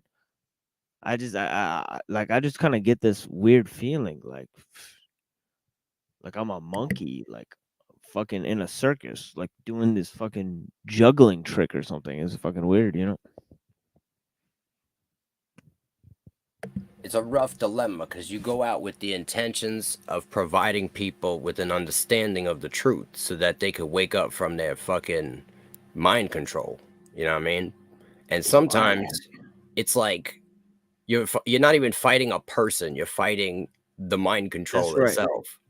That's right. That's the problem is that you're serving people while fighting this thing that's not even human. You know what I mean? So that's kind of the problem is that, you know, and that's kind of the trick between you know, kind of juggling the notions of like what's going on, because it's like there's demonic shit that's going on, but there's also, you know, the element of what people are making, and that's taking them over. So I mean, it's hard not to blame the people for it, but yeah, I never get to blame the people for it. I always trust the people, but the problem is that, you know, I'm starting to just, you know, I don't trust my own intelligence, and I don't trust the people. You know, I was just telling somebody in the chat that, you know, that I have a problem now that, you know, I'm starting to lose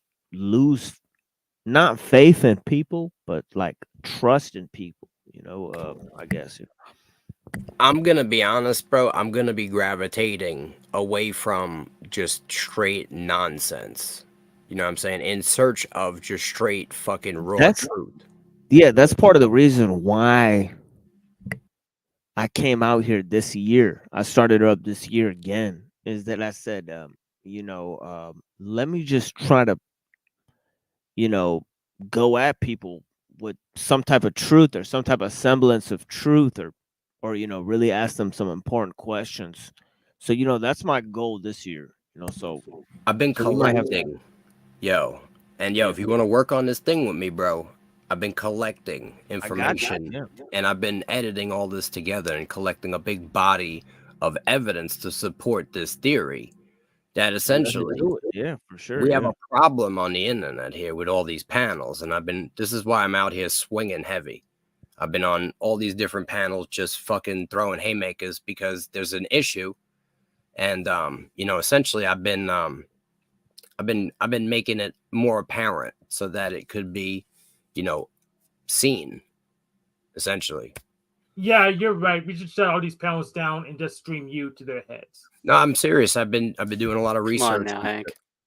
Case studying people that are, you know, pseudo intellectuals, basically breaking it all down and collecting bodies of evidence so I could demonstrate this in a way that would be comprehensible to people who don't actually see what's happening. but it over a course of a lot of different panels, so that I could show that this is not an isolated thing. This is actually fucking widespread, and there might actually be something deeper to it. Yeah, or they shut them panels down. Because it's like, if you have people out there trying to speak the truth and you just kind of insert, you know what I'm saying? You just kind of insert some people in there to just disagree with everything except nothing. It poisons the truth. It poisons the waters. You know what I'm saying? It poisons actual genuine discussion and turns everything into a debate that doesn't actually have an intention of coming to an agreeable point. No points are ever accepted in these panels. Doesn't matter if you're right. Yeah, if you disagree with Bunny, you're a Satanist. People want you to prove your point. And then when you prove all of them, they still disagree with you, and then they run off the panel. That's how it works. I'm not running. No, I'm just saying, this is what I've experienced over the course of being on like 20 fucking panels. You know what I mean? I've been putting in work on these streets. Well, I refuse to run, yet I still disagree with you. I mean, just because you don't run doesn't mean that, you know what I'm saying, you're operating in a proper manner either in search of truth. Yeah, because I don't believe everything you said. I don't have faith in you. I feel you. So I'm a Satanist or something, because anyone who doesn't agree with Bunny is a Satanist. Look, it goes a lot deeper than that.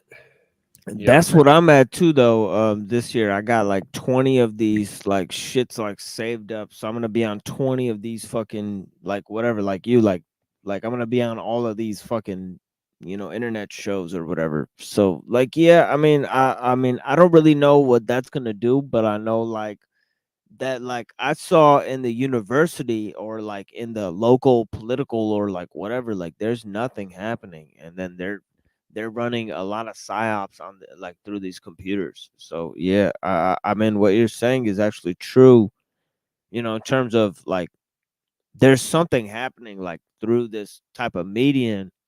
Like, what do you think that is? Like, what do you think like they're trying to guide people towards? Right? It sounds like a neurojack type of question, but it is what it is, you know, right? Yes, it did.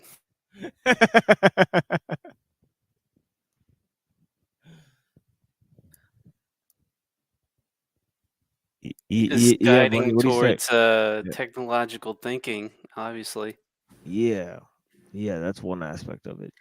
There's definitely a problem, and I've been off YouTube for a while, and when I returned, you know, I started just hopping on panels and just kind of seeing what was going on, and I noticed that there was something going on because I'd been so removed from it. I noticed that there was something severely off with the whole fucking feel of it. You know what I mean? Yeah, like the people, the messages, and like maybe like you were here, and I know people, and I know Reddington too. Like you guys were here witnessing this shit at some point where there wasn't so much of fuckery on this shit. But yeah, I don't know.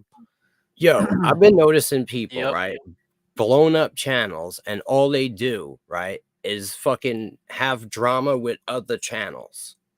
And that's all they do. They just fucking start drama. We know about that. And they just make drama, and they're just shit stirring pot stirrers, right? But I've also noticed an occult connection between all these fucking channels. And I've actually pressed them, you know what I'm saying, on these things. And I've got them all into corners, all fucked up. And I've got all this information documented. Got them boxed in. Huh? I got it all recorded, bro. Yeah. So my occult connection I see is that they're all on YouTube. What do you see? Bro, I'm over here editing like fucking 20 hours of footage a day on fucking speed mode. You know what I mean? Damn, son. Oh, you and still it's take like, speed. yo, it's taking me forever. It's like way longer than it was even took me to fucking record all the shit. You know what I mean? It's crazy. But I've got a lot that I'm working on, and I'm down to link up with TML, like bro. I think we got a lot of shit we can collab on, bro. Yeah, I got your back. I got your back, you know, and also on the music, you know what I mean? We should collaborate on some music. We have too, a lot of shared common ideas and interests. While we differ on some things, you know what I'm saying? It's like still in line with what the fuck I believe, like in the larger scope of shit, you know what I mean? Yeah, that's how it is with everyone out here, and that's how we gotta build from. We gotta build from just what we already know to where we could correspond with shit. Because nobody's two ideals are gonna be perfect. You know, like I've seen that in like almost every, every relationship I've had. You know, so it just is what it is. You know, so it's just a level of just how much people want to tolerate each other. Like it just I mean ultimately we all got to stick together. We all got to have some type of understanding with each other that there's principles that people don't break when they're talking to each other, or like corresponding with one another. And like I think really one of the top ones with me is that I will not get offended at things. You know what I mean? Eventually if I get offended, you know what I mean? My anger towards somebody will not be through that like particular offense, but it'll just be like, based on just talking to them about what happened. So I mean, I like practical ideologies, and I don't really, I mean, I don't like flattery. I like honesty, I like sincerity. Those are things I could work with. If people aren't feeling doing something, I hate like forced friendships and people trying to come into some shit where they're not really feeling it, and You know they're what just it kind is? of there because they're bored. I mean, I hate that shit. I start with mostly everybody on a really humble level. You know what I mean? Yeah, me too. Yeah. But as I start to, converse with people, as they display that they really don't give a fuck about the truth and they're just sitting here basically wasting my fucking time, I start to get, irritated. But at no point am I actually angry. Like at the end of the day, yo, I'm Cecilia. We talk really fucking loud. And it's not like I'm not really angry at any point, because if I was, it would be even more than, what I'm saying, what most people would consider angry. So, I mean, that's another thing. It does sound like I do definitely sound more like a dick a lot of times when I speak because of the way I deliver it. You know what I mean? I agree with that. It's kind of rude. It's kind of fucking blunt sometimes. You know what I mean? Like I'm completely aware of that, and you know what I mean? I just kind of fucking had enough. I've went like totally fucking Christian mode and been really nice to people, and fucking it doesn't even matter. They still don't fucking listen. So you know what I mean? After many years of trying to bring people to fucking truth, I just basically I don't have no more fucking tolerance for bullshit. So I'm really respectful to people who demonstrate that same respect and don't bring me no bullshit. But when people start bringing me that bullshit, I lose all fucking respect, and I'm going to treat people basically accordingly. You know what I mean? If they're going to treat me with no respect, I'm going to let them know that that's how I feel. You know what I mean?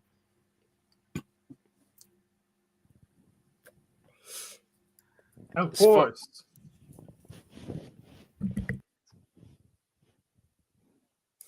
As far as practical philosophy goes, wouldn't you would the Stoics be at least somewhat useful in that regard, TML, or Yeah, because they talk, not so and much that's why. their metaphysics or teleology or whatever?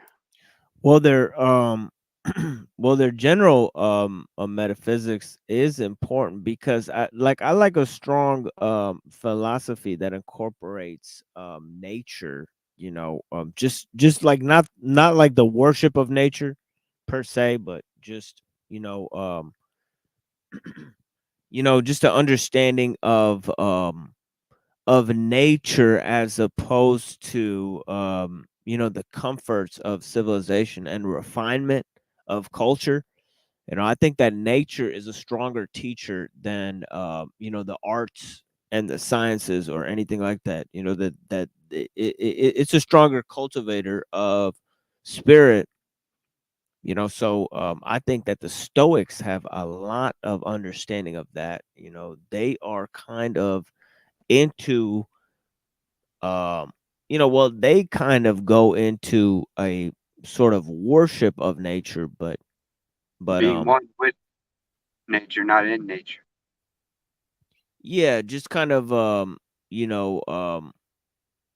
understanding that nature has a spirit, that it has a way about it, that you want to be in tune with nature, that you want to go with nature, You want to go with the Tao, especially, I like Taoism and Stoicism, really. Yeah, Stoics and Taoism.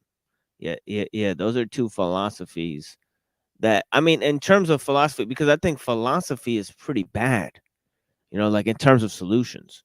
But I think, the Stoics, the Taoists, some of the people who are like, Christian or Muslim philosophers, because they get into more, of the weird aspects of philosophy, because their philosophy is arcane, because they have to apply, they have to go outside of Plato and Aristotle. So I definitely don't like Plato and Aristotle. I don't really care much for the Buddhists. Some Hindu philosophy appeals to me. And I know people have asked about this in the past, like which philosophies I like, which philosophies I don't like. But yeah, definitely Parmenides over Heraclitus. Meaning that if I had to go with it's all not changing to it's all changing, I would go with it's all not changing. I would go with change is an illusion. And that's what I think, but I agree with that last part, yeah. Yeah. But but yeah, philosophy is a trip, definitely, use what you can get in terms of philosophy, in terms of science, use what you can get. I mean, history is such an important one, man. History, man. That's one that people leave behind, people get into spiritual shit, they get into all types of shit, they get into philosophy and shit, but they don't get into history or science, and then they fall kind of prey because they think, man, that's just, technical shit, but it's really not, it's really important, it's like the how and the what and the Yeah. as opposed to Yeah, but we miss a lot is the history of science. It's just the only people. That's right. That's right. Yeah. The Jewish people go over history and science in their learning centers, but everyone else is very ignorant because or even the history of philosophy. Yes, the history of philosophy is very important too. Yeah, you could learn a lot about philosophy or science by learning about the lives of the philosophers or the scientists. That'll tell you a lot of shit because it's like, oh shit.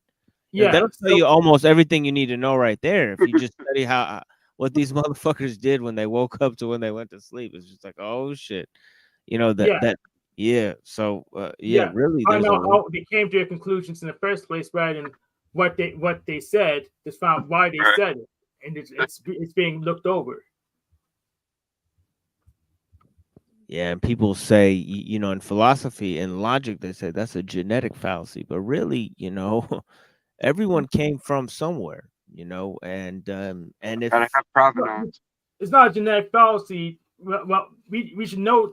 We should be interested in genetics. It's a genetic fallacy to say something. Well, that person's white, so we shouldn't believe anything they say. That's the genetic fallacy. But knowing the genetics of the information, that's science. Yeah, but that's what I was saying. Like philosophy, is one way of understanding things. There's also so many others. Like history. Like there's a history of philosophy. I tell people this all the time. But in terms of rhetoric and logic, we explained that on a recent Friday show. You guys go check it out. There's different ways of looking at the philosophy of language, really, and what language is, and if, language is really what philosophy is, or really what science is, a lot of it's based on meanings, constructions of ideas and categories, and then we put things that we measure into those categories that we invent. Yeah. Whole cloth. Yeah. And science and philosophy used to be the same thing, called under the umbrella of natural philosophy. We could say the gift of writing in the Egyptian story there. I forget the name of it in Plato's part, but you could say take it to the next logical step would be, well, then language itself is the gift, the technology that's being given, whereas in spirit we never had a any language with an alphabet, or it's more of a knowing or more of an intuition and creativity and stuff like that. Yeah, that's right. He's referring to the Phaedrus of Plato. You know, we read that That a one. while ago back here. Yeah, yeah. You know, yeah, it's a deep query. Yeah, that's right. That's the conclusion that he came to. That language is a curse. You know, it's an elixir of forgetfulness. You know, as it says, when they thought it was to be an elixir of memory. You know, in the Phaedrus of Plato, and you know, Lao Tzu really comes to the same conclusion. You know, he says that you know, those who know don't talk, and those who talk don't know. You know, Yes. and true words are not beautiful. Beautiful words are not true. You know, these are all you know, writings from the Tao Te Ching, and you know, Yes, symbols. but they ironically communicate that with language. So when they figure out how to communicate that without language, then maybe I'll right. believe them. So That's right. So That's right. You know, When it's you about, know shit. Oh, Yeah. my bad. Go ahead. No, you go ahead. I was gonna say, yo, when you know shit, right? You gotta realize that by trying to fucking convey that shit, you are gonna basically look like an asshole. And you have to be willing to accept that. You have to be willing to make yourself look like a fucking asshole, have people hate you that you're trying to help. And that's the, you know, after a while, you know what I mean? A wise man just says, fuck it. You know what I'm saying? I'm just pissed off, but like I could have said, fuck it. You know what I mean? That's what it is, you know. I did say fuck it, yo. I didn't. I got off this shit for a long time because I was like, yo, fuck it. Like, what am I? I'm trying to help these fucking people for what? You know what I mean? Yeah, it's just you gotta let it loose, you know. Whatever. for your own ego, for the pleasure of your own ego. That's why you're trying to help these people. No, Hank, I If really you're don't already give a fuck. saved, then you're saved. You're trying to help these people for the pleasure of your own ego. No, that's why I'm pissed off, Hank, because I don't actually want to do this shit, Hank. Yeah, and sometimes you know, sometimes it's just that, you know, whatever comes up comes out. You know, don't ask why if you know it's wrong. You know, go with what you know. Start a well-intentioned fight. You know, and see the lies fly out in defense. You know what I mean? And you just have to do it. You know, you have to push it because it's like the thing is that you might not get another chance to speak. You know, so you know.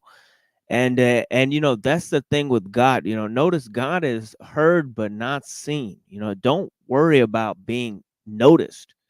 You know, don't worry about everybody, you know, acknowledging you or seeing who you are, or fame or something, but worry about communication, people understanding what you're saying, sincerity behind your words, meaning what you say. I'm saying You people know, just you know, don't that's real. understand. People don't understand the fucking like the I don't know how to describe it, yo. People don't understand the fucking wear and tear that shit puts on you to do that every Right. day. You know what I mean? And Well, at the I end of agree. at the end of the day, not too many people do it at the capacity that some people do it at. You know what I mean? You gotta understand, yo, using your mind at the capacity that some people use their mind at is fucking exhausting. You know what I'm saying? Like, it's like running marathons, my dude. Yeah. That's I did- why.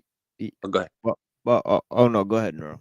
No, you're good. I just wanted to say I think tonight is some of the best conversations I've ever been a part of. So I just want to say thank you to everybody who did jump on, because I think it was very. I think tonight was very, like, one of the most productive conversations I've ever seen personally. So I just want to say that.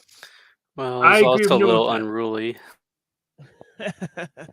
Yeah, really. Yeah. Oh, but thanks for being a good sport, Hank. No problem. What were you gonna say, Machine? I sorry to interrupt you, man. Well, no, well, no, I was just gonna go off of you know, what Bunny was saying about about acknowledging people's capacity to think at a high level, and really that's where you'll meet the smartest people. Those people who think on that high level, they gave way for a lot of people who think at a high level to have their own, to teach them, and that's what it is that is really acknowledging the people who are really there to teach, and finding out those people, who those people really are. It does come with this a certain amount of humility, because people who you'll notice extremely foolish motherfuckers, like they don't want to learn shit, and they don't acknowledge who the true speaker is. They think that and then when you ask them how they figured out the nonsense that they know, they'll point to some dumb motherfucker, and they'll be like, oh shit, that's how that happened. As they say, a blind man's deaf son is the dumb father of a blind child, and it just goes on and on and on, and that's the problem, is that I may have not known a lot, and I'm actually very, very not a smart person, but I read things over and over and over and over and over until I got it. And I think that's kind of the thing, and I was able That's to, what a smart person would do. So able to just sit back and just listen to people that that I felt really dumb in front of, and just sit there and just be like, oh shit, this is a smart motherfucker. You know what I mean? I hope I'm getting some of this. You know what I mean? That's what it is. So trust the process. Trust the process. Yeah, trust the plan. Trust the science. Right? Test science. Test the science. Science has failed. You know what I mean? Bunny's right. Science has failed. So we got to figure out what's next, and definitely it's not spirituality. Vague notion of spirituality is not going to save If science has failed, how are we having this discussion, and how is it being archived? Because that's not science, that's technology. Science told you to put motherfucking poison in your body, right? No. That's what they told it didn't. No, it told didn't. everybody. Tread lightly. That's all I'm saying. No, it didn't. Yeah, we used to live in an age where culture created science that created technology, but now we're in an age where technology creates science that creates culture. The whole process is backwards, so inversion, basically. Inversion, yeah. Subversion, as well, as we preach and teach about. Yeah. Swiss science is first order, and the philosophy second order, if I remember right. Because philosophy was more to deal with logic than trying to use a scientific method to prove something. So how do you know if the method's correct? Well, philosophy and science was the same thing at one time. Science is so stupid. Science is so stupid. It only knows how to achieve immediate results, but doesn't even understand the long run. Like, we still got people, what I'm saying? Our whole food supply is contaminated with all kinds of shit in it that they need to make it not go bad and make sure it doesn't have pests in it, no bugs. But they couldn't figure out how to do this shit without killing everyone. Well, and the thing is, you can fucking smart. So cut yourself off from the supply system. Cut yourself off from the district systems. Go enjoy your manna from heaven. Yeah, look at the fruits of your bugs system. You know what I mean? You start introducing science to nature, and it has degraded into fucking a clown circus. Yeah, stop eating our food and just eat manna from heaven that God provides you. You will eat the bugs. I have eaten the bugs. How much you have? It's way more expensive than ground beef. So I'm can't sure you afford have. the bugs. They'll bankrupt me because they're too expensive. How much choice? You like science's experiment vegetables? How much choice do we have? Bananas and tomatoes? Yes. How much choice do we have, Hank? You like your fish tomato? I'll eat it if it tastes good. But just saying, don't eat that. Eat the manna from heaven. How much choice God do needs to we have, provide Hank? the manna from heaven, or I can't eat it. How much choice do we And you have? say, don't wait for God to provide. Just eat something. I mean, you flip back and forth. What level? Because you got to eat something, don't mean you got to eat poison. I don't eat poison. That's why I'm not dead right now. I mean, Hank, what you level- don't die just from eating poison. Silent weapons. You don't die from eating poison. No. How's it poison? It kills you over a long period of time. It doesn't kill you Like 80 immediately. years? I don't know how long. It depends on what kind of poisons you're eating. What level of culpability do we have, Hank? I guess infinite culpability if God says so. Oh boy. Well, what say you? I say whoever creates the thing is responsible for it. Are we It makes creating a our own reality, though? Yeah, partially yes, but there's like there's a limit to how much we can change and manipulate reality. I'm trying to push those limits, but Should we there's break? definitely a barrier. Ought we break those limits, or ought we keep the limits? I don't know. How about you? Which would you do if you had your choice? I break them. Even if it meant ending? Yes. Why? Well, the reality is not the way I wanted it to be, and if I can break it, end it, and recreate it in my image, I think I could do better. And you think science is the best methodology to do so, perhaps? I don't know if science is the best methodology, and just science is reliable, unlike having faith in some guy on the internet. At least there's some guy on the internet. It's someone you can interact with. But I can interact with scientists. I can interact with the actual science, the technology and techniques. But I can run the experiments myself. But so Hank, you're saying I can't do that, even though I can, and that doesn't make any sense. But Hank, aren't you a guy on the internet though? I didn't say I have faith in me at all. You can look up the documents yourself. You can do research yourself. You can set up the experience yourself, depending on how expensive, resource intensive they are. What's your opinion of Descartes? I'm in favor of him. Why? Because he set up the basis for a lot of our techniques. So technique equals truth. I told you over and over again. I don't understand why you're not listening to me. I don't care about the truth. I care about the narrative. I care about constructing a story that takes account of facts and makes no sense, so I can predict what's going to happen next. And that's what we call science.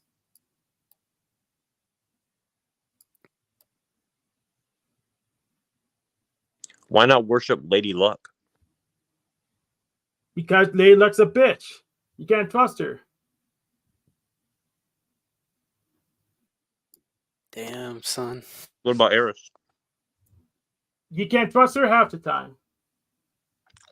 But sometimes she helps me. So as long as she's helping me, she's good for me. Well, if you're only playing odds at the end of the day anyways, why not worship the god of odds? Because you can beat the odds. If you know what you're doing, if you know things work, you can beat the odds.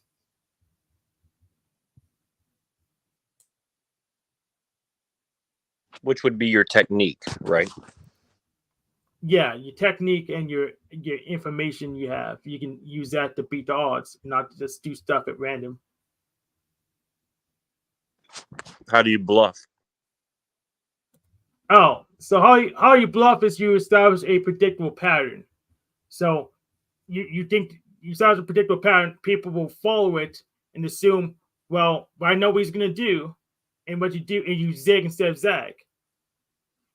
Or what's even more potent is you just dump a whole bunch of bullshit on them, so they follow it as a guide, and they act. You got them under control because they're gonna act exactly. You do what the guide tells them to do, and you exploit that. Can you outsmart nature? No, you have to conform with nature. There's no way out. There's no way to outsmart nature. But if you understand how nature works, you make it work for you. Are you sure of that? Yeah, it's what we call science. Okay, I just want to make sure. So it's a self-referential. It's a circular argument essentially. Isn't that some level of manifesting? There's no way out. You Mitch, say it again. I can. Okay, let me say it. Then Mitch goes next. But I'm stuck in this circle, so I have to deal with it. Mitch.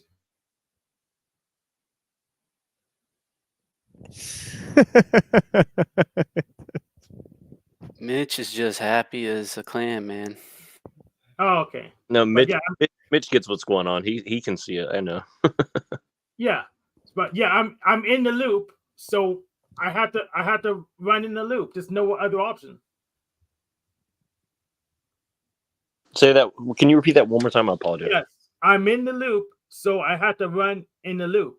There is no other option. Why not just pick a different loop? Hamster wheel. Because I don't even know what that means. How do I pick a different loop?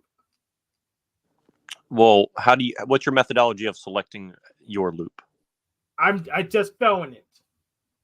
I just appeared in it. I'm conscious. I'm in this loop.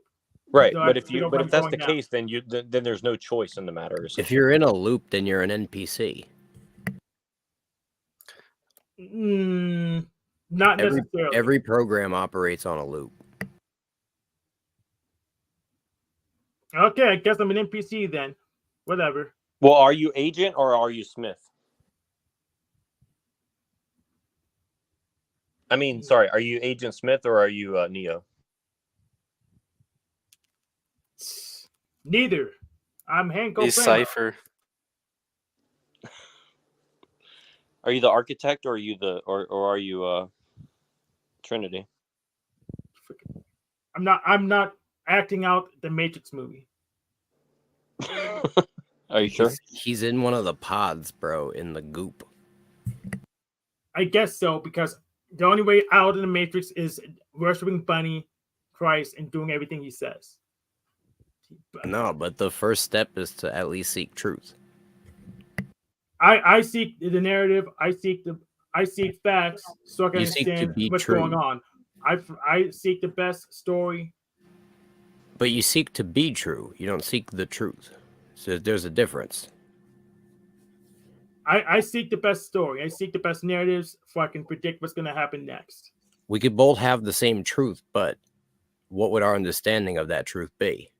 Yes, which is why I go with facts and the narrative instead of truth, because we can rely on it. We can reconstruct it over and over again rather than have random truth that happens to never agree with each other. The truth existed before we wrote it down, and what we have written down is a very limited amount of it.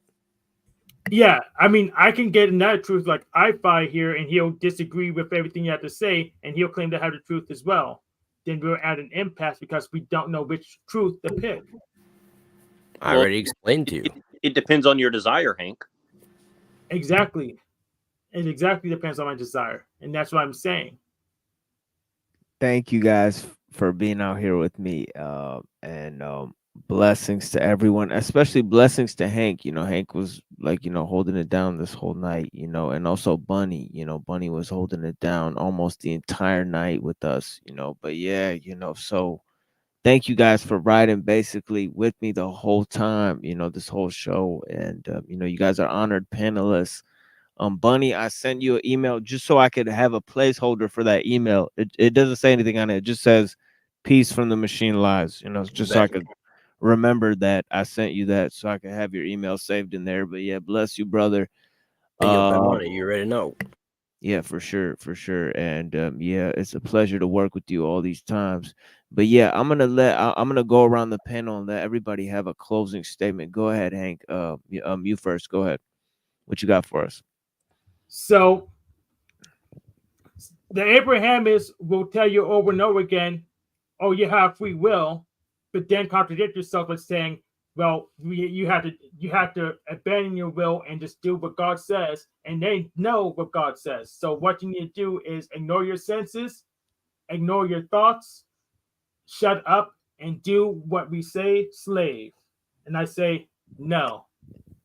Damn. Well, Hank, he's sticking it to those Weasley Abrahamists. Thank you so much, Hank, for being out here with us, man. And definitely, I'll probably talk to you tomorrow. As I talk to Hank like every day. I don't know about the rest of you guys, but I talk to like Hank and Neurojack like almost every day. But yeah, bless you guys. Yeah, thank you, Hank. I'm gonna throw you here in the back. Go ahead, Neuro. You next. Yeah, I wish I had more to add. Honestly, I don't. I think this is a very productive conversation, and yeah, I'm just happy everybody did show up because I feel that we manifested this conversation somehow this week. I don't know how, but I'm really happy that it happened. So I'm glad everybody's here. Oh yeah. I'm glad that the panel showed up here, and I'm gonna throw you here in the back. But yeah, bless you guys for being out here, and the panel definitely showed up here for me. I don't know about the audience. The audience is blessed participation by the audience, but I'm just saying about how it's a Wednesday. We don't get that many people in here on Wednesday as we do on Saturday on the show. And Friday morning is the lowest count. Nobody shows up on my Friday morning show. Where y'all at Friday morning? Nobody comes through. But yeah, bless you guys, man. Go ahead, Mitchell. What you got for us, man? Oh, I got nothing, man. Thanks for having me up. I appreciate you facilitating this conversation or these conversations. It was fun. For sure, Mitchell, bringing that calm energy, that Zen-like approach. I mean, always a pleasure to have you here with me, brother, man. You know what I mean? And I definitely a deep respect for you and everything that you're doing out here, man. Definitely, I need you here with me as many times as you can show up. It's not like a job or anything, but I appreciate having you here, man, brother, man. Nah, Thank you so much. Yeah, thank you, friend. Yeah, thank you so much, my brother. And Bunny, go ahead, Bunny, man. You've been holding it down here all night, man. What you got for us? Hey, yo, homework assignment for the audience. I want everybody to look up Plato's Cave. For sure. So I'm saying that's about it. I want to give mad respect to Mitchell for, just kind of fucking listening. You know what I mean? Mad respect, you know what I mean? I appreciate people who listen and don't just talk mad shit. And people need to start giving people props that don't fuck shit up. Yo, thanks for everyone for listening. Even if you think I'm an asshole, thanks for the Machine Lies for having me on here, even though I'm an asshole. Yeah, thank you so much, dude. Thank you so much, brother. You're a real pleasure to have here, man. Definitely, man. You Pops, Mimsy, man. Peace to you guys, man. Definitely, man. And it's an honor to work with you and work with you in the future, and also peace and prayers to your beautiful family, man. You guys are all holding it down here. It's crazy to have a whole family of people that are, intelligent and sweet to each other, so man, you guys represent something beautiful in this world, something beautiful about the future of this world, so man, thank you guys for being out here. Reddington, man, you're a real OG of the show. Reddington is the show, The Machine Lies, for the people who didn't know, so, Reddington, we started this show a long time ago, Neurojack was here, Reddington was here, really, there's only a few people in the house, but yeah, Reddington, a real OG of this show, man, give him some of your wisdom, brother, man, go ahead.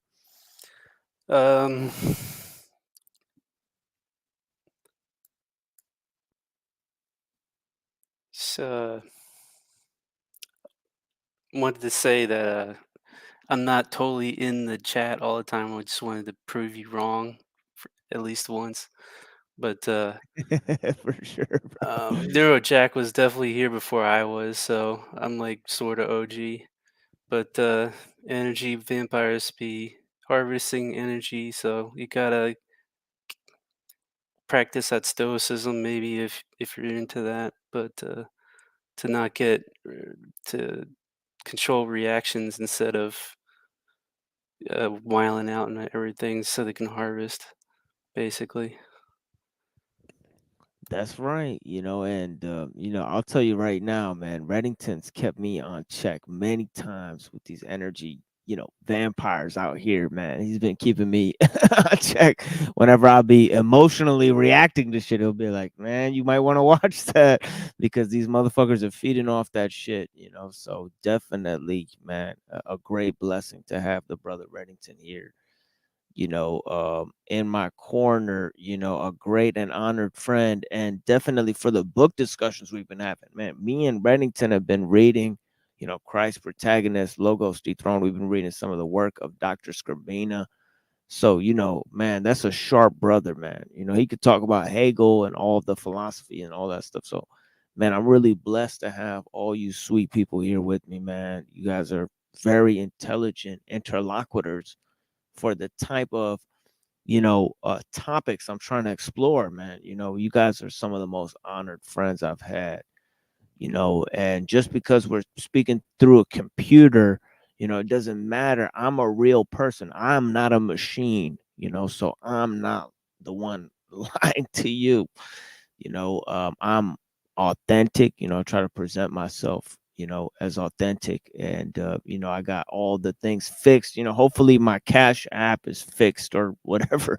I don't know. Last few times people tried to send me money and they said it didn't work. So I don't know if it works. I mean, I think it does work.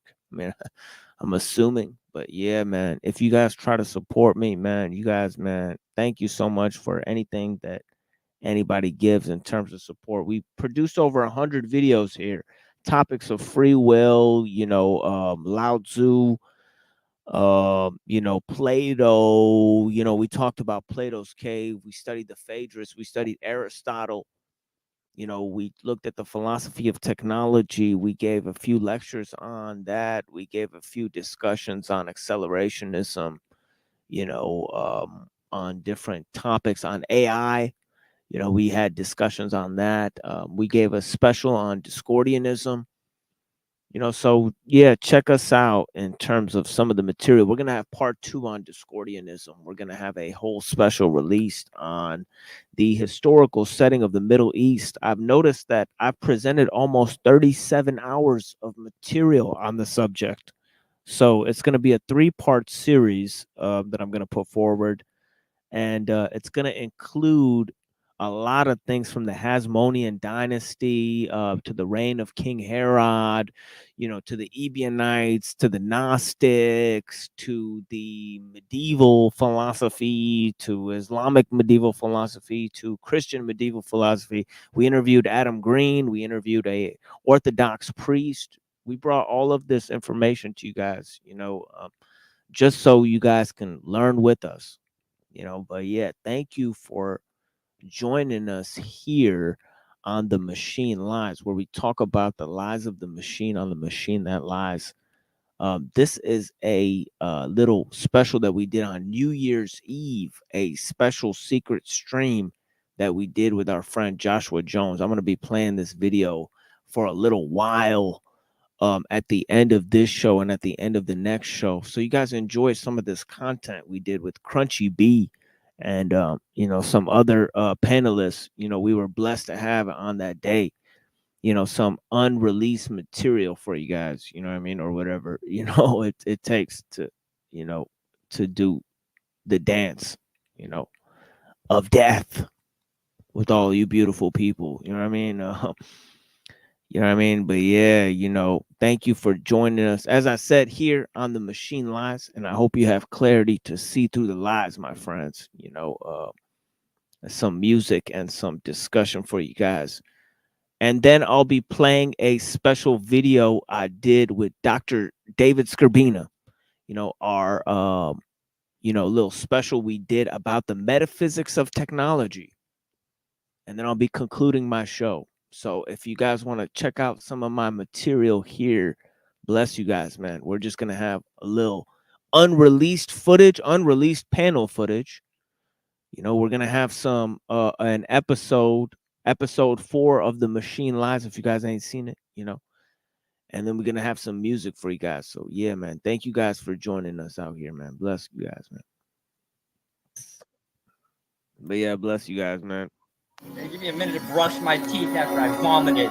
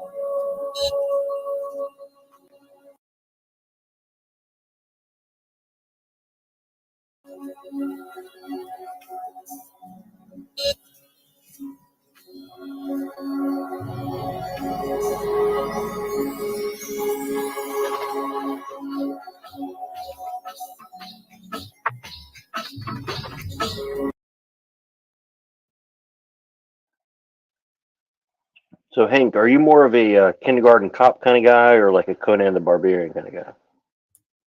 Conan. Okay, that answers my question. You're welcome. Oh my goodness. Okay, I forgot what we were talking about before the the other stuff. We were talking about the revelations from Reverend Josh. Oh yeah, actually, I do want to bring up something that Joshua was saying, but Machine was going to say something on the subject before we got too far down here, and I can't remember what he was going to what we were exactly on. Fuck. We could just go watch what we said, you know? Technically, we could just go fucking just... Yeah, let's go watch what we were watching. And watch what the fuck we said.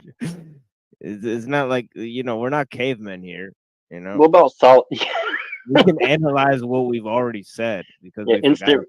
Yeah, see, we need like instant replay, like on a football game. That's what we need. Let's see what the fuck we were talking about. Honestly, this is annoying. Because honestly, it's gonna leave me. Yeah, let's do this. Yeah. Not one of those wimpy chicks. Yeah. He wants to get beat up by a girl that. I don't want to deal with a dead fish. job. It's not worth the time. They made dolls for that. You don't need a dead fish. He wants to. Well, that certainly was illuminating. I guess we were talking about fucking a strong girl. I'm having deja vu here. Was that this show that was on still? That's not very.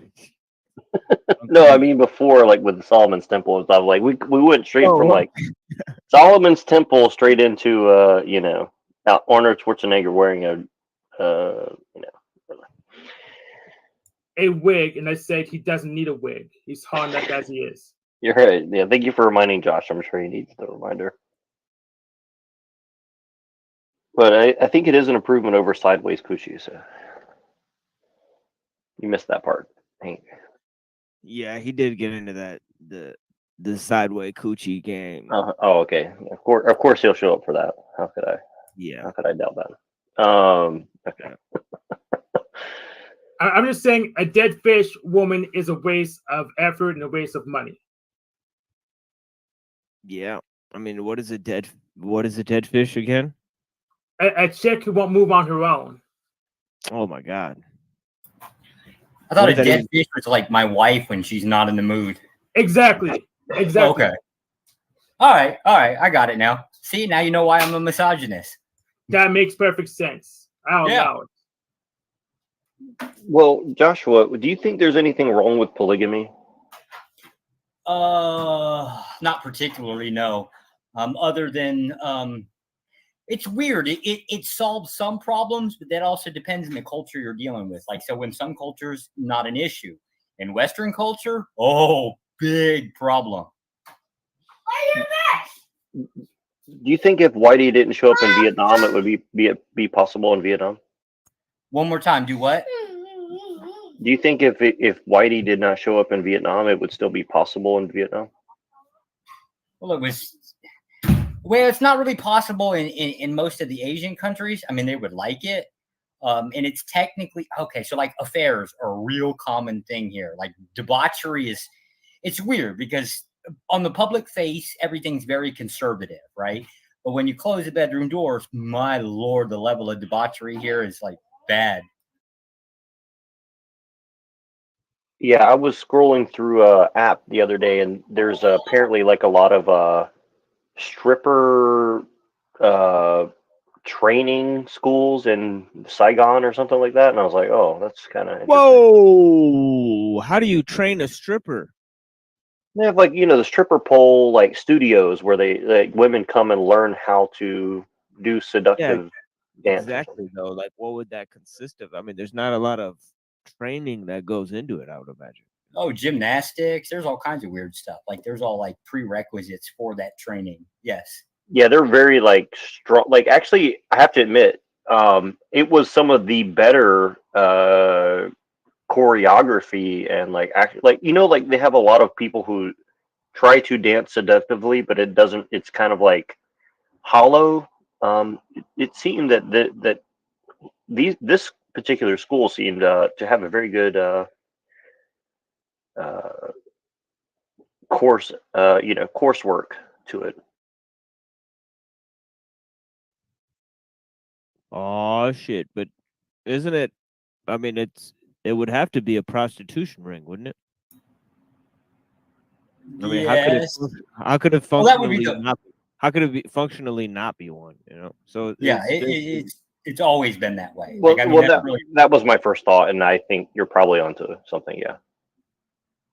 Yeah, it's a front organization for that. There'd be no way for that to be, unless they're like, unless somebody paid millions of dollars to fund a stripper school, which doesn't really happen. I don't even see how that could be lucrative. Then how do those strip clubs work? Who trains the strippers at the strip club? It's human trafficking. They just get them. You know, it's a little different in Asia. I think there's a lot more. I think that there is some human trafficking, but I think a lot of it is also like, my impression, I don't know by experience, but I get the impression that some of it is it's much more. Yeah, exactly. Like, the fuck is that? No, it's much more by choice in Asia. I would say like maybe it wasn't always that way, but I think that it's not. It didn't from the people I know who live there. They've explained that it's not as forced and drug related in the ways that it is here in the West. I'm sure Joshua knows more being there on the ground than I do, but coercion. That could be a good word. I mean, shit, coercion is just like another tool that you can use. Like, there's all kinds of ways where you don't really need the barrel of a gun. Like you can come up with some other thing. You can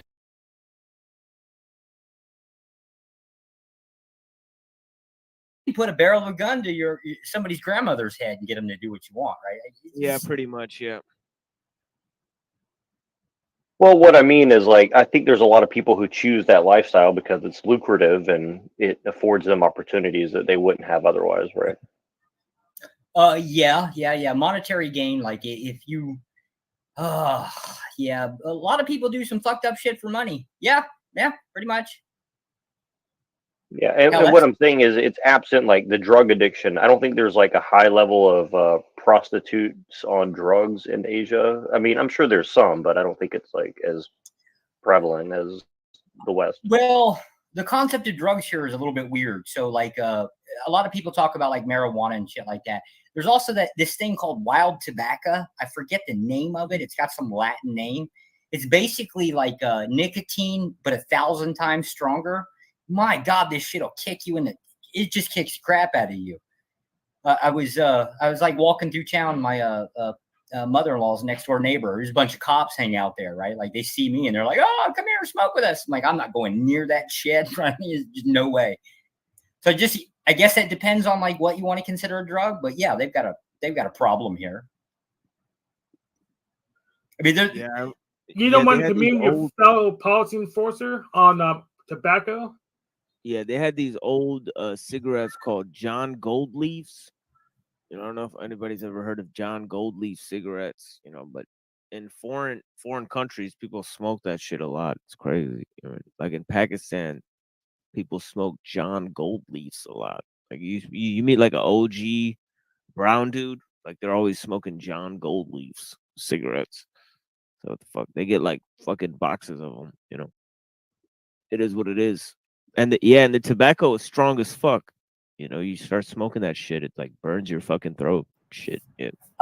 I just put a link to it in the back chat. If you want to share it in the regular chat, you can have at it. Nicotina rustica. Yeah, I heard of this shit. Aztec. I mean, it's in the tobacco family. It's just like, I don't know, like 100 times more potent. But I mean, like you could poison yourself, you know, with this shit. Yeah. This one is like nicotine poisoning with this shit. Yeah, real thing. Yeah. You could get nicotine poisoning from this shit.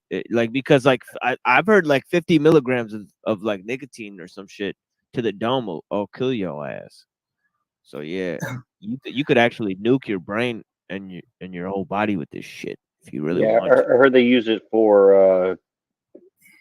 Well, I'm not going to say the word on YouTube, but they tried to put it on a glove and shake famous people's hands. Oh shit! Yeah, because then they'll like rub their eye and stuff, and they'll. The fen.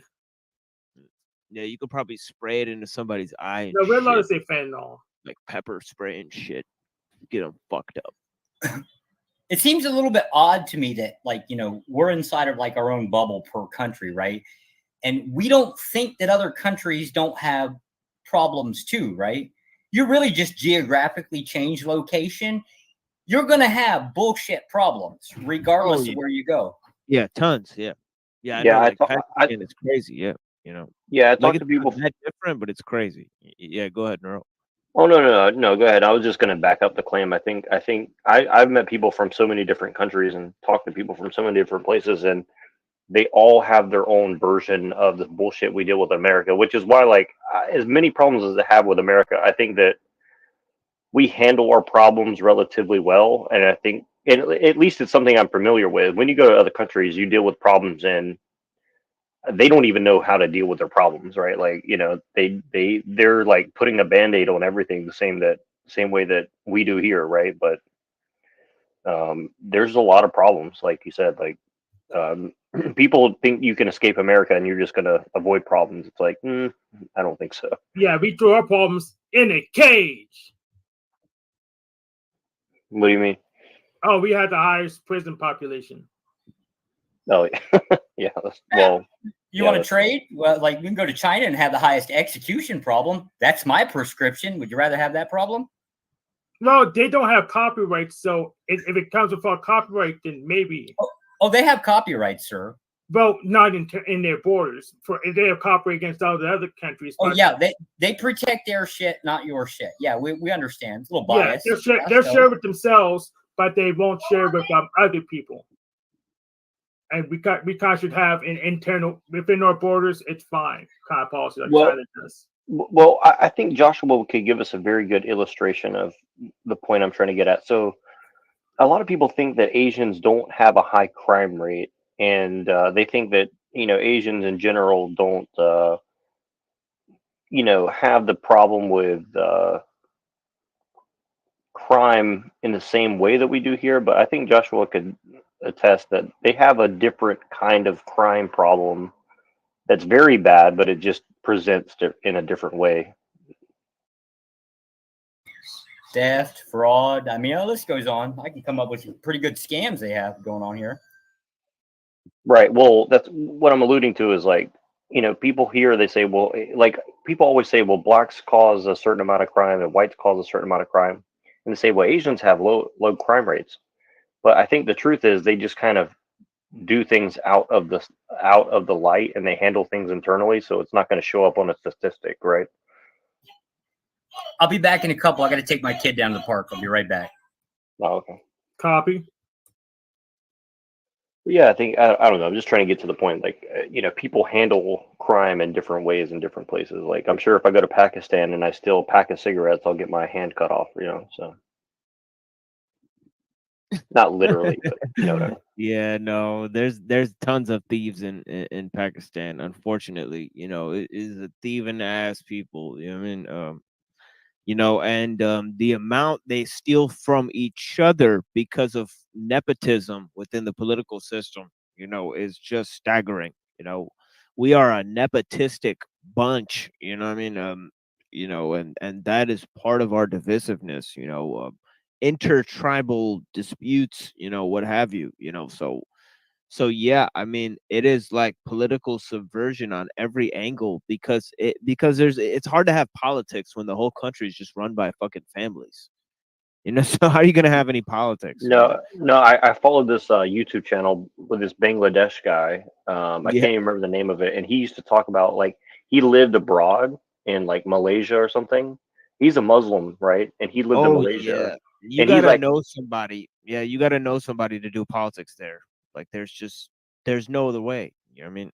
And it's kind of like that here too, but except for here, it's more about the clubs and the organizations and the corporations.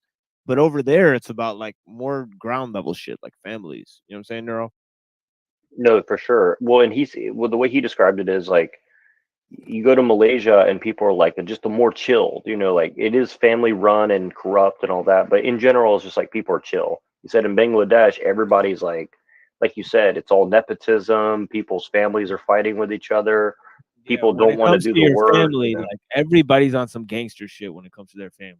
Like that's just all brown people. Like they're all like, one of them dies, like 50 of their fucking cousins show up. It just is what it is. Right. It's like fucking some weird shit. We got some crazy energy and here we have like the opposite problem where somebody dies and nobody shows up. yeah, essentially. But the thing that's holding it together is on a higher level. It's like more disparate, but it's more like fucking cohesive because those motherfuckers are on some business relationship shit.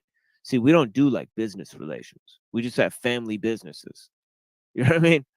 So like, they say keep your family and your business separated. You know what I mean? Well, brown people can't do that. You know what I mean? So like they never do that. So it's just like it is what it is. Like for brown people, like family is, essentially, it's a family business. Like it is what it is. So like yeah, we don't even fuck with these like. I mean, really, we don't fuck with like white people standards for shit. Like they don't fuck with any white people standards and shit. Like, they don't even fuck with it. Like, Yeah, man, I got to go back and I'm going to try to get that pill eater dude to jump in because he made a very strong point about this very thing we're talking about that I'm not going to try to paraphrase because I don't want to ruin the point because it was so good. But well, it's kind of like what that Nick Land guy was saying in that video. I brought up hot collectivities and cold collectivities. I mean, because this guy pill eater, he knows the whole accelerationist angle you were saying, huh?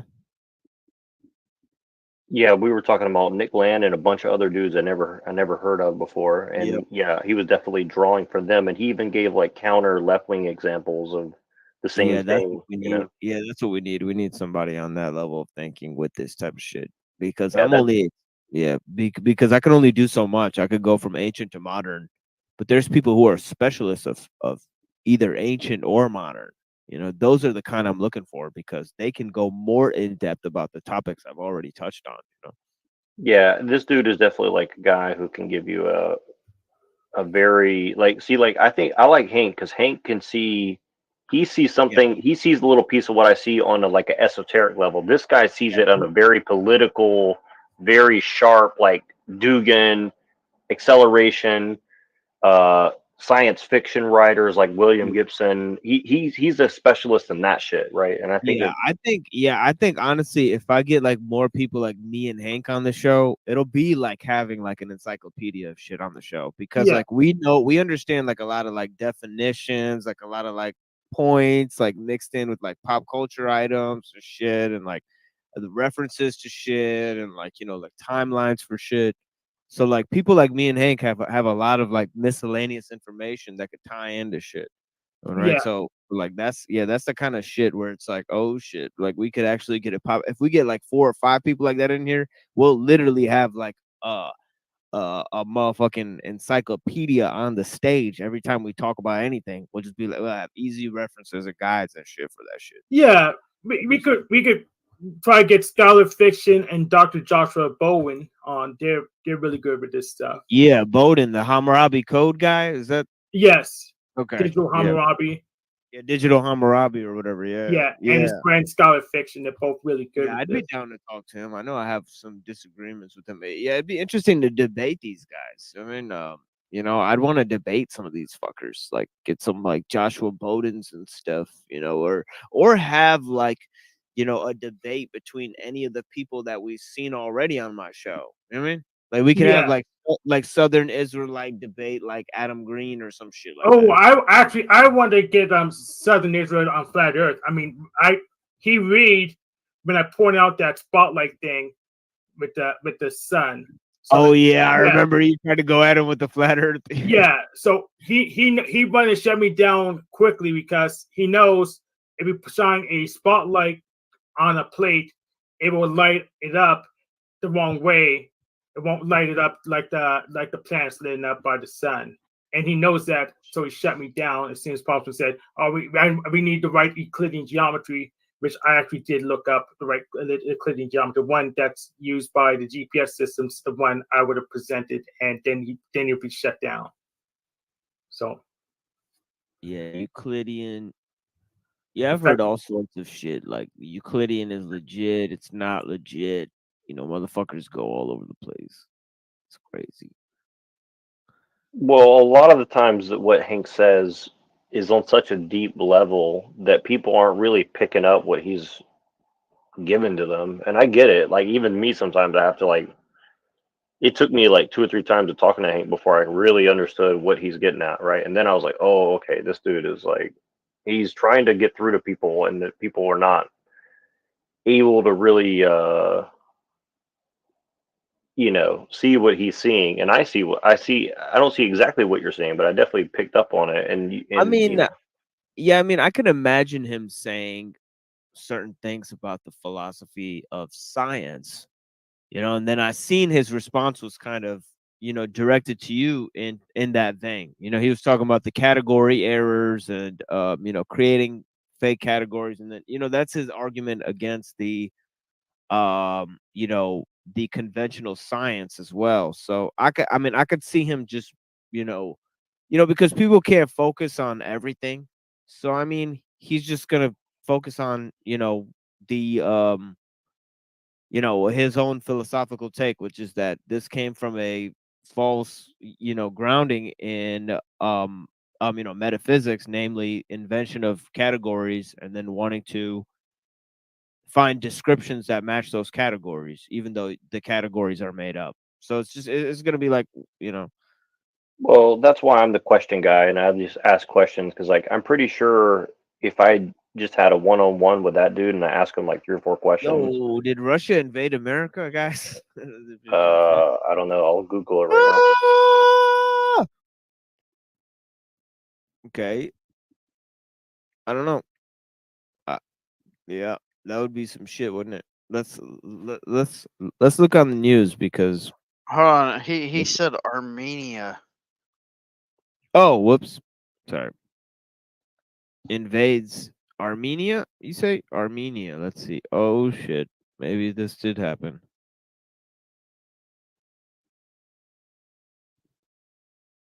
Russia angry at Armenia.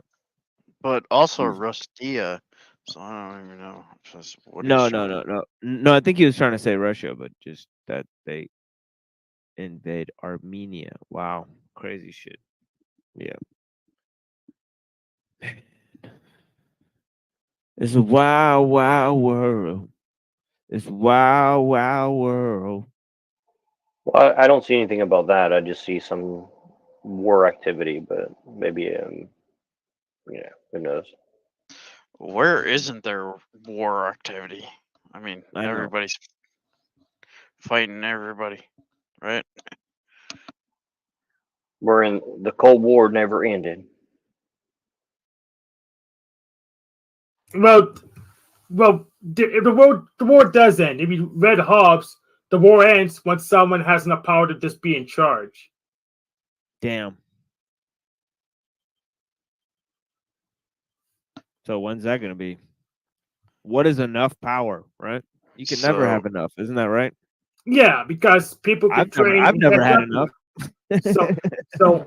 So you could yeah, someone could just train and catch up to you. So pretty much you either have a competition of violence, which is a war, or you have a monopoly of violence, which is a state. It always starts with a bump of power, then a line of power, then you got the Trilateral Commission, and then you got the whatever else. The only way that there's going to be the end of wars, the war to end all wars, would be giving power to one entity, right? Yeah, let's give it all to Jack Talcott. That's gonna be funny. He's gonna screw it up and lose it.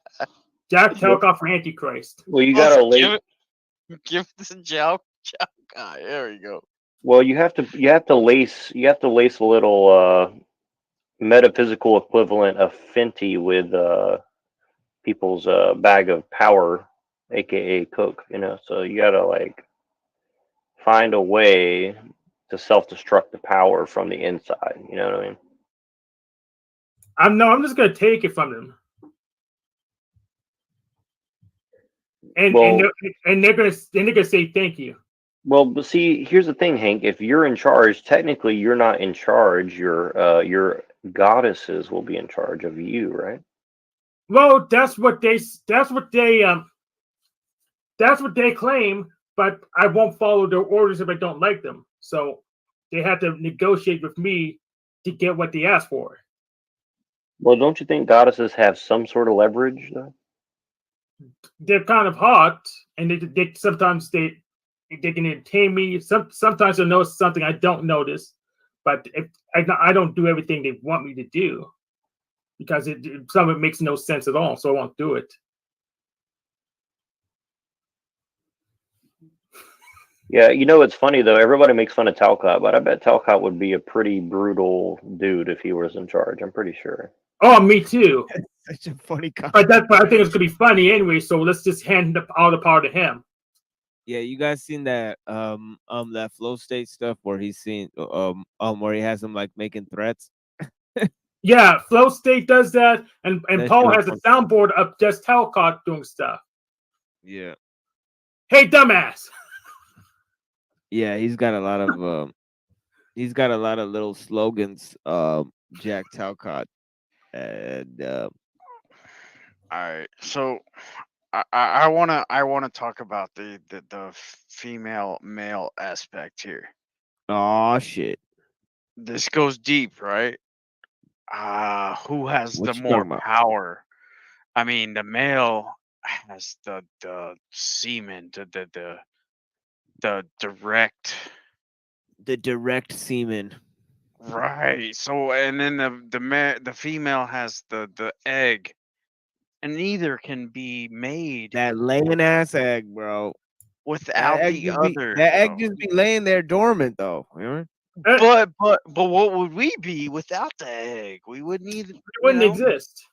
Females certainly have more power because the motherfucking default yoke is what the fuck would it be? More, species. or is it a 50-50 yin yang type No, thing? it's not 50-50. So it's not 50-50 because there are animals that only have one sex, and that sex is female, because that's the one that can reproduce without help. But there is fish that change sexes from a male to a female halfway through their life.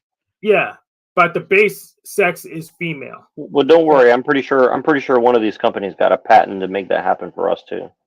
Yeah, Hank's Yeah. Hank's right. You know, it's like men are like, you got to add something to have a man. So you know, you need to get some shit to get the man. But the female, if you don't have the shit to make the man, it's just gonna create a female. So yeah, the female is the OG. You know. Well, that's why they have all these women wearing these and men wearing these shirts that say the future is female. You know why? They want Hank, I'm not saying this to be offensive, but they're going to have a lot of house inwards that are women to rule Technically, the. it's male, right? The future is male because they have the direct sperm, but the Correct. past is female because the past has to be. You got to come from somewhere. You got to come into something. You know. So, Yes. Okay. Hey, Hey, already has to be a girl there. You know. hey, look at it this way, right? Who here smokes weed? Everyone I except would, for Hank. I would never admit that I've tried it online. once. No, the reason that Hank doesn't smoke weed is because it's illegal in his state, which I can understand for you. Well, you can get a medical license here. Yeah, because but it's actually retarded being on probation. Oh, for real, Hank? Why don't you just get a weed license? What the fuck? Like, because I don't need the weed. My mind works great oh, enough I as see. it Yeah, is. he just He's doesn't happy. prefer it. He No, doesn't he's prefer fine the it. way he's in a comfortable position the way mentally as he is, and I respect that greatly. There's rare motherfuckers where But you try look, to give them weed and they're like, I don't like it. You know. hold on. This is going beyond my point though. Is Go ahead. marijuana is a male-female plant, right? Yep, and we smoke the female, right? Right. And oh yeah, we really do respect the female, right? And so we have favored it, and now it's mostly just all female. So, but we can't have any female without a seed. We have to have a seed, right? To make any kind of female, well, there has to be a seed. That's why they're just trying to clone them bitches out. Exactly. But we have to have a male. There always has to be a male. There has to be Unfortunately, they just want a bunch of Bill Gates males. But no, hold it. You only need males if you need genetic diversity. Otherwise, you can just have all females. But you can have all females, but shout out to Epstein. Shout out to Epstein. Well, you can't reproduce it. That is just not. It doesn't work. It doesn't work. You can't have all females. No. It doesn't work because then you have the same gene. So if you find one vulnerability, you got the whole population. So we have males to mix things up in a literal sense. Right. Yeah. You have to have the diversity. Yes. Diversity is our strength. Yeah. And in fact, that's why I didn't tell Collective Dismal yet, but I think the elites stopped with the eugenics because they realized that they can't have a monoculture because that's fragile. They go with diversity because it's anti-fragile.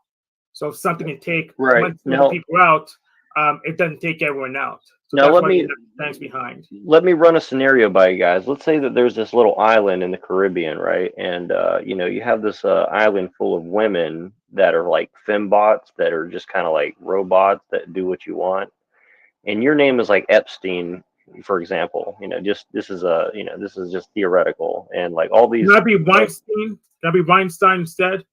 Well, Epstein. Let's just say the Epstein, and you have all these women here and in Arizona at your disposal, and you can just kind of repopulate a certain number in your image, for example, right? Like, would you want that, or would you want some other men to come and diversify your little project? Diversity is our strength. I agree. I would not say Nazi. Not say that's a funny play on words. That one blue-eyed, blonde-haired person is just the best. I would not. No, well, I know, but that's the irony, though. Like, Yeah, that's if your name, recessive genetics. How is that strong? That's recessive. no, but that's the irony, though. Your name is Epstein, not you know, Schittler or something, right? Like, your name is Epstein. I'm making some home fries. No, it's Steen. Baron Got Steen. potatoes. Definitely. Weinstein. Baron Steen. Epstein. No, but for real, did you guys ever hear about the fact that people say that that dude was like into like just basically knocking up as many women as possible to have a clone army of himself or some shit? I mean, I don't know the imagine. details, but I heard that. And Oh Imagine. yeah, he was doing experiments on sperm, on human sperm. No, that's McAfee. John McAfee. That's what he did. No, Epstein did it too. He tried to clone his sperm. Oh, okay. But we know for certain John McAfee did it. McAfee? Yeah, we know for certain he did it. I mean, yeah. I'll get receipts for you. well, that's what I was saying when I was talking about the futurist female. What I'm saying is, if you have a bunch of these nerds, I think that's what the Revenge of the Nerds movie was actually about. They're trying to get over on any males who have any life in them, and say, well, we need a bunch of Bezos and Epstein and Gates, and I don't really believe that those guys are in charge, but I'm just saying the avatar of these type of people to reproduce the world in their image, and they don't really need, after a certain point, the Hanks and the Neurojacks and the Machine Lies and Crunchy and No, I'm one of them. No, I'm one of them. At least I'm presenting myself as one. Huh? I'm one of them nerds. I'm recovering from it, but I'm still stuck. So See, call me up. My question is we can't prove that we aren't clones to begin with. There's no way. That's what I'm saying. Is I don't know. My big mind warp is there's no way to prove that I can't be cloned and replaced into a simulation, if you want to put it that way, and with certain rules and boundaries that in a certain set history. I can't prove history is even real. I just know what I've been told is like, okay, well, this happened, and so this, we evolved from fucking like, what did we evolve from? From Epstein. We evolved from Epstein. But my question is, what difference does it make if history is real or not? It doesn't. It doesn't make any. I mean, it kind of really depends on how we. Well, it makes a difference if you believe it's real or not. Is what I would say. Like, you can believe, you could believe in it or have faith in it, or just say, I'll take it into consideration where I need it. But I think that, like, for me, I take just like, it contextualizes everything going on. It doesn't mean that it's necessarily true, right? Like, it's just a context that I have to kind of consider if I want to have any control over my situation. Ooh, control. It's a big subject. Yeah. Right. Well, like, most people believe in some form of free will, and I would say, to whatever extent that we do have it, you kind of have to consider certain things, and history, or at least people's belief in history, is important if you want to understand. Like I'll give you a stupid example, but like, if I fight with my wife yesterday and then I pretend that it didn't happen today and she's still mad about it, like, her belief and concern about history of what happened is going to affect me. See what I mean? Right. Mm. So don't get married, right? Yeah, Well, have a trust instead. Just get a trust. You don't need to merge bank accounts. yeah, just clone your sperm. Just clone your sperm. Be a billionaire. Blackmail politicians, and then But yeah, the direct answer to Southern Israel's question for what geometry is world geodetic system, specifically WGS 84 would be the one I would be using. So I'll actually put that in the chat. But when we talk again, I'll actually make a document so I have notes and know if I can answer these questions better. That's the one that we use for the GPS system. Gringo thinks we're just a fungus, and we're lying to ourselves that we are not a fungus. We're above that. We're just a toe fungus on the greater being of something that he can't explain.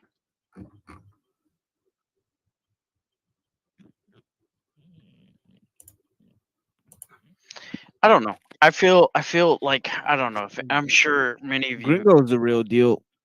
Yeah, shout out Gringo. I have taken mushrooms before, and I've totally felt that connectedness. Yeah, like there, we have this identity of ourselves. We as a soul identity, and like not just SOUL, but SOLE. It's like we are one. But I mean, if you look at us from our gut to our brain, we're full of bacteria. We are from the gut brain connection. We're full of bacteria and chemicals, and so we are we're a colony. Yeah, this colony could be the same word. This is we're not a the word I'm we're a Portuguese man of war with 2 legs, or whatever you call those things that are like amalgamation of all those things. I can't remember if it's that or something else.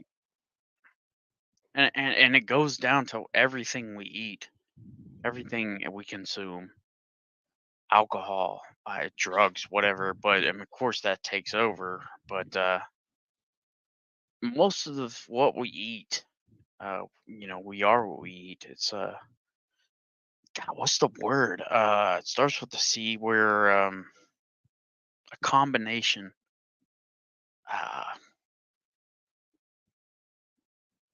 We're a chimera. Ooh, that's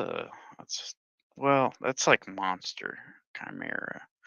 I think Conglomeration, condensation, coagulation, amalgamation.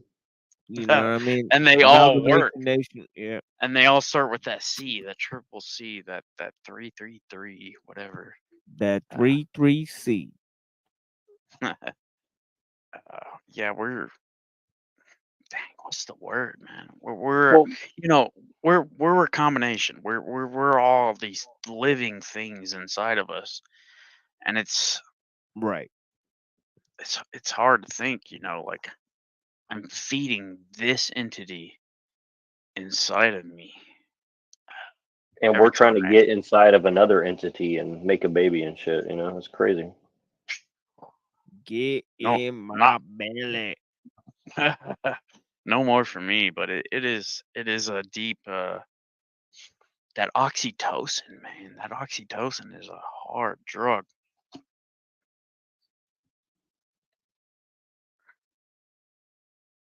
Yeah, it's a trip. I'm gonna throw these fries in a fucking oil pan, guys. Look at this shit. Motherfucking home fries right there. Oh yeah, let's hear it. To start the new year with. I would recommend using the broiler instead. Boiler? Yeah, broiler, yes. Use that organic extra virgin olive oil. Extra virgin. Yeah. Not just virgin, extra. Extra virgin. The untouched. The untouchable.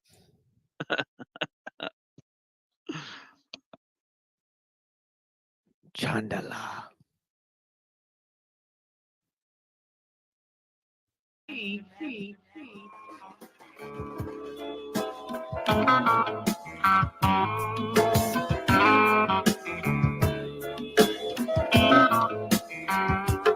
Riding apple made me like this. I don't give a fuck. I shoot a nigga down and cut a nigga up. New York made me this way. I'm all about a buck. My close friends was murdered. I bulletproof my truck. Shit New York taught me. It's no mercy. It's no letting it slide. I'm so thirsty. New York, nigga. This Queens, New York, nigga. Listen, nigga, my face got the scars. My brain got the smarts. My chest got the heart. Fuck some up. What nigga, I make it hot. Police be on the block, cause P just shot some stupid fucker. Now you niggas can't pump. All mad at me. Should be mad at that nigga who's trying to crab me. You know I ain't the one. If you didn't, you know now. These niggas be slow till I blow the 4 pound and put a little pep in they step. I got death for any nigga with an S on their chest. That's my reflexes. When you hear them shots, see if I gave it to a nigga, he deserved what he got. Look, my hammer got the cure for your amnesia. How conveniently we forget. P is Black Caesar. It's hell over in Queens. That swell up in my jeans. Don't mean I'm happy to see you. That mean I got the damn apple baby like this. I don't give a fuck. I shoot a nigga down and cut a nigga up. New York made me this way. I'm all about a buck. My close friends was murdered. I bulletproof my truck. Shit New York taught me. It's no mercy. It's no letting it slide. I'm so thirsty. Yeah. New York, nigga. It's Queens, New York, nigga. Look here, nigga, I fuck niggas up every damn day. Welcome to Bucktown, USA. Smack earth, wind, fire, and ice out your face. Take crack out your pocket and scream by raw bass. Knife game, gun game, nice with my hands. Fuck around and leave you right where you stand. Listen, punch your fan in the face and I lose the sale. Nah, I punch your fan and get sued in jail. Calm stocking, 20 cents to 10, arms locking. Pray 5 times a day, a law doctrine. You got a hot song, but your album is not popping. Fuck it, do your thing, Holmes. Money off ringtones. Best MC that you know with no chain. Rather spit lines and sniff lines of cocaine. Yeah, I did a whole eighth in the sniff. You call it the problem, I call it the gift. Like this, I don't give a fuck. I shoot a nigga down and cut a nigga up. New York made me this way. I'm all about a buck. My close friends was murdered. I bulletproof my truck. Shit New York taught me. It's no mercy. It's no letting it slide. I'm so thirsty. Home fries. Them shits are gonna be good, bro. Yeah, I'm gonna make my own probably today. I have some potato stuff that was stewed in vinegar in my Instant Pot, so I should make some home fries as well. Yeah, them shits have been the jump off ever since my wife left. It's been home fries. Do you have an Instant Pot? The machine lies. Do you have what? Have an Instant Pot. I got a big ass oil drum. I just pour oil in a big ass oil drum. It is what it is. Instant Pot. See, that's a Mandela effect for me. It was an Insta Pot. Well, I sometimes call it Instapot too, but it is definitely Instant Pot by the brand. So I sometimes heard it Instapot so many times, but I say Instapot too, but it is definitely Instant Pot and always has been. Yes, supposedly.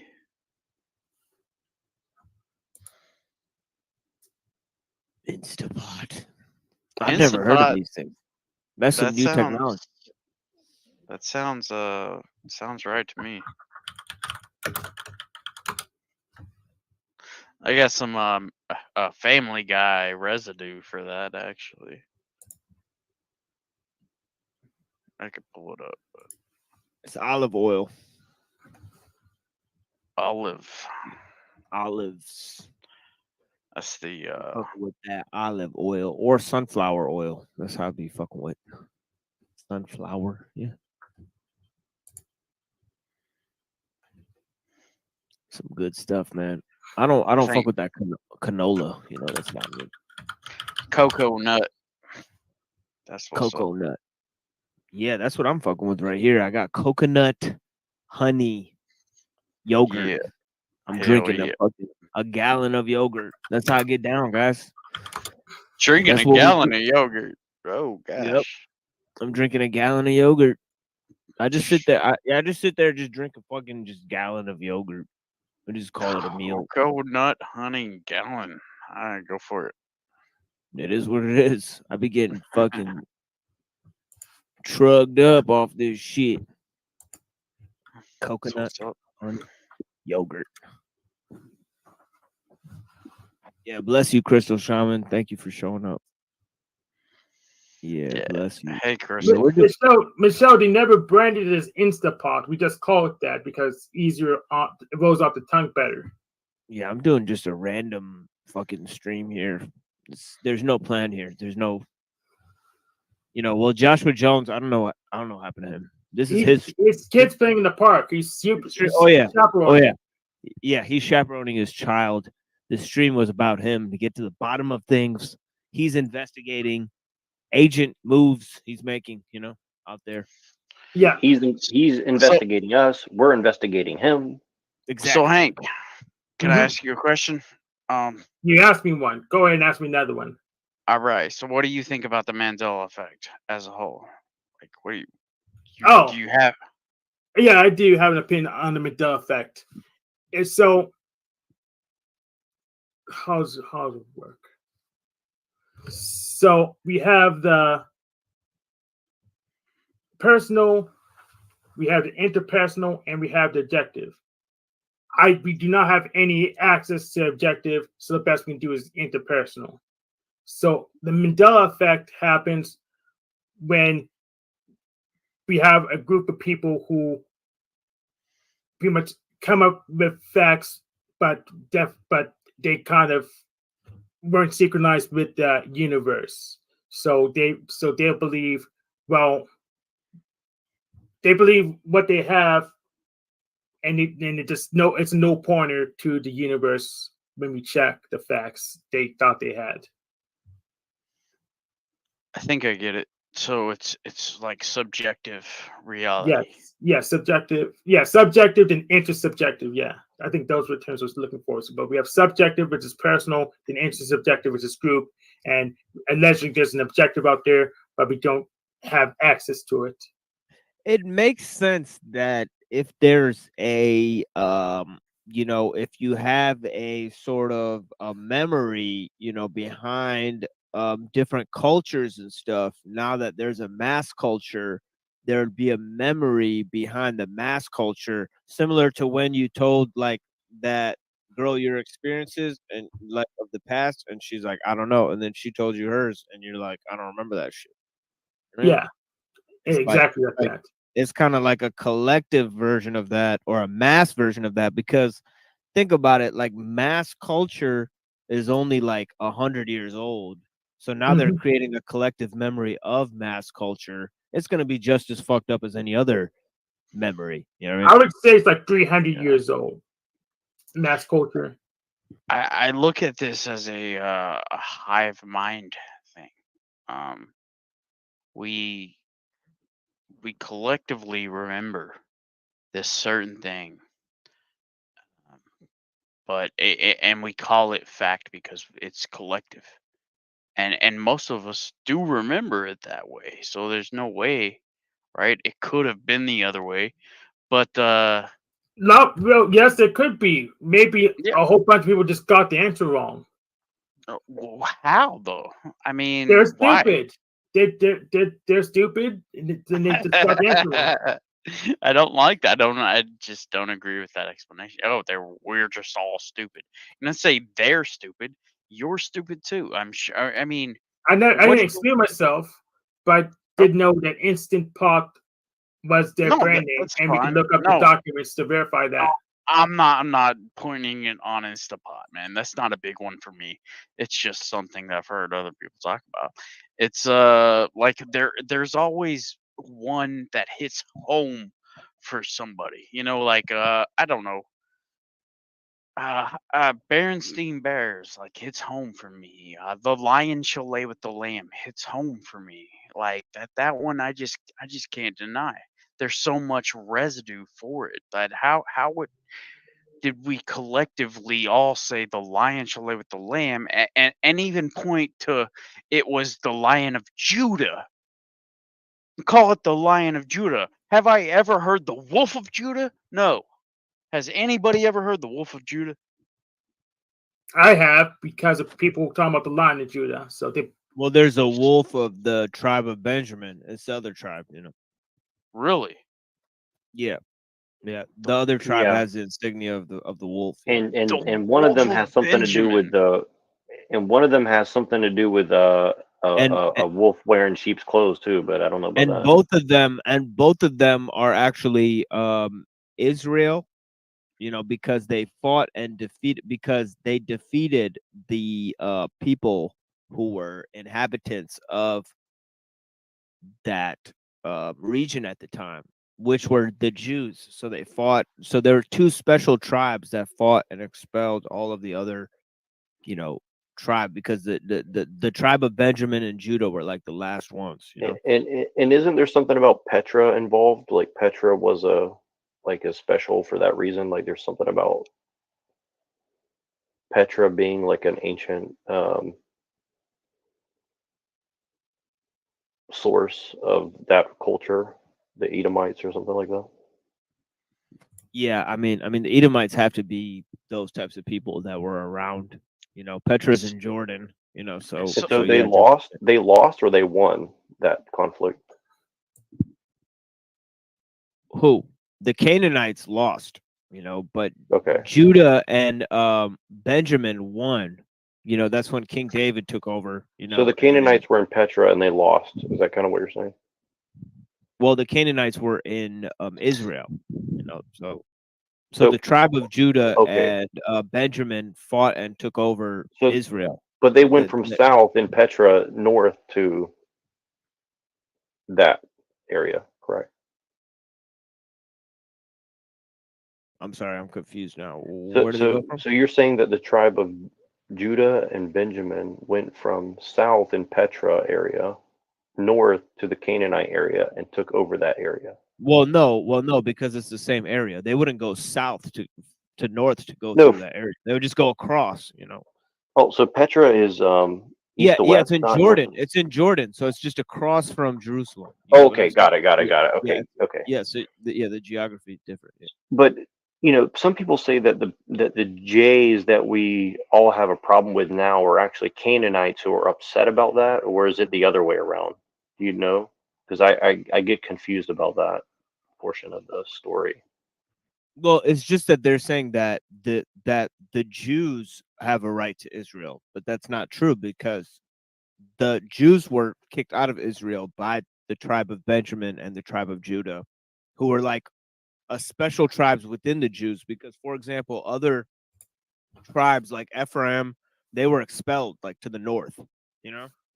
So who are the new Jews claiming to be Canaanites or Romanite Jews? The Jews that we have problems with right now, so Romanite Jews that are pretty much kind of European and Arab derivative. So those are ones that we kind of problems with. Those are the strongly European influence and Greco-Roman influence from them. There's different ethnic groups that are Jews, you know. So it's a bunch of different ones here. Well, no. Well, what I mean is, in the historical context, did they see themselves as Canaanites, or did they see themselves as the ones who kicked out the Canaanites? They don't know. Both. That's the problem. Okay, got it. Okay, cool. That's what I'm. Okay, cool. That makes sense. No, well, because the reason I'm asking that is that it seems to be related also to the story of Jacob and Esau, right? Like that's kind of like another version of that story. Yeah, or a little bit. Yeah, a little bit. Yeah, if you, I mean, like I told you, yeah, that was like kind of some of that's like made up in the 15th century, you know. Okay, cool. No, that makes sense. Okay. Yeah, with the pre-Adamite Zionist like type of thing. Yeah. Right. Well, and here's the other part of it. There's also the mythicists that say that it relates to some Dionysian concepts as well. Yeah, they say everything relates to Dionysian concepts. Okay, got it. Yeah. No, I'm just trying to. I'm just trying to make sure that I understand. Yeah, because they just say, well, the religion as we know it today just came from the occult. That's really their main contention, But it's like, it's clear that the occult came downstream of the religion, So they're almost always false in that way, All right. Hey, I'm not saying that maybe I wasn't like completely left in the dark, but my name is Benjamin, and I've never, Oh shit! I've, You've never I've heard that it's the tribe of Benjamin, huh? Yeah. Shit. never heard the Wolf of Benjamin until tonight. Yep. In my Look it my up. The life. insignia. Yeah, the insignia of the tribe of Benjamin is a wolf. Yep. Yeah, that's what it is, and yeah, that's. Well, I Zev just have this Jabotinsky used it as his insignia too. If you look at Zev Jabotinsky, who Netanyahu's dad was like his secretary, and this guy used it. Yeah, Zev actually, I think Zev means wolf in Russian too. And I don't want to. If everybody in chat wants to say that like they've heard of this too, I'm open to hearing your thoughts. But I could. Oh yeah, I could definitely just look it up for you and show you. Yeah, it's easy to do find. it. I mean, Yeah, that's for sure. fine. I Yeah, got you. but I just why was I not told this until tonight? My Yeah, it is 37th weird. year on this planet, that I've never heard that before. Yeah, look at this. Genesis 49:27. Benjamin is a ravenous wolf. In the morning he devours the prey. In the evening he divides the plunder. Benjamin is a ravenous wolf. Interesting, huh? Well, I want to mention this really quick before I forget. Before I forget, is there some tie-in? Is there some tie-in with the wolf in sheep's clothing with some biblical stuff? I know that's the Fabian symbol, right? And here's a lot of different versions of it here. If you just type in Benjamin wolf in the Google images, this is what comes up. I'll show you. Let me show you this. It's crazy. How should I feel about that? That's my name. Yeah, see, look, here's one, tribe of Benjamin with the wolf. Oh shit. Here's one. Here's like an OG one with it, with the little. Why has nobody told me about this till now? And then they're in Hebrew. Because you didn't talk to Machine Light sooner. Benjamin. Yeah, pretty much. Yeah, I know about Jews stuff, I guess. But yeah. What if this just popped up into my reality? What if you brought that into my reality? It wasn't a part of my reality until now. Well, the way I use the term reality, look, interface for an object, then it is. Look, this is a nice one. This is it on a stamp, on an Israeli stamp. Look at that. See, I have a thing that we kind of manifest things, and we bring them what your truth, and I could accept your truth as my truth just because you're bringing up pages that look like an AI wrote them. Honestly. Yeah, but here's the thing. There's a limit to the manifestation. I can't manifest a woman like Rieka Katami because I just don't have enough power to force that. So you can't just manifest whatever you want. There's like a curve to what's allowable in the universe. A verse from Genesis, verse 49. I mean Genesis 49, 7, I think it was. It says Benjamin is a ravenous wolf. In the morning, he comes. He consumes the foe. It says he consumes the foe. In the evening, he divides the spoils. Bam. Man, it sounds good. I mean, I'm not gonna lie. It sounds pretty good. Yeah, like if we could just manifest whatever we want. I mean, like a good day. Yeah, sounds like a good day that wolf had. Yeah, if we could just manifest whatever we want, I would have manifested Israel winning the war and paving over Gaza already, but it didn't happen because they want to play with their food.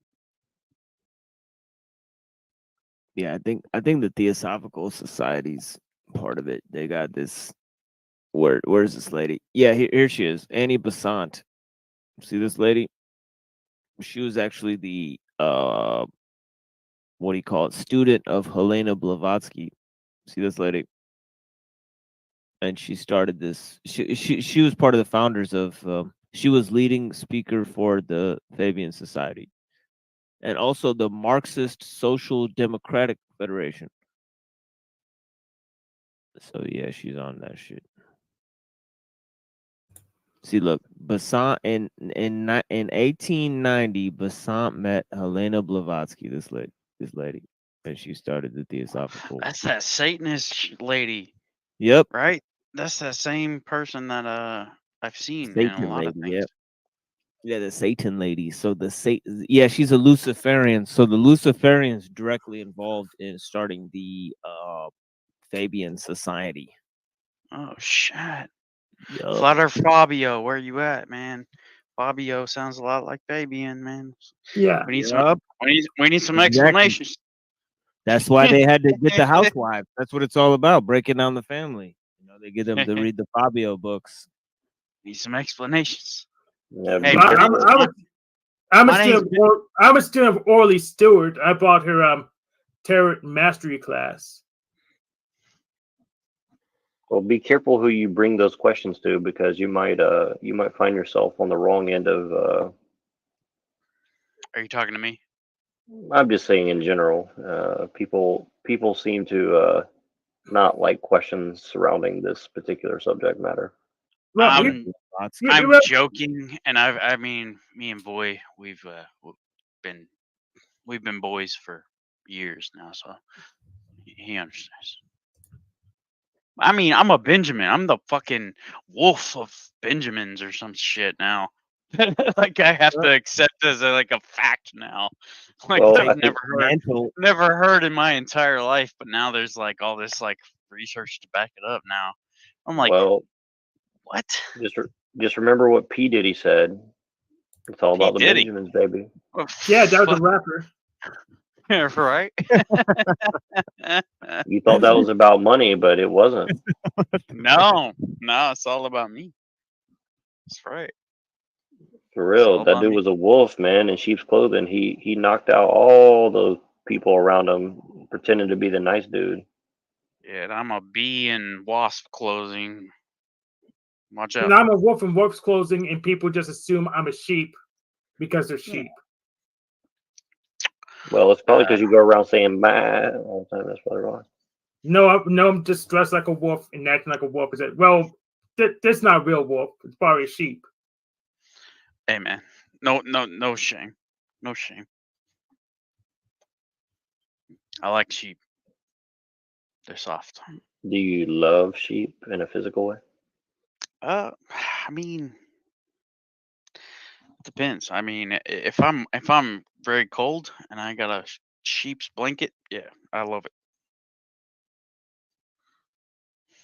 Yeah, you could have taken that 2 different directions, and you kind of.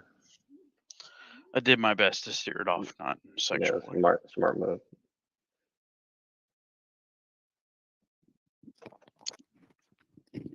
Awkward.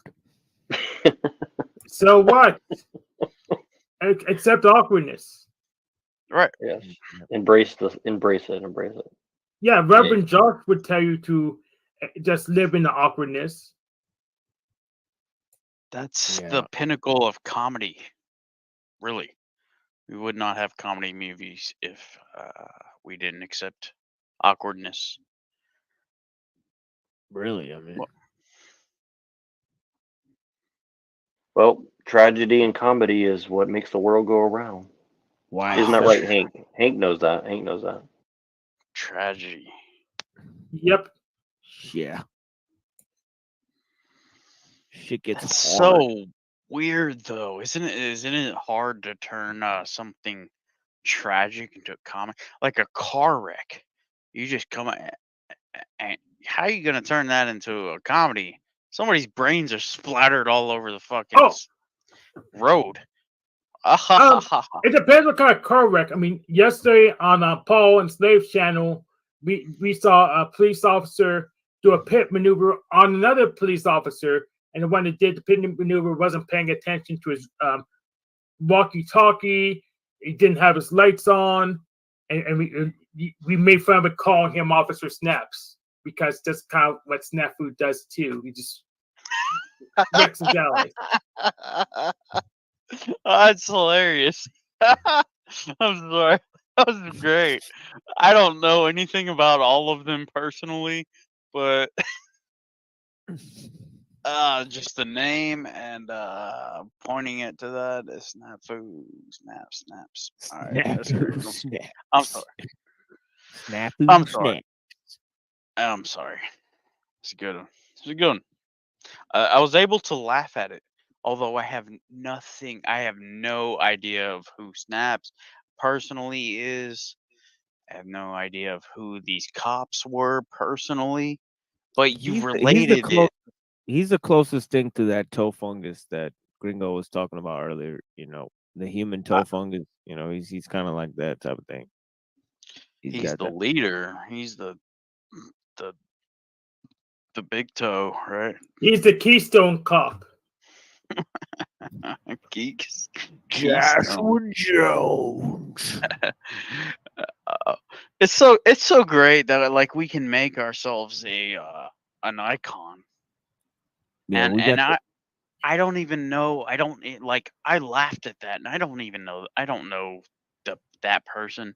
I don't know these cops he's referring to, but it was funny. You could one day turn me into a crunchy fucking bee, and people will laugh. I don't know why. They probably won't know why they're laughing, but it's great. It's cool. Damn. Are we picking on the cops? Oh, they're assholes. Oh no, man, not all of them. I mean, yeah, we have good policy enforcers like you. Even Joshua Jones wants to throw someone a wood chipper, probably. Yeah, we're. I mean, you can't lie, right? Like we know you work as a policy enforcement officer, but we know your true calling is reverend. Well, the machine, the machine can't lie. There is a huge problem with Christianity if I'm the representative. Like, that's a real bad problem. We should get God on that. We could probably get Telcott to do instead of you. You know, it's ironic that one of my favorite Christian nationalist thinkers on these internet streets is a atheist dude who lives in Vietnam. That's very crazy. Yeah. Well, and he's a Fed. I actually like the way Jeff. Who is it? I'm always being. Oh no, it's Savage, right? Like I'm the white boy that's in Vietnam chasing the lady boys around. I mean, like, yeah, I kind of like that description, right? If you're gonna call somebody shit, right? Like, call somebody shit, put it out there, right? Yeah. Why be nice about it? What the hell's the point? I agree with the Reverend. As for this daddy shit, man, this sucks. And there was a dude on Risky's panel, Mr. Fantastic. I like this dude, right? Man, this dude hurts my feelings constantly. He's like, if you're married, you're a simp. And it's like, shit, that cuts. Like, what? Pull the knife out my back, you asshole, right? Like, but it's true. Like, it just is true. You just have to own it. Did she take your name or did you take hers? Technically different culture. She still has her name. I have mine. But that's just kind of that's how they do things. Hey, I'm down for that. And, no simp there. You didn't take her name, right? Well, but that's the definition of simping, right? Like, yeah, what the hell? That doesn't work so well, because really what it boils down to is at the end of the day, you're going to do what you're told. Somebody's got to take it in the ass at the end of the day. Well, that's how it is. I come home, right? Metaphorically. I walk in the door, right? The dishes got to be done. The garbage got to be taken out. Like, I mean, that's apparently my job, right? It just is what it is. You just have to own it. So, Reverend Josh, I'm going to do what I'm told, but I'm going to get my Game Shark and rewrite those instructions. Don't get me wrong. I'm an authoritarian. We just understand who the boss is. It sure as fuck ain't me. Like, I ain't throwing my weight around. You walk in the door and I run my mouth like the old lady gonna throw a frying pan. Man, that shit hurts. Now that hold on, stop. Now this is modern fucking a simp or whatever the hell you want to call it. I got hit with a frying pan. I went to jail because I got assaulted with a fucking frying pan because I'm a fucking male.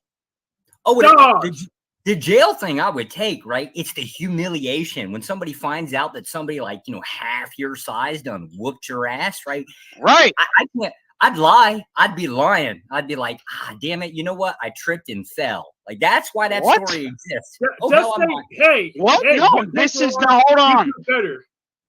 You Go ahead. I ain't wearing that badge. I just ain't wearing that one. That's one I ain't going down on. This isn't what badge, man. This is the truth. Are you running? I got no problems like laying claim. I'll whoop somebody's ass, right? No problem, right? But like taking an ass whooping from somebody half your damn size, fuck off, man. That's humiliation. So you're not gonna take that, wear that badge of truth. Oh, I'm gonna lie my way. I'm lying my way out. There was a bus that came along. It just like I stepped in front of it. It laid me out. What can I say? All right, man. That's cool.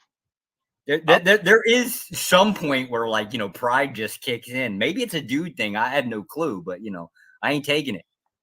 Well, then why don't you want women in charge? Well, because they're horrible at management. But I mean, at the end of the day, right? Like, you know, the woman makes the home kind of thing, right? Now out in the street, different story, right? Like I'm the king of the castle, at least until the old lady comes home. It just is what it is.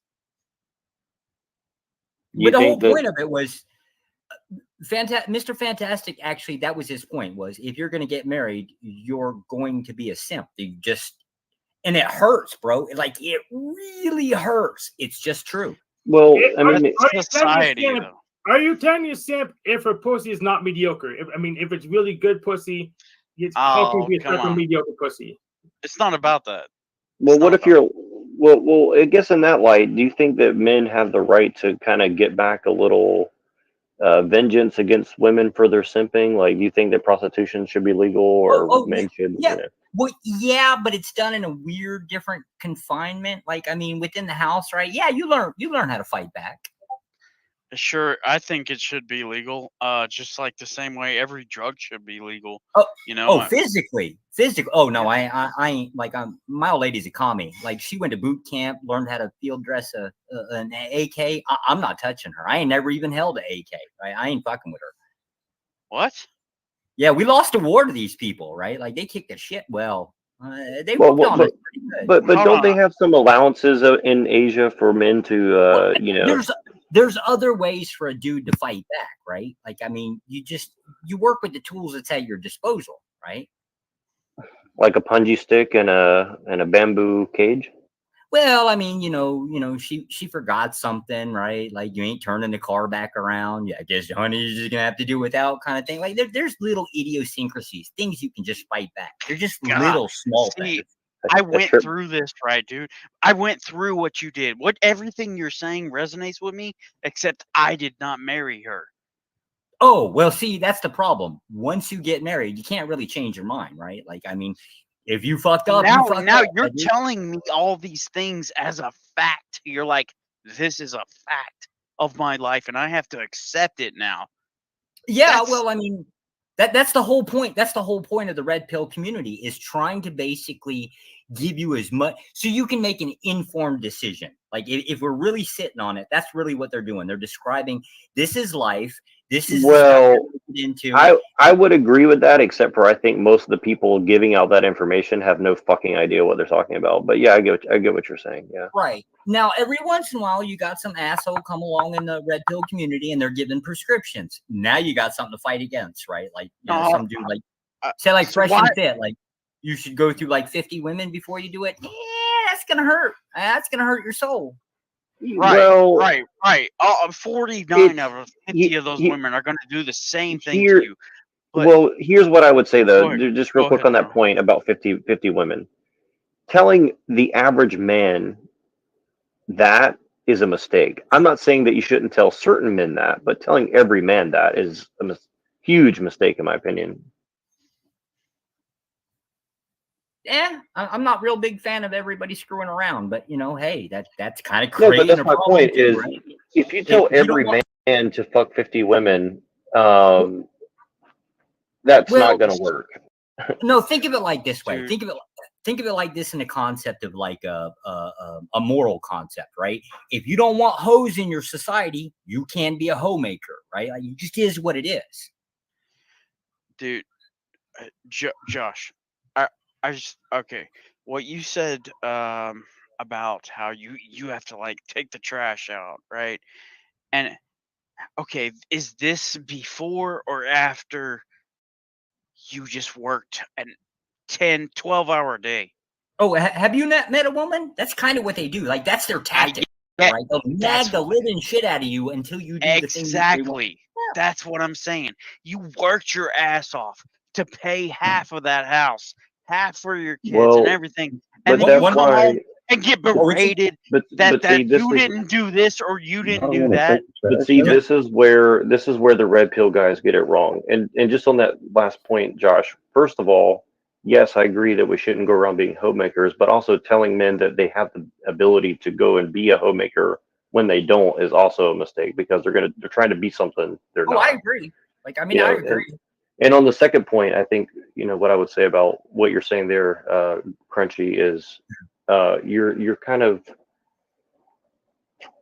this is kind of where they get it wrong. Like, you have to have some sort of leverage in a relationship, and men are not being taught to gain leverage in a relationship. They're being taught to have a false sense of leverage that they don't actually have.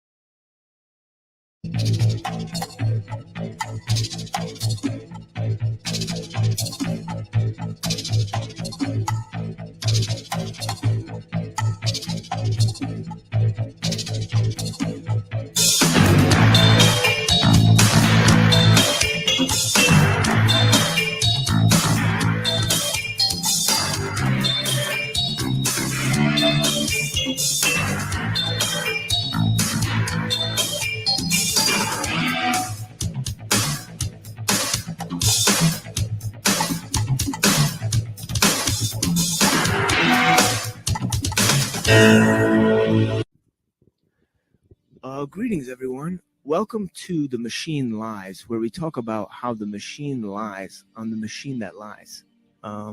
Today, we have a very special guest with us, Dr. Skrbina, who is one of the philosophers of technology that most clarifies for me, especially during my time at the university.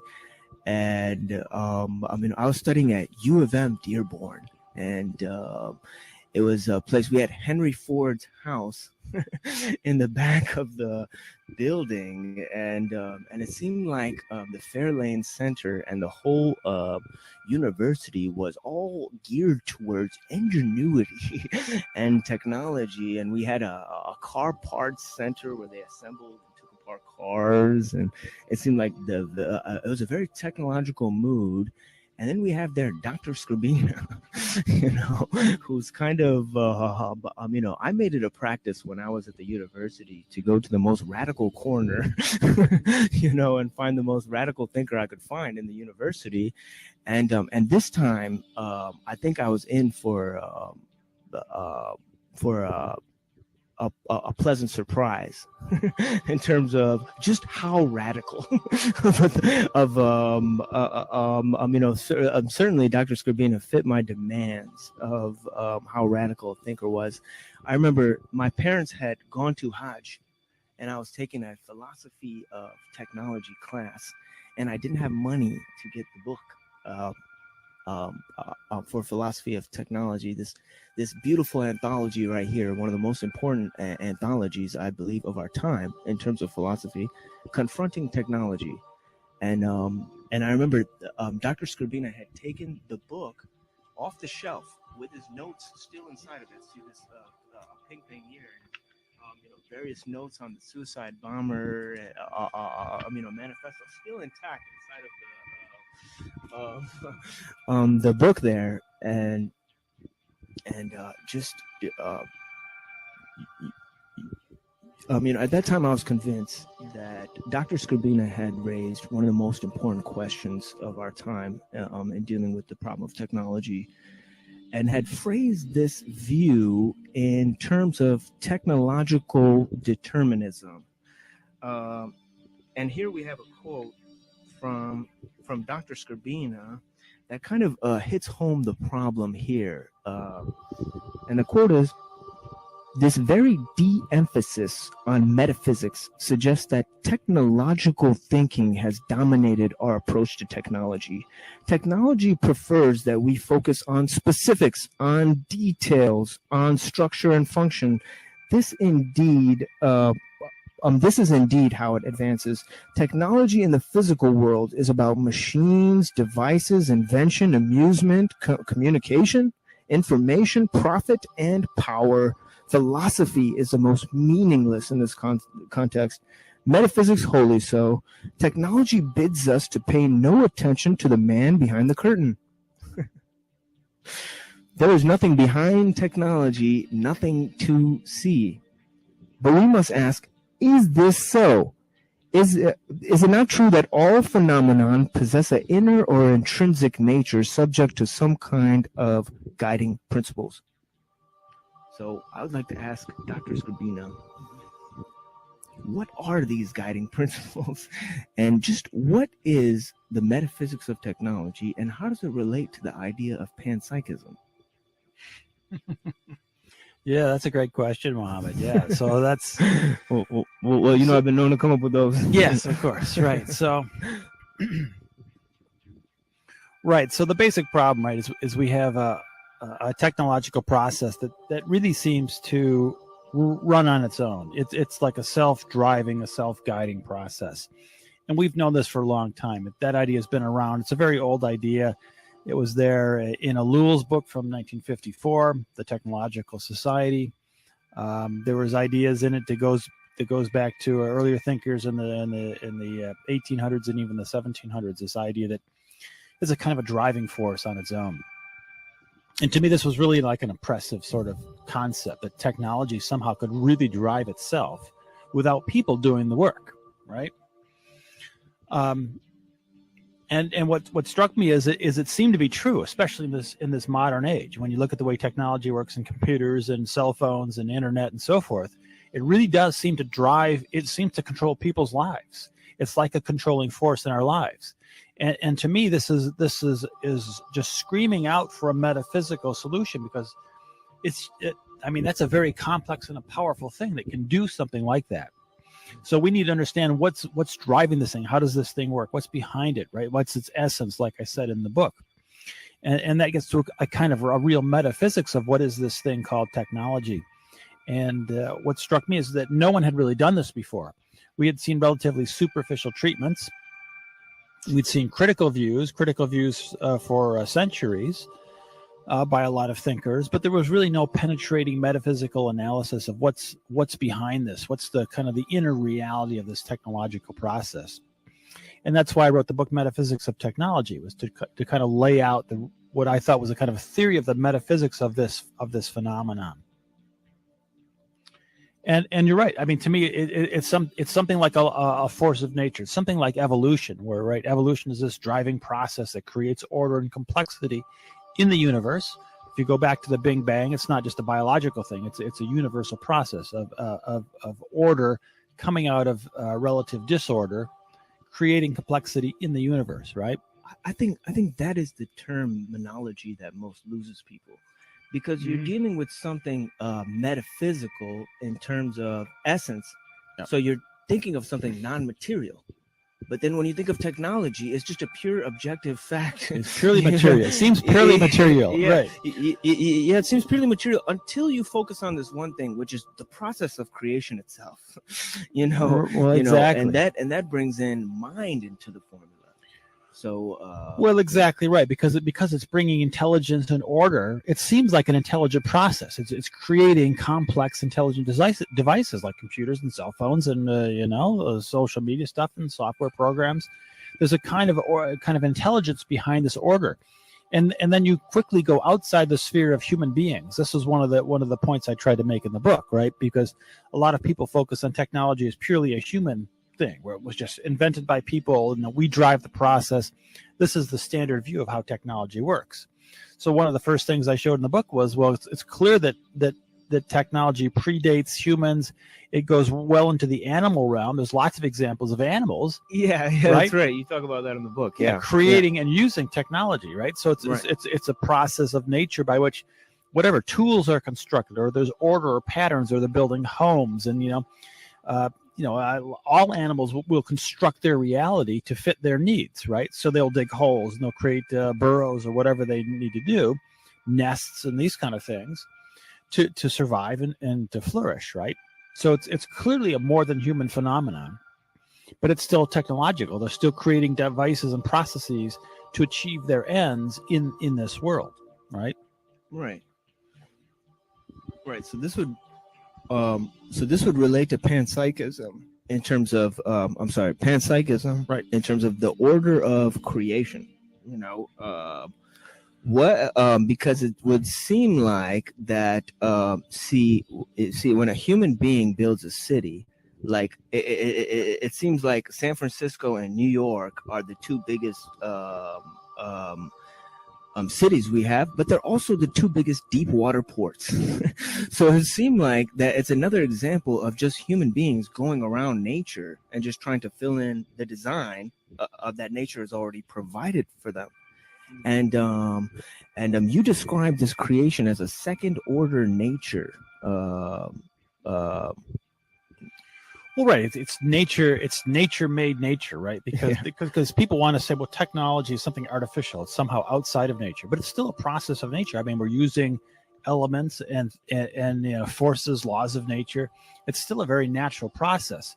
So it can't be supernatural. It can't be, what is this thing that we call artificial? That's really kind of a fake name. I mean, it's things that humans are doing, but humans, of course, are natural beings and they're using natural materials in their environment. So it's nature constructing nature. It's order constructing order, but that doesn't put it outside of the realm of nature. It's still a natural process by which complexity comes into the world in a kind of intelligent way, right? So I try to connect it to these larger processes of intelligence in the universe. This was sort of what draws in this concept of mind and logos, right? Which again is a very old idea, as you know. It goes back to the ancient Greeks. And there's the idea of either a demiurge or a world soul, right? These kind of things, that there was some kind of a larger intelligence out there in the cosmos. And I think they were right. I think they're on the right track there to see things that way. So there's a kind of the logos, which for the early Greeks was basically God. It was a kind of a godlike being, which brought order and intelligence to chaos, to randomness in the world. And if it does that, I mean, it does that in all ordered things. All ordered things are a manifestation of this cosmic logos. So you see that in every ordered structure is an embodiment. It's like a little compressed element of mind from this natural process. And so it exists in every ordered structure. That's sort of where the panpsychist angle comes in, because panpsychism says that basically every structure in the universe has a kind of intelligence or a consciousness or a kind of awareness aspect to it, a mental aspect to it.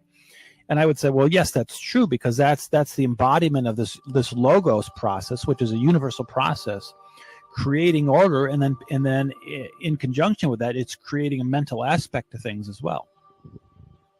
Yeah, it would definitely seem like the logos is active, and but the expression of it is completely mind, and it seems like that mind is something that is very strange when you think of mind and matter, and people always create a false dialectic between mind and matter. Mm-hmm. And I think that's sort of where our problem begins, is with the kind of dualistic nature of people plucking things from the world. Of course, what exactly is an original idea or artificial thing? I mean, it really doesn't make sense once you put the finger on it. Every idea seems to have come from somewhere. Sure. Well, you're right. I mean, you're right. You know, this is the problem. You get these dualistic theories about mind and matter, or mind and body, and so forth, right? Which I don't. Maybe it goes back to religious ideas, or maybe it's just back to superstitious concepts that that somehow there's this fundamental distinction between the matter aspect and the mental aspect of things, right? But you know, so when you study philosophy, you realize that there are really huge problems with really any dualistic scheme. It's sort of incoherent, it's arbitrary. There's problems of interaction between these allegedly two aspects of reality. Yeah, you know, most of the great philosophers in history have come on the side of some kind of monist system, a monist reality, where there's one ultimate reality, which has to somehow embrace or encompass both the mental aspect and the material aspect of things. So this is sort of where my personal view is. I've argued for things like dual aspect monism, right? So it's a monist system which has sort of the two sides, the inside and the outside, or the mental side and the material side. Yes, this sort is of in a course single. issuing from Spinozistic pantheism. Yeah, well, right. That's one prominent example. Yeah. I mean, I think it even predates that in some ways. But right, yeah. But I think that's the essence of the solution, right? You really have a monistic scheme, where as material complexity increases, then so too does the mental complexity. So you see these things rise concordantly. They you know, they're sort of created in parallel in sense with the universal process, right? That sort of brings us to this table here, which I don't know if everybody can see this, but we'll definitely flash this up on the screen here. It's in the book Metaphysics of Technology, written by Dr. Slabina, on page 61, detailing the work of Eric Chason, where he sort of shows a table here showing that a beetle essentially has more energy density than the whole Milky Way galaxy. And that is quite a troubling fact, that the complexity of what's going on inside of a bug is more complex than what's going on inside of a star system or anything like that. Well, right. So Chason he's a well-respected astrophysicist, scientist guy, and he's trying to measure complexity. Yeah. And he put it down into a single metric, right, which is the energy density. Right. So I forget the full description of the term. Right? Energy rate density. Yeah, energy rate density. ERG/S/G. Ergs per seconds per gram, right? Okay, Like this. okay. So basically, it's like how tightly compacted the energy is, right? So you can take a hugely energetic object like the sun. What is ERG? Erg. It's a measure of energy or work. Okay. Yeah. Okay. So right. So some things have tons of energy, like the sun, but it's also very large. So its density is very small because it's diffused over a huge area. Whereas a small thing, relatively small thing, like an animal, a human, or a bug, even these are much less energy than a sun, but it's very concentrated and a very small energy, so the density is actually higher. So Chason has plotted this energy density over time, and he uses this as a metric of increasing order over time as you look through evolution, and you start from early near the Big Bang, and you see relatively low energy densities, and they continue to rise over time. This is what he's plotting in that chart, and he shows it rising through material structures, then living planets like the Earth, then living beings, then societies of living beings, and ultimately to technological devices, which I thought was very interesting. So he looks at computer chips and computerized devices in the same light. Oh, really? And he says, well, look, even these computer chips are more energy dense than animals, than the most dense animals, which on this chart puts them even higher up than us. So you see this progression from inanimate things to animate things to technological things on kind of a progression. And this was Chason's theory, right? That this energy density is a measure of complexity. It's just sort of on this relentless upward rise in the universe, which to me, that sounds exactly right. This is sort of what I was seeing. I was seeing technology as kind of a sort of a higher order level of complexity above the realm of humans and even living things. And it really, this is where sort of where the deterministic aspect comes in. It threatens to sort of take over. It threatens to usurp us because it's working at a higher level than us, a higher level of complexity than we are. And in a sense, it's perhaps it's even where we cannot understand it. So you could say, well, you know, humans, for example, are more complex than insects or simpler organisms, and they would have an impossible time understanding how we function because their level of complexity is just too low. They can't comprehend human societies and human actions. Yeah. And in a sense, we're in the same position. We're sort of like the insects or maybe the amoeba, and above us is a technological order of complexity that's being created in part by us, but also in part by natural processes, universal processes, and we barely understand this thing. I mean, we sort of know that it's there and we see specific devices, but we barely understand this thing. And it's being constructed above our heads, right? Sort of metaphysically above our heads. And to me, this is extremely dangerous. Well, this is sort of one of the morals of my book. Well, I guess I'll sort of, you seem to be on fire, and I'll kind of push back against you now. Yeah, of course. So now it seems that you've mentioned this word complexity, which I love to hate, and complexity seems like you know, a very vague term. It seems like it seems like saying the right amount of stuff. You know, and so here we've defined it as energy units, but isn't that energy being used and distributed on a massive scale in terms of when you zoom out, you see it all as part of one big system, you know? So it seems like the energy, and then secondly, wouldn't the theory of evolution kind of go against because it seems like the one thing that the theory of evolution takes for granted is how mind could arise from dead matter. but you seem to have escaped that problem with panpsychism. So I would like you to discuss. Well, that's that right. So that this is a sort of an independent argument for panpsychism. Right. Yes. Because the traditional view has this emergence problem, right? Yes. So they assume that matter is just dead matter, it's just inert stuff. That's right. Just particles and forces, which are completely insentient, and then somehow the complexity builds up over time to one single-celled organisms, and then multi-cell organisms, then simple life forms, and then ultimately to mammals, and then ultimately to proto-humans, and then to human beings, and then somewhere in that process, boom, at some particular point, suddenly consciousness or mind comes into being.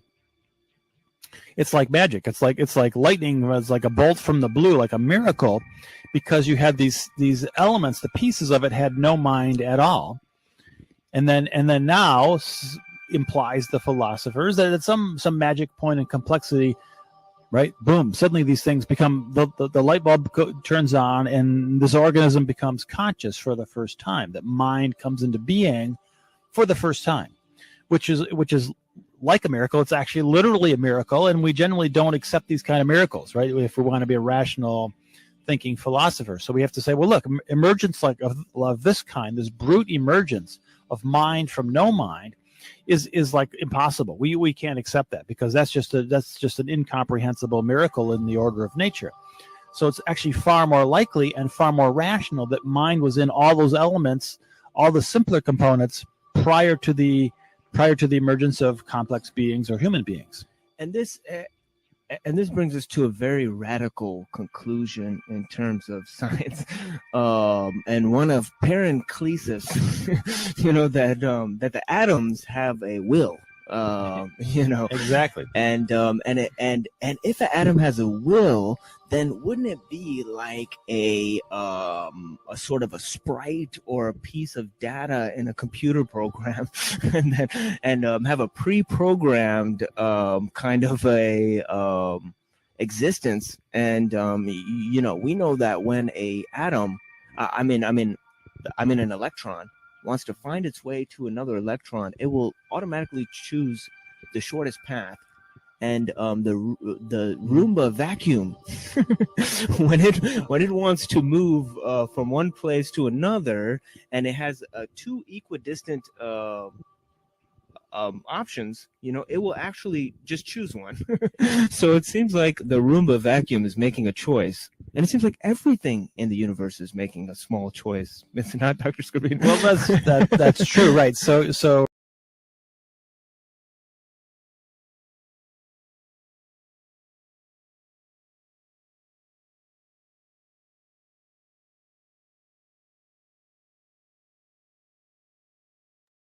global controls will have to be imposed, and a world governing body will be created to enforce them.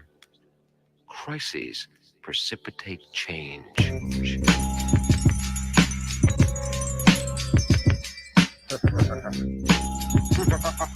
Secretly plotting your demise. I want to devise a virus to bring dire straits to your environment.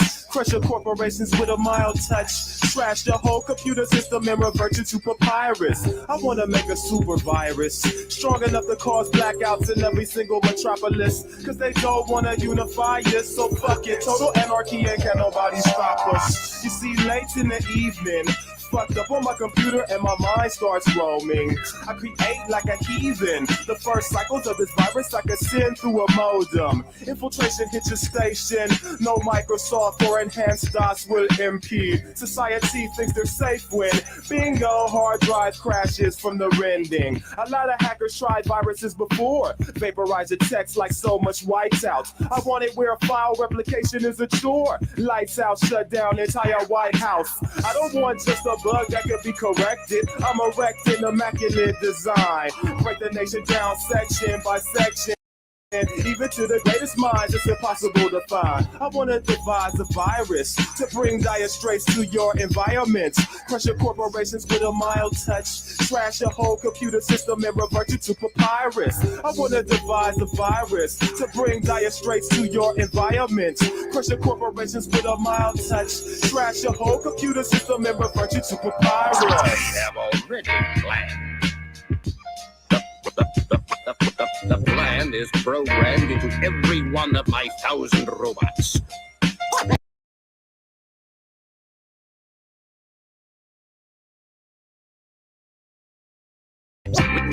We will not hesitate. We will destroy the Homo sapiens.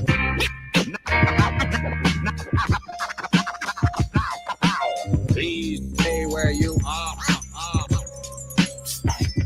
Some shit in my basement. Don't tell them, I want to develop a super virus, better by far than that old Y2K. This is 3030, the time of global unification. Break right through they terminals, burn them all, slaves to silicon. Corrupt politicians with leaders and their keywords. FBI and spies stealing bombs, precipitate their plans in their face and catch the fever. Everybody loot the stores, get your canned goods. Even space stations are having a hard time.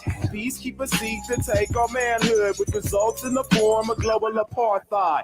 Ghettos are trash dumps with gas pumps, exploded and burnt out since before the Great Union. The last punks walk around like mass monks, ready to manipulate the database of brain. Through them, human rights come in 100th place. Mass production has always been number one. New Earth has become a repugnant place, so it's time to spread the fear that's fun to serve. Too long have we tried to extend our glorious empire out to the stars, only to be driven back.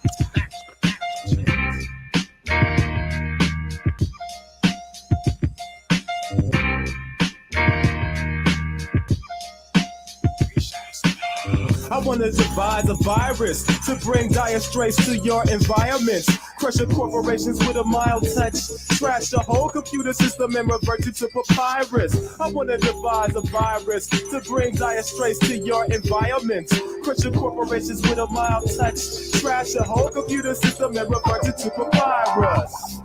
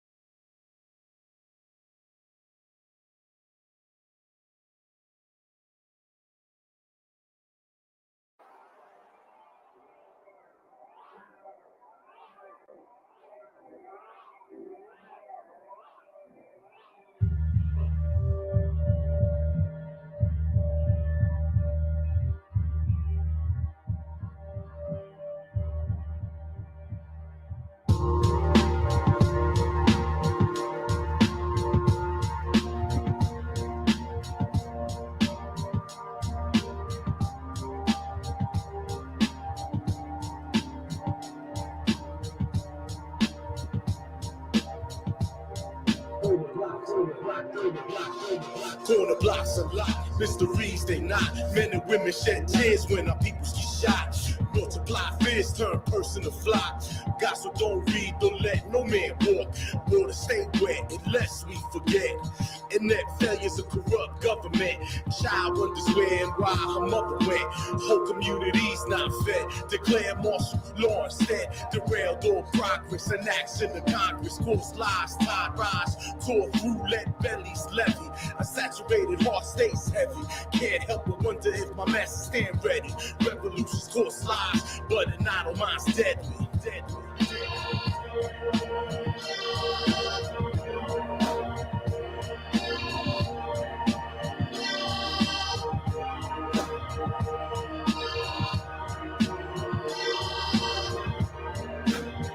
Bedford Exodus, Yahweh's that plateau. Thrown the wolves by our own. Can't trust a single soul. Should've known. Caucus lay prone to stagnant waters. Epitaphs have no authors. Patient paupers. My nation, the martyrs. Turn mourners. We all at the slaughter.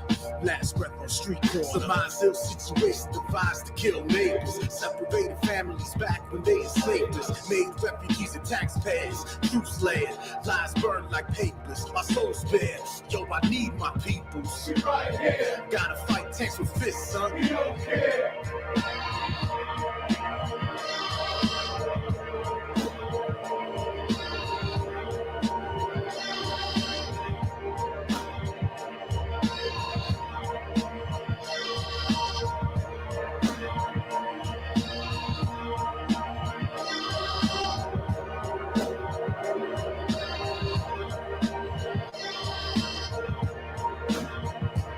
Exodus, God bless that plateau.